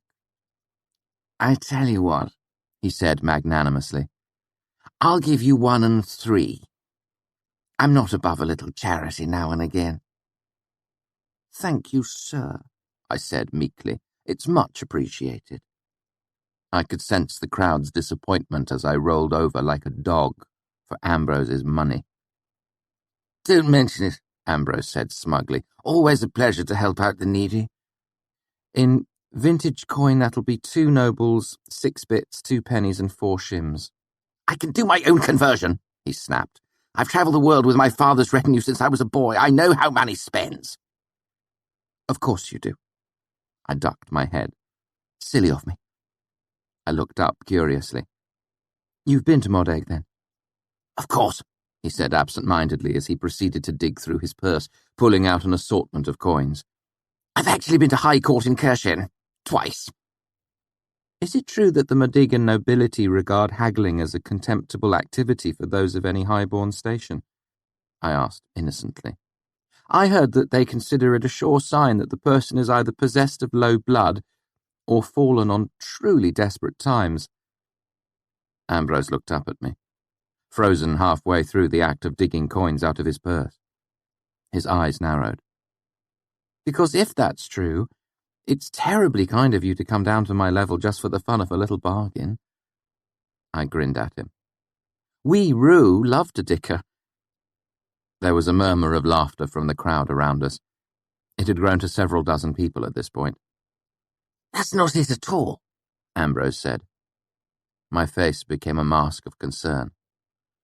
Oh, I'm sorry, my lord. I had no idea you'd come on hard times. I took several steps toward him, holding out my admissions tile. Here, you can have it for just a halfpenny. I'm not above a little charity myself. I stood directly in front of him, holding out the tile. Please. I insist. It's always a pleasure to help the needy. Ambrose glared furiously. Keep it and choke, he hissed at me in a low voice. And remember this when you're eating beans and washing in the river. I'll still be here the day you leave with nothing but your hands in your pockets. He turned and left, the very picture of affronted dignity. There was a smattering of applause from the surrounding crowd. I took flourishing bows in all directions. How would you score that one? Will asked Sim. 2 for Ambrose, 3 for Kvothe. Sim looked at me. Not your best work, really? I didn't get much sleep last night, I admitted. Every time you do this, it makes the eventual payback that much worse, Will said. We can't do anything but snap at each other, I said. The Masters made sure of that. Anything too extreme would get us expelled for conduct unbecoming a member of the Arcanum. Why do you think I haven't made his life a hell? You're lazy? Will suggested. Laziness is one of my best characteristics, I said easily. If I weren't lazy, I might go through the work of translating Edamate task and grow terribly offended when I discover it means the edema drip. I raised my hand again, thumb and middle finger extended. Instead, I'll assume it translates directly into the name of the disease, Nemseria, thus preventing any unnecessary strain on our friendship. I eventually sold my slot to a desperate Raylar from the fishery named Jacksim. I drove a hard bargain, trading him my slot for 6 jots and a favour to be named later. Admissions went about as well as could be expected, considering I couldn't study. Heme was still carrying his grudge. Lauren was cool. Elodine had his head down on the table and seemed to be asleep. My tuition was a full 6 talents, which put me in an interesting situation. The long road to Imre was mostly deserted. The sun brushed through the trees and the wind carried just a hint of the cool that fall would soon be bringing. I headed to the Aeolian first to retrieve my loot. Stanchion had insisted that I leave it there last night, lest I break it on my long, inebriated walk home. As I approached the Aeolian, I saw Diok lounging against the doorpost, walking a coin across the back knuckles of his hand. He smiled when he saw me. "Oh there! Thought you and your friends would end up in the river by the way you were weaving when you left last night." We were swaying in different directions, I explained, so it balanced out. Diok laughed. "We've got your lady inside." I fought down a flush and wondered how he had known I was hoping to find Denna here. I don't know if I would call her my lady exactly. Sovoy was my friend after all. He shrugged. "Whatever you call her, Stanchion's got her behind the bar. I'd go grab her before he gets overly familiar and starts practicing his fingering." I felt a flash of rage and barely managed to swallow a mouthful of hot words. My loot, he was talking about my loot. I ducked inside quickly, guessing the less Diok saw of my expression, the better it would be. I wandered through the 3 levels of the Aeolian, but Denna was nowhere to be found. I did run into Count Threep, though, who enthusiastically invited me to have a seat. "I don't suppose I might persuade you to pay me a visit at my house sometime?" Threep asked bashfully. "I'm thinking of having a little dinner, and I know a few people who would love to meet you." He winked. "Word about your performance is already getting around." I felt a twinge of anxiety, but I knew rubbing elbows with the nobility was something of a necessary evil. I'd be honoured to, my lord. Threep grimaced. "Does it have to be, my lord?" Diplomacy is a large part of being a trooper, and a large portion of diplomacy is adherence to title and rank. Etiquette, my lord, I said regretfully. "Piss on etiquette," Threep said petulantly. "Etiquette is a set of rules people use so they can be rude to each other in public. I was born Dene first, Threep second, and Count last fall." He looked imploringly up at me. "Den for short?" I hesitated. "Here at least," he pleaded. "It makes me feel like a weed in a flower bed when someone starts lauding me here." I relaxed. If it makes you happy, Den. He flushed as if I'd flattered him. "Tell me a bit about yourself, then. Where are you lodging?" On the other side of the river, I said evasively. The bunks in Mews were not exactly glamorous. When Threep gave me a puzzled look, I continued. I attend the university? "University?" He asked, clearly puzzled. "Are they teaching music now?" I almost laughed at the thought. No, I'm in the Arcanum. I immediately regretted my words. He leaned back in his seat and gave me an uncomfortable look. "You're a warlock?" Oh, no, I said dismissively. I'm just studying. Grammar, mathematics. I picked 2 of the more innocent fields of study I could think of, and he seemed to relax a bit. "I guess I just thought that you were—" He trailed off and shook himself. "Why are you studying there?" The question caught me off guard. I've always wanted to. There's so much to learn. "But you don't need any of that. I mean," he groped for words, "the way you play. Surely your patron is encouraging you to focus on your music." I don't have a patron, Den, I said with a shy smile. Not that I'm opposed to the idea, mind you. His reaction was not what I expected. "Damn my blackened luck!" He slapped his hand on the table hard. "I assumed someone was being coy, keeping you a secret." He thumped the table with his fist. "Damn! He recovered his composure a little and looked up at me. I'm sorry. It's just that... He made a frustrated gesture and sighed. Oh, have you ever heard the saying, 1 wife, you're happy, 2 and you're tired? I nodded. 3 and they'll hate each other. 4 and they'll hate you, Threep finished.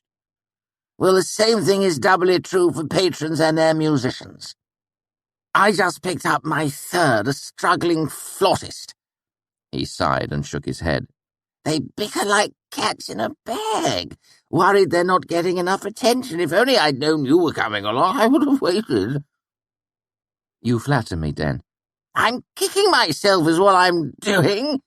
He sighed and looked guilty. That's not fair. Saffron's good at what he does. They're all good musicians and overprotective of me, just like real wives. He gave me an apologetic look. If I try to bring you in, there'll be hell to pay. I've already had to lie about that little gift I gave you last night. So I'm your mistress, then? I grinned. Threep chuckled. Let's not carry the analogy too far. I'll be your matchmaker instead. I'll help you toward a proper patron. I know everyone with blood or money for 50 miles, so it shouldn't be that hard. That would be a great help, I said earnestly. The social circles on this side of the river are a mystery to me. A thought occurred to me.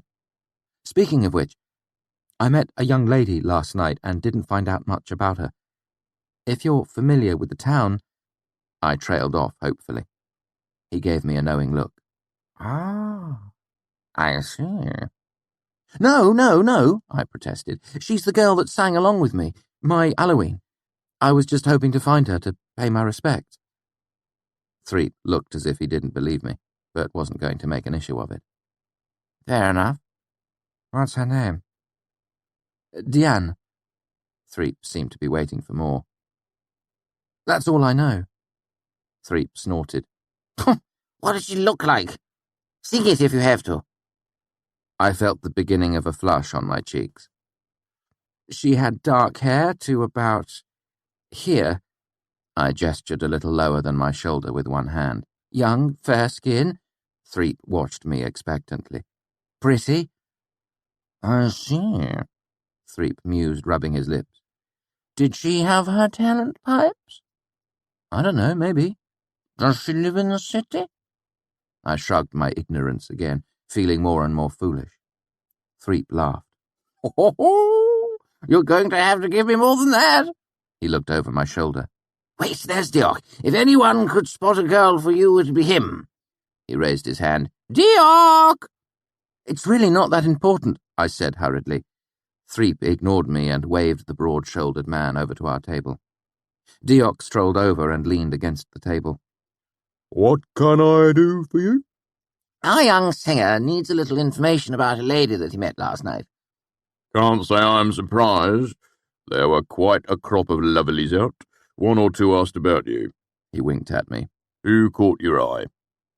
It's not like that, I protested. She was the one who sang my harmony last night. She had a lovely voice and I was hoping to find her so we could do a little singing. I think I know the tune you're talking about. He gave me a broad, knowing smile. I felt myself blushing furiously and began to protest again. Oh, settle down. I'll keep this one between my tongue and teeth. I'll even keep from telling Stanchion, which is as good as telling the whole town. He gossips like a schoolgirl when he's had a cup. He looked at me expectantly. She was slender, with deep coffee-coloured eyes, I said before I thought about how it sounded. I hurried on before either Threep or Diok could make a joke. Her name was Diane. Ah, Diok nodded slowly to himself, his smile going a little wry. I guess I should have known. Does she live here? Threep asked. I don't believe I know her. You'd remember, Diok said. But no, I don't think she lives in town. I see her off and on.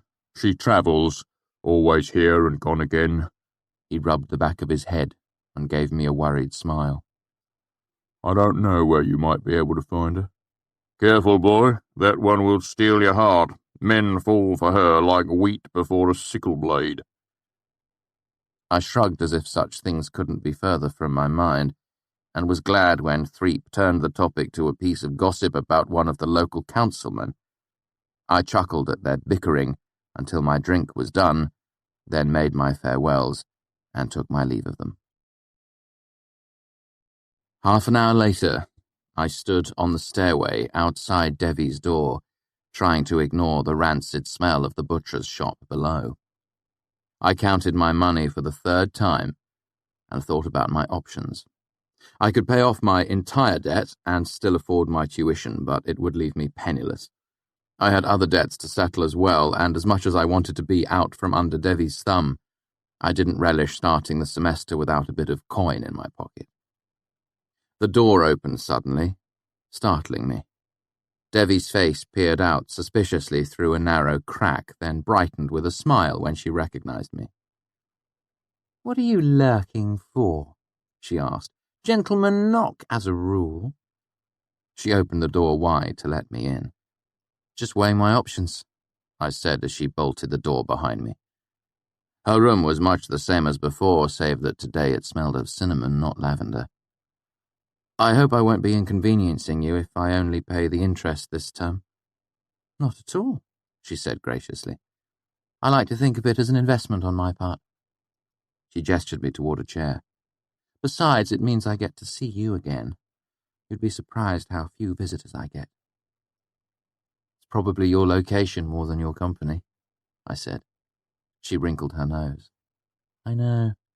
I settled here at first because it was cheap. Now I feel obliged to stay because my customers know to find me here." I laid 2 talents on the desk and slid them toward her. "Do you mind a question?" She gave me a look of impish excitement. "Is it inappropriate?" "A bit," I admitted. "Has anyone ever tried to report you?" "Well now," she sat forward in her chair, "that can be taken a number of different ways." She raised an eyebrow over one icy blue eye. "Are you being threatening or curious?" "Curious," I said quickly. "I tell you what." She nodded at my lute. "Play me a song, and I'll tell you the truth." I smiled and unlatched the case, drawing out my lute. "What would you like to hear?" She thought for a minute. "Can you play Leave the Town Tinker?" I played it, quick and easy. She came in enthusiastically on the chorus, and at the end she smiled and clapped like a young girl. Which, in hindsight, I guess she was. Back then she was an older woman, experienced and self-sure. I, on the other hand, was not quite 16. "Once," she answered, as I put my lute away. "2 years ago, a young gentleman Elliot decided it would be better to inform the constable than to settle his debt." I looked up at her. "And?" "And that was it." She shrugged carelessly. "They came, asked me questions, searched the place. Didn't find anything incriminating, of course." "Of course." "The next day, the young gentleman admitted the truth to the constable. He had made the whole story up because I had spurned his romantic advances." She grinned. The constable was not amused, and the gentleman was fined for slanderous action against a lady of the town. I couldn't help but smile. "I can't say as I'm terribly—" I trailed off, noticing something for the first time. I pointed at her bookshelf. "Is that Malkaff's The Basis of All Matter?" "Oh, yes," she said proudly. "It's new, a partial repayment." She gestured towards the shelf. "Feel free." I walked over and pulled it out. "If I'd had this to study from, I wouldn't have missed one of the questions during admissions today. I'd think you'd have your fill of books at the archives," she said, her voice thick with envy. I shook my head. "I was banned," I said. "I've spent about 2 hours total in the archives, and half of that was getting thrown out on my ear." Devi nodded slowly. "I'd heard. But you never know which rumours are true. We're in something of the same boat, then." "I'd say you're slightly better off," I said, looking over her shelves. "You've got Tecum here, and the Horoborica." I scanned all the titles, looking for anything that might have information about the Amir or the Chandrian, but nothing looked especially promising. You've got The Mating Habits of the Common Dracus, too. I was part way through reading that when I was kicked out. That's the latest edition, she said proudly. There's new engravings and a section on the Feynwat. I ran my fingers down the book's spine, then stepped back. It's a nice collection.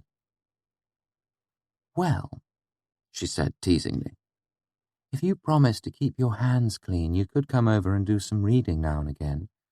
If you bring your lute and play for me, I might even let you borrow a book or two, so long as you bring them back in a timely fashion. She gave me a winsome smile. We exiles should stick together. I spent the long walk back to the university, wondering if Devi was being flirtatious or friendly. At the end of the 3 miles, I hadn't reached anything resembling a decision. I mention this to make something clear.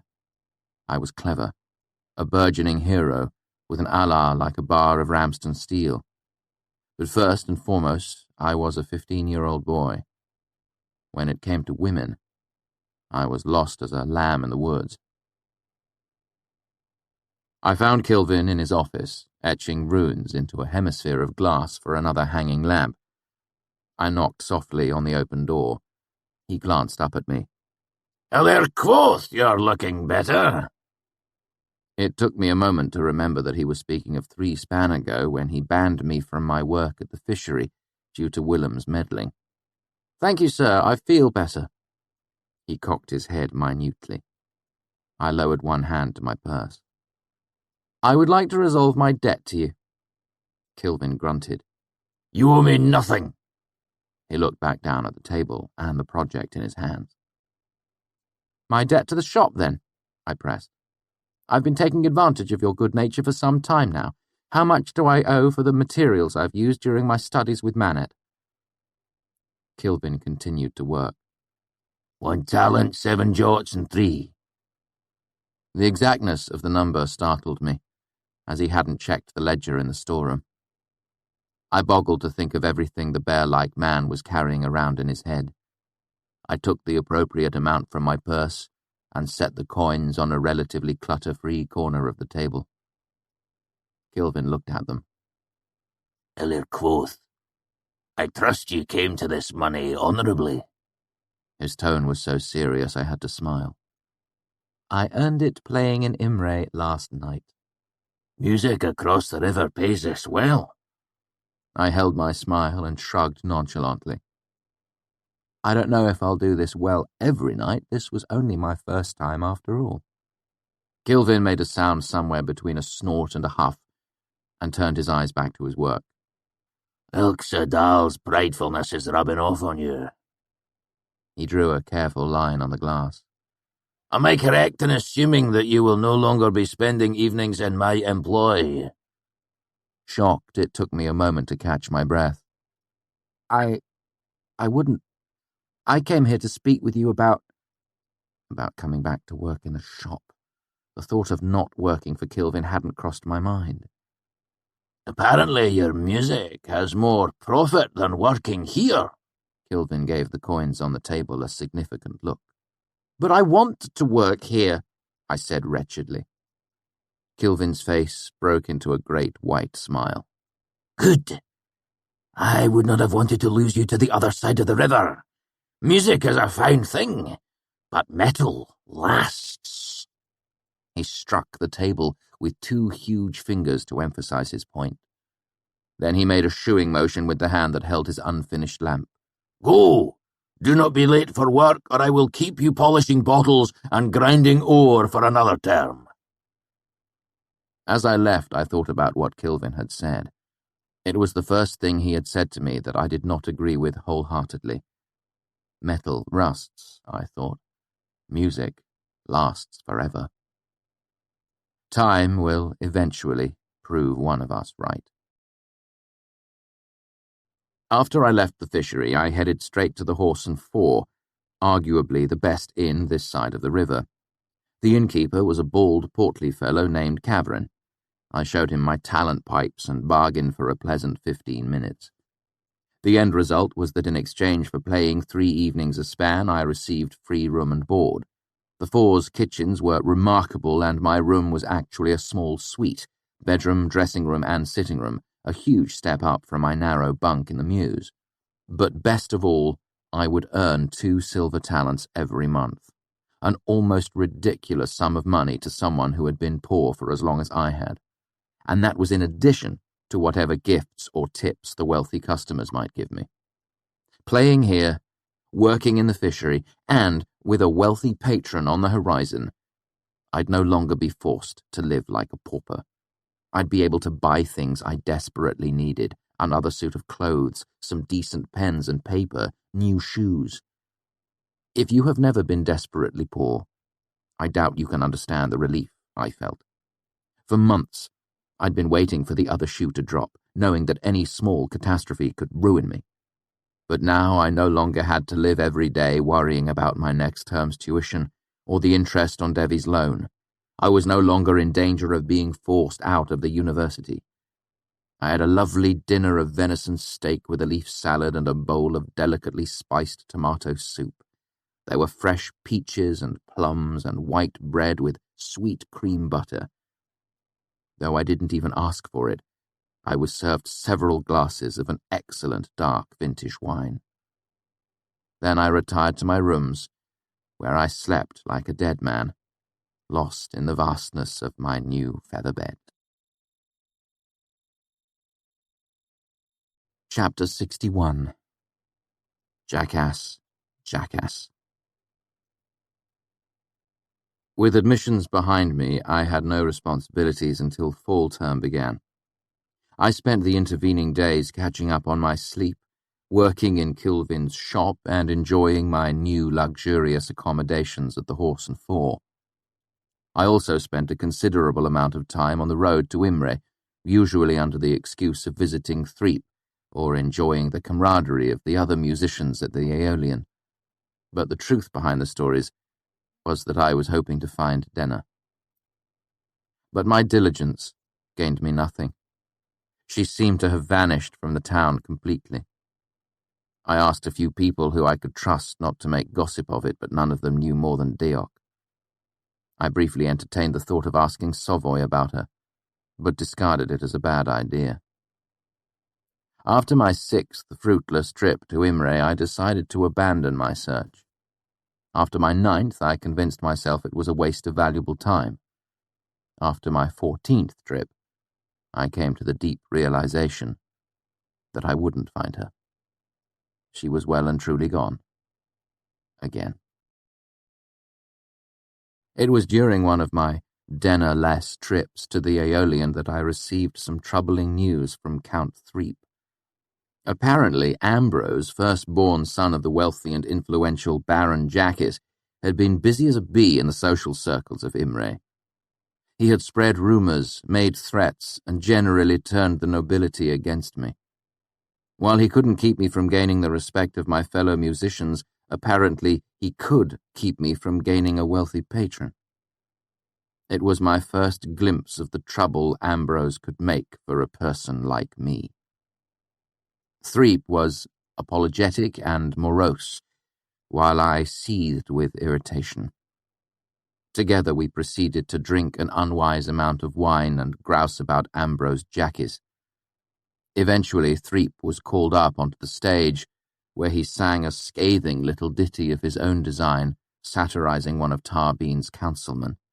It was met with great laughter and applause. From there, it was a short step for us to begin composing a song about Ambrose. Threep was an inveterate gossip-monger with a knack for tasteless innuendo, and I have always had a gift for a catchy tune. It took us under an hour to compose our masterwork, which we lovingly titled Jackass, Jackass. On the surface, it was a ribald little tune about a donkey who wanted to be an arcanist. Our extraordinarily clever pun on Ambrose's surname was as close as we came to mentioning him, but anyone with half a wit could tell who the shoe was meant to fit. It was late when Threep and I took to the stage, and we weren't the only ones worse for drink. There was thunderous laughter and applause from the majority of the audience who called for an encore. We gave it to them again, and everyone came in singing on the chorus. The key to the song's success was its simplicity. You could whistle or hum it. Anyone with 3 fingers could play it, and if you had 1 ear and a bucket, you could carry the tune. It was catchy and vulgar and mean-spirited. It spread through the university like a fire in a field. I tugged open the outer doors of the archives and stepped into the entry hall, my eyes adjusting to the red tint of the sympathy lamps. The air was dry and cool, rich with the smell of dust, leather, and old ink. I took a breath the way a starving man might outside a bakery. Willem was tending the desk. I knew he'd be working. Ambrose wasn't anywhere in the building. "I'm just here to talk with Master Lauren," I said quickly. Will relaxed.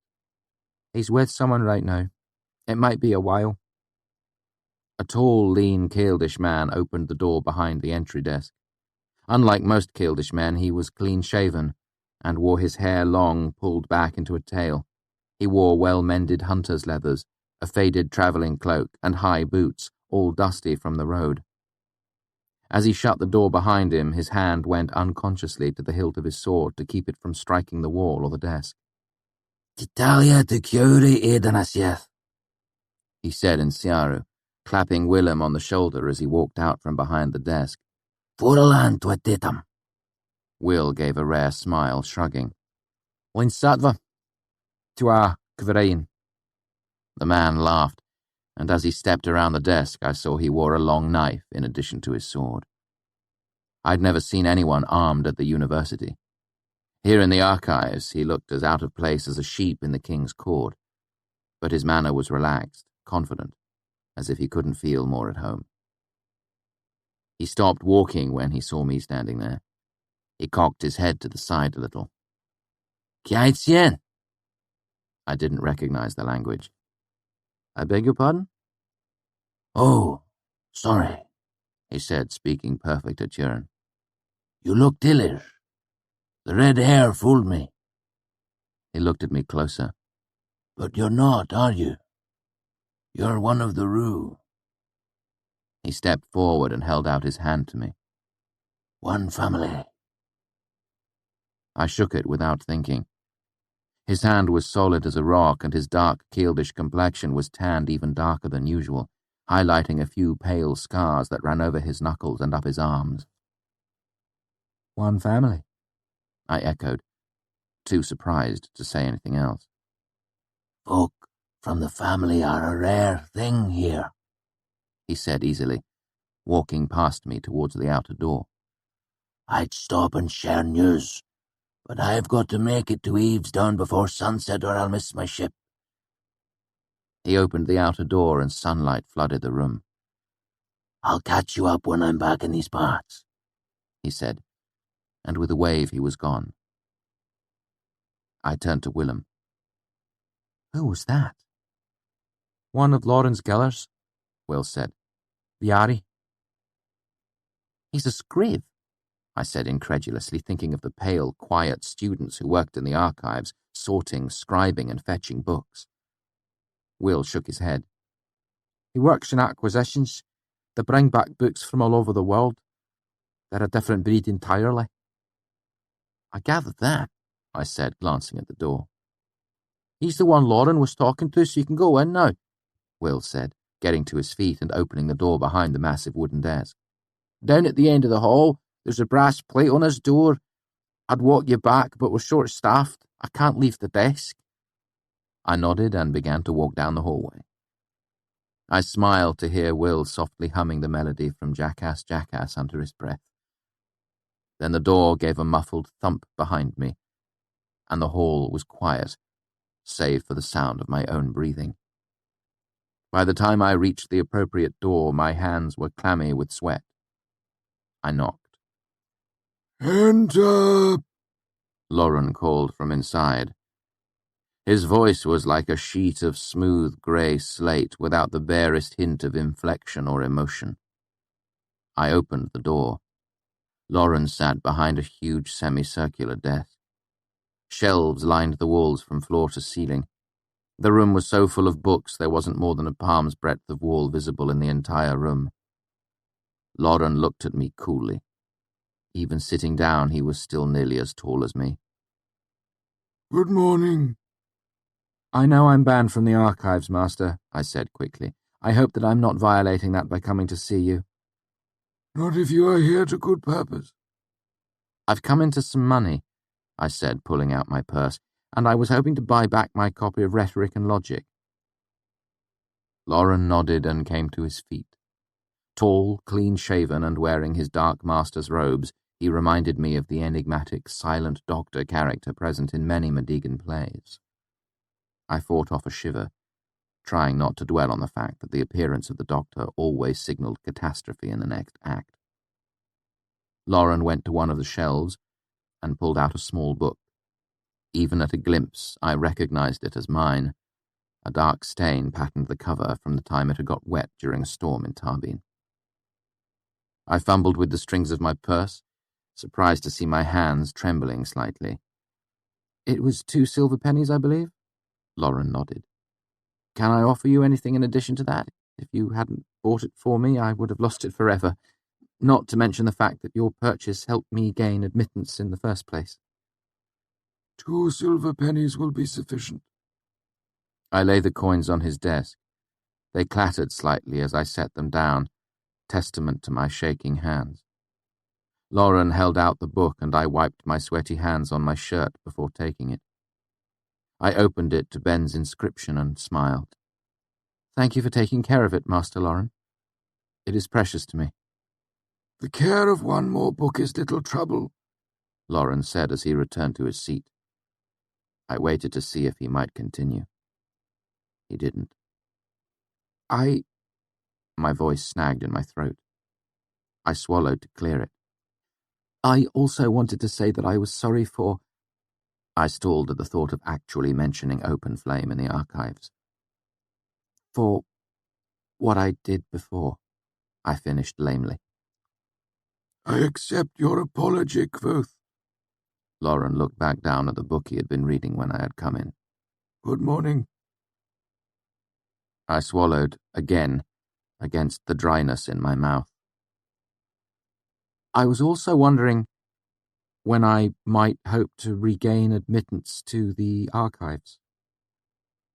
Lauren looked up at me. You were caught with live fire among my books, he said, emotion touching the edges of his voice like a hint of red sunset against the slate-grey clouds. All of my carefully planned persuasion flew out of my head. Master Lauren, I pleaded, I'd been whipped that day and wasn't at my wit's best. Ambrose... Lauren raised his long-fingered hand from the desk, his palm facing out towards me. The careful gesture cut me off more quickly than a slap across the face. His face was expressionless as a blank page. Who am I to believe? A Relar of 3 years or an Elir of 2 months? A scriv in my employ or an unfamiliar student found guilty of reckless use of sympathy? I managed to regain a little of my composure. I understand your decision, Master Lauren, but is there anything I might do to earn readmittance? I asked, unable to keep my voice entirely free of desperation. Honestly, I would rather be whipped again than spend another term banned. I would give you all the money in my pocket, though it isn't much. I'd work long hours as a scriv without pay for the privilege of proving myself to you. I know you're short-staffed during exams. Lauren looked at me, his placid eyes almost curious. I couldn't help but feel that my plea had affected him. All that? All that, I said earnestly, hope billowing wildly through my chest. All that and any other penance you desire. I require but one thing to rescind my ban, Lauren said. I fought to keep a manic grin off my face. Anything. Demonstrate the patience and prudence which you have heretofore been lacking, Lauren said flatly, then looked down at the book that lay open on his desk. Good morning. The next day, one of Jameson's errand boys woke me out of a sound sleep in my vast bed at the Horse and Four. He informed me that I was due on the horns at a quarter hour before noon. I was being charged with conduct unbecoming a member of the Arcanum. Ambrose had finally caught wind of my song. I spent the next several hours feeling vaguely sick to my stomach. This was exactly what I'd hoped to avoid.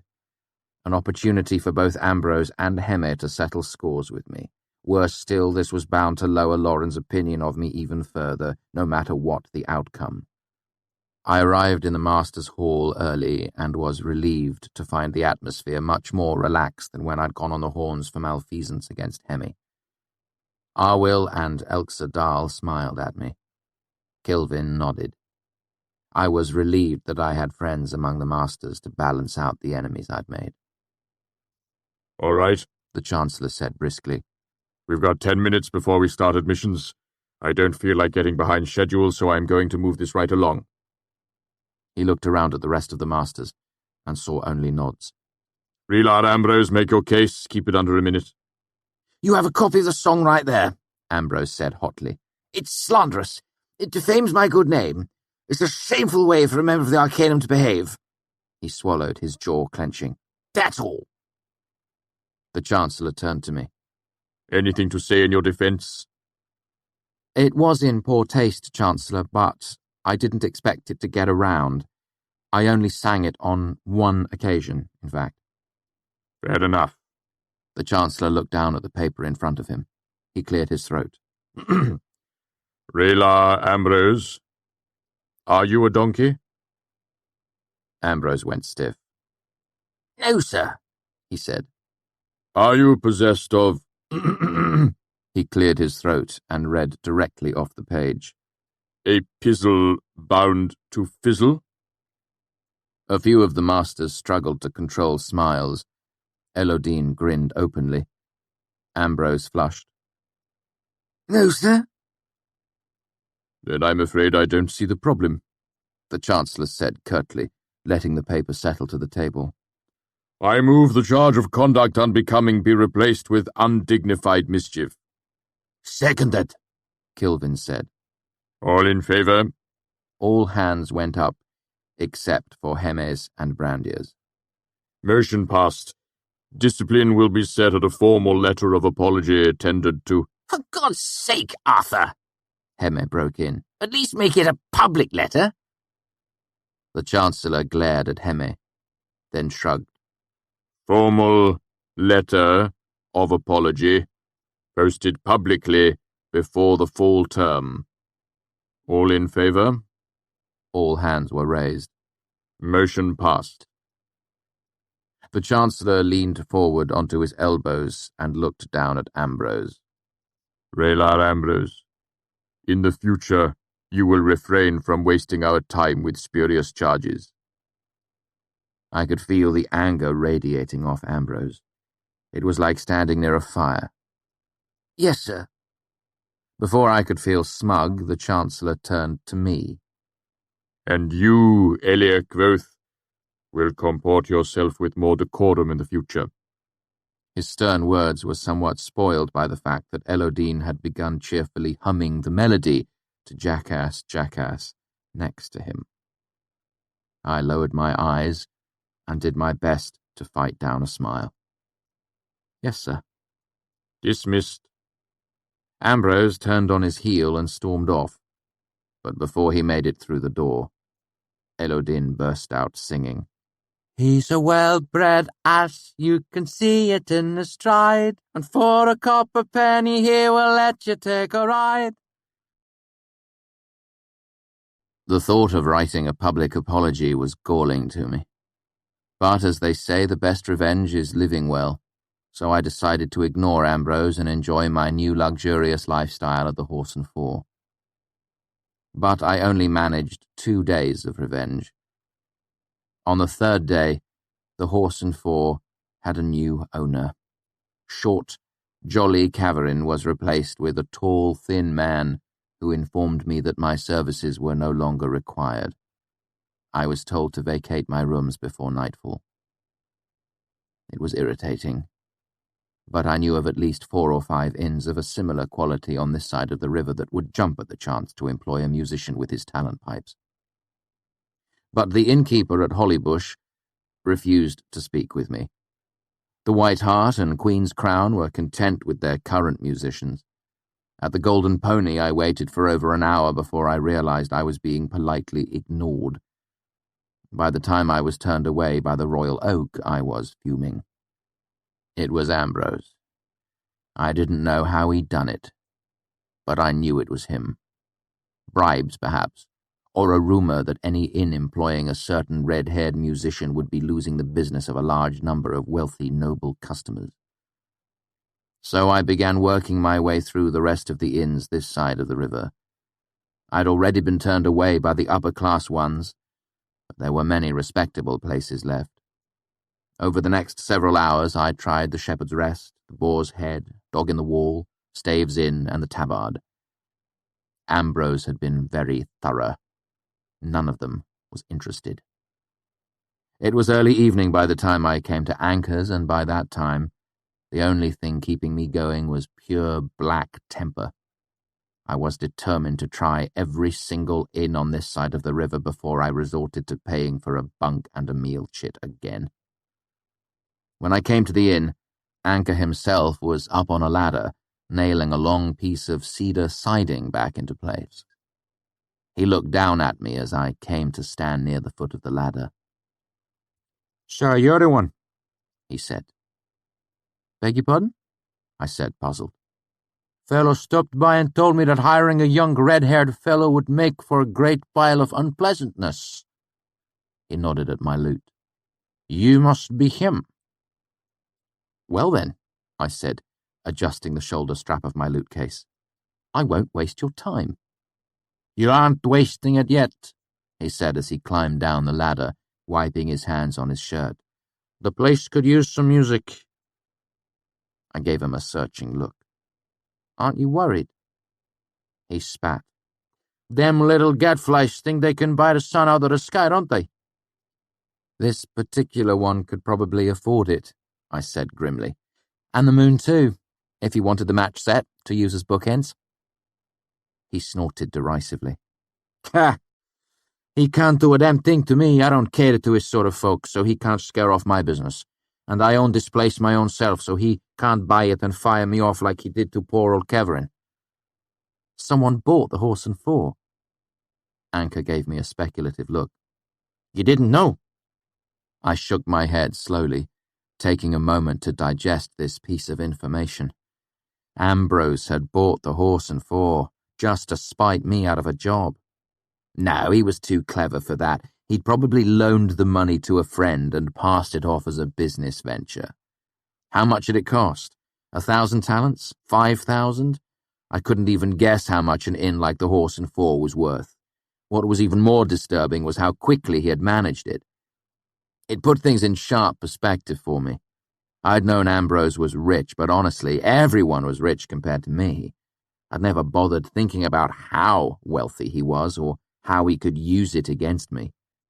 I was getting a lesson in the sort of influence a wealthy baron's firstborn son could bring to bear. For the first time, I was glad for the university's strict code of conduct.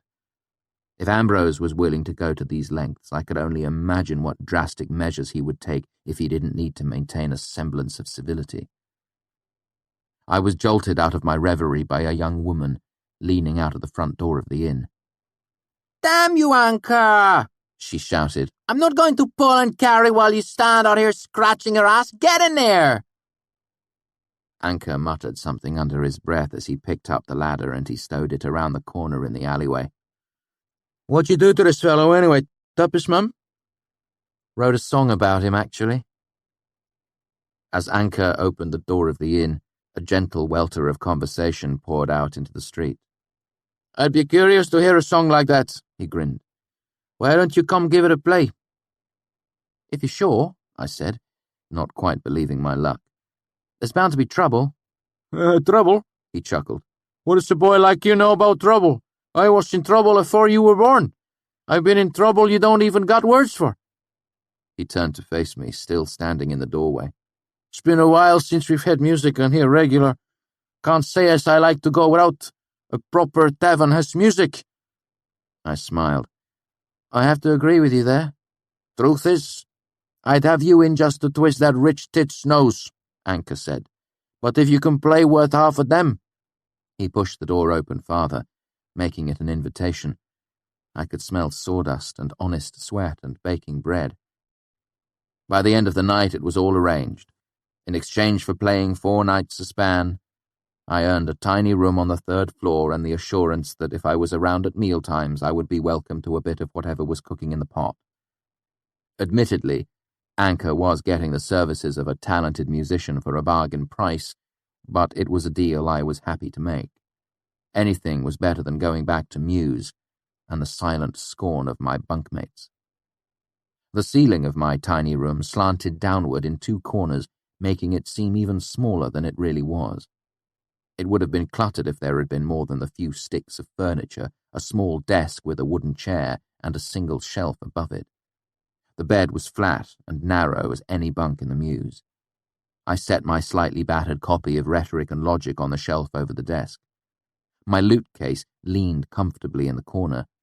Through the window, I could see the lights of the university, unblinking in the cool autumn air. I was home. Looking back, I count myself lucky that I ended up in Anchor's. True, the crowds were not as wealthy as those at the Horse and Four, but they appreciated me in a way the nobles never had.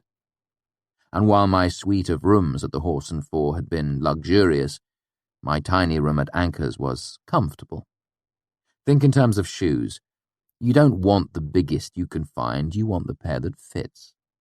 In time, that tiny room at Anchor's came to be more of a home to me than anywhere else in the world. But at that particular moment, I was furious at what Ambrose had cost me.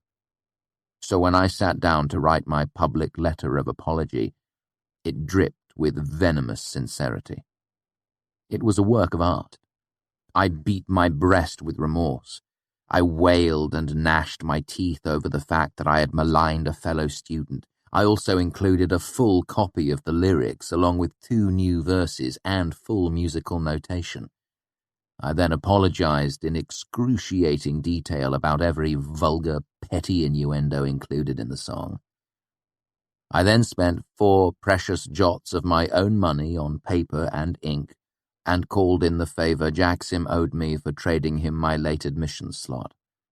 He had a friend that worked in a print shop, and with his help, we printed over 100 copies of the letter.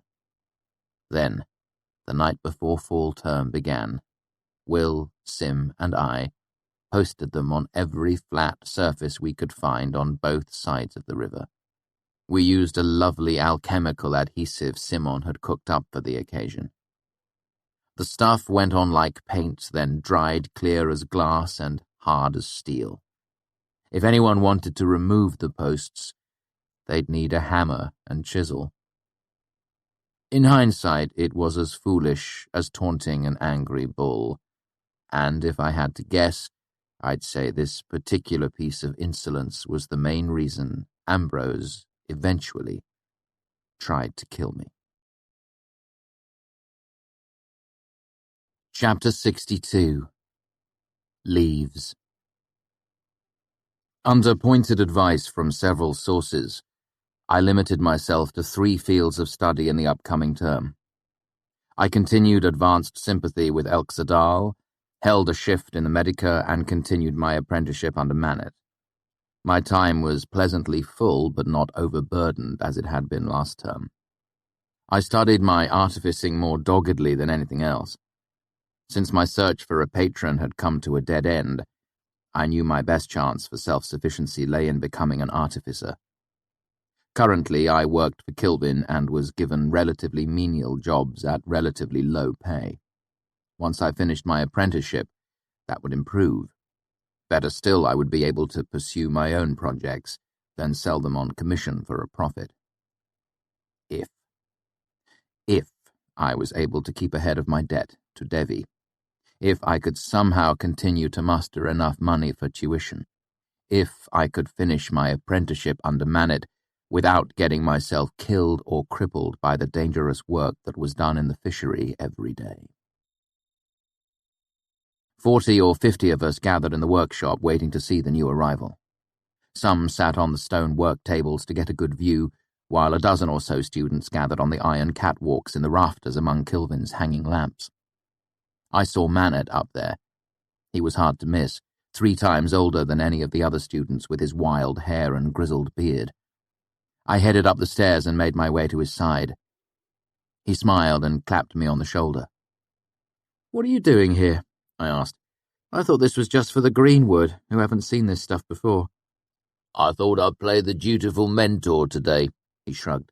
"Besides, this particular display is worth watching, if only for the expressions on everyone's faces." Sitting atop one of the shop's heavy work tables was a massive cylindrical container, about 4 feet high and 2 feet across. The edges were sealed without any bulky welds, and the metal had a dull, burnished look that made me guess it was more than simple steel. I let my gaze wander the room, and was surprised to see Fela standing in the crowd, waiting for the demonstration to begin along with the rest of the students. "I didn't know Fela worked here," I said to Manet. Manet nodded. "Oh, sure. What, 2 terms now?" "I'm surprised I haven't noticed," I mused, as I watched her talking to one of the other women in the crowd. "So am I," Manet said with a low, knowing chuckle. "But she's not here very often. She sculpts and works with cut tile and glass. She's here for the equipment, not the sigildry." The belling tower struck the hour outside, and Kilvin looked around, marking the faces of everyone there. I didn't doubt for a moment that he took note of exactly who was missing. "For several span, we will have this in the shop," he said simply, gesturing to the metal container that stood nearby. "Nearly 10 gallons of a volatile transporting agent. Regim ignaul neratum." "He's the only one that calls it that," Manet said softly. "It's bone tar." "Bone tar?" He nodded. "It's caustic. Spill it on your arm and it'll eat through to the bone in about 10 seconds.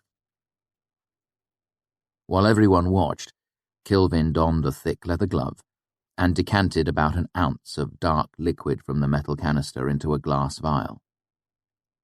"It is important to chill the vial prior to decanting, as the agent boils at room temperature." He quickly sealed off the vial and held it up for everyone to see. "The pressure cap is also essential, as the liquid is extremely volatile. As a gas, it exhibits surface tension and viscosity, like mercury. It is heavier than air and does not dissipate. It coheres to itself." With no further preamble, Kilvin tossed the vial into a nearby firewell, and there was the sharp, clear sound of breaking glass.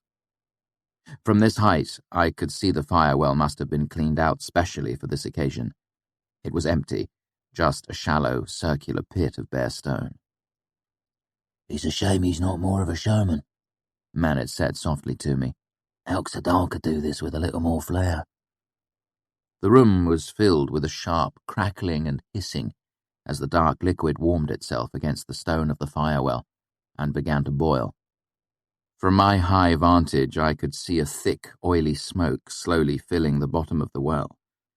It didn't behave like fog or smoke at all. Its edges didn't diffuse. It pooled and hung together like a tiny, dark cloud. Manet tapped me on the shoulder, and I looked at him just in time to avoid being blinded by the initial burst of flame as the cloud caught fire. There were dismayed noises from all around, and I guessed most of the others had been caught unaware. Manet grinned at me and gave a knowing wink. "Thanks," I said, and turned back to watch. Jagged flames danced across the surface of the fog, coloured a bright sodium red. The additional heat made the dark fog boil faster, and it swelled until the flames were licking towards the top of the waist-high lip of the firewell. Even from where I stood on the catwalk, I could feel a gentle heat on my face. "What the hell do you call that?" I asked him quietly. "Fire fog?" "We could," he responded. "Kilvin would probably call it an atmospherically activated incendiary action." The fire flickered and died all at once, leaving the room filled with the acrid smell of hot stone. "In addition to being highly corrosive," Kilvin said, In its gaseous state, the reagent is flammable. Once it warms sufficiently, it will burn on contact with air. The heat that this produces can cause a cascading exothermic reaction. Cascading huge goddamn fire, Manet said. You're better than a chorus, I said softly, trying to keep a straight face. Kilvin gestured. This container is designed to keep the agent cold and under pressure. Be mindful while it remains in the workshop. Avoid excessive heat in its immediate vicinity. With that, Kilvin turned and headed back into his office. That's it? I asked. Manet shrugged. What else needs to be said? Kilvin doesn't let anyone work here unless they're careful, and now everyone knows what to be careful of. Why is it even here? I asked. What's it good for? Scares the hell out of the first-termers, he grinned. Anything more practical than that? Fear is plenty practical, he said. But you can use it to make a different type of emitter for sympathy lamps. You get a bluish light instead of the ordinary red, a little easier on the eyes. Fetch outrageous prices. I looked down into the workshop, but couldn't see Fela anywhere in the milling bodies. I turned back to Manet. Want to keep playing dutiful mentor and show me how? He absently ran his hands through his wild hair and shrugged. Sure. I was playing at Anchor's later that night when I caught the eye of a beautiful girl sitting at one of the crowded tables in the back. She looked remarkably like Denna, but I knew that to be nothing more than my own fancy. I hoped to see her enough that I had been catching glimpses of her out of the corner of my eye for days. My second glance told me the truth. It was Denna, singing along with half the folk in Anchors to Drover's Daughters. She saw I was looking in her direction and waved. Her appearance caught me so much by surprise that I completely forgot what my fingers were doing and my song fell to pieces. Everyone laughed and I took a grand bow to hide my embarrassment. They cheered and booed me in equal amounts for a minute or so, enjoying my failure more than they had the song itself. Such is human nature. I waited for their attention to drift away from me, then made my way casually to where Denna was sitting. She stood to greet me. I'd heard you were playing on this side of the river, she said. But I can't imagine how you keep the job if you fall apart every time a girl gives you a wink. I felt myself flush a little. It doesn't happen that often. The winking or the falling apart? Unable to think of a response, I felt myself flush redder and she laughed. How long will you be playing tonight? She asked. Not much longer, I lied. I owed Anchor at least another hour. She brightened. Good. Come away with me afterward. I need someone to walk with. Hardly believing my good luck, I made a bow to her. At your service, certainly. Let me go and finish up. I made my way to the bar where Anchor and two of his serving girls were busy pulling drinks. Unable to catch his eye, I grabbed hold of his apron as he hurried past me. He jerked to a stop and barely avoided spilling a tray of drinks onto a table of customers. God's teeth, boy, what's the matter with you? Anchor, I've got to go. I can't stay till closing tonight. His face soured. Crowds like this don't come for the asking. They ain't going to stay without a little song or something to entertain them. I'll do one more song, a long one, but I've got to go after that. I gave him a desperate look. I swear I'll make it up to you. He looked at me more closely. Are you in trouble? I shook my head. It's a girl, then. He turned his head at the sound of voices calling for more drinks, then waved me away briskly. Fine, go. But mind you, make it a good long song, and you'll owe me. I moved to the front of the room and clapped my hands for the room's attention. Once the room was moderately quiet, I began to play. By the time I struck the third chord, everyone knew what it was. Tinker Tanner. The oldest song in the world. I took my hands from the lute and began to clap. Soon everyone was pounding out the rhythm in unison, feet against the floor, mugs on tabletops. The sound was almost overwhelming. but it faded appropriately when I sang the first verse. Then I led the room in the chorus with everyone singing along, some with their own words, some in their own keys. I moved to a nearby table as I finished my second verse and led the room in the chorus again. Then I gestured expectantly towards the table to sing a verse of their own.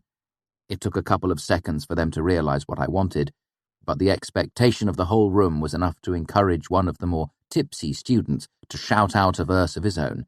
It gained him thunderous applause and cheers. Then, as everyone sang the chorus again, I moved to another table and did the same thing.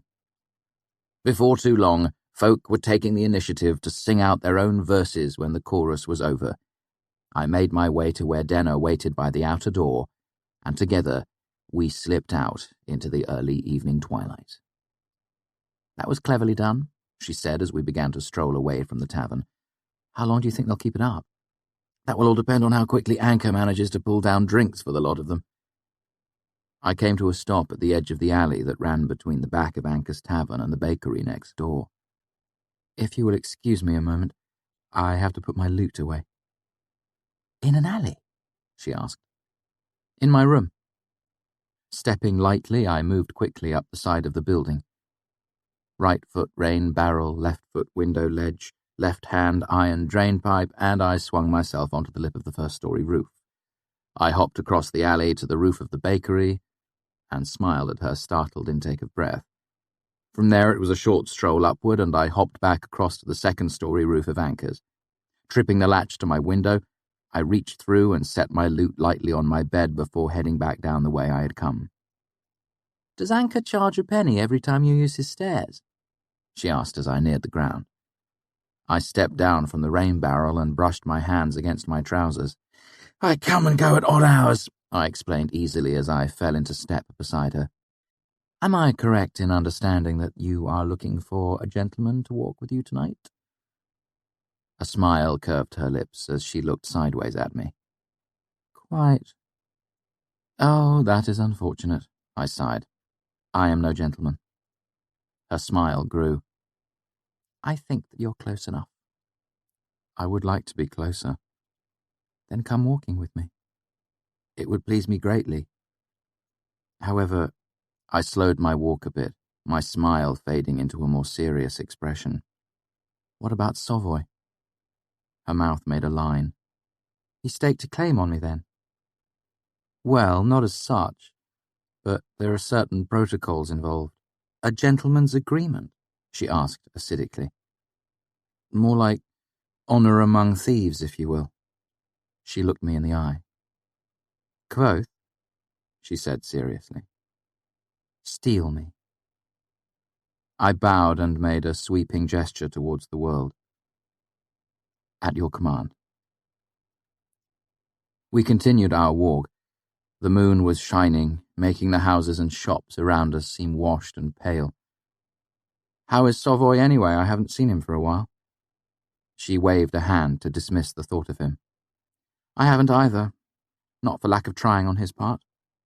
My spirits rose a bit. "Really?" She rolled her eyes. "Roses! I swear you men have all your romance from the same worn book.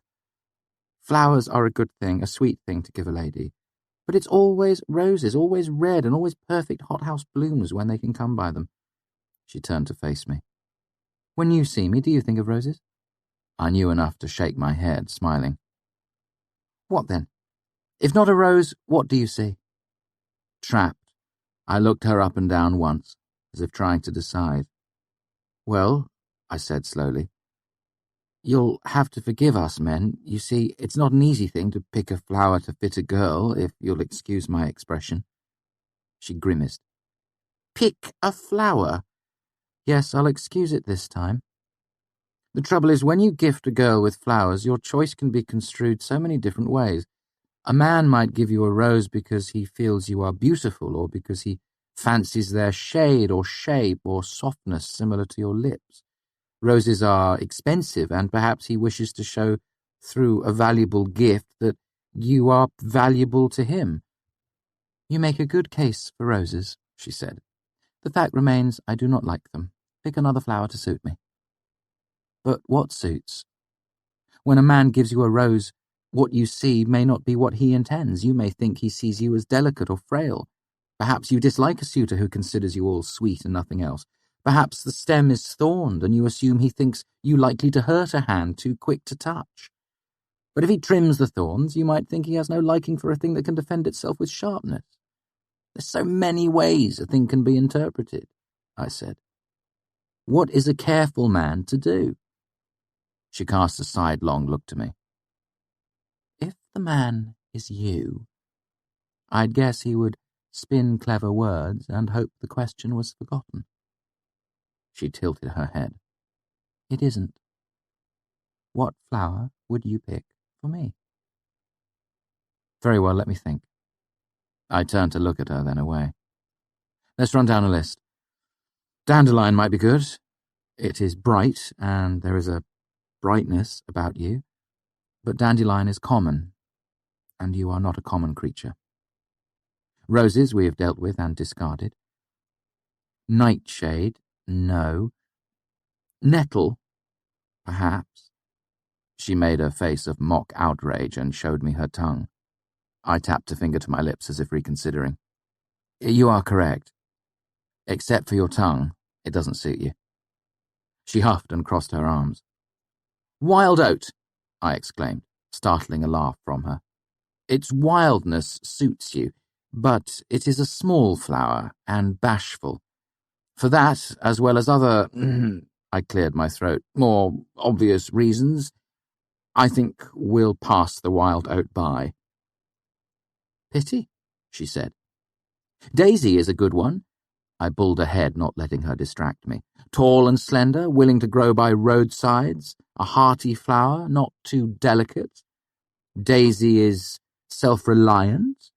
I think it might suit you. But let us continue in our list. Iris, too gaudy. Thistle, too distant. Violet, too brief. Trillium.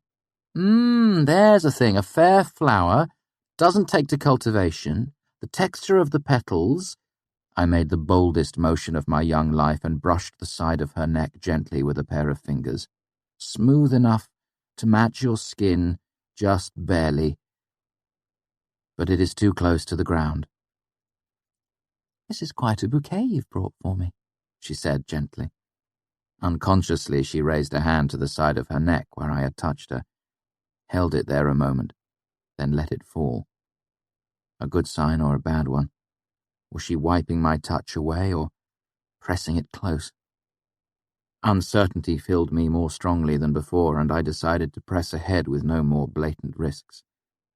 I stopped walking. Celas flower. She stopped and turned to look at me. All this, and you pick a flower I don't know. What is a Celas flower? Why? It is a deep red flower that grows on a strong vine. Its leaves are dark and delicate. They grow best in shadowy places, but the flower itself finds stray sunbeams to bloom in. I looked at her. That suits you. There is much of you that is both shadow and light. It grows in deep forests and is rare because only skilled folk can tend one without harming it. It has a wondrous smell and is much sought and seldom found. I paused and made a point of examining her. Yeah, since I am forced to pick, I would choose Celas. She looked at me, looked away. You think too much of me. I smiled. Perhaps you think too little of yourself. She caught a piece of my smile and shone it back at me. You were closer earlier in your list. Daisies, simple and sweet. Daisies are the way to win my heart. I will remember it. We started walking again. What flower would you bring me? I teased, thinking to catch her off guard. A willow blossom, she said without a second's hesitation. I thought for a long minute. Do willows have blossoms? She looked up and to the side, thinking, I don't think so. A rare treat to be given one, then, I chuckled. Why a willow blossom? You remind me of a willow, she said easily. Strong, deep-rooted and hidden. You move easily when the storm comes, but never farther than you wish. I lifted my hands as if fending off a blow. "Cease these sweet words," I protested. "You seek to bend me to your will, but it will not work. Your flattery is naught to me but wind." She watched me for a moment as if to make sure my tirade was complete. "Beyond all other trees," she said with a curl of a smile on her elegant mouth, "the willow moves to the wind's desire." The stars told me 5 hours had passed, but it seemed hardly any time at all before we came to the oaken oar where she was staying in Imre. At the doorway there was a moment that lasted for an hour as I considered kissing her.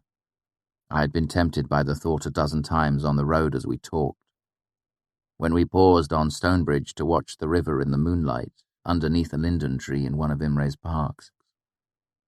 At those times, I felt a tension building between us, something almost tangible. When she looked sideways at me with her secret smile, the tilt of her head, the way she almost faced me, made me think she must be hoping for me to do something.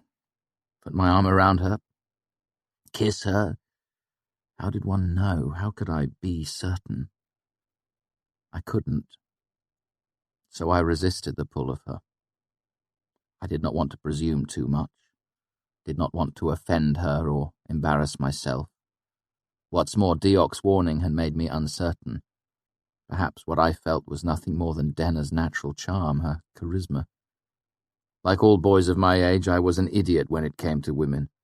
The difference between me and the others is that I was painfully aware of my ignorance, while others, like Simon, bumbled around making asses of themselves with their clumsy courting.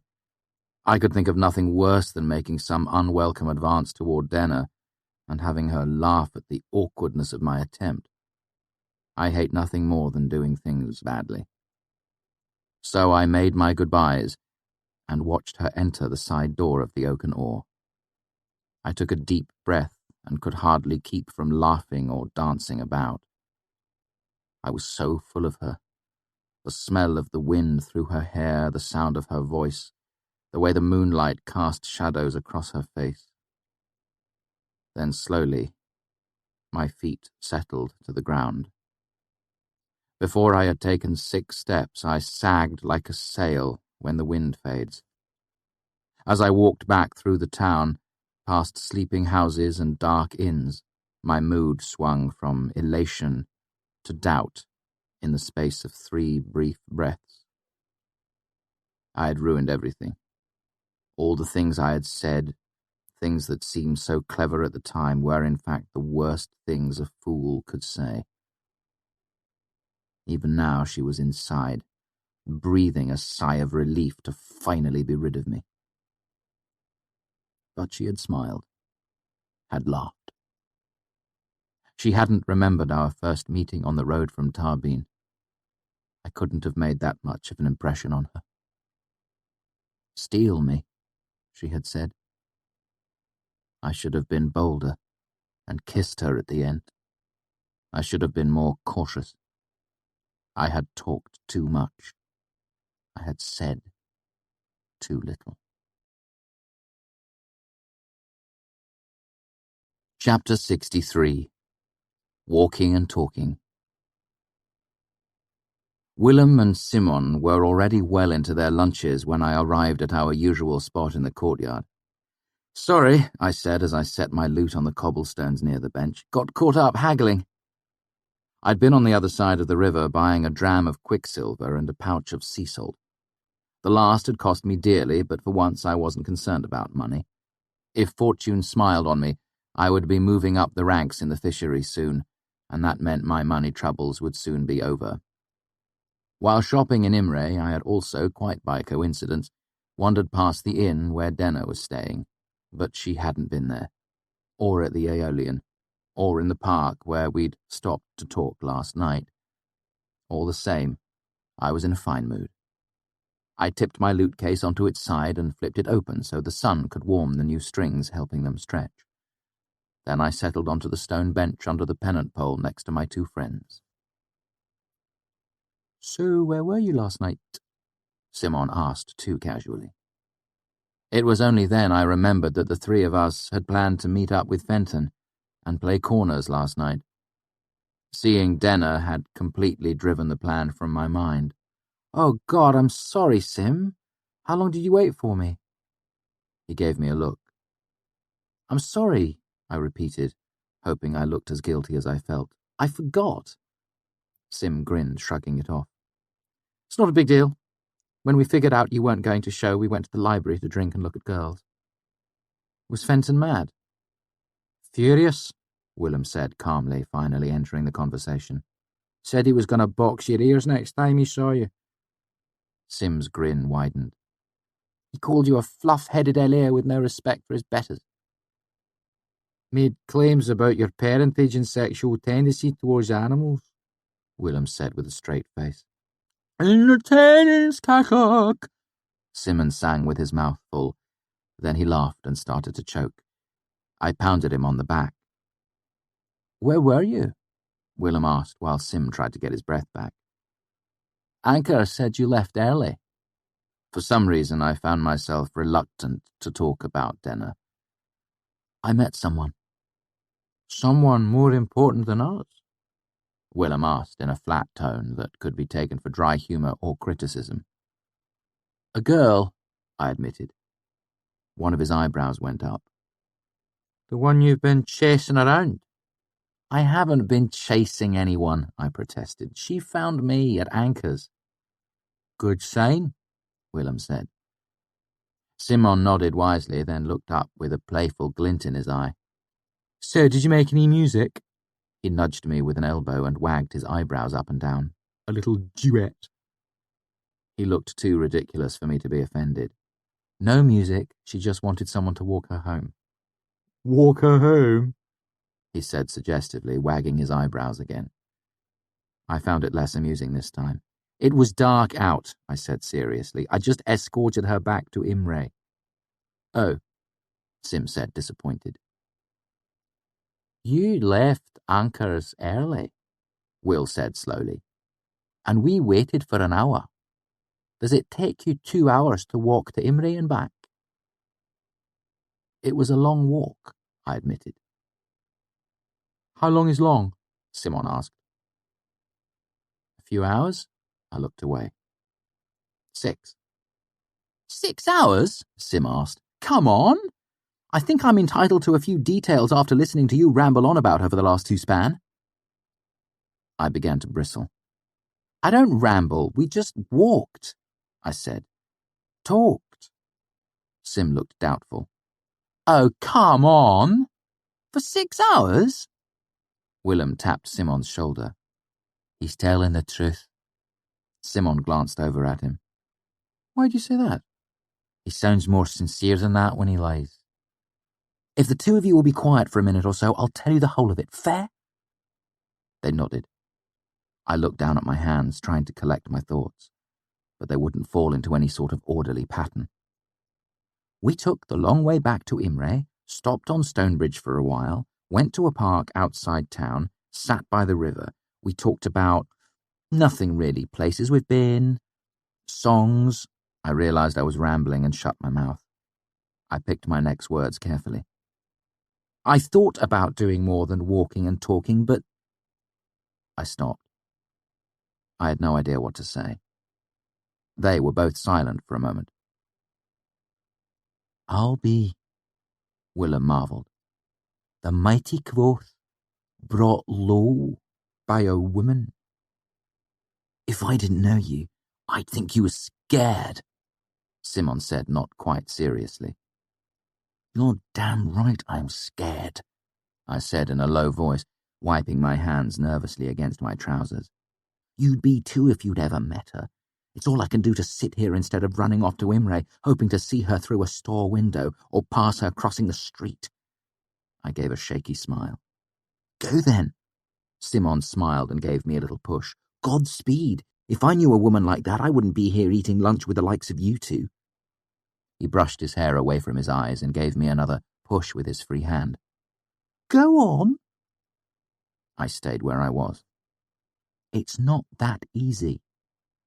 Nothing's ever easy with you, Willem muttered. Of course it's that easy, Simon laughed. Go tell us some of what you just told us. Right, I said with dark sarcasm, as if it were as simple as singing. Besides, I don't know if she would want to hear it. She's something special. What would she want with me? Simon gave me a frank stare. She came looking for you. She obviously wants something. There was a moment of silence, and I hurried to change the subject while I had the chance. Manet's given me permission to start my journeyman project. Already? Sim gave me an anxious look. Will Kilvin go along with it? He's not a big one for cutting corners. I didn't cut any corners, I said. I just picked things up quickly. Willem gave an amused snort, and Sim spoke up before the two of us started to bicker. What are you doing for your project? Sympathy lamp? Everyone does a lamp, Willem said. I nodded. I wanted to do something different, maybe a gear win, but Manet told me to stick to the lamp. The belling tower struck 4. I got to my feet and gathered up my loot case, ready to head to class. You should tell her, Simon said. If you like a girl, you have to let her know. How's that working out for you so far? I said, irritated that Sim of all people would presume to give me relationship advice. Statistically speaking, how often has that strategy paid off in your vast experience? Willem made a point of looking elsewhere while Sim and I glared at each other. I looked away first, feeling guilty. Besides, there's nothing to tell, I muttered. I like spending time with her, and now I know where she's staying. That means I can find her when I go looking. Chapter 64. 9 in the fire. The next day, as luck would have it, I made a trip to Imre. Then, since I just happened to be in the neighborhood, I stopped by the Oak and Oar. The owner didn't know the name Denna or Diane, but a young, lovely dark-haired girl named Dinah was renting a room there. She wasn't in right now, but if I cared to leave a note, I declined his offer, comforted by the fact that since I now knew where Denna was staying, finding her would be relatively easy. However, I had no luck catching Denna at the Oak and Oar over the next 2 days. On the 3rd day, the owner informed me that Denna had left in the middle of the night, taking all her things and leaving her bill unpaid. After stopping by a few taverns at random and not finding her, I walked back to the university, not knowing if I should be worried or irritated. 3 more days and 5 more fruitless trips to Imre. Neither Diok nor Threep had heard any news of her. Diok told me that it was her nature to disappear like this, and that looking for her would serve about as much purpose as calling for a cat.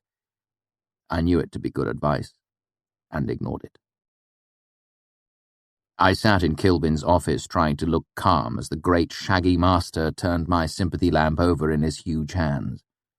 It was my first solo project as an artificer. I'd cast the plates and ground the lenses. I doped the emitter without giving myself arsenic poisoning. Most importantly, mine was the alar and the intricate sigildry that turned the individual pieces into a functioning handheld sympathy lamp. If Kilvin approved of the finished product, he would sell it and I would receive part of the money as a commission. More importantly, I would become an artificer in my own right, albeit a fledgling one. I would be trusted to pursue my own projects with a large degree of freedom. It was a big step forward in the ranks of the fishery, a step towards gaining the rank of Relar, and more importantly, my financial freedom. Finally, he looked up. "This is finely made, Elir Kvothe," he said, "but the design is not typical." I nodded. I made a few changes, sir. If you turn it on, you'll see. Kilvin made a low sound that could have been an amused chuckle or an irritated grunt. He set the lamp down on the table and walked around the room, snuffing all the lamps but one. "Do you know how many sympathy lamps I have had explode in my hands over the years, Elir Kvothe?" I swallowed and shook my head. How many? "None," he said gravely. because I am always careful. I am always absolutely sure of what I hold in my hands. You must learn patience, Kvothe. A moment in the mind is worth 9 in the fire. I dropped my eyes and tried to look appropriately chastised. Kilvin reached out and extinguished the one remaining lamp, bringing the room to near total darkness. There was a pause, then a distinctive reddish light welled from the hand lamp to shine against a wall. The light was very dim, less than that of a single candle. "The action on the switch is graded," I said quickly. "It's more of a rheostat than a switch, really." Kilvin nodded. Cleverly done. That is not something most bother with on a small lamp such as this. The light grew brighter, then dimmer, then brighter again. The sigildry itself seems quite good, Kilvin said slowly as he set the lamp down on the table. But the focus of your lens is flawed. There is very little diffusion. It was true. Instead of lighting the whole room, as was typical, my lamp revealed a narrow slice of the room, the corner of the work table and half of the large black slate that stood against the wall. The rest of the room remained dark. "It's intentional," I said. "There are lanterns like that. Bullseye lanterns." Kilvin was little more than a dark shape across the table. Such things are known to me, Kvothe. His voice held a hint of reproach. They are much used for unsavoury business arcanists should have no mingling with.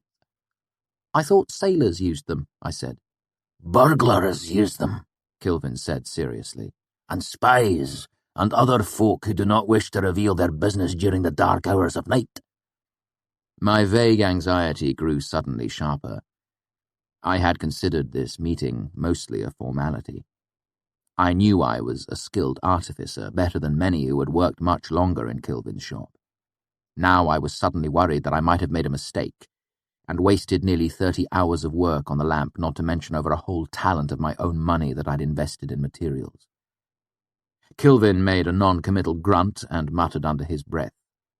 The half-dozen oil lamps around the room sputtered back into life, filling the room with natural light. I marvelled at the master's casual execution of a 6-way binding. I couldn't even guess where he had drawn the energy from. "It's just that everyone makes a sympathy lamp for their first project," I said to fill the silence. "Everyone always follows the same old schema.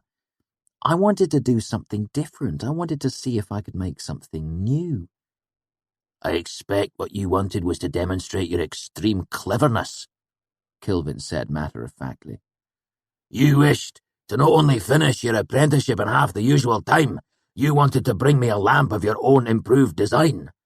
Let us be frank, Kvothe. Your making this lamp is an attempt to show that you are better than the ordinary apprentice, is it not? As he said this, Kilvin looked directly at me, and for a moment there was none of his characteristic distraction lurking behind his eyes. I felt my mouth go dry. Underneath his shaggy beard and heavily accented Aturan, Kilvin had a mind like a diamond. What had made me think I could lie to him and get away with it? "Of course I wanted to impress you, Master Kilvin," I said, looking down. "I would think that goes without saying." "Do not grovel," he said. "False modesty does not impress me." I looked up and squared my shoulders. "In that case, Master Kilvin, I am better. I learn faster. I work harder. My hands are more nimble. My mind is more curious. However, I also expect you know this for yourself without my telling you." Kilvin nodded. "That is better. And you are right. I do know these things." He thumbed the lamp on and off while pointing it at different things around the room. "And in all fairness, I am duly impressed with your skill. The lamp is tidily made. The sigildry is quite cunning. The engraving precise. It is clever work." I flushed with pleasure at the compliments.